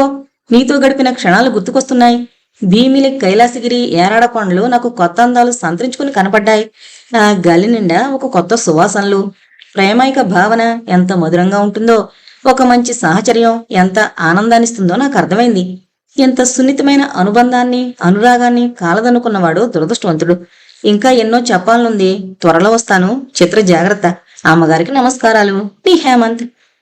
ఆ ఉత్తరాన్ని ఎంత వ్యంగ్యంగా చదవాలో అంత వ్యంగ్యంగానూ చదివాడు చక్రవర్తి, రకరకాల వ్యాఖ్యానాలు చేస్తూ. వెంటనే వరుదిని వైపు గుచ్చి చూస్తూ, నువ్వు కూడా మన పెళ్ళైన కొత్తలో ఇలాంటి పైచొక్క ఉత్తరం ఒకటి నాకు కూడా రాసినట్లు గుర్తు. వీడి తర్వాత ఇంకెవరు అన్నాడు హేళనగా. వరుదిని కోపాన్ని పట్టలేకపోతోంది. పళ్లతో అడుగు పెదవి కొరుకుతూ, ఆ ఉత్తరం ఇలా ఇవ్వు అంది. అమ్మా, ఇది నా దగ్గరే ఉంటుంది. నీ కాబోయే మామగారు నీ సంగతి చెబితే నమ్మలేదు. వాడి కొడుకు బంగారం అంట, వాడికి చూపించాలిగా ఈ మలయ సమీరాల్ని, మధుర స్వప్నాల్ని అని జేబులో పెట్టుకున్నాడు. వరుదిని నిరతుర్రాలై నిలబడిపోయింది. అంటే వీడక్కడి దాకా వెళ్ళిపోయాడా? కథ చాలా దూరం వెళ్ళిపోయింది. కళ్ళ నిండా నీళ్లు నిండిపోయాయి. అలాగే తలుపుకి జారబడింది నిస్తేజంగా. ఏంటి బెంగపడుతున్నావా చిట్టి? ఈ ఉత్తరం పంపకూడదనుకుంటే ఒక 10,000 కొట్టు, లేదంటే ఆ రమేష్ బాబు గడికి అమ్మేస్తా, చెప్పు. భలే మంచి చౌక బేరము అని రాగాలు తీశాడు చక్రవర్తి, చిత్రని దింపి లేచి నిలబడి స్టెప్పులేస్తూ. వరుదినికి అంత అర్థమైంది, బ్యాక్గ్రౌండ్లో రమేష్ బాబుండి ఆడిస్తున్నాడని. ఒక అందమైన అనుభూతిని అలానే గుండెల్లో దాచుకోలేకపోతే మూడో వ్యక్తి చేరి ఆ అందాన్ని ఎలా ఛిద్రం చేయగలరో, ఎంత అగాధాన్ని సృష్టించగలరో అర్థమవుతూనే ఉంది. హేమంత్ రాసిన ఆ అందమైన పువ్వులాంటి అక్షరాలు వీళ్ల నోళ్లలో పడి నలిగిపోతుంటే భరించలేక మెళ్ళో గొలుసు తీసిస్తూ, ఇది 10,000 దాటే ఉంటుంది, ఆ ఉత్తరం ఇలా ఇవ్వు అంది శాంతంగా. చక్రవర్తి చొప్పున గొలుసు లాక్కుని గాల్లో ఆడించి చూస్తూ బంగారమేనా అన్నాడు హేళనగా. వరుదిని జవాబు చెప్పకుండా లెటర్ ఇవ్వు అంది. అబ్బా ఆశ, ముందిది బంగారమో కాదో కనుక్కోవాలి కదా అన్నాడు వంకరగా నవ్వుతూ. వరుదినితో పాటు రాజేశ్వరి కూడా నిరతురాలై చూసింది తన చేష్టకి. చూడు, ఈ లెటరు నీకేం ఉపయోగపడుతుంది డార్లింగ్, మహా అయితే మరో 10 సార్లు చదువుకుంటావు. ఇది నాకైతే క్యాష్ తెచ్చిపెడుతుంది. ఇక్కడ గొలుసు, అక్కడ క్యాషు. వస్తున్నా రమేష్, కమింగ్ అంటూ వెళ్లిపోయాడు చక్రవర్తి గొలుసుని గిరగిరా తిప్పుతూ. అతను వెళ్లిన వైపే చూస్తూ కుర్చీలో కూలబడింది వరుదిని భావరహితంగా. వరు, అతనేం ఉపద్రవం తెస్తాడో, ఆ రమేష్ గారితో కూడా వీడికి ఫ్రెండ్షిప్ ఉందా అంది రాజేశ్వరి వేదనగా. వరుదిని నిర్లిప్తంగా తల్లివైపు చూసింది. నీ కూతురు చాలా అదృష్టవంతురాలమ్మా. ఒక బ్రతుకుని నాశనం చేయడానికి ఆ కారణంగా ఎంతమంది చేతులు కలుపుతున్నారో చూడు అంది. రాజేశ్వరి బొదులుగా కన్నీళ్లు పెట్టుకుంది. అలా అనుకువరు. పర్వాలేదు, నా కోసం కాదు. ఆ హేమంత్ చాలా అమాయకుడు. అతనికి ఎలాంటి అపకారం తలపెడతారని భయంగా ఉంది. నాకిది అలవాటే. ఏదో జరుగుతుందని నమ్మకం లేదెప్పుడు అంది వరుదిని. రాజేశ్వరి మాట్లాడలేకపోయింది. లేమ్మా లే, చిత్ర సంగతి చూడు అంది వరుదిని తల్లిని హెచ్చరించి తన గదిలోకి వెళ్ళిపోతూ. అక్కడ ఆమె మౌనంగా తన బాధని కన్నీటి రూపంలో తర్జుమా చేసుకుంటుందని తెలిసి రాజేశ్వరి మౌనంగా బిడ్డనెత్తుకుని కదిలింది అక్కడి నుంచి. రమేష్ ఎదురుగా కూర్చున్నాడు చక్రవర్తి బార్లో, నడుం కిందకు జార్చి విలాసంగా చేతిలోని ఉత్తరాన్ని కదిలిస్తూ. రమేష్ అసహనంగా చక్రవర్తి కేసి చూస్తున్నాడు. ఇప్పుడేంటంటావ్ అన్నాడు చివరికి రమేష్. ఒక 10 కొట్టు, ఉత్తరమిస్తా. ఎన్నిసార్లు చెప్పాలి అన్నాడు మందు తాగుతూ. మళ్ళీ 10? మొన్ననేగా వైజాగ్కి 10 పంపాను, ఏం చేసుకొచ్చావు అన్నాడు రమేష్ కోపంగా. హలో మై డియర్ సార్, ఇది ఉత్తరం అనుకుంటున్నావా? అణుబాంబు. ఇది గాని ఆ సుందరంగాడి కోర్టులో పడాలి, ఇక చూసుకో ఎంత విస్ఫోటనం జరుగుతుందో. ఆ హేమంత్ గాడి పిలక వాడి బాబుకి చిక్కుతుంది. వాడంటే ఏంటనుకుంటున్నావు? చూడ్డానికి 6 నెలలుగా ఆహారం లేని వాళ్ళ ఉంటాడు పీలుగా. చర్మం వలవకుండానే ఎముకల్ని లెక్కటొచ్చు. కానీ వాడి పొగరుందే, అమ్మో, వాడు అసాధ్యుడు. వాడికి తెలిస్తే వీళ్ళ పెళ్లి చేస్తే జరగనివ్వడు. ఇక వరుదిని బతుకు చింతపల్లి సంతే అన్నాడు చక్రవర్తి విలాసంగా నవ్వుతూ. ఆ ఉత్తరాన్ని చేజిక్కించుకోవాలని చాలా ఆదుర్దాగా ఉంది రమేష్కి. హేమంత్ మీద, వరుదిని మీద అతని కసి అలాంటిది. కాని తాను ఏమాత్రం ఆత్రం చూపినా ఈ తాగుబోతు వెధవ రేటు పెంచేస్తాడు. తను తిని తినక సంపాదించిన సంపాదనని తనదిటే ముందుగా మార్చి నిమిషాల్లో పీల్చేస్తాడు. అందుకే ఆలోచిస్తూ తన గ్లాసులోని మందుని తాగి తాగనట్లు సిప్ చేస్తున్నాడు.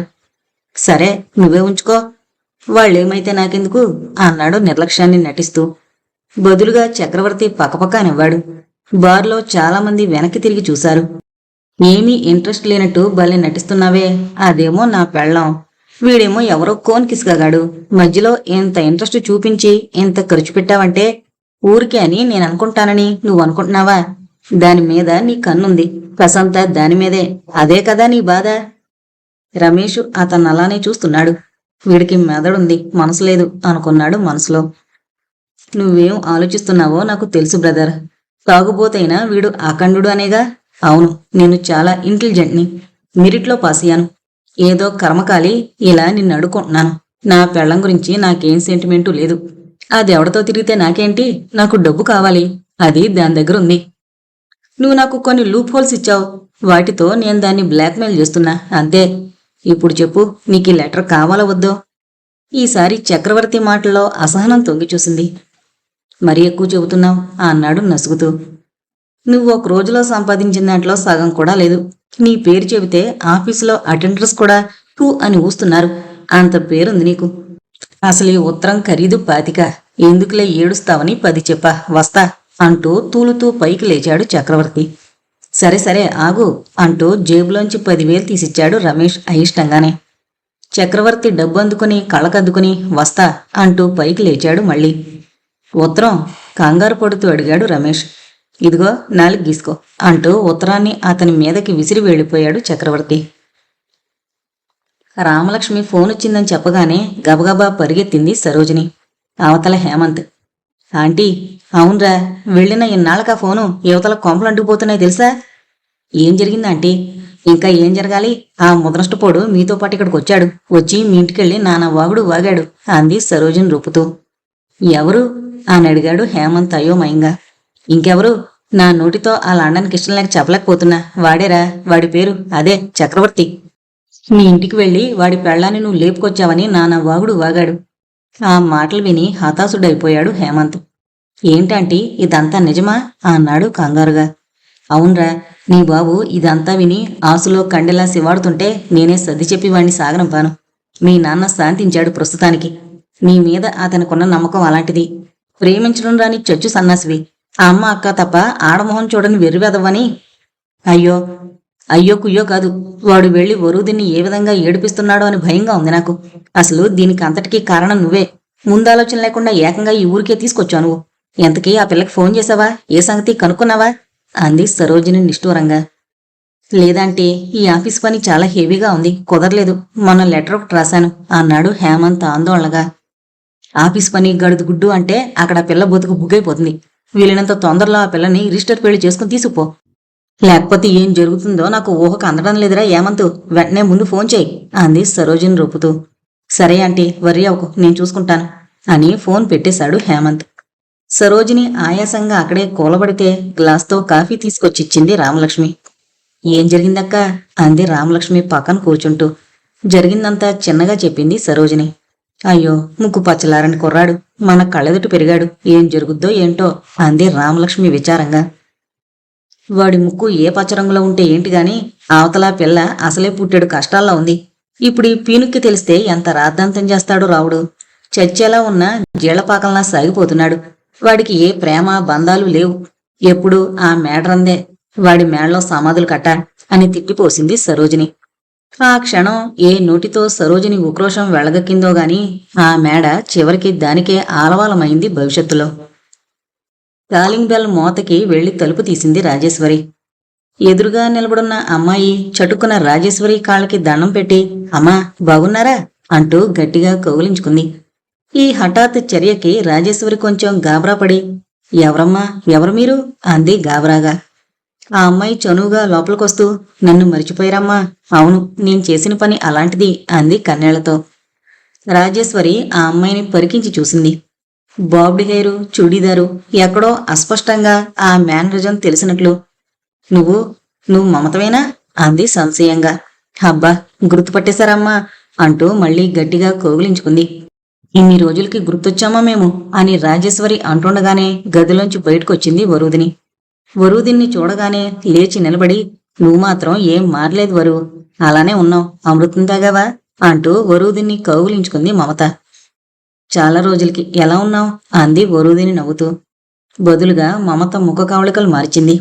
ఏం చెప్పను వరు, అమ్మ క్యాన్సర్తో చనిపోయింది. నేను ఒకని నమ్మి పెళ్లి చేసుకుని దుబాయ్ వెళ్ళిపోయాను. వాడితో దుర్మార్గుడు. నేను పడని కష్టాలు లేవనుకో. చివరికి ఎలాగో బయటపడి ఇండియా చేరాను. రాగానే మిమ్మల్ని చూడాలనిపించి వెంటనే వచ్చేశాను. తిన్నగా ఎక్కడికైనా రావడం అడిగింది రాజేశ్వరి ఆమె వెనకున్న లగేజీని చూసి. అవునమ్మా, నాకెవరున్నారింకా, మీరు లేకపోతే ఏ హోటల్లో అన్నా దిగి ఇల్లు చూసుకోవాలనుకున్నాను అంది మమత. సరే, స్నానం చేయి, టిఫిన్ పెడతాను అంది రాజేశ్వరి. మమతను చూసి రాజేశ్వరి అప్రసన్నంగా మారిపోయింది. మమత వరూదిని క్లాస్మేట్. చదువుకునే రోజుల్లో తరచూ వరూదిని వెంట ఇంటికొచ్చేది. తన కష్టాలు ఏకరూ పెట్టేది. అవి విని ఆ అమ్మాయికి తాము ఆర్థికంగా సహాయపడేవారు. వరూదిని బట్టలు చాలా తీసుకెళ్లేది. అందరికీ సహాయపడ్డమే తెలిసిన తమ కుటుంబం మమతకి చాలా సహాయపడి ఆదుకునేవారు. వరూదిని పెళ్లికి ముందు మమత చాలా హడావిడిగా వచ్చి తన తల్లికి క్యాన్సర్ వచ్చిందని, హాస్పిటల్లో ఉందని, 1,00,000 రూపాయలు కావాలని ఏడ్చింది. వెంటనే ఆ డబ్బిచ్చి ఆదుకున్నారు వరూదిని తండ్రి. అంతే, ఆ తర్వాత ఇదే రావడం. మమత స్నానానికి వెళ్లగానే రాజేశ్వరి వరూదిని దగ్గరగా వచ్చి, జాగ్రత్తమ్మా, డబ్బు మాత్రం ఇవ్వకు, ఉంటే 4 రోజులుండి పోని. ఈ అమ్మాయి మాటల మీద నాకు నమ్మకం లేదు అంది చిన్నగా.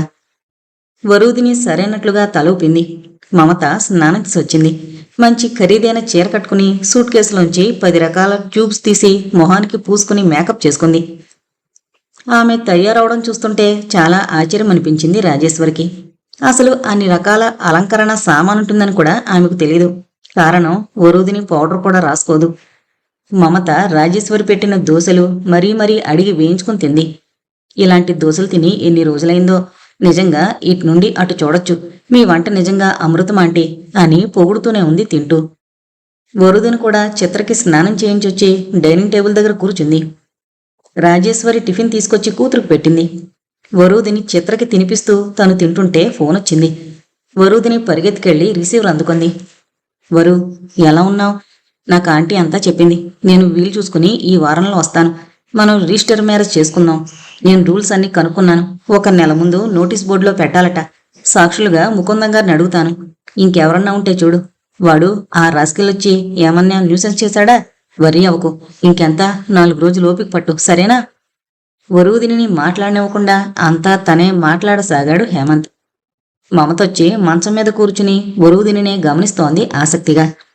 వరూదినికి మొన్నొచ్చి చక్రవర్తి చేసిన గొడవ గురించి చెప్పాలనిపించలేదు.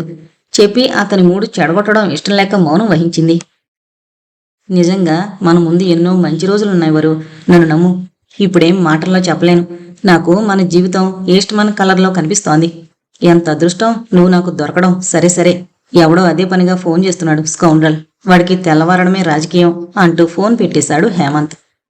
వరూదిని రిసీవర్ క్రెడిల్ చేసి మమత వైపు చూసింది.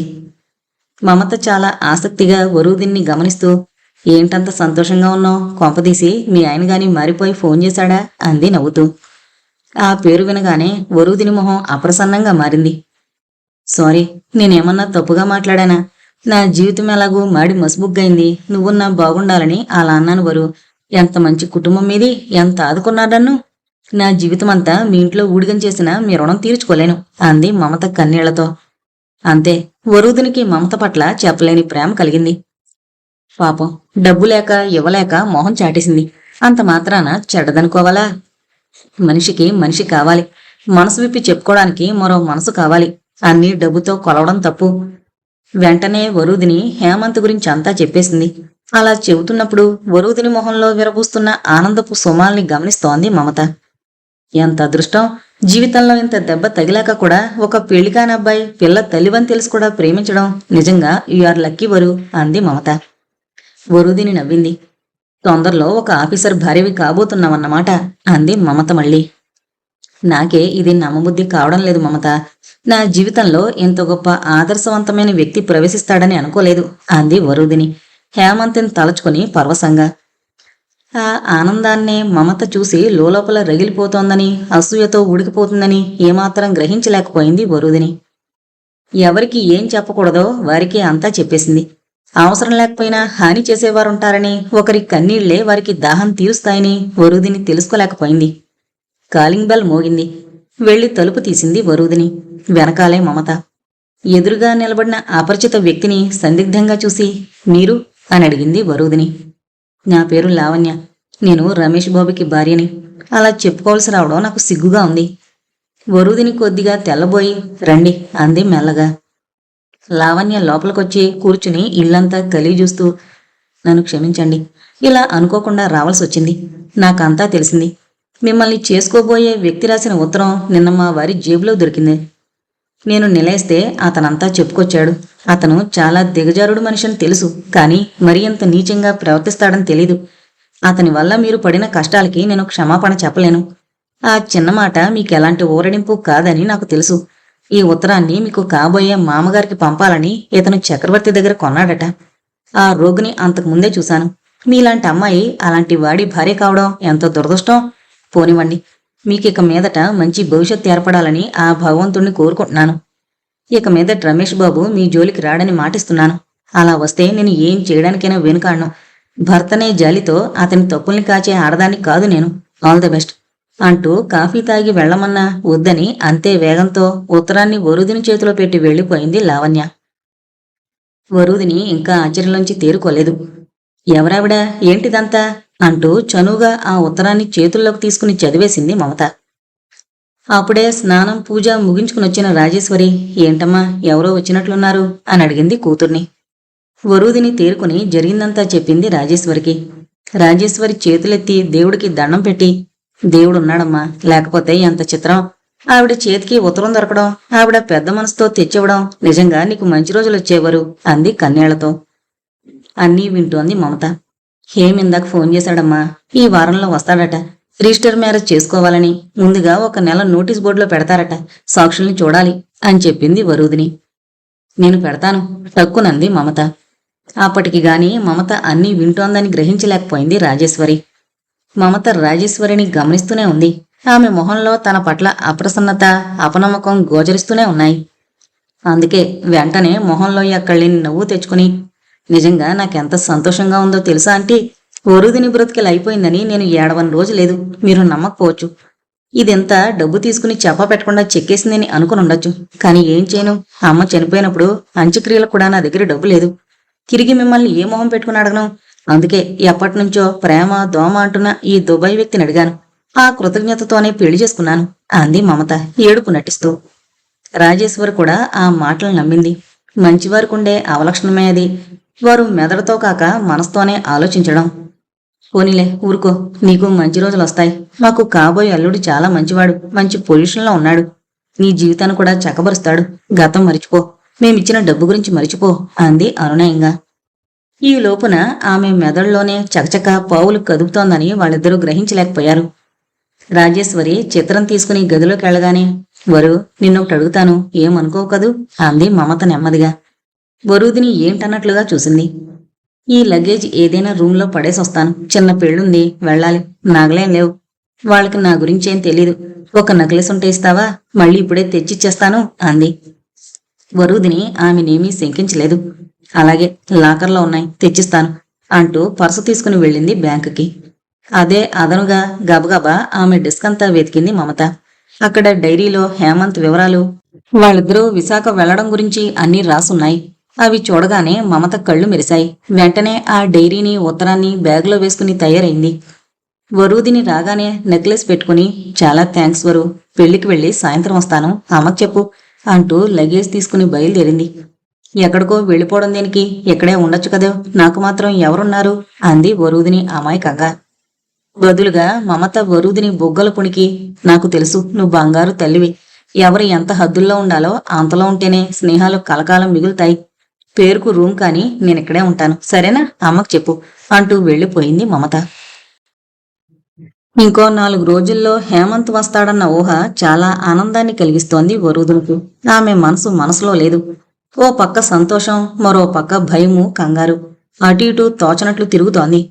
అమ్మా, ఈ పిల్ల ఎక్కడికెళ్ళింది, మళ్ళీ రాలేదే అంటూ మమత గురించి అడిగింది రాజేశ్వరి చాలాసార్లు. ఖరీదైన నెక్లెస్ కూడా తీసుకెళ్ళింది. కొంపదీసి మళ్ళీ మోసం చేసిందా? అప్పుడే ఫోన్ రింగ్ అయింది. మమత, వరు, రూమ్ దొరికింది. చిన్న చిన్న పనుల వల్ల రాలేకపోయాను. 2 రోజుల్లో వస్తాను, కంగారు పడకు. మమతని అనుమానించినందుకు కొద్దిగా సిగ్గుపడింది వరుదిని. నయం, ఇంకా తల్లికి చెప్పాను కాదు అనుకుంది. ఎవరమ్మా ఫోను? మమతమ్మ. ఏవో కష్టాలు పాపం. రూమ్ దొరికిందట, 2 రోజుల్లో వస్తానని చెప్పింది. అసలెందుకు వెళ్ళిపోవడం? లంకంత కొంప, ఎక్కడున్నా ఏముంది, అనవసరంగా బయట ఉండడం అంది రాజేశ్వరి సానుభూతిగా. అప్పుడే సరిగ్గా కాలింగ్ బెల్ మోగింది. తలుపు తెరిచింది రాజేశ్వరి. ఇదేనా వరుదిని కొంప? మీరెవరు? అర్థం కానట్లుగా చూసింది రాజేశ్వరి. నేనెవరో చెబుతాను, ముందు ఫ్యాన్ ఎక్కడా అంటూ అతను విసురుగా లోపలికొచ్చి చేతిలోని తాడు ఫ్యాన్కి కట్టే ప్రయత్నం చేయబోయాడు. ఊహించని ఆ చర్యకి రాజేశ్వరి మాన్పడిపోయి చూసి, అమ్మా వరుదిని అంటూ అరిచింది. స్టూలెక్కి ఫ్యాన్కి తాడు ముడేస్తున్న ఆ వ్యక్తిని చూసి నిరతుర్రాలైంది వరుదిని పరిగెత్తుకుంటూ వచ్చి. ఏమోనమ్మా, ఏం చెప్పకుండా తలుపు తీగానే వచ్చి ఇలా చేస్తున్నాడు, పిచ్చాడేమో అంది రాజేశ్వరి ఆందోళనగా చూస్తూ. అవును, పిచ్చోళమే. నా కొడుకు నేను కూడా పిచ్చోళమే. అందుకే మీ ఆటలు ఇలా సాగుతున్నాయి అన్నాడతను ఆవేశంతో ఊగిపోతూ. మీరు మాట్లాడేది మాకేం అర్థం కావడం లేదు. ముందు మీరు స్టూల్ దిగి మాట్లాడండి అంది వరుదిని కొంత అసహనంగా. ఎలా అర్థమవుతాయి? కొంపలు ముంచే వాళ్ళకి నిక్షేపంగా ఉన్న మా కొంపకి శనిదేవతలా పట్టారు. ఎంతకన్నా ఎందులోనైనా దూకి చావకూడదు అతను తాడు మెడకి తగిలించుకుంటూ అన్నాడు. వరుదినికి కొంత అర్థమైంది. మీరు సుందరంగారా? అమ్మా, నా పేరు కూడా తెలుసుకున్నావు. అతని జవాబు విని నిజంగానే మానుపడిపోయింది వరుదిని. వెంటనే రాజేశ్వరి వైపు తిరిగి, పాపం తీసుకుని లోపలికెళ్ళు అంది. రాజేశ్వరి కదల్లేదు. అతను నీకేమన్నా ఆపద తలపెడితే? ఏం జరగదమ్మా, ప్లీజ్ అంది. అందులో వేడుకోలు కన్నా ఒక అసహనమైన ఆజ్ఞ ఉండడంతో రాజేశ్వరి అయిష్టంగానే గదిలోకి వెళ్ళింది చిత్రనెత్తుకుని. ఇప్పుడు మీరు కిందకి దిగి మీరేం చెప్పదలుచుకున్నారో అది చెప్పండి అంది వరుదిని సుందరం కేసి చూసి శాంతంగా. కిందకి దిగితే నన్ను కూడా మాటలతో బోల్తా కొట్టించాలనుకుంటున్నావా? నేను బెదిరిస్తున్నాననుకుంటున్నావేమో, నిజంగానే ఊరేసుకుని చేస్తాను అన్నాడు సుందరం. అది మీ ఇష్టం. ముందు మీరేం ఆశించొచ్చారో ఆ సంగతి మాత్రం చెప్పండి. నా కొడుకుని వల్లో వేసుకున్నావు. నీకు బుద్ధి లేదా? పెళ్ళైన ఆడదానివి, పైగా ఒక పిల్ల కూడా ఉంది. నిన్నెలా పెంచింది మీ అమ్మ? మీరు ఎక్కువగా మాట్లాడుతున్నారు. మీరే పని మీద వచ్చారో అది మాత్రమే చెప్పండి. దయచేసి నా కొడుకుని వదిలే. వాడు నా ఆస్తి. సుందరం చేతులు జోడించాడు. ఈ మాట మీరు హేమంత్కి చెప్పకూడదా? మీకు ఆస్తి మీద మమకారం అని తెలుసు, కానీ కొడుకునే ఆస్తిగా భావించే గొప్ప మనస్తత్వం అని నాకు తెలీదు. వాడు నీ మూజులో పడ్డాడు. నా మాట వెండు. ఈ పెళ్లి జరిగితే నేను చచ్చి తీరతాను. బెదిరింపు అనుకుంటున్నావేమో, కావాలంటే చూడు అంటూ ఉచ్చు బిగించుకోబోయాడు సుందరం. సరిగ్గా అప్పుడే మమత రంగప్రవేశం చేసింది. ఆ ఏంటి అగాయిత్యం? ఎవరితనం అంటూ సుందరాన్ని చూసి గాబరాగా అరిచింది. సుందరం మమత వైపు చూసి ఇదెవత్తి అన్నాడు వెటకారంగా. మాటలు తిన్నగా రానియండి, చావబోతూ కూడా పొగరగా వాగుతున్నారు అంది మమత కోపంగా. వరూదిని మమతని వారించి, మీరనుకున్నట్లే జరుగుతుంది, కింద దిగండి అంది ఎర్రబడిన కళ్లల్లో దుఃఖం ఆవిరవుతుండగా. నిజమేనా? వరూదిని అతని వైపు అలానే చూస్తూ తల ఊపింది. నీ పిల్ల మీద ఒట్టే అన్నాడు సుందరం మొండిగా. నాకు ఒట్ల మీద నమ్మకం లేదు, దిగండి అంది. సుందరం దిగాడు స్టూలు మీద నుంచి. ఇదిగో, నువ్వింక హేమంత్కి కనిపించకూడదు. కనిపించావో వాడు నిన్నొదలడు. వాడి మనసు విరిగేలా చేసి వెళ్ళిపో. వరూదిని నిస్తేజంగా చూస్తూ నిలబడింది. సుందరం తాడు తీసి సంచిలో పెట్టుకుని, నీకు సిగ్గు పౌరుషం ఉంటే నా కొడుకు జోలికి రావద్దు అంటూ బయటికి నడిచాడు. వరూదిని సోఫాలో కూలిపోయినట్లుగా కూర్చుంది. అలాంటి పరిస్థితుల్లో ఉన్న వరూదిని చూసి మమత కళ్ళు మెరిశాయి. ఏం జరిగింది? ఎవరతను అంది వరూదిని పక్కనే కూర్చుని. వరూదిని జవాబు చెప్పలేదు. తల రెండు చేతుల్లో పెట్టుకుని కూర్చుంది మౌనంగా. రాజేశ్వరి గబగబా బయటకొచ్చి మమతను చూసి, చూసావా మమత, ఇతను హేమంత్ తండ్రి. ఎవరు చెప్పారో ఏమో గాని ఇంటికొచ్చి ఇంత అఘాయిత్యం చేయబోయాడు అంది ఏడుస్తూ. అసలు ఇదంతా చేసి సుందరాన్ని ఇక్కడికి వచ్చేటట్లుగా చేసిన మమత లోపల చాలా సంతోషపడుతూ దాన్ని కనబడకుండా మొహాన్ని బాధగా మరిచి, అయ్యో ఇతనేంటి ఇక్కడికొచ్చి? అతనిక్కడ చచ్చుంటే అంత ఘోరం జరిగేదంటే మీరు పోలీస్ కేసులు ఇరుక్కునేవారు. చిత్ర భవిష్యత్ ఏమయ్యేది అంది వాళ్ళనింకా భయభ్రాంతులకి గురి చేయడానికి. వరూదిని తలెత్తి మమత వైపు చూసింది. అదే అదనుగా మమత వరూదిని పక్కన కూర్చుని, ఏడవడానికి సమయం కాదు వరు, ఏదైనా త్వరగా నిర్ణయించుకోవాలి. నీ ముందుంది చిత్ర భవిష్యత్తు, ఆలోచించుకో అంది మెల్లగా. మనం ఇక్కడి నుంచి వెళ్ళిపోదామమ్మా అంది తల్లి వైపు తిరిగి. రాజేశ్వరి అయోమయంగా చూసింది కూతురు వైపు. ఎక్కడికి? ఎందుకు? అవును, అదే మంచి ఆలోచన ప్రస్తుతానికి. లేకపోతే ఇంతమంది శత్రువుల్ని ఎలా ఎదుర్కోవడం? ఇంత బాగా ఒక అసహాయురాల మీద అంది మమత. అదే ఎక్కడికి అంటే హేమంత్ని సందిగ్ధంగా చూసింది రాజేశ్వరి. హేమంత్ని మర్చిపోమ్మా, అదొక కళ అయిపోయింది అంది వరూదిని దుఃఖాన్ని నిగ్రహించుకుంటూ. అవునమ్మా, ఇలా చెప్పడానికి చాలా బాధగా ఉన్నా ఆ ముసలాడు అనంత పని చేసేటట్లున్నాడు. వాడు చేస్తే ఎంత గొడవ అంది మమత. కాని హేమంత్కి ఈ విషయం చెప్పాలి కదా, అతను చాలా మంచివాడు అంది రాజేశ్వరి. ప్రస్తుతం అది కాదు మన సమస్య. మనం ఎక్కడికి వెళ్లాలా అని ఆలోచిస్తున్నాను. అవును వరు, మనం మద్రాసు వెళ్ళిపోదాం అంది మమత వెంటనే. మద్రాసా? అవును, అక్కడ నాకొక స్నేహితురాలుంది. మనకన్ని ఏర్పాట్లు చేస్తుంది. నీకు జాబ్ కూడా చూస్తుంది అంది మమత. వరూదిని మమత వైపు చూసింది. మనం వెళ్ళిపోవాలి, చాలా అర్జెంట్, లేకపోతే హేమంత్ వచ్చేస్తాడు. అన్ని ఏర్పాట్లు నువ్వే చెయ్యాలి మమత అంటూ రివ్వున గదిలోకి వెళ్లి తలుపు మూసుకుంది. ఆ తలుపు వెనకాల ఆమె హృదయం కన్నీరై కురుస్తుందని ఆ ఇద్దరికీ తెలుసు. ఆ ఇంటికున్న తాళం చూసి చాలా నిరతుడైపోయాడు హేమంత్. వరూదిని తనకి పరిచయం అయ్యాక ఎన్నడూ ఇలా జరగలేదు. ఆ ఇంటికి తాళం ఉండడమే తెలీదు. ఎప్పుడూ రాజేశ్వరి చిత్రతో ఆ ఇంటిని కనిపెట్టుకునే ఉండేది. ఎవరినడిగినా తెలీదని ముక్తసరిగా జవాబు చెబుతున్నారు. హేమంత్ ఎంతగానో ఆలోచిస్తూ చాలాసేపు అక్కడే నిలబడ్డాడు. ఎంత ఆశగా వచ్చాడు. అసలేం జరిగిందో ఎంత ఆలోచించినా అంతుపట్టడం లేదు. పరిచయమయ్యాక వరూదిని తనకి చెప్పకుండా ఎక్కడికి వెళ్లలేదు. తీరా పెళ్ళనుకున్నాక వరూదిని తల్లితో సహా మాయమవడం అతను జీర్ణించుకోలేకపోతున్నాడు. ఆలోచిస్తూ హోటల్ రూమ్కి చేరుకున్నాడు. ఆలోచించే కొలది అతనికి మతి పోతోంది. ఎవరో బంధువులు ఉన్నట్లుగా, వారితో అనుబంధాలున్నట్లుగా కూడా చెప్పలేదెప్పుడు. ఎవరైనా వరూదినికి కీడు తలపెట్టుంటారా? అలా అనుకోగానే ఎక్కడలేని భయంతో వణికిపోయాడు హేమంత్. వెంటనే లేచి రమేష్ బాబుకి ఫోన్ చేశాడు. అవతల నుండి రమేష్ బాబు హలో అన్నాడు. నేను హేమంత్ని. వరూదిని ఏం చేశావు? అతని సూటి ప్రశ్నకి నిజంగానే వణికిపోయాడు రమేష్ బాబు. మీనా, నేనేం చేస్తాను అన్నాడు కంగారుగా. అవును, నువ్వే వరూదినికి నీకేం అపకారం చేసింది? నువ్వు తప్పు చేసింది కాకుండా ఆమె మీద పగబట్టావు. నాకే ఎన్నో చెప్పావు. ఆమె నిన్ను ప్రేమించి దగా చేసిందా? జీవితంలో ఓడిపోయిన ఒక స్త్రీకి సహాయం చేయకపోగా ఆమె నాశనాన్ని కోరుకున్నావు. ఆమె చెడ్డదని ప్రచారం చేయాలని చూసావు. ఆమె చెడ్డదైతేనే మంచిదైతేనే ఆమె జీవితం ఆమెదే అన్నాడు హేమంత్ చాలా ఆవేశంగా.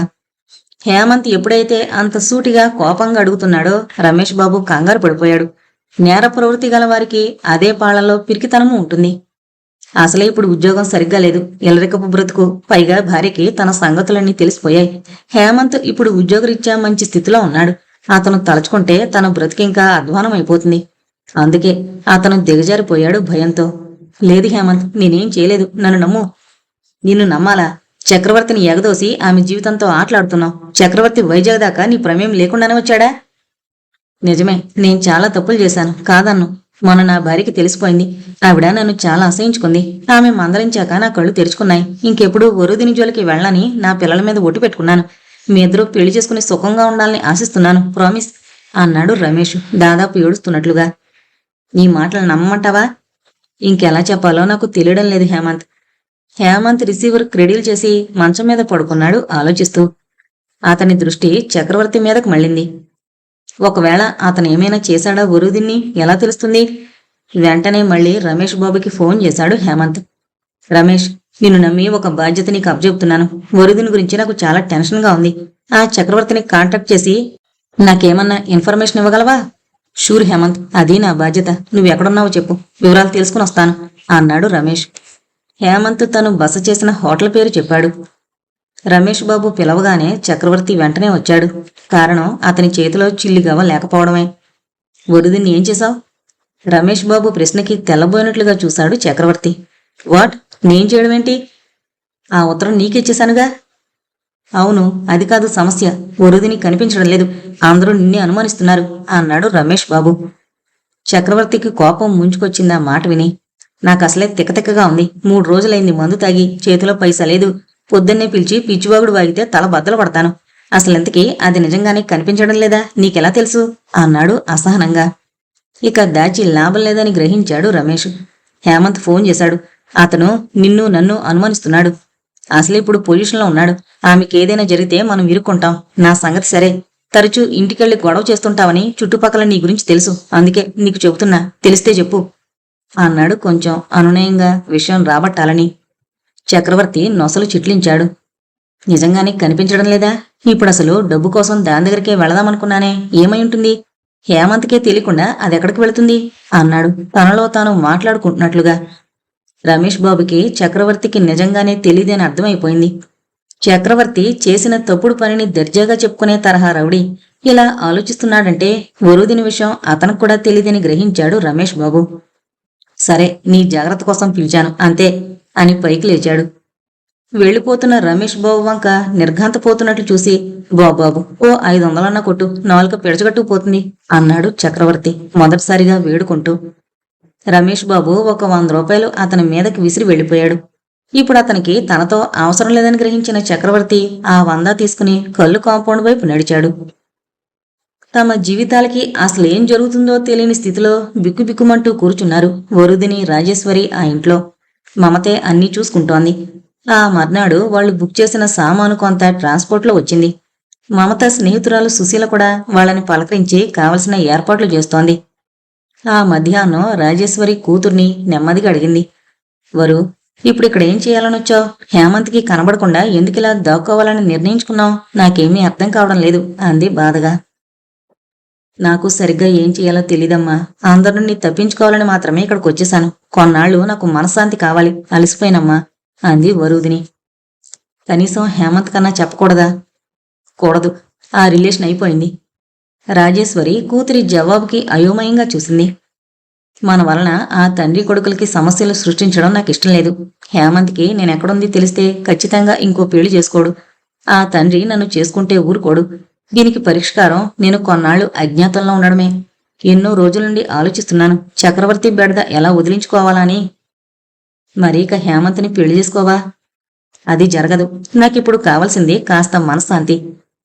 అప్పుడే అక్కడికొచ్చిన మమత, అవునంటే వరుకి ఒక పెళ్లి లేదనే గాని ఏం లోటు, చాలా తెలివైంది, మంచి జాబ్ వస్తుంది. సుశీలకి చెప్పాను, ఇక్కడ హాయిగా చిత్రను పెంచుకుని తన భవిష్యత్తు తీర్చిదిద్దడానికి కావలసిన వెసులుబాటు ఉంటుంది అంది. రాజేశ్వరి కన్నీళ్లు తుడుచుకుంది. అమ్మా, ఇంకా ఈ సంగతులు ఆలోచించకుండా చిత్రం చూసుకో. మమత చెప్పినట్లుగా నేను జాబ్ చూసుకుంటాను. జరిగిందంతా ఇద్దరం మరిచిపోదాం అంది వరుదిని శాంతంగా. రాజేశ్వరి నిట్టూరుస్తూ లోనికి వెళ్ళింది. మమత చిన్నగా వరుదిని పక్కన కూర్చుంది. ఇంకో చిన్న పని చేస్తేనే కాని నీ సమస్య తీరదు వసు అంది లాలనగా. ఏంటన్నట్లు చూసింది వరుదిని. నువ్వు కనిపించకపోతే హేమంత్ నిద్రాహారాలు మానేసి పిచ్చివాడవుతాడు. ఉద్యోగ బాధ్యతలు నిర్వహించలేడు. చివరికి ఒక తాగుబోతుగానో లేదా ఒకానొక దశలో ఆత్మహత్య. మమత భరించలేనట్లుగా అరిచింది వరుదిని. చూసావా, మాటకే నువ్వు భరించలేకపోతున్నావు. ఇక నిజంగా అతను అలా అయితే నువ్వు సహించగలవా? అందుకే నా మాట విని అతని జీవితాన్ని సరిగ్గా వెళ్లేలా చేయి. వరుదిని అర్థం కానట్లుగా చూసింది. అతనికో లెటర్ రాయి. ఏమని? ఇప్పుడే కాదు, ఎప్పటికీ నువ్వు అతనికి కనబడవని అతనికి తెలియాలి. అతను తిరిగి ఎవరినన్నా పెళ్లి చేసుకోవాలి. జీవితంలో స్థిరపడాలి. సంతోషంగా ఉండాలి. నార్మల్ జీవితంలో పడాలి. నిజంగా నువ్వు అతన్ని ప్రేమిస్తే అతని శ్రేయస్సే కదా నువ్వు కోరుకునేది. మమత మాటలు ఆమె హృదయాన్ని రంపంతో కోస్తున్నాయి. నాకు తెలుసు నీ బాధ, అర్థం చేసుకోగలను, ఆలోచించు అంటూ అక్కడి నుంచి లేచి వెళ్లిపోయింది మమత. వరుదిని కళ్ళు అవిరామంగా వర్షిస్తుంటే అలానే కూర్చుండిపోయింది. అలా ఎంతసేపో. కాలింగ్ శబ్దం విని తలుపు తెరిచింది సుశీల. ఎదురుగా మమత. లోనికొస్తూనే సోఫాలో కూర్చుని కాస్త కాఫీ ఇస్తావాంటి, ఒకటే తలనొప్పి. ఆ తల్లి కూతుళ్ళ ఏడుపు మొహాలు చూడలేక చూస్తున్నాను అంది నుదురు నొక్కుంటూ. సుశీల లోనికెళ్లి 10 నిమిషాల్లో కాఫీ తెచ్చిచ్చి ఎదురుగా కూర్చుంది. ఒకరి సంగతులు అడగడం భావ్యం కాదని అడగలేదు. చూస్తే బాగా బ్రతికిన వాళ్లలా ఉన్నారు. ఏంటి వాళ్లకొచ్చిన సమస్య అంది సుశీల. మాయిరాగం, తిన్నది అరగని వేషాలు. ఒక పిల్ల తల్లి, ప్రేమ దోమ అంటూ ఎవడ వెంబడో పడింది. వాళ్ళ బాబు వచ్చి నానా హంగామా చేశాడు. వీళ్ళ ఏడుపు చూడలేక నేనిక్కడికి తీసుకొచ్చాను అంది మమత చిరాగ్గా మొహం పెట్టి. పోనీలే, మంచి పని చేశావు అంది సుశీల సానుభూతిగా. ఏం మంచి పనో, ఇసుంటా రమ్మంటే ఇల్లంతా దేకే రకం. మళ్ళీ ఉడికి ఉద్యోగం చూడాలి. ఎంకి పెళ్లి సుబ్బిచావుకొచ్చినట్లయింది అంది మమత. సుశీల నవ్వింది. సామెతలు బాగానే నేర్చావు. అది సరే అంటే కాస్త రాసుకోవాలి. నీ బెడ్రూంలో కూర్చోనా? కూర్చో, దానికేం భాగ్యం అంది సుశీల మమత తాగిన కాఫీ కప్పు తీసుకెళుతూ. మమత సుశీల బెడ్రూంలోకి వెళ్లి కూర్చుని వరూదినిచ్చిన కవర్ విప్పి హేమంత్కి రాసిన ఉత్తరాన్ని దీక్షగా చదివింది. ఆ వెంటనే ఆమె బ్రుకుటి ముడత పడింది. ఆ ఉత్తరం చదివితే హేమంత్ చేస్తే పెళ్లి చేసుకోడు. ఏంటిలా రాసింది? తనేం చెప్పింది?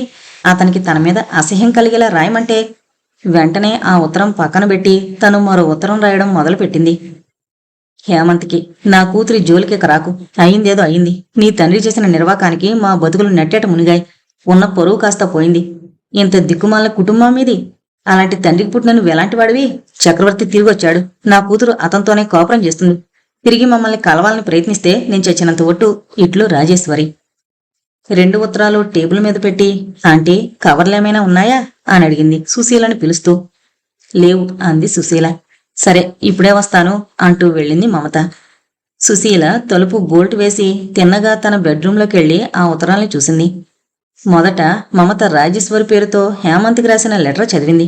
చాలా ఆశ్చర్యం అనిపించింది ఆమెకు. రాజేశ్వర్ అంటే వరుదిని తల్లి. ఆమె పేరుతో మమత ఎందుకు లెటర్ రాయడం? అర్థం కాలేదామెకి. వెంటనే 2వ ఉత్తరం చేతిలోకి తీసుకుంది. హేమంత్, ఈ ఉత్తరం నాకెలా రాయాలో తెలియడం లేదు. నీకేం చెప్పాలో కూడా అర్థం కావడం లేదు. అంతా నా చేతుల్లో లేనట్లుగా జరిగిపోతోంది. కొన్ని క్షణాలు, చాలా కొద్ది క్షణాలు నా జీవితంలో దొరికిన అపరూప భాగ్యాన్ని దోచుకుపోతున్నాయి. ఒక పెద్ద అల అతి కష్టం మీద ఒడ్డు చేరిన నన్ను సుడిగుండంలోకి లాక్కుపోతోంది. నా జీవిత సౌభాగ్యం మీద నాకెప్పుడూ నమ్మకం లేదు. లా ఆఫ్ అట్రాక్షన్ ఏమో గాని చివరికి అదే జరుగుతోంది. నువ్వు నాకు స్నేహితుడిగా లభించినప్పుడు నాకు నీ మీద ఎలాంటి దృష్టి లేదు. కానీ రాను రాను ఎన్నో జన్మల నుండి ఎదురుచూసిన అపరూప భాగ్యం నువ్వేనని నమ్మాను. ఒక గొప్ప స్నేహితుడిని పొందానని ఆనందపడ్డాను. ఇక ఎప్పుడూ నిన్ను పోగొట్టుకోకూడదని నీ చేతినందుకుని శేషజీవితం గడపాలని కలలు కన్నాను. భౌతికమైన ఆనందాల కోసం నేను వెంపర్లాడలేదు. ఒక స్త్రీని ఎలా గౌరవించాలో, నైతిక విలువలకి నువ్వెంతగా ప్రాధాన్యత ఇస్తావో చూసి అబ్బురపడ్డాను. చెప్పు, నిన్ను ప్రేమించడం తప్ప, నువ్వు కావాలనుకోవడం తప్ప. అన్ని అనుభూతులున్న మనిషిని కానా నేను? కడుపు నిండిన వాళ్ళు చెప్పే ధర్మాలు చూసి నాకు నవ్వొస్తోంది. అసలు వాళ్ళకేం తెలుసు జీవితాల గురించి? నీ స్నేహం దొరికాక ఏటికి ఎదురీది ఒడ్డున చేరినట్లయింది నాకు. కాని ఎలా చెప్పను హేం, విధి మళ్లీ దెబ్బతీసింది. నా మనసు విస్ఫోటన చెంది వేలాది ముక్కలై మాడి మసిబారి నేల రాలిపోతోంది. నేనిక లేను. కేవలం ఇప్పుడు నేను చిత్రకి అమ్మని మాత్రమే. నా కోసం వెతకు. మీ నాన్నగారు చెప్పిన అమ్మాయిని పెళ్లి చేసుకో. ఇది మన జీవితంలో చిన్న కల. ఇంతకంటే చెప్పలేను. ఆ ఉత్తరం చదివి సుశీల కళ్ళు నీళ్లతో మసకబారాయి. అలానే స్థాణువులా వచ్చి సోఫాలో కూర్చుంది. తన కూతురు లావణ్య గుర్తుకొచ్చింది. ఒకరిని ప్రేమించి ఆ పెళ్లికి తను కాదందని ఆత్మహత్య చేసుకున్న కూతురి కథ తిరిగి మనసును కెలికింది. సుశీల కళ్ళు ధారాపాతంగా వర్షించాయి. కాలింగ్ బెల్ మోగింది. కళ్ళు తుడుచుకుని తలుపు తెరిచింది. ఎదురుగా మమత కవర్లు తీసుకుని, ఎక్కడా కవర్లు దొరకలేదు, బయటికెళ్ళి తెచ్చాను అంది నవ్వుతూ. సుశీల నవ్వలేకపోయింది. ఒకసారి ఇలా కూర్చో. మమత సుశీల వైపు అర్థం కానట్లుగా చూసి కూర్చుంది. చూడు మమత, నువ్వు నాకన్నా చిన్నదానమైనా మనిద్దరం స్నేహితుల్లా కలిసిపోయాం. అదే చనువుతో చెబుతున్నాను. నువ్వు దేవుణ్ణి నమ్ముతావా? అంది మమత. దేవుడంటే గుడిలో విగ్రహం కాదు, మన ఆత్మే. అదెప్పుడూ మనకి నిజానిజాలు చెబుతూనే ఉంటుంది. ఎటొచ్చి దాన్ని మనం నొక్కేస్తాం అంది సుశీల తిరిగి. ఇదంతా ఎందుకు చెబుతుందో అర్థం కావడం లేదు మమతకి. నేను ఆ 2 ఉత్తరాలు చదివాను. నువ్వేం చేస్తున్నావో అర్థమైంది నాకు. మమత గతుకుమన్నట్లుగా చూసింది. వరూదిని గాని ఆమె తల్లి గాని నీకు హాని చేశారా? లేదన్నట్లుగా తల ఊపింది మమత. మరెందుకిలా చేస్తున్నావు? ఒకటి మాత్రం చెబుతున్నాను. నువ్వు చెడదానవేం కాదు. ఏదో బలహీనత నిన్నిలా చేయిస్తోంది. కారణం నీకు కూడా తెలీదు. మనం గుడికి వెళతాం, దేవుణ్ణి బోళ్లు కోరికలు కోరతాం. అందరూ అలానే కోరుకుంటారని మరిచిపోతాం. బయటకొచ్చి పక్కవాడు మాత్రం బాగోకూడదు అనుకుంటాం. నా సంగతే చూడు. ఒక్కగానొక్క కూతురు. ప్రేమించిన వాడితో పెళ్లి జరిపిస్తే ఏం పోతుంది?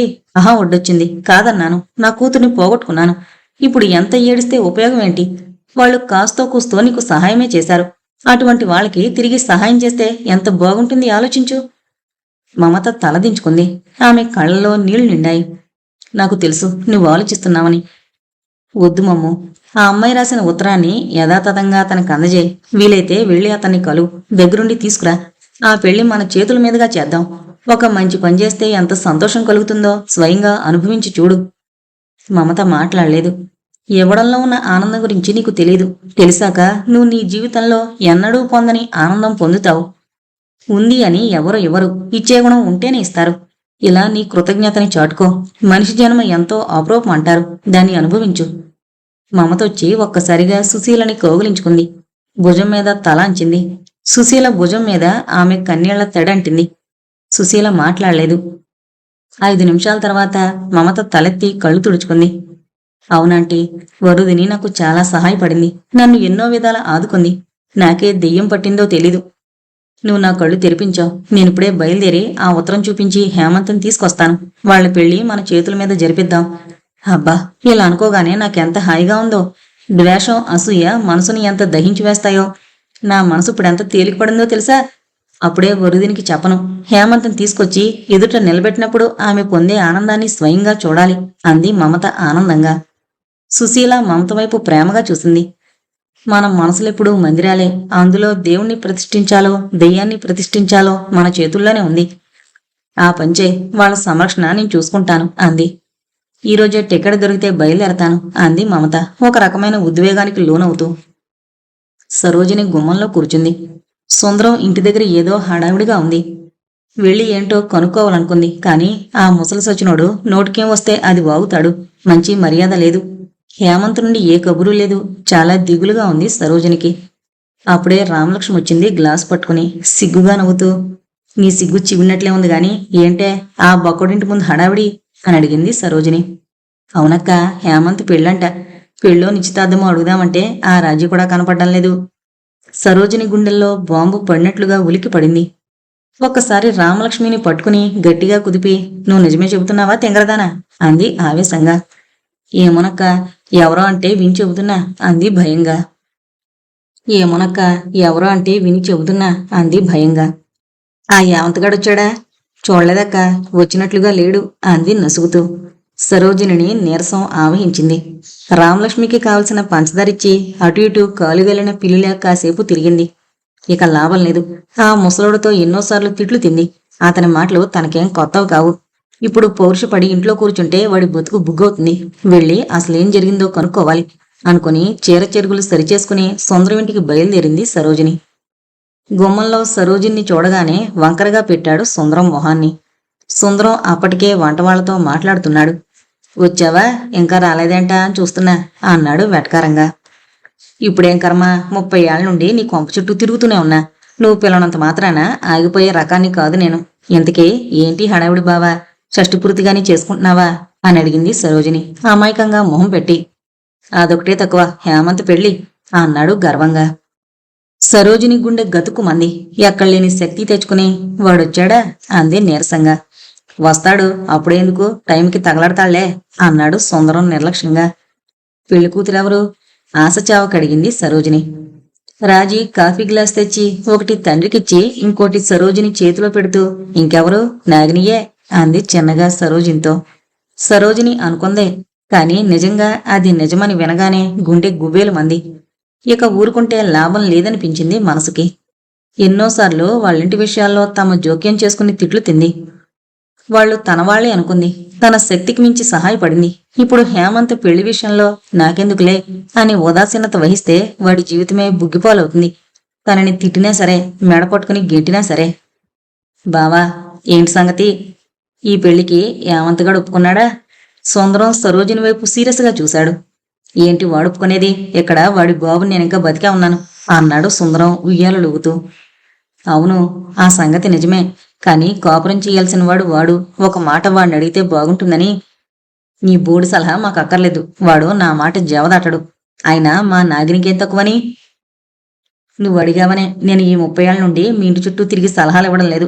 అక్క చచ్చిపోయినప్పుడే నాకు ఈ ఇంటితో ఆఖర తీరిందని తెలుసు. కానీ పిల్లలు వాళ్ళు నా పిల్లల్లా ప్రేమించాను. ఇప్పుడు ఈ పెళ్లి చేసి ఆడి బతుకు బండ చేయకు. నాగినికి ఏం తక్కువని నేను అనడం లేదు. నిజానికి అన్నీ ఎక్కువే. ఆ ఎక్కువలు భరించే శక్తి ఆ యావంతగాడికి లేదని చెప్తున్నా. సుందరం ఈసారి సరోజిని తేరిపారా చూశాడు. అంటే ఎంతవరకు వచ్చాక నీకు చెప్పకుండా దాయలేను. దాస్తే తప్పు చేసిందని అవుతాను. నన్ను తిట్టు కొట్టు పడతాను. ఈ పెళ్లి మాత్రం ఆపు. ఎందుకనట? వాడో పిల్లని ప్రేమించాడు. ఆ పిల్ల లేకపోతే బతకలేడు. ఈ పెళ్ళాడు చేసుకోడు. నా మాటిను. ఓహో, ఈ కథంతా నడిపిన గ్రంథసాంగివి నువ్వన్నమాట. నీకు చెప్పుకున్నాడా పాపం? అవును, చెప్పుకోవడానికి అడిగి తల్లేది. తండ్రి కూడా చచ్చాడనుకున్నాడా? తండ్రిలాగా నువ్వెప్పుడన్నా ఆళ్ళని దగ్గర తీసుకుని మంచి చెడ్డ మాట్లాడావా? కష్టం సుఖం అడిగావా? నోరిపితే నీ నోట్లోంచి వచ్చేయన్ని తప్పుడు మాటలే కదా. చనువుంది కాబట్టి నాకు చెప్పుకున్నాడు. దయచేసి ఈ విషయంలో నా మాటిను. ఆడికి నచ్చిన పిల్లతో ఆడి పెళ్లి చెయ్యి. ఆ పిల్ల కూడా చాలా మంచిది అంది సరోజిని బ్రతిమలాడుతున్న ధోరణిలో. సుందరం ఉయ్యాల్లోంచి చటుక్కున దిగి, ఆ పిల్లను కూడా చూసావన్నమాట అన్నాడు కోపంగా. చూశాను బావా, మా ఇంటికొచ్చింది. దాని పిల్లను కూడా చూసావా మరి? అతను ఎందుకంత వెటకారంగా మాట్లాడుతున్నాడో అర్థమై బాధని అణుచుకుని, ఆ పిల్ల కర్మ కొద్దీ పెళ్ళైంది కాబట్టి ఒక బిడ్డ పుట్టింది. వాడో త్రాష్టుడు, విడాకులైంది. అంత మాత్రం చేత ఆ పిల్ల చెడిపోయిందా? ఆ పిల్లలోని సుగుణాలన్నీ చెడిపోయాయా? ముందు జీవితంలోకి సుఖపడకూడదా? చదువుకుని కూడా ఇలా ఆలోచిస్తున్నావేంటి బావా నువ్వు అంది సరోజిని వేదనగా. ఓహో, చాలా తెలిసే నీకు. ఇంకా ఏంటో అనుకున్నాను. నా కొడుకుని అమాయకుని చేసి ఈ కథంతా నువ్వే నడిపావన్నమాట. ఇంకా నయం, నాకా ఆకాశరామన్న ఉత్తరం రాబట్టి సరిపోయింది. లేకపోతే ఆ దరిద్రురాలు మా ఇంటికి చుట్టుకుంటే దాన్ని వదిలించడం కష్టమయ్యేది. అదింకా నా కొడుకుని చేస్తే చేసుకోదు. వెళ్ళు. ఈసారి సలహాలంటూ నా గడప తొక్కావో కాళ్ళు ఎరగొడతాను అన్నాడు సుందరం రంకెలేస్తూ. సరోజిని అతని మాటలు విని నీరు కారిపోయింది. అంటే సుందరం వరుదిని దగ్గరికి వెళ్ళాడన్నమాట. ఇంకేముంది, ఆ పిల్ల తను చూసి హడలిపోయి ఉంటుంది. దేవుడా, ఆ హేమంత్ని నువ్వే రక్షించాలి అనుకుంటూ వెనుతిరిగింది సరోజిని. చిత్రకి అన్నం తినిపిస్తున్న రాజేశ్వరి చొరవగా లోనికొచ్చిన సుశీలను చూసి తొట్రుపడి రండి అంది తప్పదన్నట్లుగా. సుశీల చనువుగా వచ్చి కూర్చుంటూ, బాగున్నారా? ఏవో పనుల్లో పడి మీ గురించి పట్టించుకోవడం లేదు, ఏమనుకోకండి అంది చిరునవ్వుతో. అయ్యో, ఇంతకన్నా ఏం చేయాలి? అకస్మాత్తుగా వచ్చి పడ్డాం. అన్ని సదుపాయాలు చేశారు అంది రాజేశ్వరి చిరునవ్వు కొని తెచ్చుకుని. నిజానికి లోపల ఆమె కుళ్ళిపోతోంది. ఎన్ని ప్రయత్నాలు చేసినా ఎందుకని వరూదిని జీవితం చిగురించడం లేదో ఆమెకు అర్థం కావడం లేదు. బంగారం లాంటి కుర్రాడు మనసా వాచా ప్రేమించి పెళ్లికి సిద్ధపడితే ఎక్కడ్నుంచో గెద్దలా ఆమె సంతోషాన్ని ప్రతిసారి ఎత్తుకుపోతున్న విధిని చూసి నివ్వెరపోతుంది ఆమె మనసు. ఆ పిల్లెంత నష్టజాతకురాలా? పూర్వజన్మలో అంత పాపం చేసి పుట్టిందా? లేక క్షణక్షణం తనని కొంగదీయడానికే ఆమె జీవితం అలా మూడు బారిపోతోందా? ఏంటో ఆలోచిస్తున్నారు మీరు అంది సుశీల రాజేశ్వరిని గమనిస్తూ. అబ్బే, అదేం లేదు. కాఫీ తీసుకుంటారా అని అడిగింది రాజేశ్వరి తొట్టుపాటుగా. మర్యాదలేం వద్దు, ఇంటి పక్కనే ఉంటుంటా నేను వరుదిని కోసం వచ్చాను. ఇంతకీ ఏది తను? అంది సుశీల. తలనొప్పిగా ఉందని పడుకుంది అని సర్దింది రాజేశ్వరి. పని లేకుండా ఉంటే అంతే, ఏది పిలవండి, తనతో పనుండి వచ్చాను నేను. రాజేశ్వరికి ఇక తప్పలేదు. నిజమే, పనిలో పడాలి తను. ఇలా బెంగతో చిక్కి సలీమైతే రేపు చిత్రగతి ఏంటి అనుకుంటూ వరుదిని లేపింది. వరుదిని పడుకుంది, కానీ నిద్రెక్కడది? తన ప్రమేయం లేకుండా దొర్లిపోతున్న తన జీవితాన్ని చూసి ఆమె నివ్వెరపోతోంది. హేమంతిక తనకి లేడనే నిజాన్ని భరించలేకపోతోంది. పరిగెత్తుకెళ్లి హేమంతిని గాఢంగా కౌగిలించుకుని గోవురుమనాలనిపిస్తోంది. ఎవరికీ ఏమాత్రం ఇబ్బంది లేని తమ మధ్యకి ఎందుకెంతమందొచ్చి నిప్పులు పోస్తున్నారు? మనిషి ఆకారంలో ఇన్ని పిశాచాలుంటాయా? ఆలోచనల్ని తెంచుకుంటూ తల్లివైపు చూసింది ఏంటన్నట్లు. పక్కింటి సుశీల్ గారు వచ్చారమ్మా, నీతో ఏంటో మాట్లాడాలట. వరోధిని నొసలు చిట్లించి, నాతోనా అంది. అవునమ్మా, రా, బాగోదు, మన అవసరాలన్నీ ఆమె చూస్తున్నారు కదా, ఒకసారి పలకరించు అంది బ్రతిమాలుతున్న ధోరణిలో. వరుదిని మెల్లగా లేచి జుట్టు సరిచేసుకునొచ్చి హాల్లో ఉన్న సుశీలకి నమస్కరించింది. రామ్మా, రా, ఏంటంత నీరసంగా ఉన్నావు, ఒంట్లో కాని బాగలేదా అని అడిగింది సుశీల ఆప్యాయంగా వరుదిని పక్కన కూర్చోబెట్టుకుంటూ. వరుదిని చిన్నగా నవ్వడానికి ప్రయత్నించింది. కొద్దిగా తలనొప్పి అంది చిన్నగా. అన్నీ పోతాయి ఉద్యోగంలో చేరితే. నీ గురించి మమత అంతా చెప్పింది. ఎక్కడో ఎందుకు, ఎగ్మూర్లో మన కంపెనీయే ఉంది, టెక్స్టైల్స్ది, దాన్ని చూసుకో. నీ ఉద్యోగానికి ఏ పేరన్నా పెట్టుకో, పెత్తనమంతా నీదే, లాభాలేం అక్కర్లేదు, నష్టాలు లేకుండా అందులో పనిచేసే వాళ్ళకి జీతాలు ఇవ్వగలిగితే చాలు అంది సుశీల నవ్వుతూ. ఆ మాట విని రాజేశ్వరి ఆశ్చర్యపోయింది. వరుదిని కూడా తెల్లబోతూ చూసింది. ఏం మాట్లాడరు, నచ్చలేదా? నచ్చకపోతే తర్వాత మరో జాబ్ వెతుక్కోవచ్చు, ప్రస్తుతానికి ఖాళీగా ఉండకుండా అంది సుశీల తిరిగి. అదేం కాదంటీ, నా క్వాలిఫికేషన్స్ అవి తెలియకుండా మీరింతలా ఆఫర్ చేస్తుంటే ఆశ్చర్యంగా ఉంది అంది వరుదిని మొహమాటంగా. చదువుకున్న పిల్లవి, అంతో ఇంతో ఉద్యోగం చేసిందనివి, ఇది చాలు నాకు అంది సుశీల. మీరంతా భరోసా ఇస్తుంటే ఎందుకు కాదంటుంది, రేపే జాయిన్ అవుతుంది అంది రాజేశ్వరి కంగారుగా, ఎక్కడ వరుదిని వద్దంటుందో అన్న భయంతో. వరుదిని తల్లి ఆదుర్దా గమనించింది. సరే ఆంటీ అంది నెమ్మదిగా.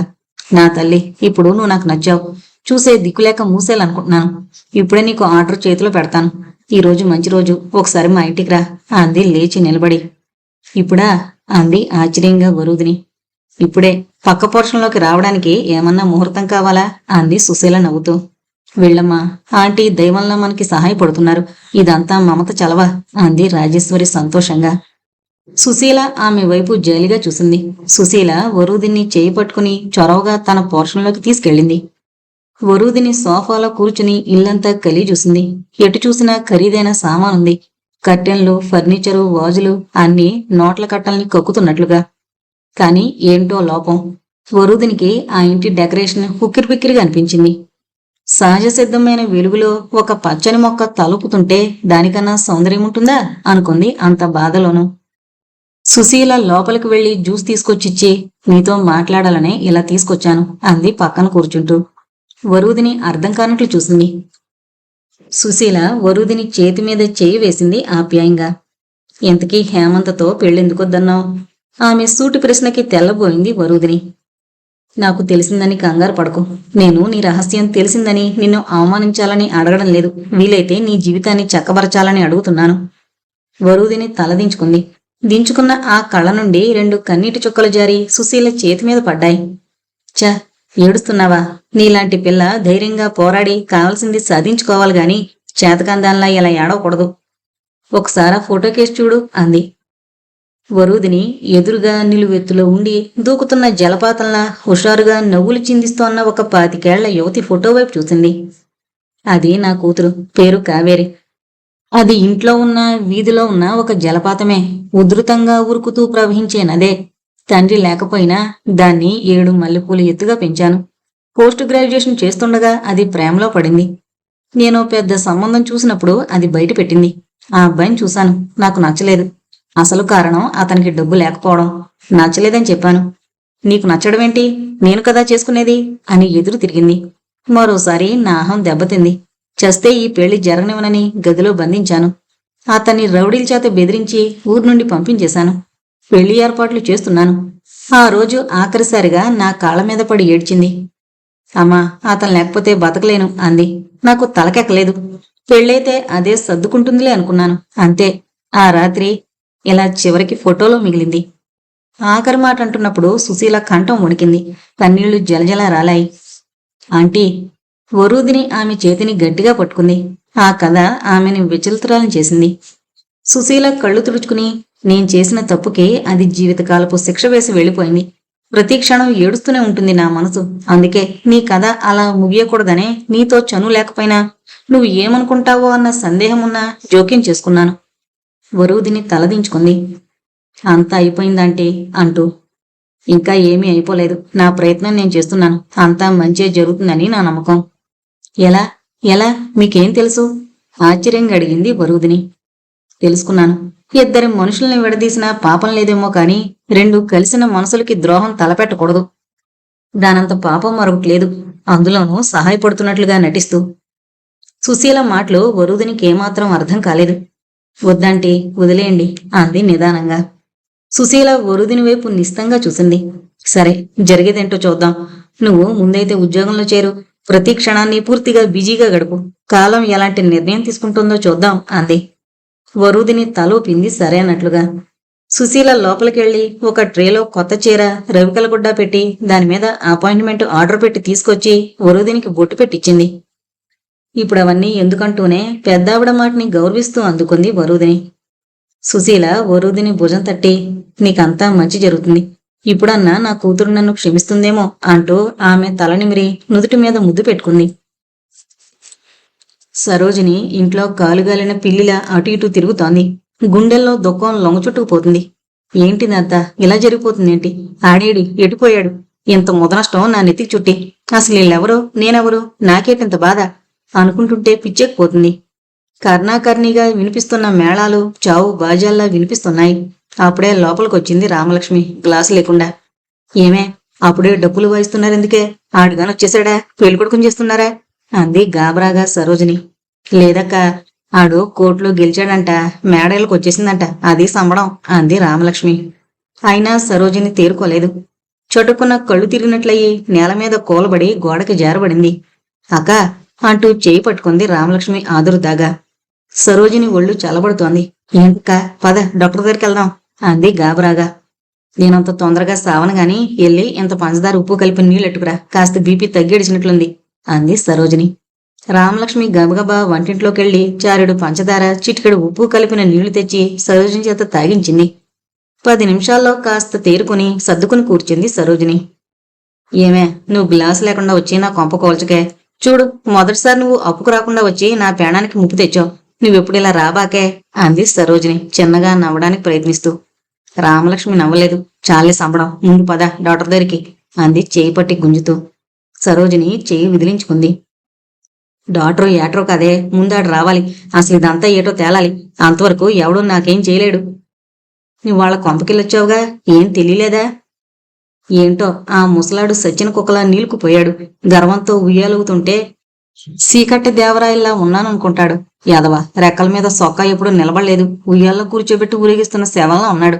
వీడికి మేడొకటే తక్కువ, దరిద్రుడు అని తిట్టింది సరోజిని. సర్లే, అసలు సంగతి చెప్పు. ఏముంది చెప్పడానికి? ఈడెళ్ళి ఆ పిల్లని బెదిరించి వచ్చినట్టున్నాడు. ఆ తర్వాత ఏం జరిగిందో తెలియడం లేదు. ఆడేమో నిమ్మకు నీరెత్తినట్లు కూర్చున్నాడు అక్కడ. ఒక ఫోన్ అన్నా రాలేదు. పిచ్చకపోతుంది నాకు అంది సరోజిని. ఆ సాయంత్రం మునిమోపు వేళ దీపమన్నా వేసుకోకుండా అలానే కూర్చుంది సరోజిని. ఏదో అలికిడిగా అనిపిస్తే గుమ్మం వైపు చూసింది. ఆంటీ ఉలిక్కిపడి లేచి లైటు వేసి, నువ్వంట్రా యావంతు, 100 ఆయుషుడా, రారా, నీ గురించి అనుకుంటున్నా అంది. హేమంత్ ఏమీ మాట్లాడలేదు. వచ్చి సరోజిని పక్కన నేల మీద కూర్చున్నాడు. ఏంట్రా అంత తతంగం మీ కొంపలో జరిగిపోతుంటే నువ్వెక్కడో నిమ్మక నీరెత్తినట్లు కూర్చున్నావా? నేనిక్కడ దిక్కుతోచకు చచ్చిపోతున్నాననుకో. హేమంత్ ఈసారి ఏమీ మాట్లాడలేదు. అకస్మాత్తుగా అతను సరోజిని ఒడిలో తలపెట్టుకుని పడుకున్నాడు. ఆ చర్యకి సరోజిని ఆశ్చర్యపోయింది. వాడు చిన్నతనం నుండి తనకు మాలిమే. అయినా ఎప్పుడు చివరికి తల్లిపోయినప్పుడు కూడా వాడు తన ఒడిలో తలదాచుకోలేదు. అనుకోకుండానే ఆమె చెయ్యి అతని తలని మిరింది. మగవాడికి ఒంటరితనం ఆవహించినప్పుడు, నిస్సహాయత వెంటాడినప్పుడు ఒక స్త్రీ ఒడి కావాలి. అది తల్లి కావచ్చు, ప్రియురాలిది కావచ్చు. ఆ క్షణం ఎవరైనా తల్లిగానే మారిపోతారు. అతని వెచ్చని కన్నీళ్లు ఆమెని స్పృశించాయి. ఆమె ఉలిక్కిపడి, అరే ఏంట్రా ఏడుస్తున్నావా అంది గాబరాగా. ఆంటీ, వరుదిని కనిపించడం లేదాంటీ అన్నాడతను వేదనగా. ఆమె అతని తలని తోసేసి, ఏంట్రా నువ్వు చెబుతుంది నిజమేనా? అసలేం జరిగింది? ఆడుగాని ఏమన్నా చేశాడా? అంది కంగారుగా. హేమంత్ లేచి కూర్చుని గోడకి జారబడి, లేదాంటీ, అతనికేమీ తెలీదు. నేను హైదరాబాద్ వెళ్లి వాకప్ చేశాను. ఇల్లు ఖాళీ చేసి వెళ్ళిపోయింది అన్నాడు వేదనగా. దేవుడా, నేననుకున్నంత అయిందిరా. ఇదంతా నీ బాబు చేశాడ్రా. ఆ పిల్లని బెదిరించొచ్చాడు. ఏమన్నాడో ఏమో, ఆ పిల్ల వెళ్ళిపోయింది. ఒక్క ఉత్తరం అన్నా రాయలేదా? ఫోన్ అన్నా చేయలేదా అంటూ వాపోయింది సరోజిని. లేదన్నట్లుగా తల అడ్డంగా ఊపాడు హేమంత్. అవునరా, ఎవరు నిప్పెట్టారో తెలీదు గాని నీ బాబు ఇల్లిని మాత్రం నిజం. మరిప్పుడేం చేస్తావు అంది వేదనగా సరోజిని. మాట్లాడలేదు హేమంత్. అసలైనా నువ్విప్పుడే వచ్చేది? అసలేం జరుగుతుందో తెలుసుకో నీకు అంటూ గయ్యిన హేమంత్ మీదకి లేచింది సరోజిని. ఏం చేయనంటే ఎంక్వైరీ చేస్తూనే ఉన్నాను. సెలవు పెట్టి తెలుసుకుందామంటే ఆ నాగావళి పొంగింది. ఫ్లడ్ డ్యామేజీ పనులు ఎమర్జెన్సీగా రాత్రింబవళ్లు చూడాల్సినవి. అందర్నీ ఆ పనికే తరలించాడు సీఎం.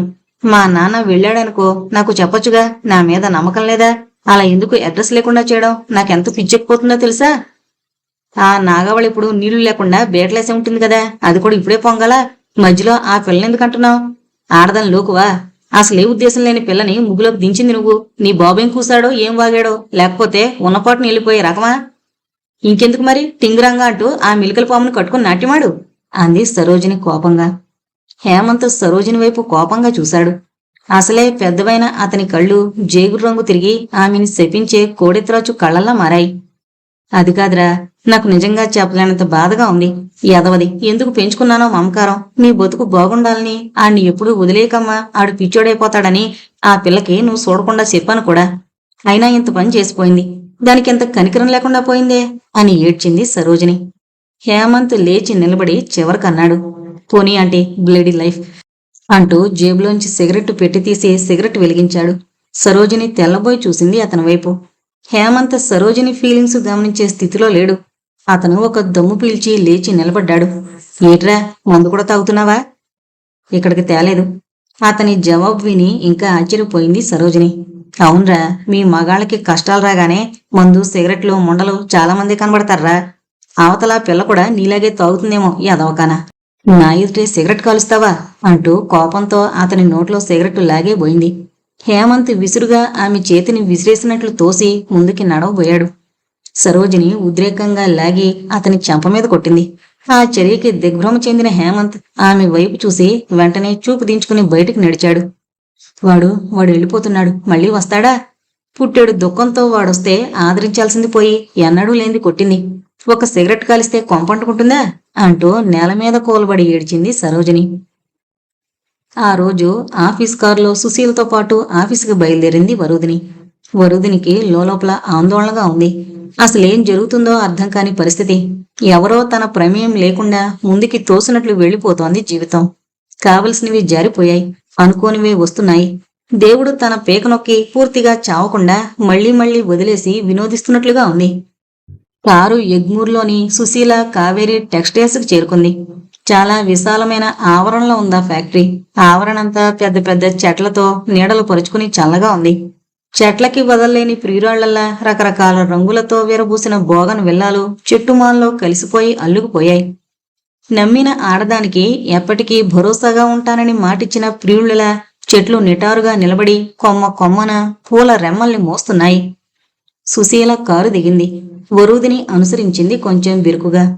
ఇద్దరూ లోనికెళ్లగానే ఒక నడివయసు స్త్రీ ఎదురొచ్చింది. సుశీలకి విష్ చేసి చిరునవ్వుతో వరుదిని వైపు చూసింది. మా కావేరి మళ్ళీ తిరిగొచ్చింది అంటూ నవ్వింది సుశీల. ఆమె వరుదిని వైపు చూసి, అవును, నాకు అలాననిపిస్తోంది మేడం అంది. ఈమె ఈ రోజు నుండి నీ పర్సనల్ సెక్రటరీ. ఈ ఫ్యాక్టరీ బాగోగులన్నీ ఈమెకు తెలుసు. నీకన్నింటికీ చేదోడు వాదోడుగా ఉంటుంది. ఇక్కడ హోదాలు భేషజాలు అంటూ ఏమీ లేవు. న్యాయపరమైన లాభసాటిగా వ్యాపారాన్ని నడిపిస్తే చాలా కుటుంబాలు ఇంత తిని హాయిగా బ్రతుకుతాయి. మన ఫ్యాక్టరీలో పనిచేసేవారు ఎక్కువ మంది స్త్రీలే. అందరూ భర్తలు అనారోగ్యంగా ఉండి పని చేయలేని వారి భార్యలో, లేక దురలవాట్లతో చనిపోయిన వారి భార్యలో. వీళ్ళందరూ కష్టపడి చెప్పినట్లుగానే పనిచేస్తారు అంది సుశీల. ముగ్గురు ముందుకు నడిచారు ఫ్యాక్టరీ అంతా చూస్తూ. కొందరు బట్టల్ని రంగుల్లో ముంచి ఆరేస్తున్నారు. మరికొందరు ఆరిన వాటిని ఇస్త్రీ చేస్తున్నారు.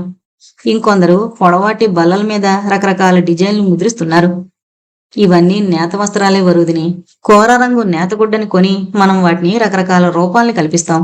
నువ్వు కొంచెం ఇన్నోవేటివ్గా ఆలోచించి డిజైన్లు సెలెక్ట్ చేసి చెబితే మనకి డిజైనర్ ఉన్నాడు, అతను వాటిని తయారు చేస్తాడు అంటూ చివరికి ఒక క్యాబిన్లోకి తీసుకెళ్ళింది సుశీల. ఆధునికంగా తయారు చేసిన ఆ క్యాబిన్లో వరూదిని ఎండి సీట్లో కూర్చోబెట్టి మళ్లీ వెలుగొచ్చింది అంది సంతోషంగా. ముందే సిద్ధం చేసి పెట్టుకున్న ఫ్లవర్ బొకే వరుదినికి అందించింది ప్రియంవదగా పిలువబడుతున్న పర్సనల్ సెక్రటరీ. నువ్వంతా ఓపిగ్గా చెప్పు, తను తేలిగ్గానే అల్లుకుపోతుంది, తెలివైన పిల్ల అని బయటకొచ్చాక ప్రియంవదకి చెప్పి బయలుదేరింది సుశీల. ప్రియంవద తిరిగొచ్చేటప్పటికే వరుదిని అక్కడున్న కొన్ని ఫైల్స్ తీసుకుని స్టడీ చేస్తూ ప్రియంవదని చూసి చిన్నగా నవ్వుతూ, ముందు ఆర్థిక లావాదేవీలు తెలుసుకుంటే మనం మరి ముందు ఇంకెంత మేరకు ఖర్చు పెంచుకోగలమో తెలుస్తుంది కదా ఆంటీ అంది. ప్రియంవద ఆ మాటకి సంతోషించింది. అవును మేడం అంది నవ్వుతూ. No madam, call me as Varudhini. నాకు నిజంగా పరిశ్రమల గురించి ఏమీ తెలియదు, మీరు నన్ను గైడ్ చేయండి. ఆర్థిక విషయాల గురించి ముందు నాకు వివరించండి, ఆ తర్వాత మన టెక్స్టైల్స్ ని కొత్త పందాలో ఎలా ముందుకు తీసుకెళ్లాలో ఆలోచిద్దాం అంది. ముందు లోనికి చాలా బెరుకుగా వచ్చిన వరుదిని సీట్లో కూర్చోగానే వెంటనే గంభీరంగా మారి కంపెనీ విషయాల్ని చర్చించడం, అది ముందుగా డబ్బులు పెట్టుబడి లాభనష్టాల గురించి మాట్లాడడం చాలా సంతోషాన్ని కలిగించింది ప్రియంవదకి. ఆ సంగతే ఫోన్ చేసి సుశీలకు చెప్పింది. సాయంత్రం ఇంటికెళ్లి స్నానం చేసి రాజేశ్వరి పెట్టిన టిఫిన్ తిని చిత్రని ఎత్తుకుని ఆడిస్తున్న కూతురి ముఖ కవళికల్ని గమనించసాగింది రాజేశ్వరి. వరూదిని ముఖం గంభీరంగానే ఉన్నా నిన్నటి దైన్యం కనిపించలేదు రాజేశ్వరికి. కాస్త ఊపిరి పీల్చుకుని ఎలా ఉందమ్మా పని అని అడిగింది. కొత్త కదమ్మా, కొద్దిగా స్టడీ చెయ్యాలి, 1 వారం పడుతుంది అర్థం కావడానికి అంది జుట్టుపట్టి లాగుతున్న చిత్ర చేతుల్ని విడిపించుకుంటూ. కాసేపటి తర్వాత కాసేపు ఆంటీతో మాట్లాడాలి అంటూ చిత్రాన్ని రాజేశ్వరికి అప్పగించి సుశీల దగ్గరికి వెళ్ళింది వరూదిని. వరూదిని చూడగానే సుశీల ముఖం వికసించింది. నేనే వద్దామనుకున్నాను, పగలు రాత్రి బోర్ కొట్టిస్తున్నానేమోనని రాలేదు అంది సుశీల నవ్వుతూ. వరూదిని తాను గమనించిన విషయాల్ని క్లుప్తంగా ఆమెకు చెప్పి డిజైనింగ్ చాలా మార్చాలంటీ అంది. అలాగే, జనానికి నచ్చేవేంటో గమనించి డిజైనింగ్ చేయించు అంది. బదులుగా వరూదిని నవ్వి, అలా కాదంటీ, మనం తయారు చేసే వాటిని జనం ఇష్టపడాలి అంది. అంటే అంది సుశీల అర్థం కానట్లుగా. సినిమా వాళ్ళు కూడా జనానికి నచ్చినవే అంటూ తమ ఆలోచనల్ని పదే పదే రిపీట్ చేసి ఆ కళాఖండాల్ని మన నెత్తిన రుద్దుతుంటారు, అందుకని నవ్వొస్తుంది అంది. సుశీల వింటూ అంది. ఎవరైనా ప్రేక్షకులు ఒక ముసలి హీరో అన్నీ అంటించుకుని కుర్రాళ్ల 2 అర్థాల పాటలు పాడి పొడుచు పిల్లతో ఎగరడం ఇష్టపడతారా? వాళ్ళు అలాంటి సినిమాలే పదే పదే తీస్తుంటే ఏం చేస్తారు? గతిలేక చూస్తారు. అలాగే కస్టమర్స్ కి ఇవే ఇష్టం అని పదే పదే ఒకే రకమైన డిజైన్స్ మనం ప్రవేశపెడితే చాయిస్ లేక కొనుక్కుంటారు. నేను ఈరోజు ఇతర కంపెనీల డిజైన్స్ కొన్ని తెప్పించుకుని చూశాను, కొంత భిన్నంగా చేద్దామని డిజైనర్ చెప్పాను అంది. సుశీల మెచ్చుకోలుగా చూసింది. ప్రియంవద బాగా సహకరిస్తున్నారు, సరే వస్తానంటీ అంటూ పైకి లేచి, రోజులో కాసేపు మీరు వస్తుండండి, అలా యజమాని రావడం వలన మాలో పని పట్ల భయభక్తులుంటాయి అని చెప్పి వెళ్లిపోతున్న వరూదిని మెచ్చుకోలుగా చూసింది సుశీల. ఈ మమత ఏమైనట్లు, చాలా నమ్మకంగా మాట్లాడిందే, కొంపదీసి మళ్ళీ మోసం చేసిందా అని ఆలోచిస్తూ బెడ్రూంలోకి వెళ్ళింది సుశీల. ఆ రాత్రి సరోజిని భోంచేయలేదు, నిద్ర అసలే లేదు. నిక్షేపం లాంటి కుర్రాడు ఎందుకు కాకుండా పోతున్నాడని భయంగా ఉంది. చక్కటి పిల్లాడు, చదువు సంస్కారం ఉన్నవాడు, ఇలా అయిపోతున్నాడేంటి?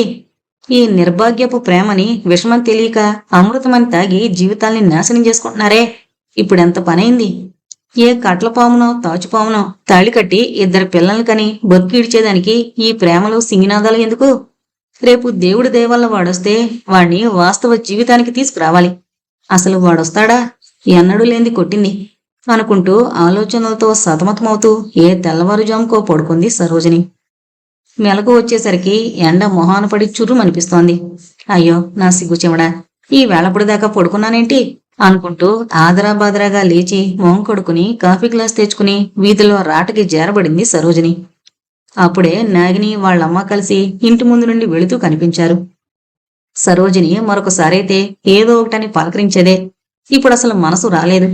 నాగిని చూస్తే చీమలు పెట్టిన పుట్టలో పాములు చేరతాయన్న సామెత గుర్తొచ్చి మనసు కలుక్కుమంది. దేవడానికి పోయిస్తుము అంది వాళ్ళమ్మ. సరోజిని నిస్సత్తుగా తలూపింది. పెండ్లి పెట్టుకుంటాం కదా అందావిడ తిరిగి. సరోజిని అలానే సర్పదృష్టిలా చూస్తోంది. వాణ్ణు కూడా వచ్చినాడు అంటూ ముందుకు సాగిపోయారు. నిస్సహాయంగా లోపలికొచ్చి కుర్చీలో కూలబడి కళ్ళు మూసుకుంది. ఆ కళ్ళ నుండి 2 కన్నీటి బిందువులు జారిపడ్డాయి. ఒక్కసారి కాళ్ళ మీద ఏదో స్పర్శ. ఉలిక్కిపడి కళ్ళు తెరిచింది సరోజిని. హేమంత్ కాళ్ళ మీద తలపెట్టుకుని గబుక్కున హేమంత్ని లేవదీసి ఏంట్రా ఇది అంది కంగారుగా. క్షమించాంటీ, నిన్నలా ప్రవర్తించుండకూడదు అన్నాడు గద్గదంగా. సార్, నేనేమీ అనుకోలేదురా, నా చేయికి బొల్లురాను, గబుక్కును కొట్టేశాను, దెయ్యం పట్టింది నాకు అంది బాధగా. లేదంటీ, అమ్మ తర్వాత అమ్మవే. నువ్వు కొట్టావని కాదు, నా ప్రమేయం లేకుండా అంతా జరిగిపోతోంది. ఎంత చెప్పినా వినడం లేదు. మాట్లాడితే ఊరేసుకుంటానంటున్నాడు, బెదిరిస్తున్నాడు. ఈ పెళ్లి నేను చేసుకోలేనంటీ, నువ్వన్నా నాన్నకు చెప్పవా? ఒక చిన్నపిల్లాళ్ల అర్థించాడు హేమంత్, జాలిగా సరోజిని కళ్ళలోకి చూస్తూ. సరోజినికి ఏం మాట్లాడాలో పాలుపోలేదు. ఏంటంటే, నా కోసం ఒక్కసారి నాన్నతో. సరోజిని ఆప్యాయంగా హేమంత్ తల నిమిరింది. పిచ్చి సన్నాసి, నువ్విలా నన్ను బతిమాలాడాలా ఏంట్రా? అన్నీ అయ్యాయి. నన్ను తిట్టినా ఆఖరికి కొట్టినా పర్వాలేదని ఎల్లి కాళ్ళెట్టేసుకుని అడిగాన్రా. ఆడు మడిసా? ఆడికి పిల్లలని పెళ్ళామని ఎప్పుడన్నా కనికరముందా? ఆడు కొంచెం కూడా మనసు మార్చుకోలేదు. హేమంత్ తలదించుకున్నాడు.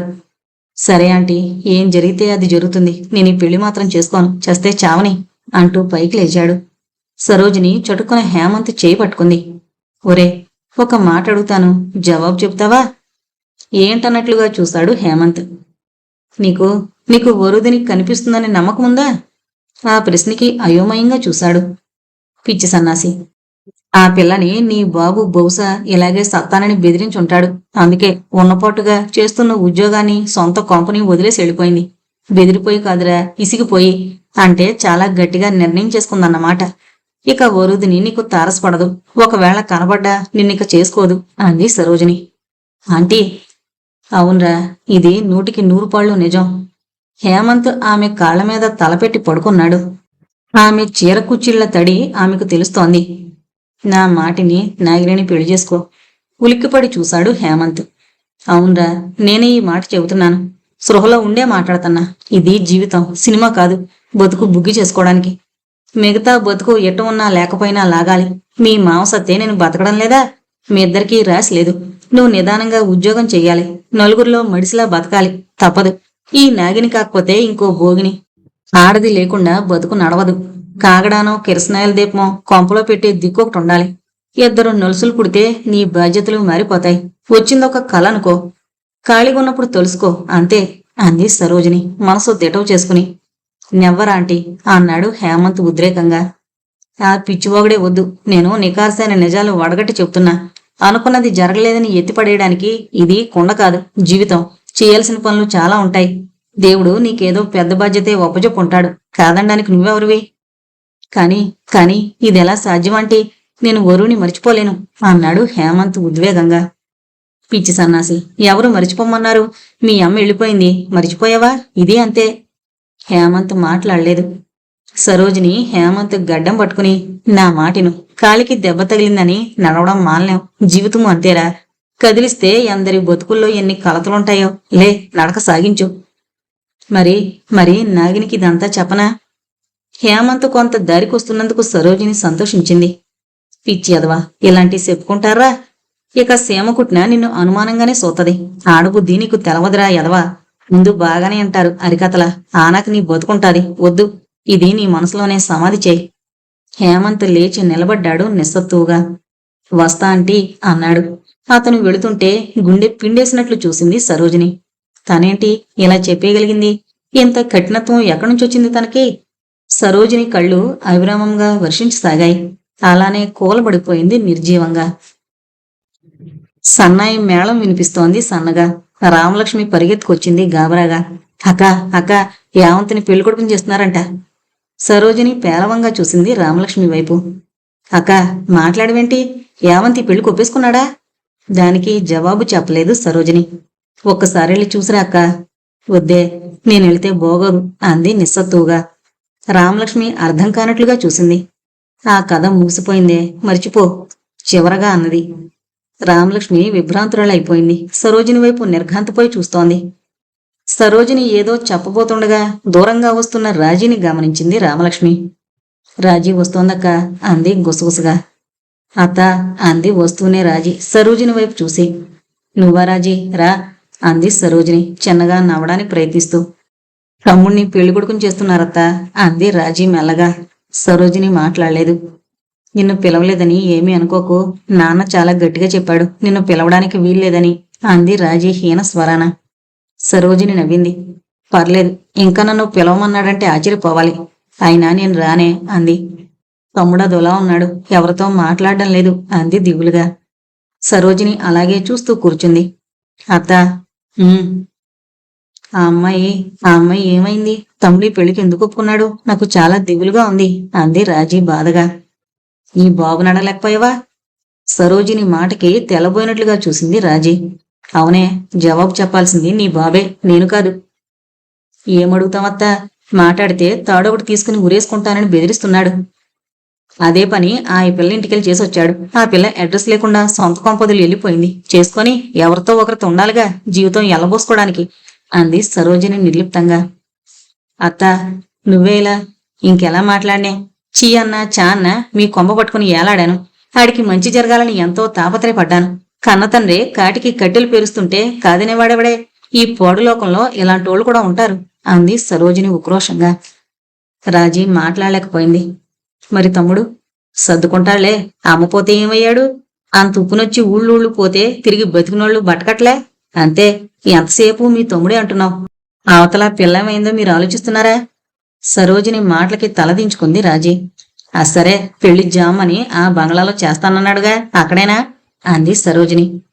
లేదత్తా, అదంతా పాడుబడుంది. దానికి రంగులేయాలంటేనే 1,00,000 అవుతుంది. దానికి తోడు తమ్ముడు అందులో అడుగు పెట్టనన్నాడు అంది రాజీ. సరే ఎల్లు మరి, మళ్ళీ ఇక్కడికి రావడం చూస్తే రంగమాడతాడు అంది సరోజిని. రాజీ తలూపి వెళ్ళిపోయింది. అక్క నువ్వు నిజంగానే పెళ్లికెళ్ళవా అని అడిగింది రామలక్ష్మి. రాజీ వెళ్ళగానే సరోజిని, ఏ మొహం పెట్టుకునెళ్ళి వాడి మొహం చూడాలే? సరేగాని వెళ్ళి 2 జతల బట్టలు సర్దుకుని అనవరం వెళతానని నీ మొగుడికి చెప్పిరా, ఇక్కడుంటే పిచ్చెక్కిపోతుంది అంది సరోజిని. రామలక్ష్మి విస్తుపోతూ చూసి, నువ్వు దేవుడి గుడికా అంది. దేవుడి కోసం కాదులేవే, అక్కడికి కాకపోతే ఇంకెక్కడికో వెళతాం మనం. కాస్త ఈ స్థలం 4 రోజులు వదిలేయలేకపోతే పిచ్చి పట్టేట్లుంది.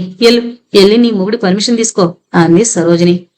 ఆయనేం కాదంటాళ్లేక, నువ్వు రమ్మడమే గగనం, ఇప్పుడే వస్తా అంటూ రివ్వున పరిగెత్తింది రామలక్ష్మి. మా ఐదర్సంత మొగుడు మాట పెళ్లాలు వినేసినట్లు, పెళ్లాలకి మొగుళ్ళు అడిగిసొచ్చినట్లు అన్ని డ్రామా కంపెనీలు అనుకుంది స్వాగతంలా. తను లేచి తయారవడానికి సిద్ధపడుతూ సరోజిని. ఆఫీసు నుండి వస్తూనే కొన్ని ఆట వస్తువులు చిత్ర కోసం తెచ్చింది వరుదిని. స్నానం చేసొచ్చి కూతురుతో ఆడుకుంటున్న వరుదినికి కాఫీ టిఫిన్ ఇచ్చి, ఇందాకనే సుశీలాంటి ఆఫీసు నుండి వచ్చారు అంది. అవునమ్మా, రోజు కాసేపు ఆఫీస్కి రమ్మన్నాను నేనే. కాసేపు అనుకున్న ఆవిడ రోజంతా ఉండిపోయారు కొత్త డిజైన్లవి చూస్తూ అంది వరుదిని టిఫిన్ తింటూ. మరి ఇద్దరూ కలిసి ఆవిడ కారులోనే రావచ్చు కదా? తల్లి సందేహానికి చిన్నగా నవ్వింది వరుదిని. అది పద్ధతి కాదమ్మా. ఆమె నాకెంత చనువిచ్చినా ఆమె ఆ కంపెనీ ఓనర్. నేను నా లిమిట్స్ దాటకూడదు. ఈ వారం రోజుల్లో నేను చాలా గమనించాను. కొంతమంది స్టాఫ్ ఆమె కనుసనంలో పడాలని తెగ ఆమె చుట్టూ తిరగడం, ఆమెని సందర్భం లేకుండా పోగొట్టడం, ఆమె అడకపోయినా ఇవి అవి అందించడం చాలా వెగటుగా ఉంది చూస్తుంటే. అవును, అయినా అలాంటి వాళ్ళవే రోజులు కదమ్మా. ఎంత మేధావులు కూడా పొగడతలకే పడతారు, చాడీలనే రుచిగా వింటారు. ఎదుటివారికి ఎంతో విజ్ఞతతో చెప్పేవాళ్ళు కూడా వీటికి బోల్తా పడి మంచివారిని దూరం చేసుకుంటారు. ఏం చేస్తాం, నలుగురితో నారాయణ అంది రాజేశ్వరి. సుశీలాంటి తెలివైందమ్మా. ఆమె నా ఛాంబర్లో వీటి గురించే తనే ప్రస్తావించారు. నాకు పని ముఖ్యం, వారిలో క్రమశిక్షణ ముఖ్యం. ఒక ఆమె నా చుట్టూ ప్రదక్షిణలు చేస్తూ పాదాల మీద ఉండేది. ఎప్పుడు చూసినా చాడీలే. నేను ఆమె స్వంతంలా అందరికీ చెప్పుకునేది. వెంటనే తీసేశాను అని చెప్పారు. నేను నాకు ఇచ్చిన వెహికల్లోనే వచ్చాను. ఎవరి స్థానంలో వాళ్ళుంటేనే విలువ అంది వరుదిని. రాజేశ్వరి కూతురు వైపు అభినందనగా చూసింది. ఈ 10 రోజుల్లో ఎంతో ఎదిగిపోయినట్లుగా అనిపించింది. కొంతలో కొంత హేమంతుని మరిచి మనిషిలా బ్రతకగలదని ఆశ కలిగిందా తల్లిలో. కాని అందుకు విరుద్ధంగా వరుదిని రాత్రివేళ చాలాసేపు మెలకుగా ఉంటుంది ఆలోచనలతో. వాటి నిండా హేమంతే. తనకి అతనికి ఏదైనా మనస్పర్ధొచ్చి విడిపోతే అది వేరు, కోపంతో దూరం కావచ్చు. కాని ఇది అది కాదే. ఎవరో తమని బలి తీసుకున్నారు. హేమంత్ అందరిలాంటి మగవాడు కాదు. పూటకో వేషం వేసే అల్పుడు కాదు. తమ స్నేహం కొద్ది రోజులే కావచ్చు. వాటి మధ్య నిజాయితీ ఉంది. ఒకరి పట్ల ఒకరికి నమ్మకము, బాధ్యత ఉంది. పరస్పర అవగాహన, పంచుకోవడం ఉంది. వీటన్నింటి మధ్య ఇరుక్కున్న తమ హృదయాలున్నాయి. ఇదేంటి, ఇంత బలమైన బంధం ఒక్క క్షణంలో ఇలా తెగిపోయిందేమిటి? ఇంత దూరాన్ని పెంచేసిందేమిటి? అర్థం కాని బాధతో ఆమె హృదయం నిలిపెట్టినట్లవుతుంది. కన్నీరు తలగల్లో ఇంకిపోతుంది. ఎప్పటికో నిద్ర, తెల్లవారుతూనే పరుగు. అప్పుడు ఏ పండగలు, పబ్బాలు లేకపోవడంతో సత్రంలో గది తేలిగ్గానే దొరికింది సరోజినికి, రామలక్ష్మికి. ఇద్దరూ స్నానం చేసి ఒకసారి గుళ్ళోకి వెళ్ళొచ్చారు. రామలక్ష్మి దేవుణ్ణి చూసి అదే పనిగా లెంపలు వాయించుకుంటుంటే, నాకు తెలీదు కాని అన్ని తప్పులు చేశావేంటే అంది సరోజిని నవ్వుతూ. ఊరుకో అక్క, ఏదో ఒకటి తెలియక చేస్తాం కదా అంది రామలక్ష్మి. తెలియకేంలే, తెలిసే చేసావు. ఇప్పటికి ఎన్ని గ్లాసులు పంచదారప్పే నాకు, అదంతా చెప్పాయనికి అంది సరోజిని. పోక్క, నువ్వు మరీను అంది రామలక్ష్మి. గుళ్ళోంచి బయటకొచ్చాక ఆ చుట్టూ పరిసరాలు పైనుండే చూశారు. ఆ కొండలు, నది, పచ్చదనం మనోహరంగా ఉందా ప్రాంతం. ఏది చూస్తున్నా, ఏం చేస్తున్నా కడుపులో ఏదో యాసిడ్ తాగినట్లు భారంగానే ఉంది సరోజినికి. పెళ్ళైపోయి ఉంటుంది. వాడిక నాగిని సొత్తైపోయి ఉంటాడా? ఆడి బతుకు మలుపు తిరిగిపోతుందా? ఏదో వేదనతో కొట్టుకుపోతుంది ఆమె మనసు. 3 రోజులు 3 యుగాల్లా గడిచిపోయాయి. వ్రతం చేద్దామన్నా ఒప్పుకోలేదు సరోజిని. ఏం ఘనకార్యం జరిగిందని వ్రతాలు, నోములు చెయ్యాలే? ఇంతింత కళ్ళెట్టుకుని చూసేది అన్యాయాల్ని చూడమనా? ఏం దేవుళ్ళ, పద పద అంటూ లేవదీసింది సరోజిని. ఇద్దరూ తిరుగు ప్రయాణమయ్యారు. సుశీల వరూదిని ఆఫీస్కి వెళ్ళనిచ్చి రాజేశ్వరి దగ్గరకొచ్చింది. రాజేశ్వరి ఆమెని ఆహ్వానించి కూర్చోబెట్టింది. మీ దయవల్ల నా కూతురు ఇప్పుడిప్పుడే మనుషుల్లో పడుతోంది. మీ మేలు మరిచిపోలేను అంది రాజేశ్వరి సుశీల చేతులు పట్టుకుని కన్నీళ్లతో. అయ్యో, అంత మాట అనకండి. నిజానికి నేనే వరుదినికి రుణపడున్నాను అంది సుశీల గద్గద స్వరంతో. రాజేశ్వరి ఆవిడ వైపు ఆశ్చర్యంగా చూసింది. అవునండి, వరుదిని చాలా తెలివితేటలుగా నన్ను బిజీ చేసింది. ఇదివరకు 24 గంటలు నా కూతురి మరణం తలుచుకుని కుమిలిపోతుండేదాన్ని. ఇప్పుడు నన్ను ఆఫీస్కి రమ్మని కండిషన్ పెట్టింది. నాకు తెలియకుండానే నేనిప్పుడు ఫ్యాక్టరీ బాగోగులు చూసే పనిలో పడ్డాను. అక్కడ వ్యవహారాలన్నీ అర్థమవుతున్నాయి. ఎంతో మంది నిర్భాగ్యులకి ఉపాధి కల్పిస్తున్నానన్న నమ్మకం ఏర్పడింది. అది నాకు చాలా సంతృప్తినిస్తోంది అంది సుశీల. నిజంగా చాలా సంతోషమండి అంది రాజేశ్వరి. వరూదిని చాలా తెలివైన పిల్ల. ఆ అమ్మాయికి అడ్మినిస్ట్రేటివ్ చాలా ఉంది. అందరూ తన అదుపులోకి వచ్చేసారప్పుడే కానీ అంటూ ఆగిందామె. రాజేశ్వరి ఆందోళనగా చూసింది ఆమె వైపు. ఇంత తెలివైన పిల్ల మమతని ఎలా నమ్మిందో రాజేశ్వరి అర్థం కానట్లుగా చూసింది. మీ అమ్మాయి జీవితం ఇలా కావడానికి కారణం మమత. మీకు ఆ సంగతి తెలుసా? మమతే హేమంత్ తండ్రికి ఈ విషయం తెలియజేసి మీ ఇంటికి రప్పించింది. వాళ్ళిద్దరినీ అకారణంగా నిర్దాక్షిణ్యంగా విడదీసింది. హేమంత్కి మీరిక కనబడకూడదని భయపెట్టి ఇక్కడికి తీసుకొచ్చేసింది. సుశీల మాటలకి తెల్లబోయింది రాజేశ్వరి. అవును, నేను రెడ్ హ్యాండెడ్గా పట్టుకుని నిలేసేసరికి నిజం ఒప్పుకుని ఏడ్చింది. అన్నం పెట్టిన చేతిని ఎలా కురికావు, నీకు పుట్టగతులుంటాయా అని కేకలేసేసరికి భయపడి అంతా చెప్పేసింది. వెళ్ళి అంతా చెప్పి హేమంత్ని తీసుకొస్తానంది. ఇప్పటి వరకు అయిపోలేదు. అసలు వెళ్ళిందో లేదో అంది సుశీల. రాజేశ్వరి తేరుకోలేకపోయిందా సంగతులు విని. ఆ అమ్మాయికి ఆ బుద్ధి ఎందుకు పుట్టిందో చాలా విషయాల్లో ఆమెని ఆదుకున్నాం అంది హీనస్వరాన కన్నీళ్లతో రాజేశ్వరి. సుశీల గాఢంగా నిట్టూర్చింది. పెట్టించేతనే కదా ఎవరైనా కొరకగలరు. అంతా మర్చిపోండి, చూద్దాం దేవుడాడే నాటకం ఏ మలుపులు తిరుగుతుందో. ఈ సంగతులేమీ వరుదినికి చెప్పకండి, అంతా కెలికినట్లవుతుంది. ఇప్పుడిప్పుడే తన మనుషుల్లో పడుతోంది అంటూ బయలుదేరింది సుశీల. వెళుతున్న ఆమె వైపే నిస్తేజంగా చూస్తూ కూర్చుండిపోయింది రాజేశ్వరి. సరోజిని గుండెలో అరచేత్తో పట్టుకుని ఆటో దిగింది.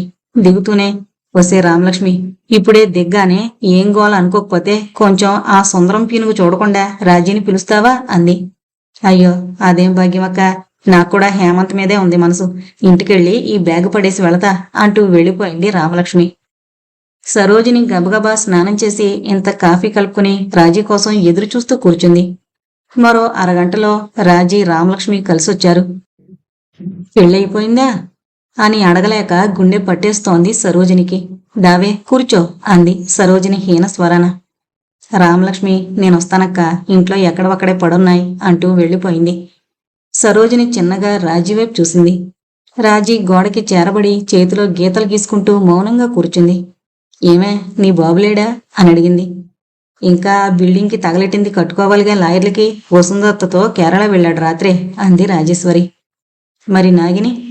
తను వెళ్ళింది. గుండె పట్టేసినట్లయింది సరోజినికి. మరి వాడు? తమ్ముడు శ్రీకాకుళం వెళ్ళిపోయాడు. ఉన్న ఈ 4 రోజులు ఒకటే ఫోన్లు ఆఫీసు నుండి. అర్జెంటు పనులట, సీఎం టూర్ అట. ఇద్దరి మాటలు గుమ్మరంగా సాగిపోతున్నాయి. అసలు విషయం తెలియక ప్రాణం కొట్టుకుంటోంది సరోజినికి. అలాగే కూర్చుంది. అడిగితే ఏం వినాల్సి వస్తుందో అని.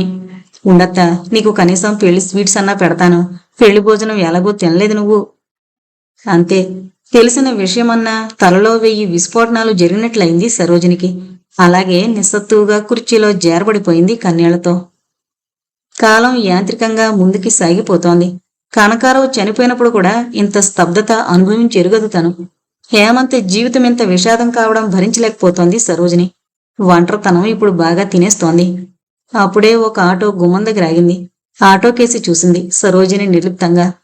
ఆటో డ్రైవర్ దిగొచ్చి, ఇక్కడ సుందరంగారి ఇల్లంట, ఎక్కడో తెలుసా అని అడిగాడు. వాడి బొంద మీద అంది సరోజిని అక్కసుగా. డ్రైవర్ బుర్రగోకుంటూ ఆటోలోకి చూశాడు. హేమంత్ అని అడుగుపోని.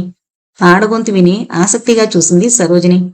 అందులో స్త్రీమూర్తి చిన్నగా నవ్వి, ఆయనతో అర్జెంటు పని, హైదరాబాద్ నుండి వచ్చాను అంది. వెంటనే ఏదో స్ఫురించినట్లయి బయటకొచ్చి, ఇక్కడే దిగండి అంది. ఆవిడ మెల్లగా ఆటో దిగింది. బ్యాగ్ డ్రైవర్ తెచ్చి వరండాలో పెట్టాడు. సరోజిని ఆమెని ఎగాదిగా చూసింది. ఆమె కుడి చెయ్యి ముంజేతికి పెద్ద బ్యాండేజ్ ఉంది. మొహం నిండా ఎర్రబడ్డ గాయాలున్నాయి. ఆమె కుంటుకుంటూ వచ్చి, నా పేరు మమత, హేమంత్తో అర్జెంటుగా మాట్లాడాలి అంది. లోపలికి రా ముందు అంది సరోజిని ఆమెని అనుమానంగా చూస్తూ. మమత లోపలికొచ్చి కూర్చుంది. సరోజిని ఆమెకి మంచినీళ్ళిచ్చి, ఆడు మావోడే, ఇంతకీ ఏంటి పని అంది. నేను వరూదిని తరపునొచ్చాను. వరూదిని సంగతొకటి హేమంత్ గారికి చెప్పాలని. 10 రోజుల క్రితమే రావాల్సింది. దారిలో బస్సు యాక్సిడెంట్ అయింది. స్పృహ లేదు. ఆసుపత్రిలో పడేశారు. ఈ ముంజే పోయింది. వెంటనే దొరకలేదు. అందుకే అంటూ కళ్ళనీళ్లు పెట్టుకుంది మమత తలదించుకుని. ఏదో అర్థమవుతున్నట్లుంది సరోజినికి. దిగ్భ్రమగా చూసింది మమత వైపు.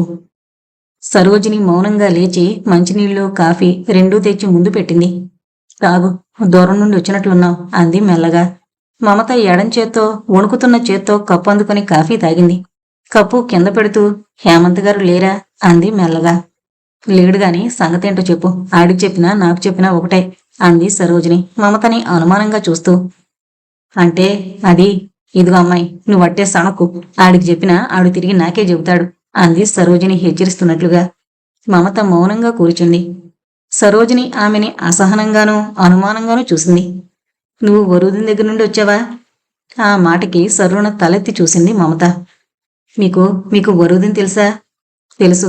వరూదిని ఇప్పుడు ఎక్కడుంది, ఎలా ఉంది అని అడిగింది సరోజిని ఆత్రంగా. బానే ఉంది, మద్రాసులో అంది మమత నసుగుతూ. అవునా? అసలు అక్కడికెందుకెళ్ళింది? యావంత్కి ఎందుకు చెప్పలేదు? అసలు ఏం జరిగింది సరిగ్గా చెప్పు అంటూ కంగారుగా అడిగింది సరోజిని. ఎలా చెప్పాలో అర్థం కావడం లేదంటే, దీనికి అంతటికీ కారణం నేను. నన్ను నరికినా పాపం లేదు అంది మమత కన్నీళ్లతో. నిన్ను నరకాలో చిత్రిక పట్టాలో తర్వాత, ముందు జరిగింది చెప్పు, నాకు కాళ్లలో వణుకొస్తుంది అంది గాబరాగా సరోజిని. మమత మెల్లిగా జరిగిన కథంతా చెప్పుకొచ్చింది. వింటున్న సరోజిని క్షణక్షణం ఉద్రేకంతో ఊగిపోతోంది. బీపీ పెరిగి, దేవుడా అంటూ గోడకి చేరబడి కళ్ళు మూసుకుంది. ఆమె కళ్ళు వరద గోదావరులయ్యాయి. మమత నిశ్చేష్టగా ఆమెను చూస్తూ కూర్చుంది. తప్పే చేశాను, క్షమించండి. ముందు హేమంత్ గారికి ఈ విషయం తెలియజేసి ఆయన్ని తీసుకెళ్ళడానికి వచ్చాను. సరోజిని చొప్పున కళ్ళు తెరిచింది. ఎక్కడికి తీసుకెళ్తావు? ఏట్లోకి? జరగాల్సిన అనర్థమంతా జరిగిపోయింది. నీకింత పొడుగుద్ది ఎందుకు పుట్టిందే? ఆ పిల్ల సొమ్ము తిని చేసిన మేలు మరిచి ఇంత నీచానికి పాల్పడతావా? నువ్వు అసలు ఆడదానివేనా? నీకు అసలు పుట్టగతులుంటాయా అంటూ ఆవేశపడిపోయింది. మమత మాట్లాడకుండా కూర్చుంది.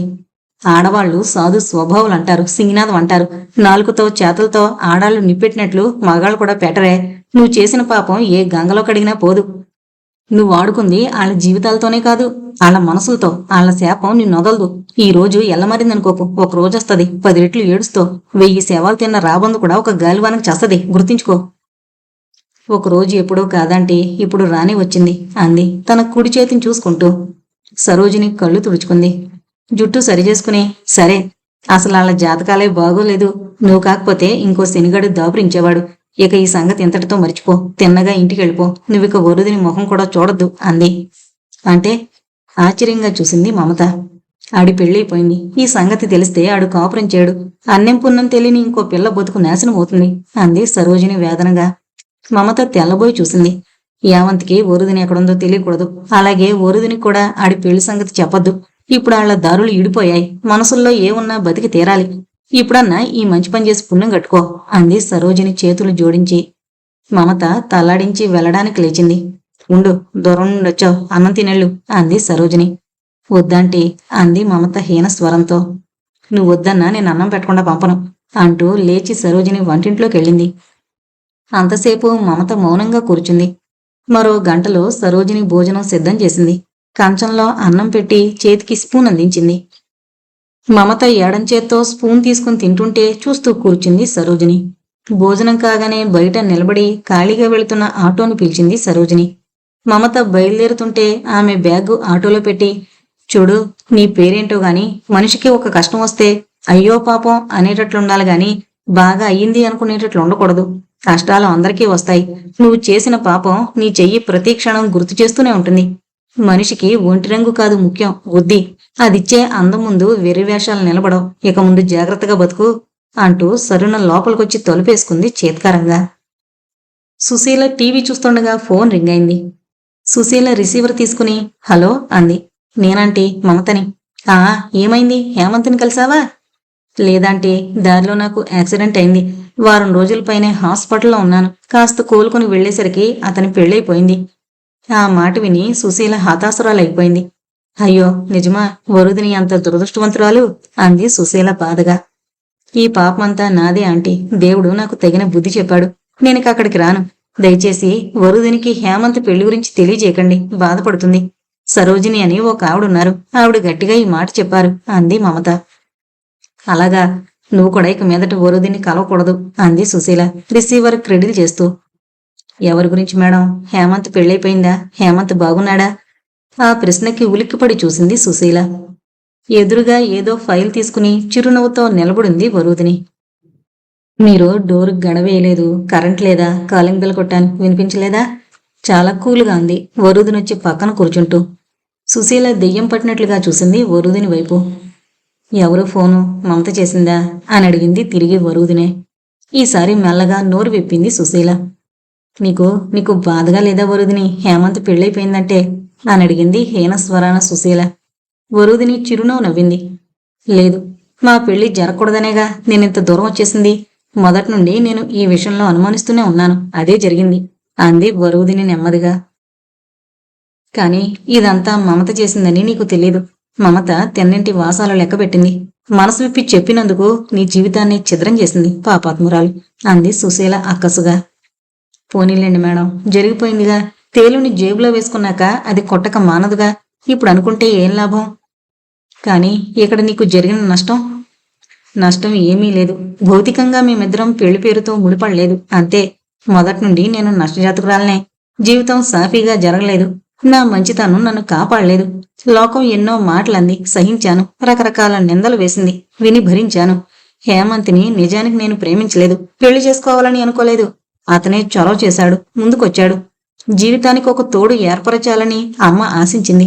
చక్రవర్తి ఆగడాలు ఎక్కువైపోయాయి. అనుకోకుండా ఒక్కో సంఘటన నన్ను హేమంత్కి దగ్గరగా లాగాయి. మెల్లిగా నేను అతని ఆకర్షణలో పడ్డాను. అతని వ్యక్తిత్వాన్ని ఆరాధించాను. అతని నీడలో ప్రేమలో చిత్ర బాగా పెరుగుతుందని నమ్మాను. రకరకాల వ్యక్తులు అకారణంగా వెంటపడి హింసించారు. అయినా తట్టుకున్నాం. అందరికన్నా ఎక్కువ ద్రోహం చేసింది మమత. వరుదిని నోరు తెరిచి వెల్లువలా చెబుతుంటే మౌనంగా వింటోంది సుశీల. నాకు హేమంత్ పట్ల ఉన్న ప్రేమని ఎవరూ ఛిద్రం చేయలేరు. అలాగే హేమంత్ నన్ను ఏనాటికి మరిచిపోడు. నాకా నమ్మకం ఉంది. ఒక తోటలో సువాసనాభరితంగా వికసించిన పువ్వుని దాని కాలం కాకుండానే రేకుల్ని ఛిద్రం చేశారు. కాని ఆ పువ్వు వెదజల్లిన వాసనల్ని ఎవరూ నాశనం చేయలేరు. అది మా రెండు హృదయాలకి మాత్రమే తెలిసిన అద్భుత భావన. దాన్నెవరూ కాజేయలేరు. ఎందుకంటే మాది శరీరాకర్షణ కాదు, డబ్బు లావాదేవీ అసలే కాదు. ఇప్పుడు చెప్పండి, హేమంత్ నాకు దూరమయ్యాడా?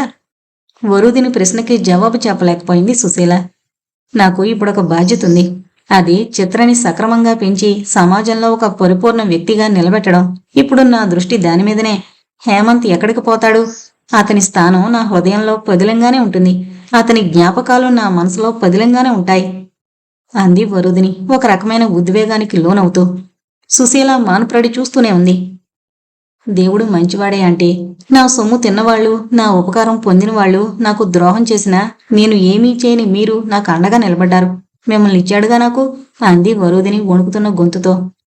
ఇప్పుడు ఆమె కళ్ళు అవిరామంగా వర్షించసాగాయి. అనుకోకుండా వరుదిని చటుకున సుశీల ఒడిలో తలపెట్టుకుంది. సుశీల కళ్ళు నీటితో నిండిపోయాయి. ఆమె చెయ్యి అసంకల్పితంగా ఆమె తలని ఆప్యాయంగా నిమిరింది. సరోజిని అలవాటుగా వీధి అరుగు మీద కూర్చుంది. ఇది వరకైతే వచ్చేపోయే వాళ్ళని ఏదో ఒక మాటని గిల్లి నవ్వుకునేది. తన జీవితంలో ఉన్న అల్లరితనం, ఆనందం సగం దోచుకుని వెళ్లాడు కనకారావు. చివరిదాకా కాపాడతానని, తోడుగా ఉంటానని దొంగ ప్రమాణాలు చేశాడు. పెళ్లి రోజు అని మనసులో 1000 సార్లు తిట్టుకుంది సరోజిని. ఇప్పుడు మిగిలింది కాస్త ఊడ్చుకుపోయాడు ఈ యావంతగాడు. ఎందుకు తనకి వాడి మీద వల్లమాలిన ప్రేమ? ఒక్క పోనన్నా కొట్టాడు కాదు యదవ, ఎలా ఉన్నాడో అనుకుని బాధపడసాగింది సరోజిని. ఎట్లుంటారు వదినగారు? ఆ పిలుపు విని పక్కకు చూసింది సరోజిని. ఎదురుగా హేమంతత్త వసుంధర. నువ్వా, ఎప్పుడొస్తివి అంది సరోజిని. ఎంత బాధలో ఉన్నా జన్మతహా వచ్చిన కొంటిదనం వదలక. పొద్దుటే వస్తిమి, నీకుదా కొన్ని స్వీట్స్ ఇద్దామని అంటూ కొత్త స్టీలు బేసన్లో వేసిన స్వీట్స్ గిన్నెతో సహా ఇచ్చింది వసుంధర. వద్దు అందామనుకుంటూనే తీసేసుకుంది సరోజిని. శుభమాని కూతురు పెళ్లి చేసి ఆనందంతో పంచుకుంటోంది. హేమంత్ బతికేలా అవడానికి ఆమె ఎంతమాత్రమూ బాజురాలు కాదు.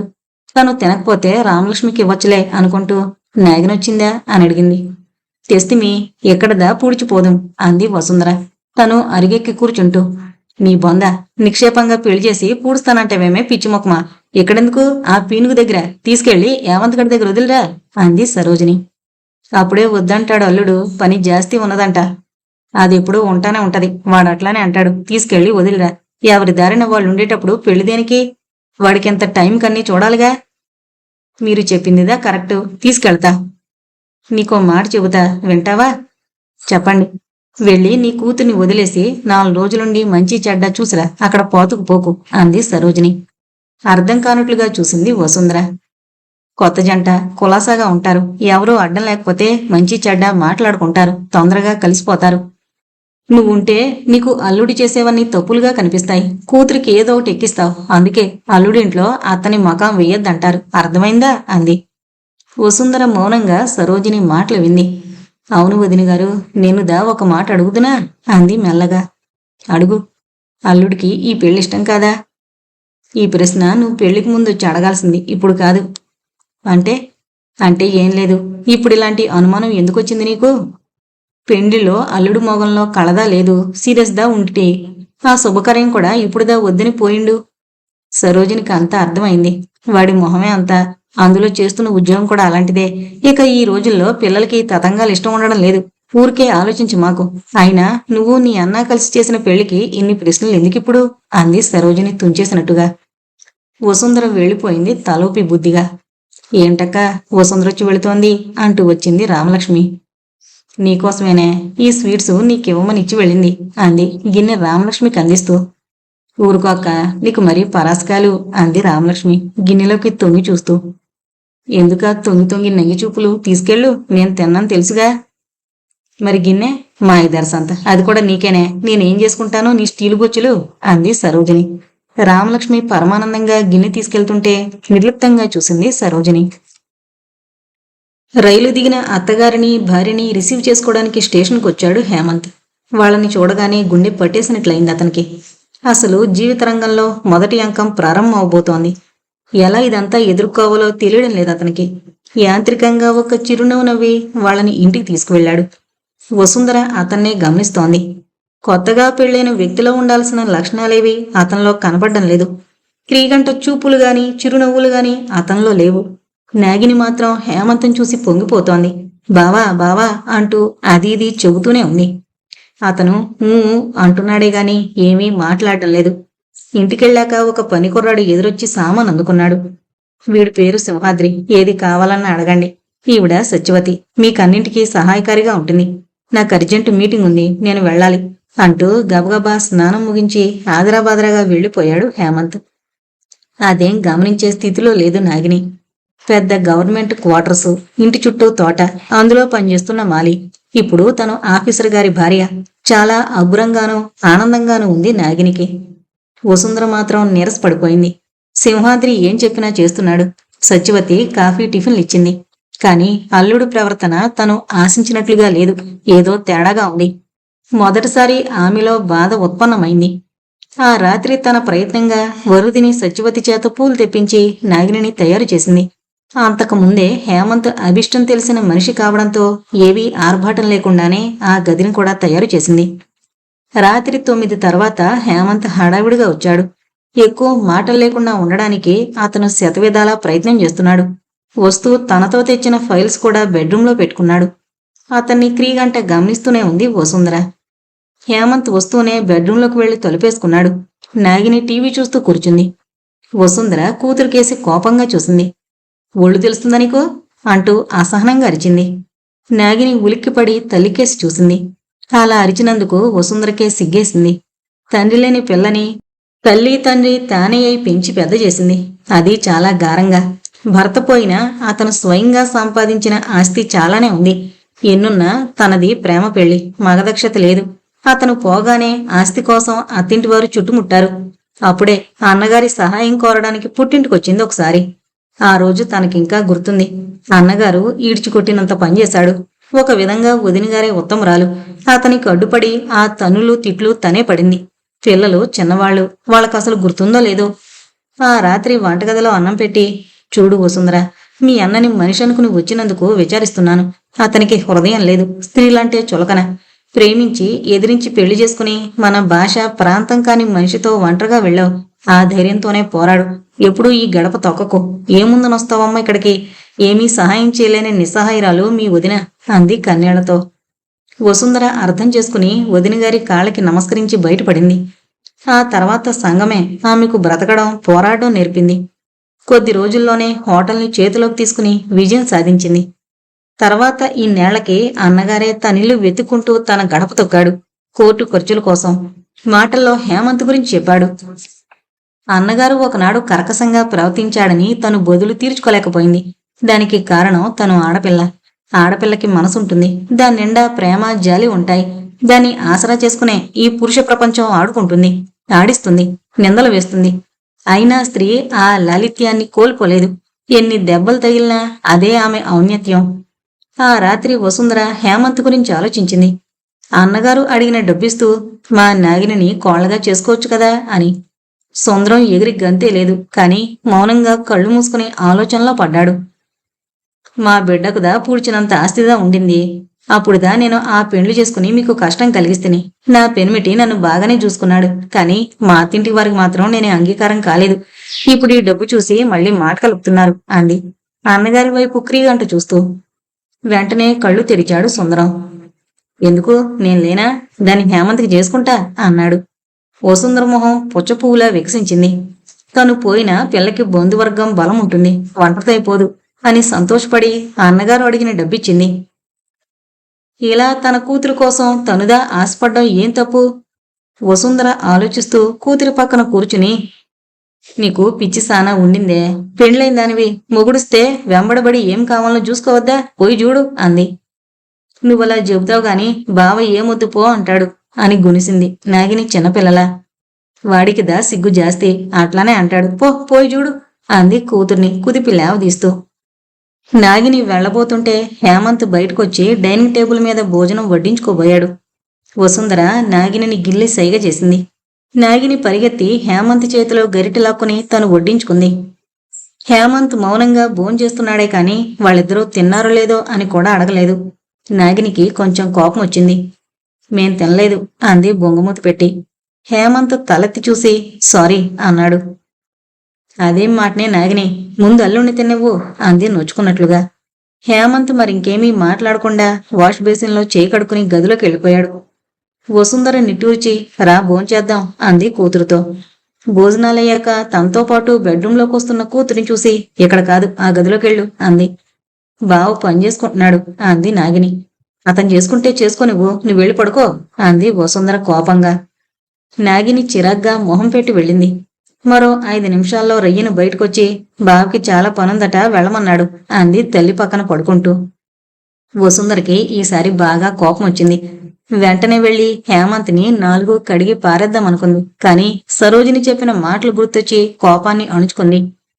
అలా అణుచుకోవడం వలన ఆ బాధ దుఃఖంగా మారింది. ఆగని కన్నీళ్లని కూతురి కళ్ళబడకుండా తుడుచుకుని నేను రేపుదా పోదును అంది కూతురుతో.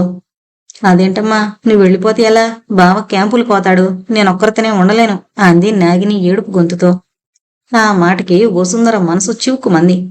కూతుర్ని ఆ పరిస్థితుల్లో వదిలి వెళ్లడానికి మనసు అంగీకరించడం లేదు. కాని తనుంటే హేమంత్ ఏమాత్రమూ నాగిని మొహం చూడ్డని ఆమెకు అర్థమైంది. అందుకే మనసు దిటవు చేసుకుని, ఇది నీ కోపురం, నువ్వే అన్ని సమర్థించుకోవాలనా? నేనుండి ఏమి పూడుస్తును? నేను మీ నాన్నని చేసుకున్నప్పుడు భాషదా వేరు, స్టేటుదా వేరు ఉండి పూడ్చలే అంది విసుగ్గా. నువ్వొక్కరిదానివి ఎందుకక్కడ, నాతోనే ఉండు మారం చేసింది నాగిని. అదిదా కుదరదు, బిజినెస్ పాడైపోద్ది అంది కఠినంగా వసుంధర అటు తిరిగి పడుకుంటూ.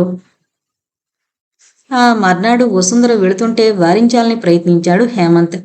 వసుంధర కళ్ళనీళ్లు పెట్టుకుంటూ, కుదరదల్లుడు, పిల్లనిదా నీకు అప్పచెప్పినాను, ఇక నుండి నువ్వుదా దానికి తల్లి తండ్రి అంది. హేమంత్ ఆమె వైపు నిస్సహాయంగా చూశాడు. సింహాచలం నాగిని వెళ్లి రైలెక్కించారు. నువ్విప్పుడు చిన్నపిల్లవు గావు, నీ సంసారం ఎట్లు చేసినా నీదే బాధ్యత అంటూ చివరి మాటగా చెప్పింది వసుంధర. రైలు కదిలిపోతుంటే ఆమె మనసు చెక్కలు ముక్కలైనట్లు అనిపించింది. నాగిని పుట్టాక ఇదే మొదటిసారి వదిలేయడం. అల్లుడు బాగుంటే ఆమెకింత బాధుండేది కాదు. చాలా వెలితిగా వేదనగా ఉందామెకు. ఇప్పుడు ఆమె బాధంతా కోపంగా పరిణమించి సుందరం మీదకు మళ్ళింది. వైజాగులో దిగి నేరుగా సుందరం దగ్గరికి వెళ్ళింది. రాజీ ఎదురొచ్చి, రాత ఇప్పుడైనా రావడం అంది ఆప్యాయంగా చేతిలో సూట్ కేసు అందుకుంటూ. వసుంధరకి చాలా కసిగా ఉంది గాని అది ఆ అమాయకపు పిల్ల మీద చూపించడం భావ్యం కాదనుకుని, మీ అప్పేడి అంది. ఎప్పుడూ నాన్న అనే అత్త అలా అప్ప అండంలో ఏదో ఆంతరం ఉందని గ్రహించిన రాజీ, కూర్చోత్త కాఫీ తెస్తానంటూ లోనికెళ్ళింది. అదేనే నీ బాబు ఎటుపోయాడు అంటున్నా అంటూ వంటగదిలోకి వినపడేలా హెచ్చరించింది వసుంధర గొంతు పెంచి. రాజీ కాఫీ తెచ్చి అతకిస్తూ, ఇంకేముందత్తా, తెల్లవారుగానే ఆ బంగ్లా దగ్గరికి వెళ్తాడు. వెనక ముందు తిరిగి దాన్ని పదే పదే చూసుకుంటాడు. దానికోసం కోట్ల చుట్టూ తిరిగినన్నాళ్ళు ఆ సంగతి వేరు. అది తనకి చెందగానే అది నిజంగా తనకొచ్చేసిందా అని ఆశ్చర్యం. దాన్నేం చేసుకోవాలో తెలియని తికమక. బేరాలొస్తున్నా అమ్మకూడదనే అహం. పిచ్చెక్కిపోతున్నాడు నాన్న అంది నిట్టూరుస్తూ. సరే, ఇప్పుడు అక్కడికైనా పోయినాడు అంది. అక్కడికే వెళ్ళుంటాడు. వసుంధర నిట్టూర్చింది. సరే, నాకు స్నానానికి దా నీళ్లుదా పెట్టు, నేనట్లా దేవడం దాకా పోయిస్తును అంటూ లేచింది. స్నానం కాగానే గుడికంటూ బయటపడిన వసుంధర తిన్నగా సరోజిని ఇంటికెళ్లి తలుపు తట్టింది. తలుపు తెరిచిన సరోజిని ఆశ్చర్యపోతూ, రారా అప్పుడే వచ్చేసావేంటి అంది నవ్వుతూ. వసుంధర కుర్చీలో కూర్చుంటూ, ఉండి ఏమిదా చేయను, అదట్లా ఉంచి ఒక మాట చెప్పండి, హేమంత్దా ఎవరినైనా ప్రేమించినాడా అని అడిగింది సూటిగా. వసుంధర అనుకోని ప్రశ్నకి తెల్లబోయింది సరోజిని. అదేంటి అలా వాడుగాని చెప్పాడా? లేదు, నాకే అల్లుడిదా పద్ధతి నచ్చలేదు. పిల్లని దూరంగా పెడుతున్నాడు, మాట్లాడ్డో నవ్వడు అంది వసుంధర. అదేం కాదులే వసుంధర, వాడి ఆఫీస్ పని ఒత్తిడిలో అట్లా కథలు నాకుదా వద్దు. మగబుద్ధి నాకు తెలియదనుకుంటిరా? ఈ సంగతి మా అన్నని అడుగుదామని ఇటొస్తుని, వాడుదా ఇంట్లో లేడు అంది వసుంధర. సరోజిని ఏదో చెప్పబోతుండగానే బయట గట్టిగా కేకలు వినిపించి వీధిలోకి చూసింది. ఆటోలో ఎవరో సుందరాన్ని తీసుకొస్తున్నారు. సుందరానికి స్పృహ లేనట్లుంది.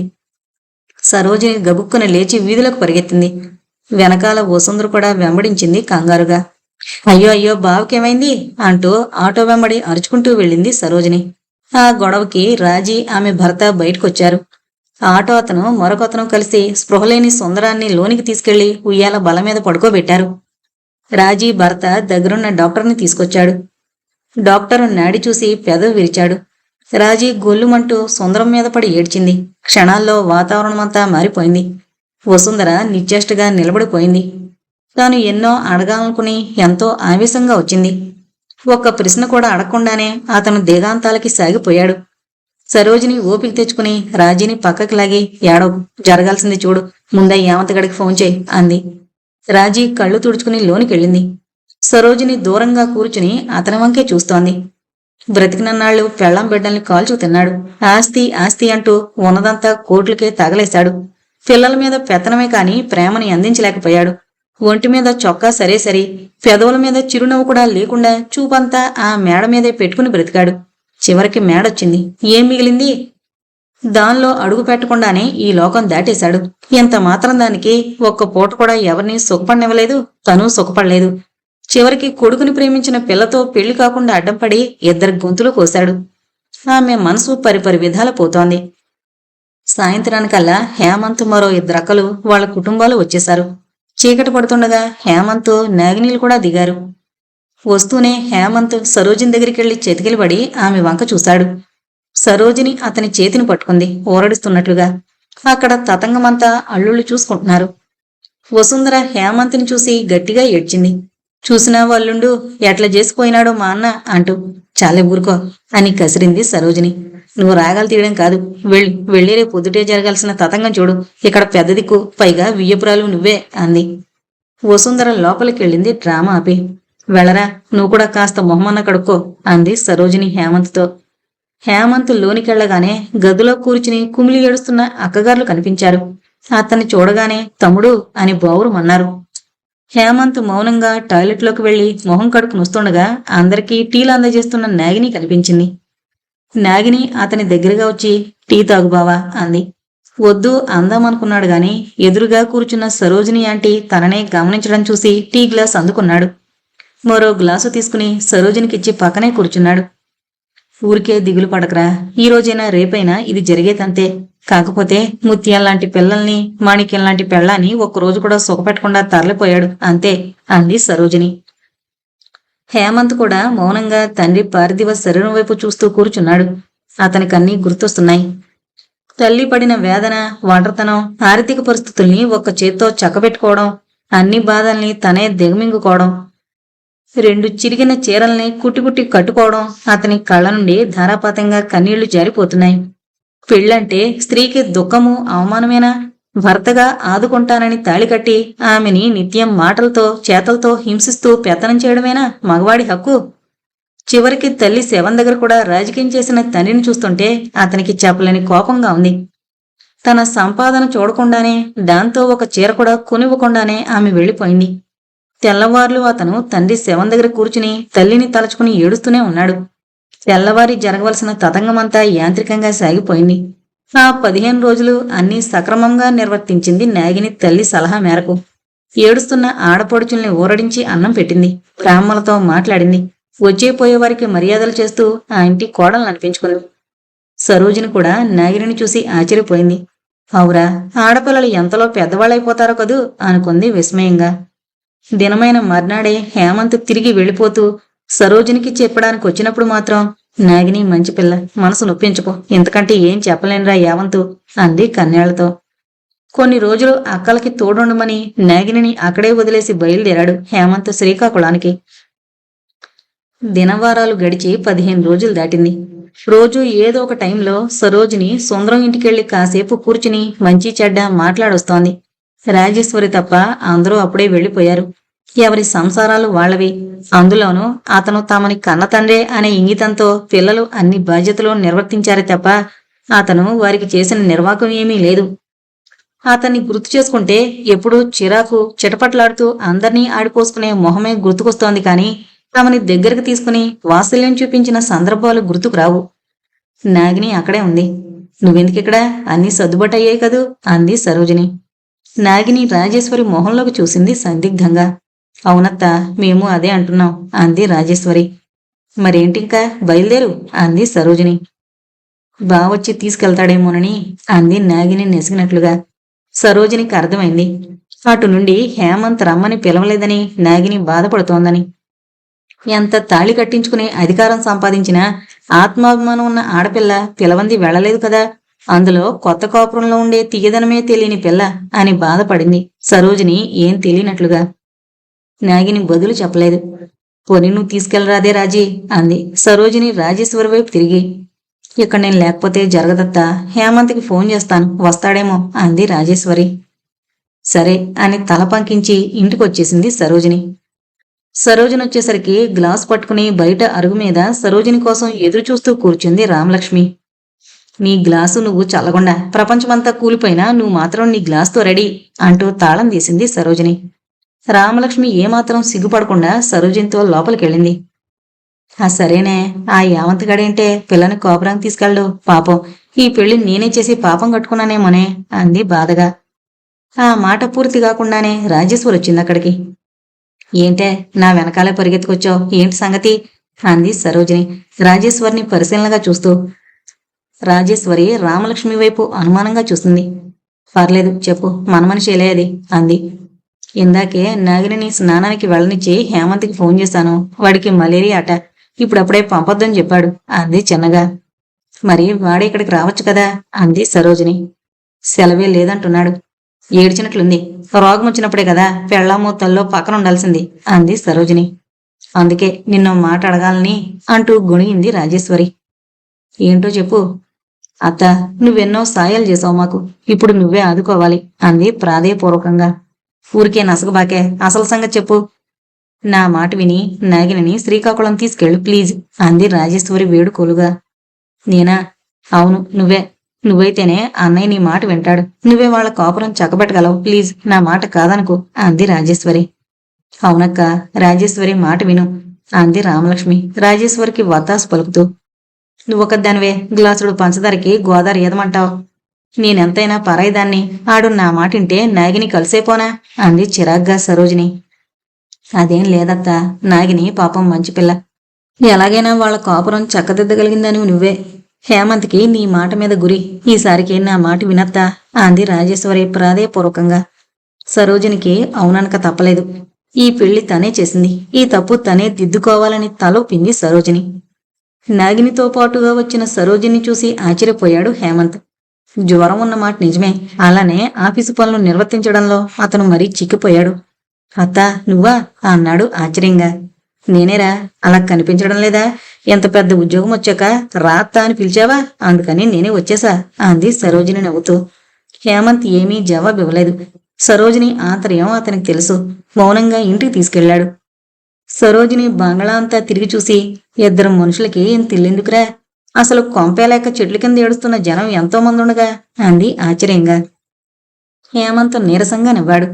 అవును, బ్రిటిష్ వారి నుండి వచ్చింది కల్చర్, మనకి వదిలించుకోలేకపోతున్నాం అన్నాడు. నాగినితో అతను అసలు మాట్లాడకపోవడం గమనిస్తూనే ఉంది సరోజిని. మాత్రలు వేసుకుని జ్వరంతోనే ఆఫీస్కి వెళ్లిపోయాడు హేమంత్.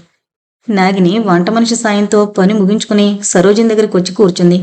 ఆ అమ్మాయి మొహంలో కళా కాంతి లేదు, కదిలిస్తే ఏడ్చేట్లుగా ఉంది. సరోజిని అపరాధభావం చుట్టేసింది. నాగిని, వాడికి జ్వరం కదా, కాస్త మందులు మాకులవి జాగ్రత్తగా చూడు. మాట్లాడడం లేదని నువ్వు దూరంగా ఉంటే సంసారం జరగదు అంది మెల్లగా. ఆ మాటకే వాయుగుండానికి కురిసిన వానలా నిశ్శబ్దంగా ఏడ్చింది నాగిని. ఆ అమ్మాయి దుఃఖం చూసి తెల్లబోయింది సరోజిని. లేచి ఆ పిల్లని పొదివి పట్టుకుని, అయ్యో గుండెల్లో ఇంత బాధ పెట్టుకున్నావా ఏంటి, ఏం జరిగింది, నా తల్లివి కదూ, నాకు చెప్పు అంది లాలనగా. నాగిని వెంటనే సర్దుకుని కళ్ళు తుడుచుకుంది. లేదు పిన్ని, బావింతవరకు నాతో మాట్లాడలేదు. ఈ పెళ్లి ఇష్టం లేకపోతే ముందే చెప్పాలి కదా, ఏదీ చెప్పడు. అమ్మేమో నాకు సర్దుకోవడం రాదంటుంది, నేనెవరికి చెప్పాలి నా బాధ అంది కన్నేళ్లతో. సరోజిని కాసేపు మౌనం వహించింది. మెల్లిగా నాగిని భుజం తట్టి, నేను కనుక్కుంటాను, కంగారు పడుకు, వాడు చెడ్డవాడు కాదు, నా మాట వింటాడు అంది భరోసా ఇస్తున్నట్లుగా. నాగిని తలదించుకుని, నేను చిన్నదాన్నే కాదన్ను, గారాబంగా పెరిగిందాన్నే ఒప్పుకుంటాను. కానీ కొన్ని సంగతులు నాకు తెలుసు. కొత్తగా పెళ్లి వచ్చిన భార్యని కన్నెత్తి చూడడం లేదంటే బావ నన్ను ఇష్టపడడం లేదనేగా. ఒకరు చెబితే చేసే కాపురం కాపురమేనా అంది సూటిగా. నాగిని ప్రశ్నకి మానుపడింది సరోజిని. వెంటనే ఏం జవాబు చెప్పాలో కూడా తోచలేదు. మొదటిసారి హేమంత్ మీద చాలా కోపం వచ్చింది కూడా. ఆ సాయంత్రం హేమంత్ వచ్చే టైంకి సరోజిని, అమ్మా నాగిని, ఒకసారి దగ్గరలో ఏదైనా గుడుంటే కాస్త పూజ చేసిరా, ఇంటికి మంచిది కదా అంది. నాగిని ఏదో అర్థమైందల్లా తలూపి వంటమ్మాయి సాయంతో గుడికి వెళ్ళింది. కాసేపట్లో హేమంత్ వచ్చాడు. సరోజిని తనే కాఫీ తీసుకెళ్ళిచ్చింది. నువ్విచ్చావేంటి, పనమ్మాయి లేదా అన్నాడు. లేదు, బయటకెళ్ళింది అంటూ ఎదురుగా కూర్చుంది. హేమంత్ కాఫీ తాగుతూ మౌనంగా కూర్చున్నాడు. అవును, పనమ్మాయి లేదా అని అడిగావు గాని మరి నీ పెళ్ళం ఏదని అడగలేదంట్రా, దానికి నువ్విస్తున్న విలువింతేనా అని అడిగింది కోపంగా సరోజిని. హేమంత్ సరోజిని వంక చూసి తలదించుకున్నాడు. నాకంతా తెలుసు. నీ అత్త ఏడ్చింది నా దగ్గర. పొద్దున నీ పెళ్ళాం ఏడ్చింది. ఈ పెళ్లి చేసుకోమని చెప్పింది నేనే. ఈ పాపమంతా నాదేరా అంది సరోజిని బాధగా. అది కాదంటీ. ఏది కాదు? నీ బాధ నీకుండొచ్చు. నాగిని అమాయకురాలు. జీవితం మీద ఎన్నో ఆశలు పెట్టుకొచ్చింది. ఇంకా వరుదిన్ని తలుచుకుని ఈ పిల్ల గొంతుకోయడం మంచిది కాదు. మీ అమ్మ పోతే బతుకొదిలేసావా? కాలగతిలో ఎన్నో చేజారిపోతుంటాయి. ఇంకా నువ్విలా ప్రవర్తిస్తే ఈ పిల్ల ఉండదు. నీ అత్త కోర్టులో దావా వేస్తుంది. నీ పొరువు ఊడుతుంది. జాగ్రత్త అంది సరోజిని కోపంగా. అని అన్నారా? కోపంగా అడిగాడు హేమంత్. లేదు, నేను చెబుతున్నాను. అయిపోయిందేదో అయిపోయింది. ఇంకా కథ వదిలేరా. నా మాటిను. నాగిని బాగా చూసుకోరా. బొదులుగా హేమంత్ తలదించుకున్నాడు. ఏంటి మాట్లాడో? ఆంటీ, నాకంతా తెలుసు. నాగిని మీద నాకేం కోపం అసహ్యము లేవు. వరుదిని ఏమైందో తెలియడం లేదు. అసలు బతికుందా? బతికే ఉంది. హేమంత్ ఈసారి ఆశ్చర్యంగా తలెత్తి చూశాడు. అవునా? నీకు తెలుసా? ఎక్కడుంది? ఎలా ఉంది? చెప్పాంటీ అంటూ కుర్చీలోంచి లేచి సరోజిని కాళ్ళ దగ్గర కూలబడిపోయాడు, ఒక రకమైన ఉద్వేగానికి గురవుతూ. ఏంట్రా? ఏంటి పిచ్చి? వరుదిని బాగానే ఉంది, కానీ ఎక్కడుందో తెలీదు. అంటే? ఒకరోజు నాకు ఫోన్ చేసింది. తను బాగానే ఉన్నట్లుగా చెప్పింది. యావంతిని పెళ్లి చేసుకోమని చెప్పండి ఆంటీ, నాకు పాపే ముఖ్యమని చెప్పింది. ఎక్కడున్నామని అడిగేలోపునే ఫోన్ పెట్టేసిందిరా అంటూ అబద్ధమాడింది సరోజిని. కనీసం ఎక్కడుందోనన్న చెప్పిందా? ఎంతో ఆందోళన గడిగాడు హేమంత్ సరోజిని కుదిపేస్తూ. లేదురా, ఏమీ చెప్పలేదు. మరి ఈ ఫోన్ ఎప్పుడొచ్చింది? మొన్నేరా, మీ నాన్న పోయాకనే. హేమంత్ తల పట్టుకున్నాడు బాధగా. సరోజిని అతని గెడ్డం పట్టుకుని, వదిలేరా, వచ్చిందొక కల అనుకో, మనసు దిటవు చేసుకోరా, నా మాటిను అంది బాధగా. ఇదిగో చెబుతున్నాయిను. ఉద్యోగమా బాధ్యత కలది, పెళ్ళామా ఇంట్లోకొచ్చింది. ఇక దారి మళ్లించుకుని బతుకు తప్పదు. ఒక పక్క ఒంట్లో బాగుండలేదు. వరుదిని తెలివైన పిల్ల, ఎలాగూ బతుకుతుంది. పిల్ల కోసమన్నా బతకాలి. నేను చెప్పాల్సింది చెప్పాను. నాకు టికెట్ తెప్పించు, వెళ్ళిపోవాలి అంది సరోజిని చివరి మాటగా. అంతలోనే నాగిని గుడి నుండి రావడంతో ఆ ప్రసక్తి ఆగిపోయింది. ఆ మర్నాడు పొద్దుటే ఎంత చెప్పినా వినకుండా సరోజిని తిరిగి బయలుదేరింది. వెళ్లే ముందు హేమంత్ వినకుండా నాగినితో, అమ్మా నాగిని, బలవంతంగా కాపురం చేసి నీ బతుకు బండలు చేసుకో అని చెప్పే సన్నాసిని కాదు నేను. అయినా మానవ ప్రయత్నం ఉండాలి కాబట్టి 2 మాటలు చెబుతున్నా. ఆడి మనసులో నీ పట్ల కోపం మాత్రం లేదు. ఆడి కొంట్లో బాగలేదు. భారీగా కాకపోయినా తోడి మడిసిగా ఆడిని సరిగ్గా చూసుకో. ఎంతకన్నా ఏమీ చెప్పలేను. ఆనాక దేవుడెలా నడిపిస్తే అలా అంటూ బయలుదేరింది సరోజిని. నాగిని తలూపింది మౌనంగా. అర్ధరాత్రి దాటింది. అవతల గదిలో పడుకున్న నాగినికి అసలు నిద్ర పట్టలేదు. మంచం మీద పడుకుని తన గురించి తను ఆలోచించుకోవడం మొదలుపెట్టింది. చిన్నతనం నుండి తన జీవితం ఆడింది ఆటగా, పాడింది పాటగా జరిగింది. తండ్రి లేడనే గాని తల్లి తనని చాలా గారవంగా పెంచింది. అడిగి లేదనిపించుకున్నదే లేదు. చాలా మంది స్నేహితులు తనని ఆరాధించేవారు. వాళ్ళందర్నీ సినిమాలకు తీసుకెళ్లేది తన డబ్బుతోనే. రోజూ తను పెట్టుకునే నగల్ని, డ్రెస్సుల్ని ఆరాధనగా చూసేవారు. అసలు కష్టాలుంటాయని గాని, అవి తన జీవితంలోకి ప్రవేశిస్తాయని గాని తానెప్పుడూ ఊహించలేదు. సినిమాల్లో చూపించిన హీరో లాంటి భర్త తన జీవితంలోకొస్తాడని, తనని దివ్య లోకాల్లో తిప్పుతాడని చాలా గ్యారంటీ అయిన నమ్మకం ఉండేది. నిజంగానే హేమంత్ హీరోలానే ఉంటాడు. కాని తనంటే అసలు ఆసక్తే లేదు. తను బాగానే ఉంటుందే. చాలా మంది తనని అలానే అనేవారే. మరెందుకితడు తన వైపు కన్నెత్తి చూడ్డు? చాలా కసిగా, కోపంగా ఉంది నాగినికి. ఇంత ముసుగులో గుద్దులాట దేనికి? డైరెక్ట్గా అడిగేస్తే సరిపోతుందిగా. ఎన్నాళ్ళీ గుండెమటను భరించాలి? చివున మంచం మీద నుండి లేచి హేమంత్ గది తలుపు తెరిచి అక్కడ దృశ్యం చూసి నివ్వెరపోయింది నాగిని. వాంతి చేసుకుని అపస్మారకంగా పడున్నాడు హేమంత్. ఒక క్షణం గాబరా పడి ఏం చెయ్యాలో పోలేదు నాగినికి. వెంటనే గబగబా పనమ్మాయిని లేపింది నాగిని. సత్యవతి లేచి కంగారు పడుతూ సింహాద్రిని లేపి తీసుకొచ్చింది. ఈలోపునే నాగిని టవల్ తెచ్చి గబగబా హేమంత్ని శుభ్రం చేయడం మొదలుపెట్టింది. మీరు లేవండమ్మా అంటూ సింహాద్రి హేమంత్ని లేపి గోడకి చేరబెట్టి అంతా శుభ్రం చేశాడు. సత్యవతి డ్రైవర్కి ఫోన్ చేసింది. అందరూ కలిసి హేమంత్ని హాస్పిటల్లో జాయిన్ చేశారు. రెస్ట్ తీసుకోకుండా పనిచేయడం వల్ల బాగా బలహీనపడిపోయాడని అర్జెంటుగా డ్రిప్స్ పెట్టారు. నాగిని అలానే మౌనపడి కూర్చుండిపోయింది అతని దగ్గర. ఇంటికేమన్నా ఫోన్ చేస్తారమ్మా అని అడిగింది సత్యవతి నాగిని. వద్దులే సత్యవతి, అందరినీ కంగారు పెట్టడం దేనికి, మనమే చూసుకుందాం అంది నాగిని. అంత పెద్దరికం, స్థిరత్వం తనకెలా వచ్చిందో తనకే అర్థం కాలేదు. తెల్లవారుతూనే స్పృహొచ్చింది హేమంత్కి. ఐసీయూ నుండి అతన్ని రూంలోకి షిఫ్ట్ చేశారు. నాగిని దగ్గరుండి అన్నీ చూసింది. జ్వరం తగ్గాక చాలా బలహీనంగా ఉన్నాడు. జాగ్రత్తగా చూసుకోమని నాగినికి చెప్పి డిశ్చార్జి చేశారు హేమంత్ని. ఇంటికి తీసుకొచ్చాక ఆఫీసు స్టాఫ్ చాలా మంది అతన్ని చూడ్డానికి వచ్చారు. అందర్నీ తగిన రీతిలో గౌరవించి పంపిస్తోన్న నాగిని క్రీగంట గమనిస్తూనే ఉన్నాడు హేమంత్. 15 రోజులు సెలవు మంజూరు చేశామని, బాగా రెస్ట్ తీసుకోమని వచ్చి పరామర్శించి వెళ్లాడు అతని పై అధికారి. నాగిని దాదాపు నిద్రపోయి వారం రోజులు దాటింది. మొహంలో నీరసం ప్రస్ఫుటంగా కనిపిస్తోంది. రాత్రి కాగానే హార్లిక్స్ తీసుకుని గదిలోకి వచ్చింది నాగిని. హార్లిక్స్ తాగి గ్లాస్ అందిస్తూ, థ్యాంక్స్ నాగిని, నా కోసం చాలానే కష్టపడ్డావు అన్నాడు హేమంత్. అంతే. నాగిని కళ్ళ వెంట జలజల నీళ్లు రాలాయి. అరే, ఎందుకు ఏడుస్తున్నావు? నేనేమన్నా తప్పు మాట్లాడానా అన్నాడు హేమంత్ కంగారుగా. లేదు బావా, ఇదే నువ్వు నాతో మాట్లాడిన మొదటి మాట, అందుకే ఆనందంతో ఏడుస్తున్నాను అంది అతని మెడకి చేతులు చుట్టి. హేమంత్ ఆమెను పట్టుకుని, సారీ నాగిని, ఇక నిన్నెప్పుడు ఏడిపించను సరేనా అన్నాడు.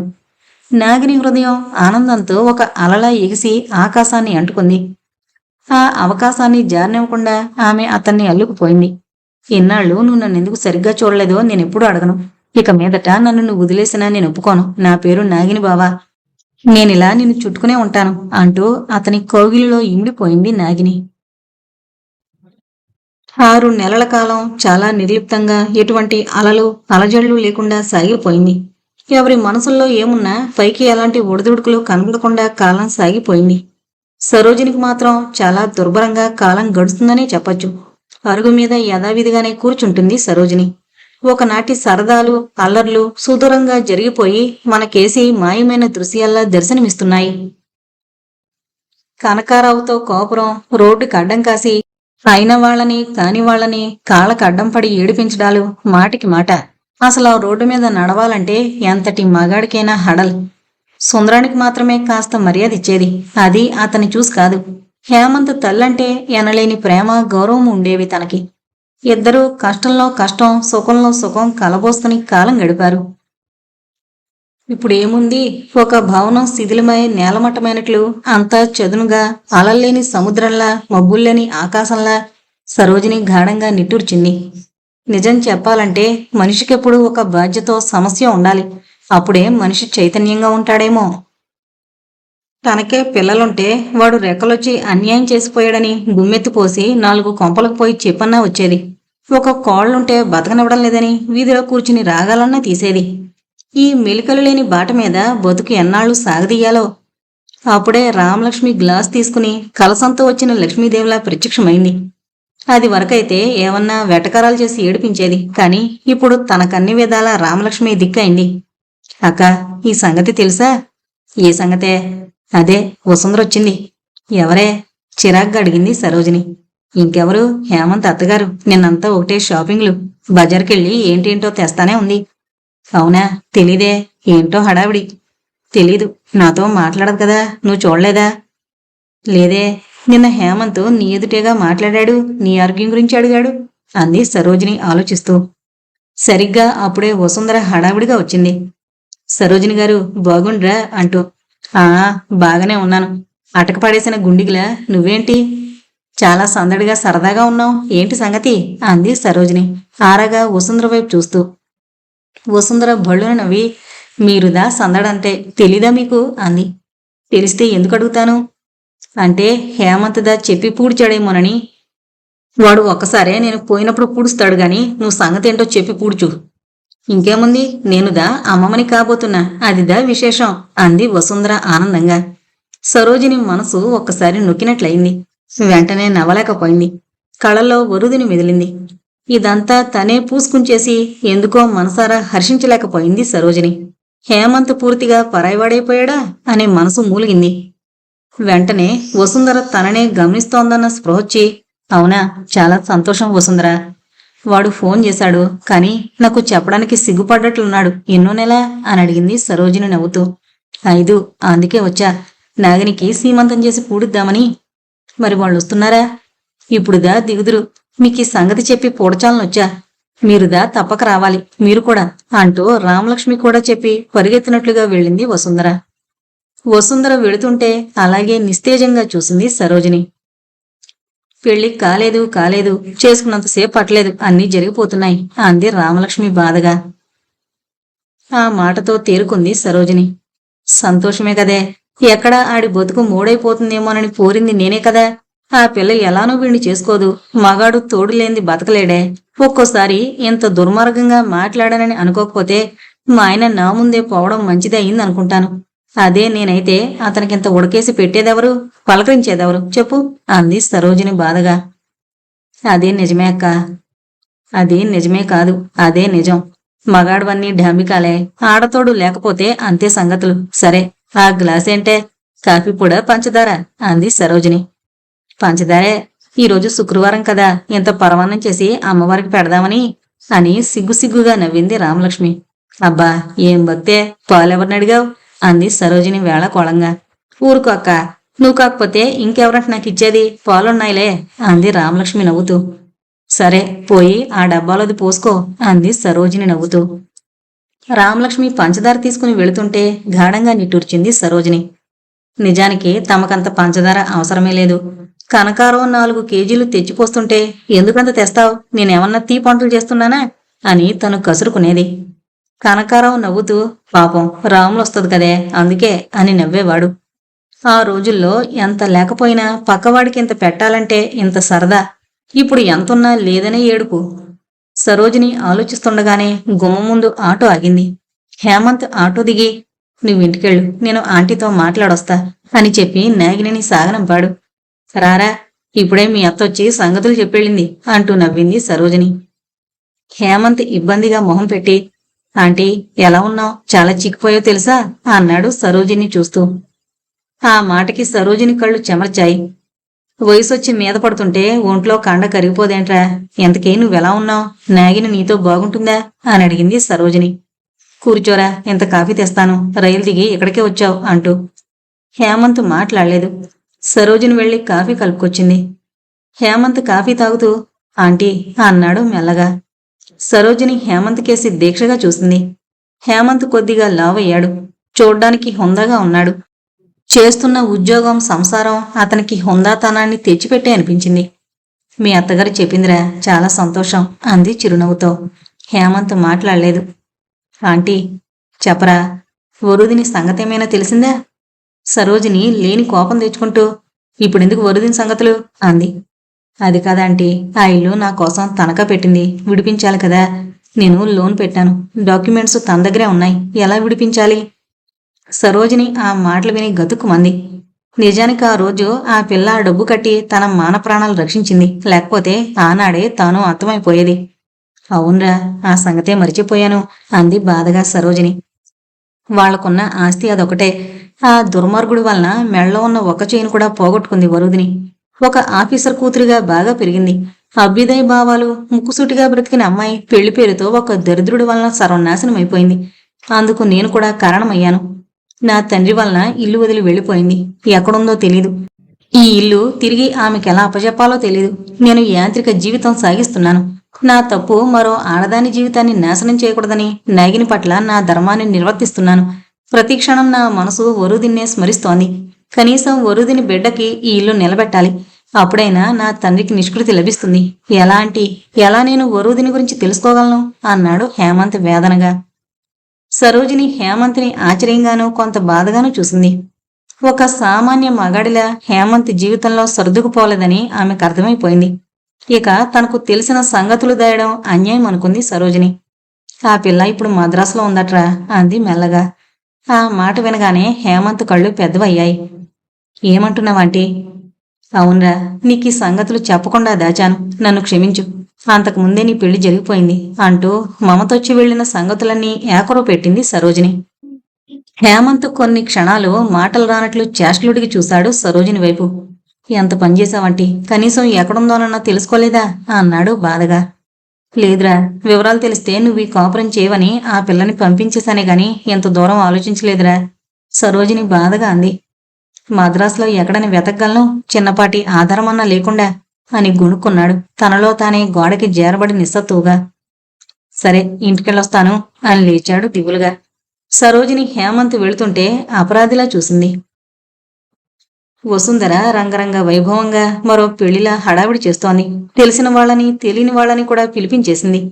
అందులో సుందరం లేక అందరికీ స్వేచ్ఛ లభించినట్లయింది. హేమంత్ అక్కలందరూ దిగిపోయారు. వాళ్ల పిల్ల పాపలతో ఇల్లంతా సందడిగా మారిపోయింది. వైజాగ్ సంపెంగలతో ఇల్లంతా గుమాయిస్తోంది. రాజేశ్వరి నాగినికి పూలజడ వేస్తోంది. అసలే తెల్లటి నాగిని మరింత అందంగా మెరిసిపోతోంది. ఆడబిడ్డల పరాచకాలతో హాలంతా నవ్వులతో దద్దరిల్లుతోంది. పెరట్లో వంటవాళ్లు వంటలు చేస్తూ ఒకరి మీద ఒకరు అరుచుకుంటూ పనులు చేస్తున్నారు. అంత సందడిలోనూ ఏమాత్రం కలవలేని హేమంత్ వరుదిని ఆలోచనలతో బెడ్రూంలో ఒక్కడుగా పడుకున్నాడు. అతని మనసు వరుదిని పరిచయం, కలబోసుకున్న మాటలు, అనుకున్న ఆశలు గిరగిరా తిరుగుతుంది. వరుదిని ఒక్కసారి కలవాలన్న బలమైన కోరిక, అది తీరే మార్గం లేక మనసు పడుతున్న వేదన అతన్ని నిలువెల్లా కుదిపేస్తున్నాయి. హాల్లో సందడి అతనికి చిర్రెత్తిస్తోంది. ఒక్కసారి పైకి లేచి అందరూ ఎందులోనన్నా దూకండి అని అరిచి తిట్టాలనిపిస్తోంది. కాని అతని ఇంగితం అతని పీక నొక్కేస్తోంది. ఎంతలో సరోజిని కూడా అక్కడికొచ్చింది. అసలు హేమంత్ ఏం చేస్తున్నాడో, కొంపతీసి ఈ తతంగం ఆపమని కేకలేస్తాడేమోనని ఆమె పరిగెత్తుకొచ్చింది. హేమంత్ లోపల పడుకునున్నాడని తెలిసి కాస్త ఊపిరి పీల్చుకుని చాప మీద పోసిన మల్లెపూల దగ్గర కూర్చుంది. అలా ఖాళీగా కూర్చున్నారేంటి, తల ఒక చెయ్యేసి దండకట్టక అంది పూలని అటు ఇటు తిరగేస్తూ. పూలు బదులుగా గుప్పున వాసనలు వెదజల్లాయి. బాగున్నాయర్రా మొగ్గలు అంది సరోజిని. ఏది కట్టమంటే ఎవరికిదా మాల కట్టుడు రాదంట, అందరూ సూదుల్దా పట్టుకుని గుచ్చుతా ఉండారు. గుచ్చిన దండదా అందం, ఏమిదా ఆడవాండ్లు వీళ్ళు అంది వసుంధర తను కూర్చుని దండ కడుతూ. అవును, ఇప్పుడు పిల్లలకి పూలు కట్టుడు రాదు పెట్టుడు రాదు అంది సరోజిని చమత్కారంగా. మీకు కూడా వచ్చి పూడ్చదా అని అడిగింది వసుంధర మళ్ళీ. అత్తకిదా వచ్చి పూడ్చును, అత్తదా దండ కడితే చూడచక్కగా ఉండును అంటూ నవ్వింది రాజేశ్వరి. రాజేశ్వరి మాటకి అందరూ పకపకా నవ్వారు. మనసులు సంతోషంగా ఉన్నప్పుడు ప్రతి మాటకి నవ్వే వస్తుంది. హేమంత్కి పుట్టబోయే బిడ్డ ఆడపిల్ల మగపిల్లాడా అని కాసేపు తర్జన భర్జన పడుతున్నారు. మీకుదా వస్తే కట్టండి వదిన అంది వసుంధర దారండ్రీలు సరోజిని వైపు విసురుతూ.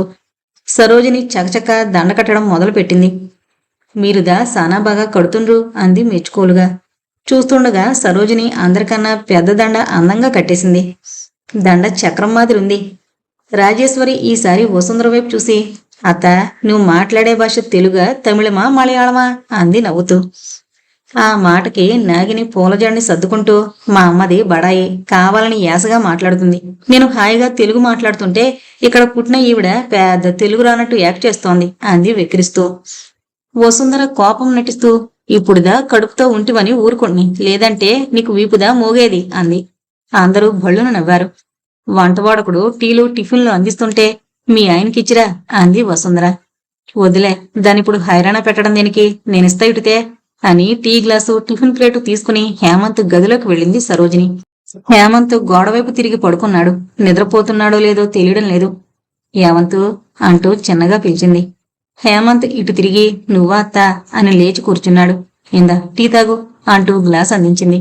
హేమంత్ టీ తాగుతుంటే, చూడు ఇల్లంతా సరదాగా సందడిగా ఉంది. నువ్వలా చిన్నబుచ్చుకుని కూర్చోకు. మీ నాన్న బతికినన్నాళ్ళు గదికొకళ్ళు గమ్మున కూర్చునేవారు. ఎవరైనా సంతోషంగా ఉంటే మీ బాబుకి ఒళ్ళంతా మంటలు లేచేవి. ఇన్నాళ్ళకి స్వతంత్రం వచ్చి అందరూ సరదాగా హాల్లో కూర్చున్నారు. నువ్వు కూడా నవ్వుతూ ఉండు, బాగోదు అంది మెల్లగా. హేమంత్ తలదించుకున్నాడు. చూడు, వరుదిని తెలివిలేని పిల్ల కాదు, ఆ ఇంటిని పోనివ్వదు, తప్పక కాపాడుతుంది. ఎవరో ఆమె వరుదిని బాగా చూసుకుంటుందట, ఆమె తప్పక వరుదినికి సాయం చేస్తుంది, ధైర్యంగా ఉండు, దిగులు పడకు అంది. పోస్ట్లో వచ్చిన నోటీసులు చూస్తుంటే వరుదిని దగ్గరగా వచ్చి నిలబడింది రాజేశ్వరి. ఏంటవి? కొంతకాలంగా వడ్డీ కట్టడం లేదు కదమ్మా, మన ఇంటికి ఆక్షన్ వేస్తామని బ్యాంకు నోటీస్ వచ్చింది అని చెప్పింది వరుదిని. మరెలా అంది ఆదుర్దాగా రాజేశ్వరి. ఎక్కడైనా లోన్ దొరికితే ఇంటిని విడిపించి అమ్మేద్దాం అనుకుంటున్నాను అంది వరుదిని. అయ్యో అమ్మేస్తావా, నాన్న కట్టినిల్లు అంది రాజేశ్వరి నొచ్చుకుంటూ. వరుదిని విరక్తిగా నవ్వింది. అన్నీ నాన్నలో తాతలో కడతారు, అలాగని శిథిలమైన ఉంచలేం కదమ్మా. శిథిలమా, ఎంత బాగుంది. అంటే నా దృష్టిలో అక్కడ మనం పడినవన్నీ కష్టాలే, మిగిలినవన్నీ చేదు జ్ఞాపకాలే. తిరిగి ఆ ఊరు వెళ్లాలని అనుకోవడం లేదు నేను. మరి చిత్రకేమిస్తావు? మంచి చదువు, వ్యక్తిత్వం, అది చాలు. రాజేశ్వరి మరేం మాట్లాడలేదు. అంతలోనే సుశీలొచ్చింది అక్కడికి. ఏంటి తల్లి కూతుళ్ళు ఓ డిస్కషను తెలుసుకోవచ్చా అని అడిగింది నవ్వుతూ వచ్చి కూర్చుని. ఏం లేదు అంది వరుదిని నవ్వుతూ. రహస్యమా, అయితే వద్దులే చెప్పుకో అంది సుశీల. వరుదిని ఇబ్బందిగా నవ్వి, ఏం లేదాంటీ, మా ఇల్లు బ్యాంకులో తాకట్టు పెట్టాను, ఇంట్రెస్ట్ కట్టక ఆక్షన్కొచ్చింది అంది. మరేం చెయ్యాలని? ఏదైనా లోన్ దొరికితే ఆ ఇంటిని విడిపించి అమ్మేద్దామని. ఎక్కడ దొరుకుతుంది లోను? నీ ఆఫీసులోనే ప్రయత్నించు అంది సుశీల ఎటో చూస్తున్నట్లు. ఆమె ఆంతరంగం అర్థమయ్యి ఆశ్చర్యంగా చూసింది వరుదిని. కాని ఏం చెప్పకు, రేపు అప్లై చేయి. దీనికి ఇంత ఆలోచన దేనికి? ఏం చేశారు ఈరోజు వంట అంటూ రాజేశ్వరి వైపు తిరిగి అడిగింది సుశీల. రాజేశ్వరి తెల్లబోతూ, ఇంకా మొదలు పెట్టలేదు అంది గాబరాగా. బజ్జీలు వేయండి, తినాలనుంది అంది సుశీల వాతావరణాన్ని తేలిక చేస్తూ. నేనుదా నా కూతుర్ని కొన్ని దినాలు కేరళ తీసుకుపోదు నలుడు అని అడిగింది. టీవీ చూస్తున్న హేమంత్ దగ్గరకొచ్చి వసుంధర. హేమంత్ ఏమీ చెప్పకుండానే తల్లి మాటలకు అడ్డం వచ్చింది నాగిని. లేదమ్మా, నేను రాను, బావకి భోజనానికి కష్టమవుతుంది అంది. వసుంధర కూతురు వైపు వెటకారంగా చూసి నవ్వింది. సానా బాగా చెబుతుండావు. అంతకుముందు అల్లుడిదా అన్నం తిని పోడ్చనట్లు, అయినా అక్కడదా వంట చేసి పూడ్చేది వంట మనిషేగా, నీవుదా చేసినట్లు కబుర్లు అంది వసుంధర. నాగినికి ఏమీ దిక్కుతోచనట్లయింది. అయినా నేను రాను అంది మొండిగా. అక్కడే నిలబడి అంతా చూస్తున్న రాజేశ్వరి జోక్యం చేసుకుని, వెళ్ళులే నాగిని, అదో ఆచారం, 4 రోజులుండిరా అంది. అట్లుగా చెప్పుము, మా సరదా మాది, కాస్త చలిమిడిగా ఎత్తి పంపుదుము అంది వసుంధర. ఇక ఆఖరి ఆయుధంగా హేమంత్ వైపు చూసింది నాగిని. టీవీ ఆఫ్ చేసి తీసుకెళ్ళండి అంటూ హాల్లోకి వెళ్లిపోయాడు హేమంత్. ఆ మర్నాడు వసుంధర నాగిని తీసుకుని కేరళ బయలుదేరింది. తాను కూడా బయలుదేరబోతూ సరోజిని దగ్గరకొచ్చాడు హేమంత్. అత్త, నేను కూడా వెళుతున్నాను. ఈసారి ఆ మమత ఏమన్నా ఫోన్ చేస్తే వరుదిని అడ్రస్ తెలుసుకో. ఆ ఇల్లు ఆమెకు అప్పచెప్పకపోతే నాకు మనశ్శాంతి ఉండదు అని చెప్పి బయలుదేరాడు హేమంత్. ఇంటికొచ్చి భోంచేసి బయలుదేరబోతుండగా జరిగిందా సంఘటన. ఈ పిల్ల చూడు, మొగుడిని చంపేసిందట, కలికాలం, చూడ్డానికి బాగానే ఉంది మళ్ళీ అన్నాడు రామారావు టీవీ చూస్తూ. వస్తామావయ్య అంటూ రామారావు చెప్పి చాలా మామూలుగా టీవీ వైపు చూశాడు హేమంత్. అంతే, అతని కళ్ళు పెద్దవైపోయాయి. గబుక్కున చేతిలోని బ్యాగు పడేసి రామారావు చేతిలో రిమోట్ లాక్కుని సౌండ్ పెంచాడు. వరుదిని అనే ఆ యువతి చాలా కాలంగా భర్తని వదిలేసి దూరంగా ఉంటోంది. నిన్న రాత్రి చెన్నై నుండి వచ్చిన ఆ యువతిని ఆమె భర్త తనతో కాపురానికి రమ్మని అడిగినందుకు అతి దారుణంగా అతన్ని కత్తిరితో పొడిచి చంపేసింది. ఆ పెనుగులాట్లో ఆమె తల్లి కూడా మరణించింది. ఇక వినలేకపోయాడు. అతని కళ్ళు అవిరామంగా వర్షించసాగాయి. టీవీ న్యూస్ చూసి ఏడుస్తున్న హేమంత్ని చూసి కంగారు పడ్డారు రాజీ, రామారావులు. హేమంత్, ఏంటిది, వాడు నీకు తెలుసా? రామారావు తెల్లబోతూ అడిగాడు. హేమంత్ ఏమీ జవాబు చెప్పలేదు. అతను హైదరాబాద్కి ఫ్లైట్ టికెట్ బుక్ చేసుకుంటుంటే ఆశ్చర్యంగా చూస్తూ ఉండిపోయారు మౌనంగా. సరిగ్గా అదే టైంలో రామలక్ష్మి గబగబా పరిగెత్తుకుంటూ సరోజిని ఇంటికొచ్చింది. అక్క అక్క, ఒకసారి అర్జెంటుగా మా ఇంటికి రా, టీవీ చూద్దు గాని అంది గాబరాగా. ఈ టైంలో దేవుడు పిలిచినా బయటికి రాను నేను, అయినా నేను టీవీ చూడను కదే అంది విసుగ్గా సరోజిని. అబ్బా, ఆలస్యం చేయకక్క, ఆ పిల్ల లేదు, అదే మీ ఇంటికొచ్చిందే, ఆ పిల్లని టీవీలో చూపిస్తున్నారు అంది రామలక్ష్మి. ఏ పిల్ల? మా ఇంటికొచ్చిందా? ఎవరది అంది సరోజిని చికాగ్గా. అదే వరుదిని. అవునా?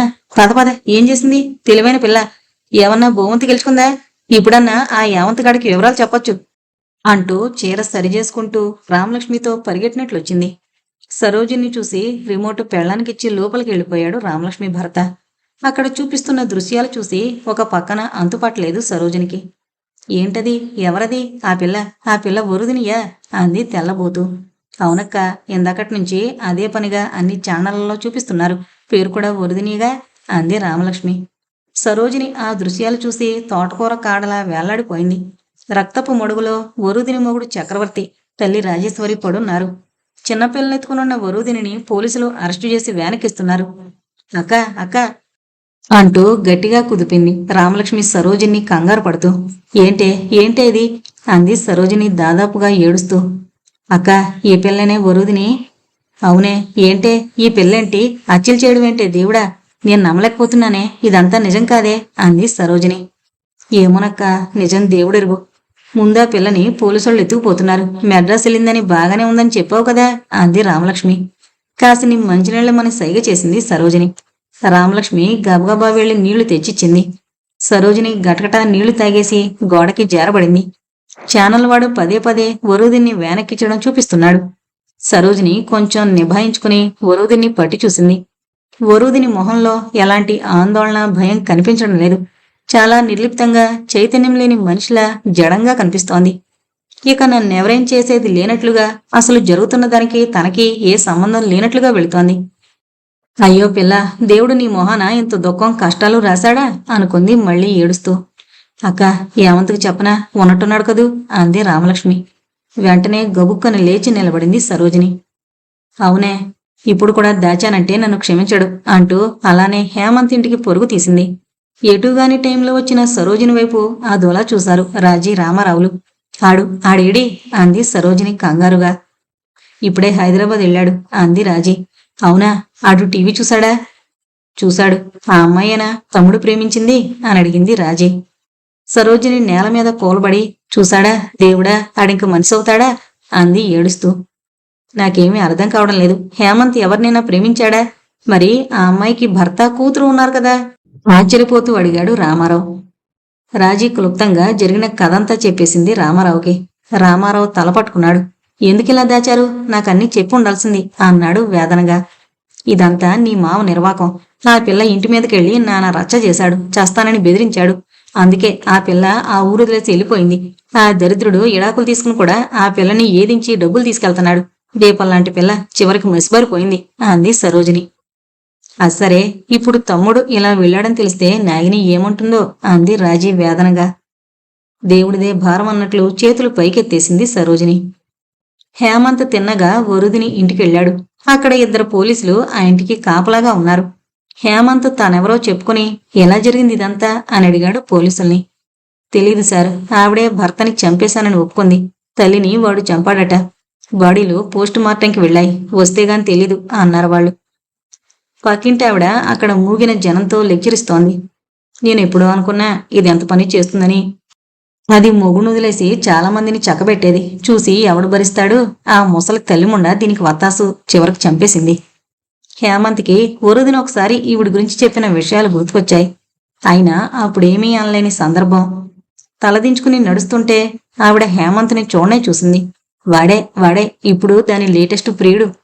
హేమంత్ వెనక్కి తిరిగి చూసి ఆమె దగ్గరగా వచ్చాడు. మీ గురించి వరుదిని చాలాసార్లు చెప్పింది. ఆమె నొసలు చిట్లించి ఎవరు నువ్వు అంది దూరంగా జరుగుతూ. నేనెవరో తెలియకుండానే చెబుతున్నారా? అంత పెద్దలున్న మీరు ఎప్పుడూ బలిలా గోడకు అంటుపెట్టుకుని ఉండడానికి ఇష్టపడుతుంటారని, మీ ఆయన పొద్దున్న కాఫీ ఇవ్వడంతో మొదలుపెట్టి రాత్రి మీ కాళ్లు పట్టి పడుకునే వరకు రెస్ట్ తీసుకోరని తెలియని వెదవాగుడు దేనికి? చచ్చే వయసు వచ్చినట్లుంది, రెస్ట్ తీసుకో. హేమంత్ మాటలకి ఆవిడ లోనికి పరిగెత్తింది. మిగతా వాళ్లు చల్లాచెదురయ్యారు. విజిటర్స్ అవర్స్ లో క్యూలో నిలబడ్డాడు హేమంత్. వరుదిని కోసం ఊపిరి బిగబట్టి 1000 కళ్లతో చూస్తున్నాడు. రకరకాల అభియోగాలు ఎదుర్కొంటున్న ఆడ ఖైదీల్ని రిమాండ్లో ఉంచే జైలది. గోలగోలగా ఉందక్కడ. ఆ భాష పరిస్థితులు ఘోరంగా ఉన్నాయి. వరుదిని అసలు తనని చూస్తుందా, వస్తుందా? టెన్షన్గా ఉంది హేమంత్కి. క్షణాలు యుగాల్లా లెక్కబెడుతున్న ఆ తరుణంలో చిత్రనెత్తుకునొచ్చింది వరుదిని. ఆ దృశ్యాన్ని చూసి విచలితుడైపోయాడు హేమంత్. చాలా నిర్లిప్తంగా మాసిన చుడీదారుతో రేగిన తలతో ప్రాణంలేని బొమ్మలా నడిచొచ్చింది వరుదిని. అంతసేపు బేగబెట్టిన దుఃఖం తన్నుకొచ్చేసింది హేమంత్కి. వరుదిని అతని కేసి నిర్లిప్తంగా చూసి, అసలెందుకొచ్చావు నువ్వు అంది నెమ్మదిగా. హేమంత్ ఆమె వైపు కోపంగా చూశాడు. ఏంటిది? ఎందుకిలా జరిగింది? నన్ను తప్పించుకుని ఎందుకు పారిపోయావు అన్నాడు. వరుదిని జవాబు చెప్పలేదు, తలదించుకుంది. వాలిన కళ్ళలోంచి 2 కన్నీటి బొట్లు మాత్రమే రాలాయి. హేమంత్కి పిచ్చిపిచ్చిగా ఉంది. చెప్పు, ఇప్పుడైనా చెప్పు, ఏం జరిగింది అసలు? నేను మంచి లాయర్ని పెట్టి నిన్ను విడుదల చేస్తాను, బెయిల్ మీద బయట తెస్తాను అన్నాడు ఆవేదనగా. వరుదిని నిర్లిప్తంగా నవ్వింది. వద్దు, బయట ప్రపంచం కన్నా ఇక్కడే బాగుంది నాకు, నేనెక్కడికి రాను. హతాశుడై చూశాడు హేమంత్. అవును హేమంత్, చాలా విసిగిపోయాను. నేనే ఈ హత్యలు చేశాను, అలాగే వాంగ్మూలం ఇచ్చాను. ఏ లాయర్లు వద్దు నాకు. హత్యలా? వరుదిని తలదించుకుంది. ఇంకా నువ్వు ఆవేశంలో ఉన్నావు, రేపొస్తాను, ప్రశాంతంగా జరిగింది చెప్పు, నన్నింకా ఏడిపించుకో. వరుదిని అతని వైపు అలానే చూసింది కొన్ని క్షణాలు. పెళ్ళయిందిగా, నన్నింకా మరిచిపోలేదా అని అడిగింది చిరునవ్వుతో. హేమంత్ ఆమెను నిశితంగా చూశాడు. 24 గంటల జైలు జీవితంలో ఆమె రూపురేఖలు మారిపోయాయి. ఎంతో ఉన్నతమైన కుటుంబంలో పుట్టి కొన్ని ఆదర్శాలు ఆశయాలున్న ఈమె ఆ భయంకరమైన నేరస్తుల మధ్య ఆ నీచమైన ఆహారం తింటూ ఆలోచిస్తుంటే మతిపోతోంది అతనికి. ఎంతలోనే టైం అయిపోయిందంటూ వార్నింగ్ వచ్చేసింది. సరే, రేపొస్తాను అన్నాడు హేమంత్ తప్పని స్థితిలో. హేమంత్, నాదో చిన్న కోరిక. చెప్పు కాదనవుగా. హేమంత్ జవాబు చెప్పలేదు. చిత్రని ఈ వాతావరణంలో ఉంచలేను. ఇక్కడ అన్నం వాసన వస్తోంది, తినడం లేదు. ఏదైనా హాస్టల్లో వేస్తావా? నా ఇల్లమ్మి చదివించు, ఇంట్లో పెట్టుకోకు, అపార్థాలు వస్తాయి. కొన్నాళ్ళకి మరిచిపోతుంది. నేనెవరో తెలియనివ్వకు. తల్లి నేరస్తురాలంటే పిల్లలు భరించలేరు. ఆ మాటలు విని హేమంత్ గుండె ముక్కలు ముక్కలైపోయింది. వెంటనే చిత్రను అందుకున్నాడు. ఫార్మాలిటీస్ పూర్తి చేసుకుని అతను హోటల్కి వచ్చేసరికి చాలా టైం పట్టింది. చిత్ర ఒరిదిని కోసం ఏడుస్తుంటే ఊరడించి అన్నం తినిపించడం చాలా కష్టమైంది అతనికి. ఆ రాత్రి చిత్రని కౌగులించుకుని తను ఏడుస్తూ పడుకున్నాడు హేమంత్. ఆ మర్నాడు కలిసిన వరుదిని నిర్ణయంలో ఎలాంటి మార్పు రాలేదు. చివరికి నిస్సహాయ స్థితిలో అతను చిత్రను తీసుకుని వైజాగ్ బయలుదేరాడు. చేతిలో బిడ్డను తీసుకుని వచ్చిన హేమంత్ని చూసి తెల్లబోయారు రాజీ రామారావులిద్దరూ. విషయం అర్థమవుతున్నా ఇది ఎంతటి రాద్ధాంతానికి మూలమవుతుందో తెలియని స్థితి. పాపకి పాలుపట్టు. హేమంత్ గొంతులోని స్థిరత్వం చూసి బెదిరింది రాజీ. పాపం తీసుకెళ్ళింది.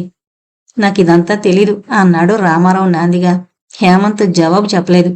లేచి వెళ్లి గోడకి వేలాడుతున్న సుందరం ఫోటో పీకి బయటికి విసిరేశాడు. బళ్ళున పగిలిన శబ్దానికి రాజీ చిత్రాన్ని చాంకనేసుకొచ్చింది. ఏదో అందామనుకున్న రాజీని సైగ చేసి వారించాడు రామారావు. పాపని నాకిచ్చి అదంతా తుడిచి బయట పారబోయ్ అన్నాడు భార్యతో. రాజీ పాపని రామారావుకిచ్చింది. ముందెళ్ళి సరోజిని ఆంటీని పిలుచుకురా అన్నాడు హేమంత్. ఆ గొంతులో ఇప్పుడొక అధికారం, తెగింపు వినబడుతున్నాయి. రాజీ చీపురక్కడ పడేసి గబగబా సరోజిని ఇంటికెళ్ళింది.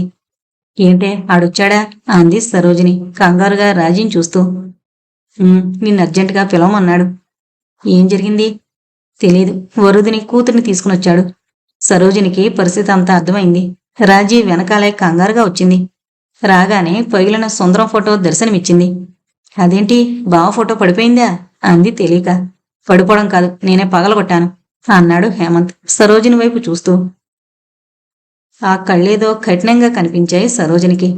అయ్యో, ఎంతైనా కన్న తండ్రి అని సణగబోయింది చిన్నగా. ఆంటీ, ఆ కథలు మొదలెట్టకు. కామంతో కళ్ళు మూసుకుని చేసే పనులకు పుట్టిన పిల్లలం మేము. అతను ఎన్నడూ తండ్రి బాధ్యత స్వీకరించి ఎరగడు. అమ్మని పశువులా వాడుకుంటుంటే నిస్సహాయతతో భరించాం. నిష్కారణంగా వరుదిని బతుకు నాశనం చేశాడు కదా ఆంటీ. వరుదిని ఇప్పుడక్కడ జైల్లో. నీకు తెలుసా ఆంటీ జైలు ఎలా ఉంటుందో? నాకు పిచ్చెక్కిపోతుంది ఆంటీ. ఐ లవ్ వరుదిని అంటూ దుఃఖం ఆపుకోలేక సరోజిని ఒళ్ళో తలపెట్టుకుని వెక్కెక్కి ఏడ్చాడు హేమంత్. సరోజిని నిస్సహాయంగా అతని తల నిమురుతూ కూర్చుంది. 10 నిమిషాల తర్వాత లేచి కూర్చుని, బట్టలు సర్దుకో ఆంటీ, మనం శ్రీకాకుళం వెళదాం అన్నాడు సరోజినితో. ఎందుకు అని ప్రశ్నించే ధైర్యం లేదు సరోజినికి. మౌనంగా చూస్తూ కూర్చుంది. రామారావే తెగించెడిగాడు. చిత్రని ఏదైనా హాస్టల్లో. అతని మాట పూర్తి కాకుండానే సరున పడగబట్టిన తాచుపాములా రామారావు వైపు తిరిగి చూశాడు హేమంత్. అది జరగదు. పోనీ నేను పెంచుతాన్రా తమ్ముడు అంది రాజీ ముందుకొచ్చి. కుదరదు. నేను చిత్రని ఎవరికివ్వను. ఈ రోజు నుండి చిత్రకన్నీ నేనే. నా బ్రతుకు చిత్ర కోసమే. ఎవరి వల్ల వరుదిని బ్రతుకు నాశనమైపోయిందే వాళ్ళే ఈ బాధ్యతలను స్వీకరించాలి. సరోజిని చిన్నగా అంది. మరి నాగిని వస్తే గొడవవుతుందేమో. హేమంత్ విరక్తిగా నవ్వాడు. జరిగింది చెబుతాను, సహృదయంతో వింటుందని నమ్ముతున్నాను. వినకపోతే అని అడగలేదు సరోజిని. ఇప్పుడిక జరిగేది చూడడమే. సరే అంటూ పైకి లేచింది. రాజీ భుజం మీద అలిసి అమాయకంగా నిద్రపోతున్న చిత్రనెత్తుకుని తన గదిలోకి వెళ్తున్న హేమంత్ని బాధతోనూ ఆశ్చర్యంతోనూ చూశారు రాజీ రామారావులు. మమతను తీసుకునొచ్చిన సుశీల విజిటర్ కౌంటర్ దగ్గర నిలబడి అప్పుడే వచ్చిన వరుదిని చూసి నివ్వెరపోయింది. ఆ వెంటనే ఆమె కళ్ళు గండిపడిన చెరువులయ్యాయి. ఏంటిది వరుదిని, ఏం జరిగింది? నాకెందుకు ఇదంతా ఎందుకు చెప్పలేదు? నేను నిన్ను ఎలాగో కాపాడుకునేదాన్ని. నిన్ను కూతురులా ప్రేమించానే, నన్ను పరాయిదానిగానే భావించావా అంటూ వలవలా ఏడ్చింది సుశీల. మమత కళ్ళు కూడా అవిరామంగా వర్షిస్తున్నాయి. వరుదిని శుష్కంగా నవ్వింది. ఆమె మొహంలో ఎలాంటి బాధ గోచరించడం లేదు. అన్నింటికీ అతీతురాల్లా భావాతీతంగా ఉంది. ఇప్పటికైనా మీకు అర్థం కాలేదా అంటే నేను దైవోపాతురాల్ని. మీలాంటి ప్రేమమై అండ కూడా నన్ను కాపాడలేకపోయింది. వదిలేండి ఆంటీ అంది నిదానంగా. ఆ మాట విని హతాసురాలైంది. వదిలేయడమా? పువ్వులాంటి నిన్ను జైలు పాలు చేయడమా? చెప్పు, అసలేం జరిగిందో చెప్పు. ఎంత ఖర్చైనా పర్వాలేదు. మంచి లాయర్లను పెట్టి నేను రక్షించుకుంటాను అంది సుశీల ఆవేశము దుఃఖము కలగలిపిన గొంతుతో. వద్దంటే హేమంత్ కూడా చాలా బ్రతిమలాడాడు. నాకు ఈ జైలే సుఖంగా ఉంది. బయట క్రూర జంతువులతో పడిన బాధలు చాలు. హేమంత్ వచ్చాడా? అవునన్నట్లు తలోపింది వరుదిని. సరే, పాపేది? పాపని నేను పెంచుతాను అంది సుశీల చిత్ర కోసం చూస్తూ. హేమంత్ తీసుకెళ్లాడు. అతనికి అప్పచెప్పాను. నా మీద నమ్మకం లేకపోయిందా? నిష్ఠూరంగా అంది సుశీల. అంత మాట అనకండి. మీకు ఈ వయసులో చిత్రబాధ్యత అప్పగించడం ధర్మం కాదనిపించింది. అర్థమైనట్లుగా తల పంకించింది సుశీల. ఇప్పుడిక నేనేం చెయ్యాలి? అంది వేదనగా. ఏం చెయ్యాలో చెప్పనా ఆంటీ? చెప్పు. తప్పక చేస్తారా? ఒట్టు? అంత మాట కర్లేదు. మీ మీద నమ్మకం ఉంది. మమతను తీసుకెళ్లి మీ దగ్గర ఉంచుకోండి. ఒక చేయలేక ఆమె బ్రతకడం దుర్లభం. నా మాట వింటారా? ఆ స్థితిలోనూ తనకి అన్యాయం చేసిన మమత మేలు కోరుతున్న వరుదిని చూసి తెల్లబోయింది సుశీల. మమత తల మరింత భూమిలోకి దిగిపోయింది సిగ్గుతో. వరు, అమ్మ నాకు ప్రతి నెలా డబ్బు పంపిస్తున్నారు అంది కన్నీళ్లతో. ఇంత కష్టంలోనూ మమత గురించి ఆలోచిస్తున్నావా అని తెల్లబోయింది సుశీల. అలాగేనంటూ తలూపింది భారంగా. నాగిని తీసుకునొచ్చిన వసుంధర ఆ ఇంటి వాతావరణం చూసి కొంత తెల్లబోయింది. హేమంత్ క్యాంపుకి వెళ్లడంతో సరోజిని చిత్రాన్ని స్కూల్కి తయారు చేస్తోంది. వాళ్ళని చూసి కంగు తిన్న సరోజిని నవ్వు తెచ్చుకుని, రండి రండి, ఇప్పుడైనా రావడం. ఆరోగ్యం ఎలా ఉందమ్మా నాగిని అని అడిగింది నాగిని వైపు చూస్తూ. ఆ మాటకి జవాబు ఇవ్వకుండా, ఈ పిల్లదా ఎవరు? మీరిక్కడదా ఏం చేస్తుండ్రి అని అడిగింది వసుంధర సూటిగా. నాకు కూడా ఏం చెప్పలేదు వసుంధర, చిన్న పనుందిరా అంటే వచ్చాను అంది సరోజిని అబద్ధమాడుతూ. నమ్మమందురా అంది వసుంధర. అది నీ ఇష్టం అంది సరోజిని మొండిగా. ఇంతలో నౌకరొచ్చి చిత్రాన్ని స్కూల్కి తీసుకెళ్లాడు. వసుంధర కూతురు వైపు చూసింది. చూస్తివా నీ మగడి భాగవతం? పిల్లని స్కూల్లో కూడా వేసిందంటే అదిప్పుడు ఇక్కడదా తిష్టవేయనని నీకు తెలుస్తోందా అంది. నాగిని అయోమయంగా చూసింది తల్లివైపు. బావని రానివమ్మ, అడుగుదాం అంది మెల్లగా. అవును, కంగారు పడకు వసుంధర. ఏ స్నేహితుడు కూతురో, వాళ్ళకి ఏ కష్టం వచ్చి తీసుకొచ్చాడో అంటూ సరదపోయింది సరోజిని. ఏం స్నేహితురాలు కాకూడదా అంటూ వెటకారంగా సరోజిని వైపు చూసింది వసుంధర. ఆ మాటతో నాగిని కళ్ళ నిండా నీళ్లు నిండాయి, పెదవులు కంపించాయి. ఆ పిల్లని నీ అనుమానాలతో ఏడిపించుకో, ముందెళ్ళి స్నానాలు చేయండి, టిఫిన్ తిందిరుగాని అంది సరోజిని మాట మారుస్తూ. వాళ్ళిద్దరూ అసహనంగానే లేచారు. ఆ రాత్రి వరకు వాతావరణం బిగుసుకునే ఉంది. సరోజిని తన గదిలో బిక్కుబిక్కుమంటూ కూర్చుంది. తానెప్పుడూ తల వంచి ఏ పరిస్థితులకి దొంగలా నిలబడలేదు. ఇప్పుడు ఆ పరిస్థితి వచ్చి పడింది. కక్కలేక మింగలేక అన్నట్లుగా ఉందామె గతి. రాత్రి 10 గంటలవుతుండగా వచ్చాడు హేమంత్. అప్పటికే చిత్రాన్ని నిద్రపుచ్చింది సరోజిని తన గదిలో. హేమంత్ వస్తూనే చిత్ర భోంచేసిందా అని సరోజిని అడగడంతో చిరెత్తుకొచ్చింది నాగినికి. మేం వచ్చాం, కనబడుతోందా అని వెటకారంగా అడిగింది నాగిని. హేమంత్ మాట్లాడలేదు. ఆరోగ్యం ఎలా ఉంది అని మాత్రం పొడిగా అడిగాడు. చాలా సంతోషం ఆ మాత్రం అడిగినందుకు. ఇంతకీ ఆ పిల్లెవరు అంది నాగిని. అంతా చెబుతాను, ముందు భోజనం పెట్టు. నాగిని అసహనంగా వడ్డించింది. హేమంత్ భోజనం కాగానే నా గదిలోకి రా అన్నాడు నాగిని. నాగిని తల్లివైపు చూసింది. వెళ్ళు అన్నట్టుగా సైగ చేసింది వసుంధర. ఏం రాద్ధాంతం జరుగుతుందో అని గుండెదడతో చూస్తూ కూర్చుంది సరోజిని. నాకు అబద్ధాలు చెప్పడం రాదు, చెప్పలేను. జరిగిన దాంట్లో ఎవరి పొరపాటు ఎంతుందో నువ్వే ఆలోచించు అంటూ పోసుకొచ్చినట్లుగా జరిగిందంతా చెప్పేశాడు హేమంత్. అంతా విన్న నాగిని వెక్కెక్కేడ్చింది. హేమంత్ ఆమె వైపు నిస్సహాయంగా చూశాడు. నాగిని, నేను తప్పు చేసుంటే క్షమించు. చిత్ర వల్ల నీకెలాంటి నష్టమూ జరగదు. ఒక అనాథని చేరదీశాననుకో అన్నాడు ఓదార్పుగా ఆమె గెడ్డం పట్టుకుని. నాగిని నిజంగానే నాగిని అయింది. బుస కొడుతూ లేచి నిలబడింది. నీకు పుట్టిన ఒక అక్రమ సంతానాన్ని నేను చేతకందల్లా పెంచాలా? ఈ ఇంట్లో నేనన్నా ఉండాలి, అదన్నా ఉండాలి అంటూ తలుపు తీసుకుని పెద్దగా ఏడుస్తూ తల్లి ఒడిలో పడుకుని, అమ్మా నా గొంతు కోసారే, ఆ పిల్ల బావ కూతురే అని రాద్ధాంతం చేసింది. అంతే. వసుంధర తోక తొక్కిన తాచులా నేనుదా అనుకుంటూనే ఉంటిని. వీడిదా పెళ్లిలో ఏడుస్తానే ఉండిడి. ఇంత దాచి నా కొంప ముంచుదిరా అంటూ ఆసువుగా తిట్టిపోసింది. సర్ది చెప్పాలనుకున్న సరోజిని తిట్టింది. నీవుదా ఈ డ్రామా డైరెక్టర్వి, నీకంతా తెలుసు అని తిట్టి ఎంత చెప్పినా వినకుండా కూతుర్ని తీసుకుని వెళ్ళిపోయింది. హేమంత్ వాళ్ళని ఆపరా అంది సరోజిని గాబరాగా. హేమంత్ ఆ ప్రయత్నం చేయలేదు.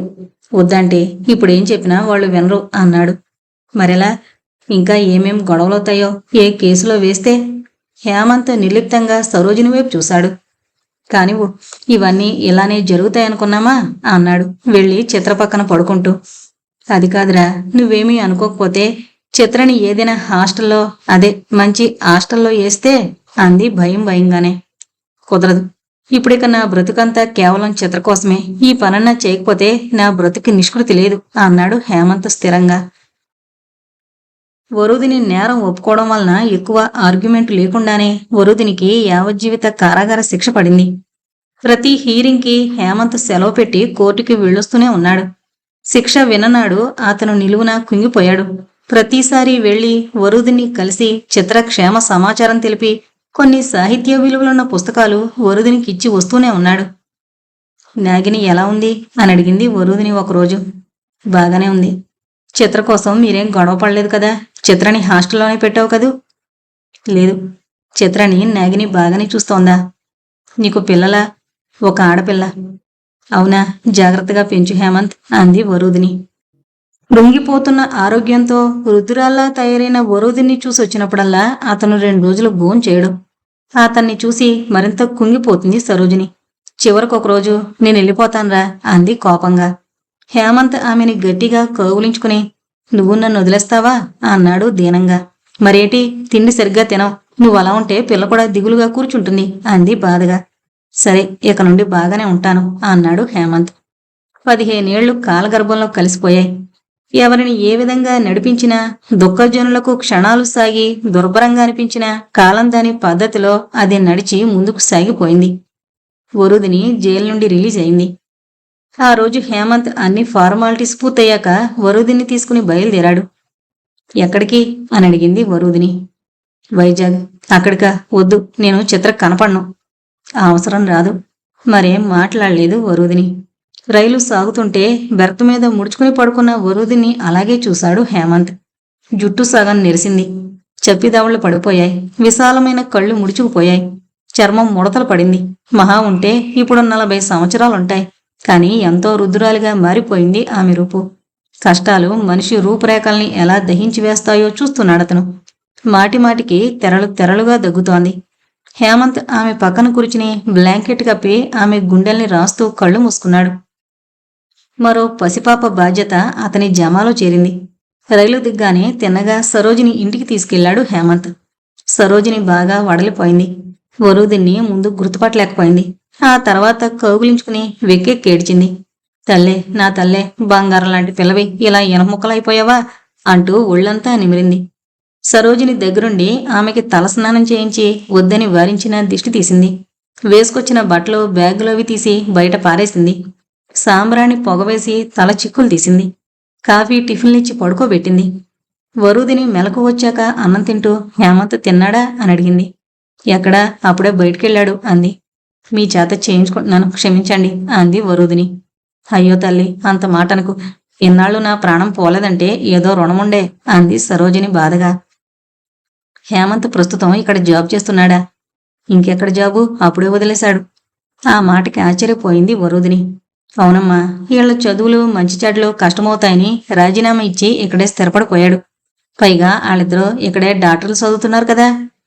ఆ మాట విని ఆమె కళ్ళు మెరిశాయి.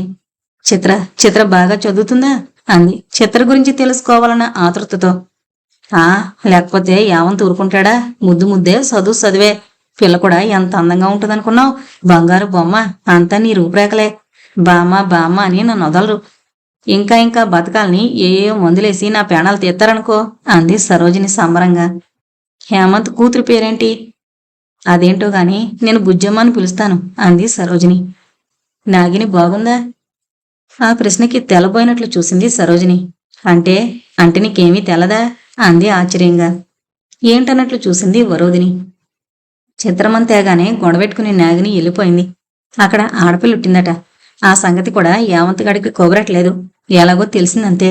పిల్లకి 3వ ఏడనగా అనుకుంటా వాళ్ళమ్మ వసుంధర పిల్లని తీసుకుని వచ్చింది. డెలివరీలోనే నాగిని చచ్చిపోయిందని, 3 ఏళ్లు ఎలాగో పిల్లని సాకానని, ఇక తన వల్ల కాదని పిల్లని అప్పచెప్పి యావంతికి క్షమాపణలు చెప్పి వెళ్ళిపోయింది.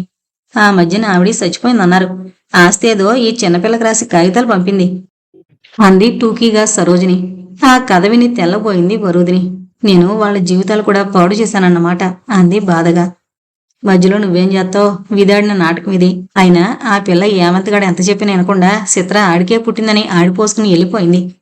చాలాసేపు అలానే స్తబ్దుగా కూర్చుండిపోయింది వరుదిని.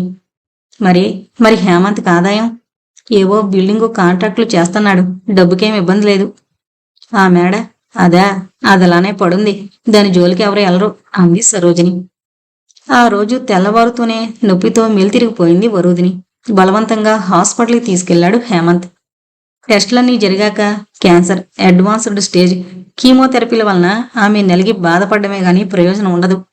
డాక్టర్ల మాటలకి మరింత కృంగిపోయాడు హేమంత్. ఇంటికొచ్చాక మెల్లగా చెప్పింది వరుదిని. హేమంత్, నా కోసం వృధా ప్రయత్నాలు చేసి ప్రయాసపడకు. అలసిపోయాను. ఈ ప్రాణం సాగిపోని. ఆఖరి మధ్యలో చేరడానికి అడ్డుపడకు. నేను నీకెంతగానో రుణపడున్నాను. ఏ క్షణం నన్ను చూసావో నా కష్టాలు నిన్ను కూడా చుట్టుకున్నాయి. కన్న తండ్రి చంపేబోయాడు. అడ్డుకున్న అమ్మని హత్య చేశాడు. దిక్కులేని పరిస్థితుల్లో అక్కడే దొరికిన కత్తెరతో పొడిచేశాను. భర్తని తల్లిని చంపిన భార్యగా ముద్ర వేశారు.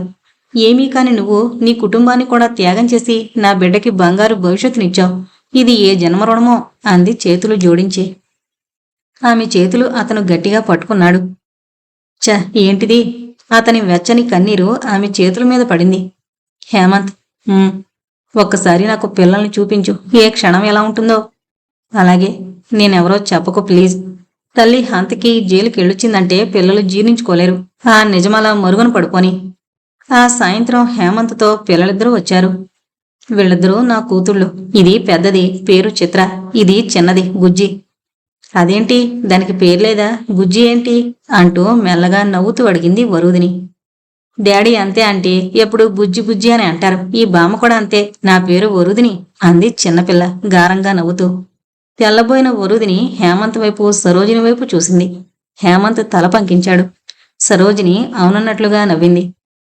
చిత్ర, ఒకసారి ఆంటీ పల్స చూడు. పక్కన కూర్చో. ఆంటీ మనకి చాలా కావలసిన వాళ్ళు, తల్లితో సమానం అన్నాడు హేమంత్. చిత్ర వెంటనే వరుదిని పక్కన కూర్చుంది ప్రేమగా. ఆంటీ, బాధపడకండి. నేను డాక్టర్ అయ్యాక మిమ్మల్ని బాగా చూసుకుంటాను అంది చిత్ర వరుదిని చేతినందుకుని పల్స్ చూస్తూ. ఒక్కసారి చొచ్చుబడిన వరుదిని ఒంట్లో నాడులన్నీ శృతి చేసిన తంత్రుల్లా ప్రేమనాదాన్ని పాడాయి. పరిస్థితులు మరచి కూతుర్ని అక్కును చేర్చుకుంది ఆర్తిగా. చిత్ర, చిత్ర, ఐ లవ్ యూ అంది బొగ్గన ముద్దుల వర్షం కురిపిస్తూ. మరీ నన్ను పెట్టుకోరా అని పక్కన చేరింది బుజ్జి. వరుదిని బుజ్జిని కూడా కౌగులించుకుని ముద్దులు పెట్టింది. ఇద్దరూ రత్నాలు. థ్యాంక్యూ హేమంత్, థ్యాంక్యూ అంది పెళ్ళుబుకిన సంతోషంతో వరుదిని చెమర్చిన కళ్ళతో. హేమంత్ చిరునవ్వుతో తల పంకించాడు. సారీ సారీ, నేను షాబీగా ఉన్నాను. చిరాకు పడ్డారా అంది వరుదిని దూరంగా జరుగుతూ. మేము డాక్టర్లమంటే అలాంటి భావాలుంటే ఈ వృత్తికే పనికిరాం. సరే, ఇప్పుడు మేము మిమ్మల్ని ముద్దు పెట్టుకుంటాం, సరేనా అంటూ వాళ్ళిద్దరూ వరుదిని చెంపల మీద ముద్దులు కురిపించారు. చాలు చాలు అంటూ మెల్లగా చేతులు అడ్డం పెట్టింది వరుదిని. హేమంత్ అనుజ్ఞ ప్రకారం వాళ్ళిద్దరూ వరుదిని కాళ్ళకి దండం పెట్టి సాగిపోతుంటే కనిపించినంత మేర తృప్తిగా చూసుకుంది. వరుదిని కళ్ళలో మెరుపు చూసి తృప్తి పడింది సరోజిని. ఆ రాత్రి వరుదిని బాధతో మెలికలు తిరుగుతోంది. ఒకసారి పట్టలేక గట్టిగా అరిచింది. సరోజిని రివ్వున ఆ గదిలోకి వెళ్ళింది. ఆంటీ, ఆంటీ అంది ఆయాసంగా. ఆంటీ, ఒకసారి హేమంత్ని పిలిపించరు? సరోజిని హేమంత్ కొనిచ్చిన సెల్ఫోన్తో హేమంత్కి ఫోన్ చేసింది. అరగంటలో కారులో పరిగెత్తుకొచ్చాడు హేమంత్. పద, హాస్పిటల్ తీసుకెళ్తాను అన్నాడు వరుదిని లేవదీయబోతూ. వరుదిని వద్దని చేతులతోనే వారించింది. అతన్ని పక్కన కూర్చోమని సైగ చేసింది. హేమంత్ మంచం మీద కూర్చుని ఆమె తలని ఒడిలో పెట్టుకున్నాడు. ఆమె ఆయాసం కొద్దిగా తగ్గింది. ఆమె అతని చేతిని గట్టిగా పట్టుకుంది. హేమంత్, దేవుడు అప్పుడప్పుడు దయామయుళ్లా ప్రవర్తిస్తాడు కదూ. ఇప్పుడు నిజంగా నీ చేతుల్లో. హేమంత్ చటుకున ఆమె నోరు మూశాడు. అతని చేతిని పక్కకు తోసేసి, నన్ను మాట్లాడినివ్వు హేమంత్, మాట్లాడినివ్వు, లేకపోతే ఇంకెప్పటికీ నా మాటలు బయటికి రావు. ఆమె ఆయాసపడుతూనే చెబుతోంది. నిజంగా నాకు మగవాళ్ల ప్రేమల మీద నమ్మకం లేదు హేమంత్.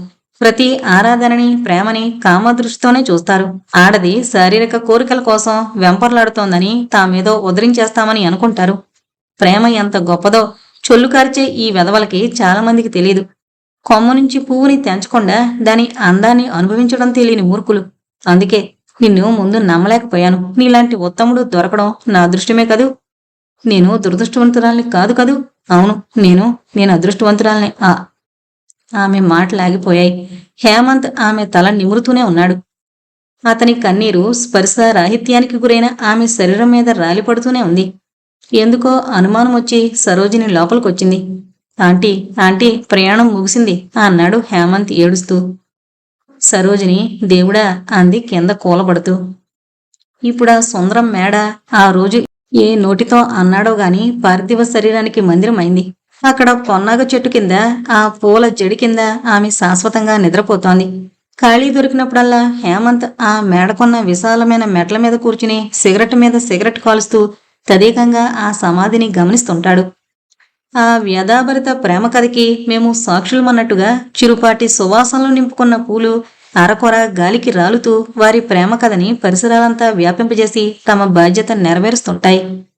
అన్నట్లు ఇప్పుడు ఆ సమాధి పక్కన మరొక అనురాగమూర్తి సమాధి కూడా వెలిసింది. ఆ ఇద్దరూ తన జీవితంలో నింపిన వెలుగుల్ని గుర్తు చేసుకుని ఇంటికి మరలిపోతుంటుందా హేమంతం. ఇంతటితో నిదురించే తోటలోకి అనే నవల కంప్లీట్ అయిందండి. ఈ నవల మీద మీ అభిప్రాయాలేంటో నాకు కామెంట్స్ రూపంలో తెలియజేయగలరు. ముందుగా మన ఛానల్ను సబ్స్క్రైబ్ చేసుకోండి. Thank you.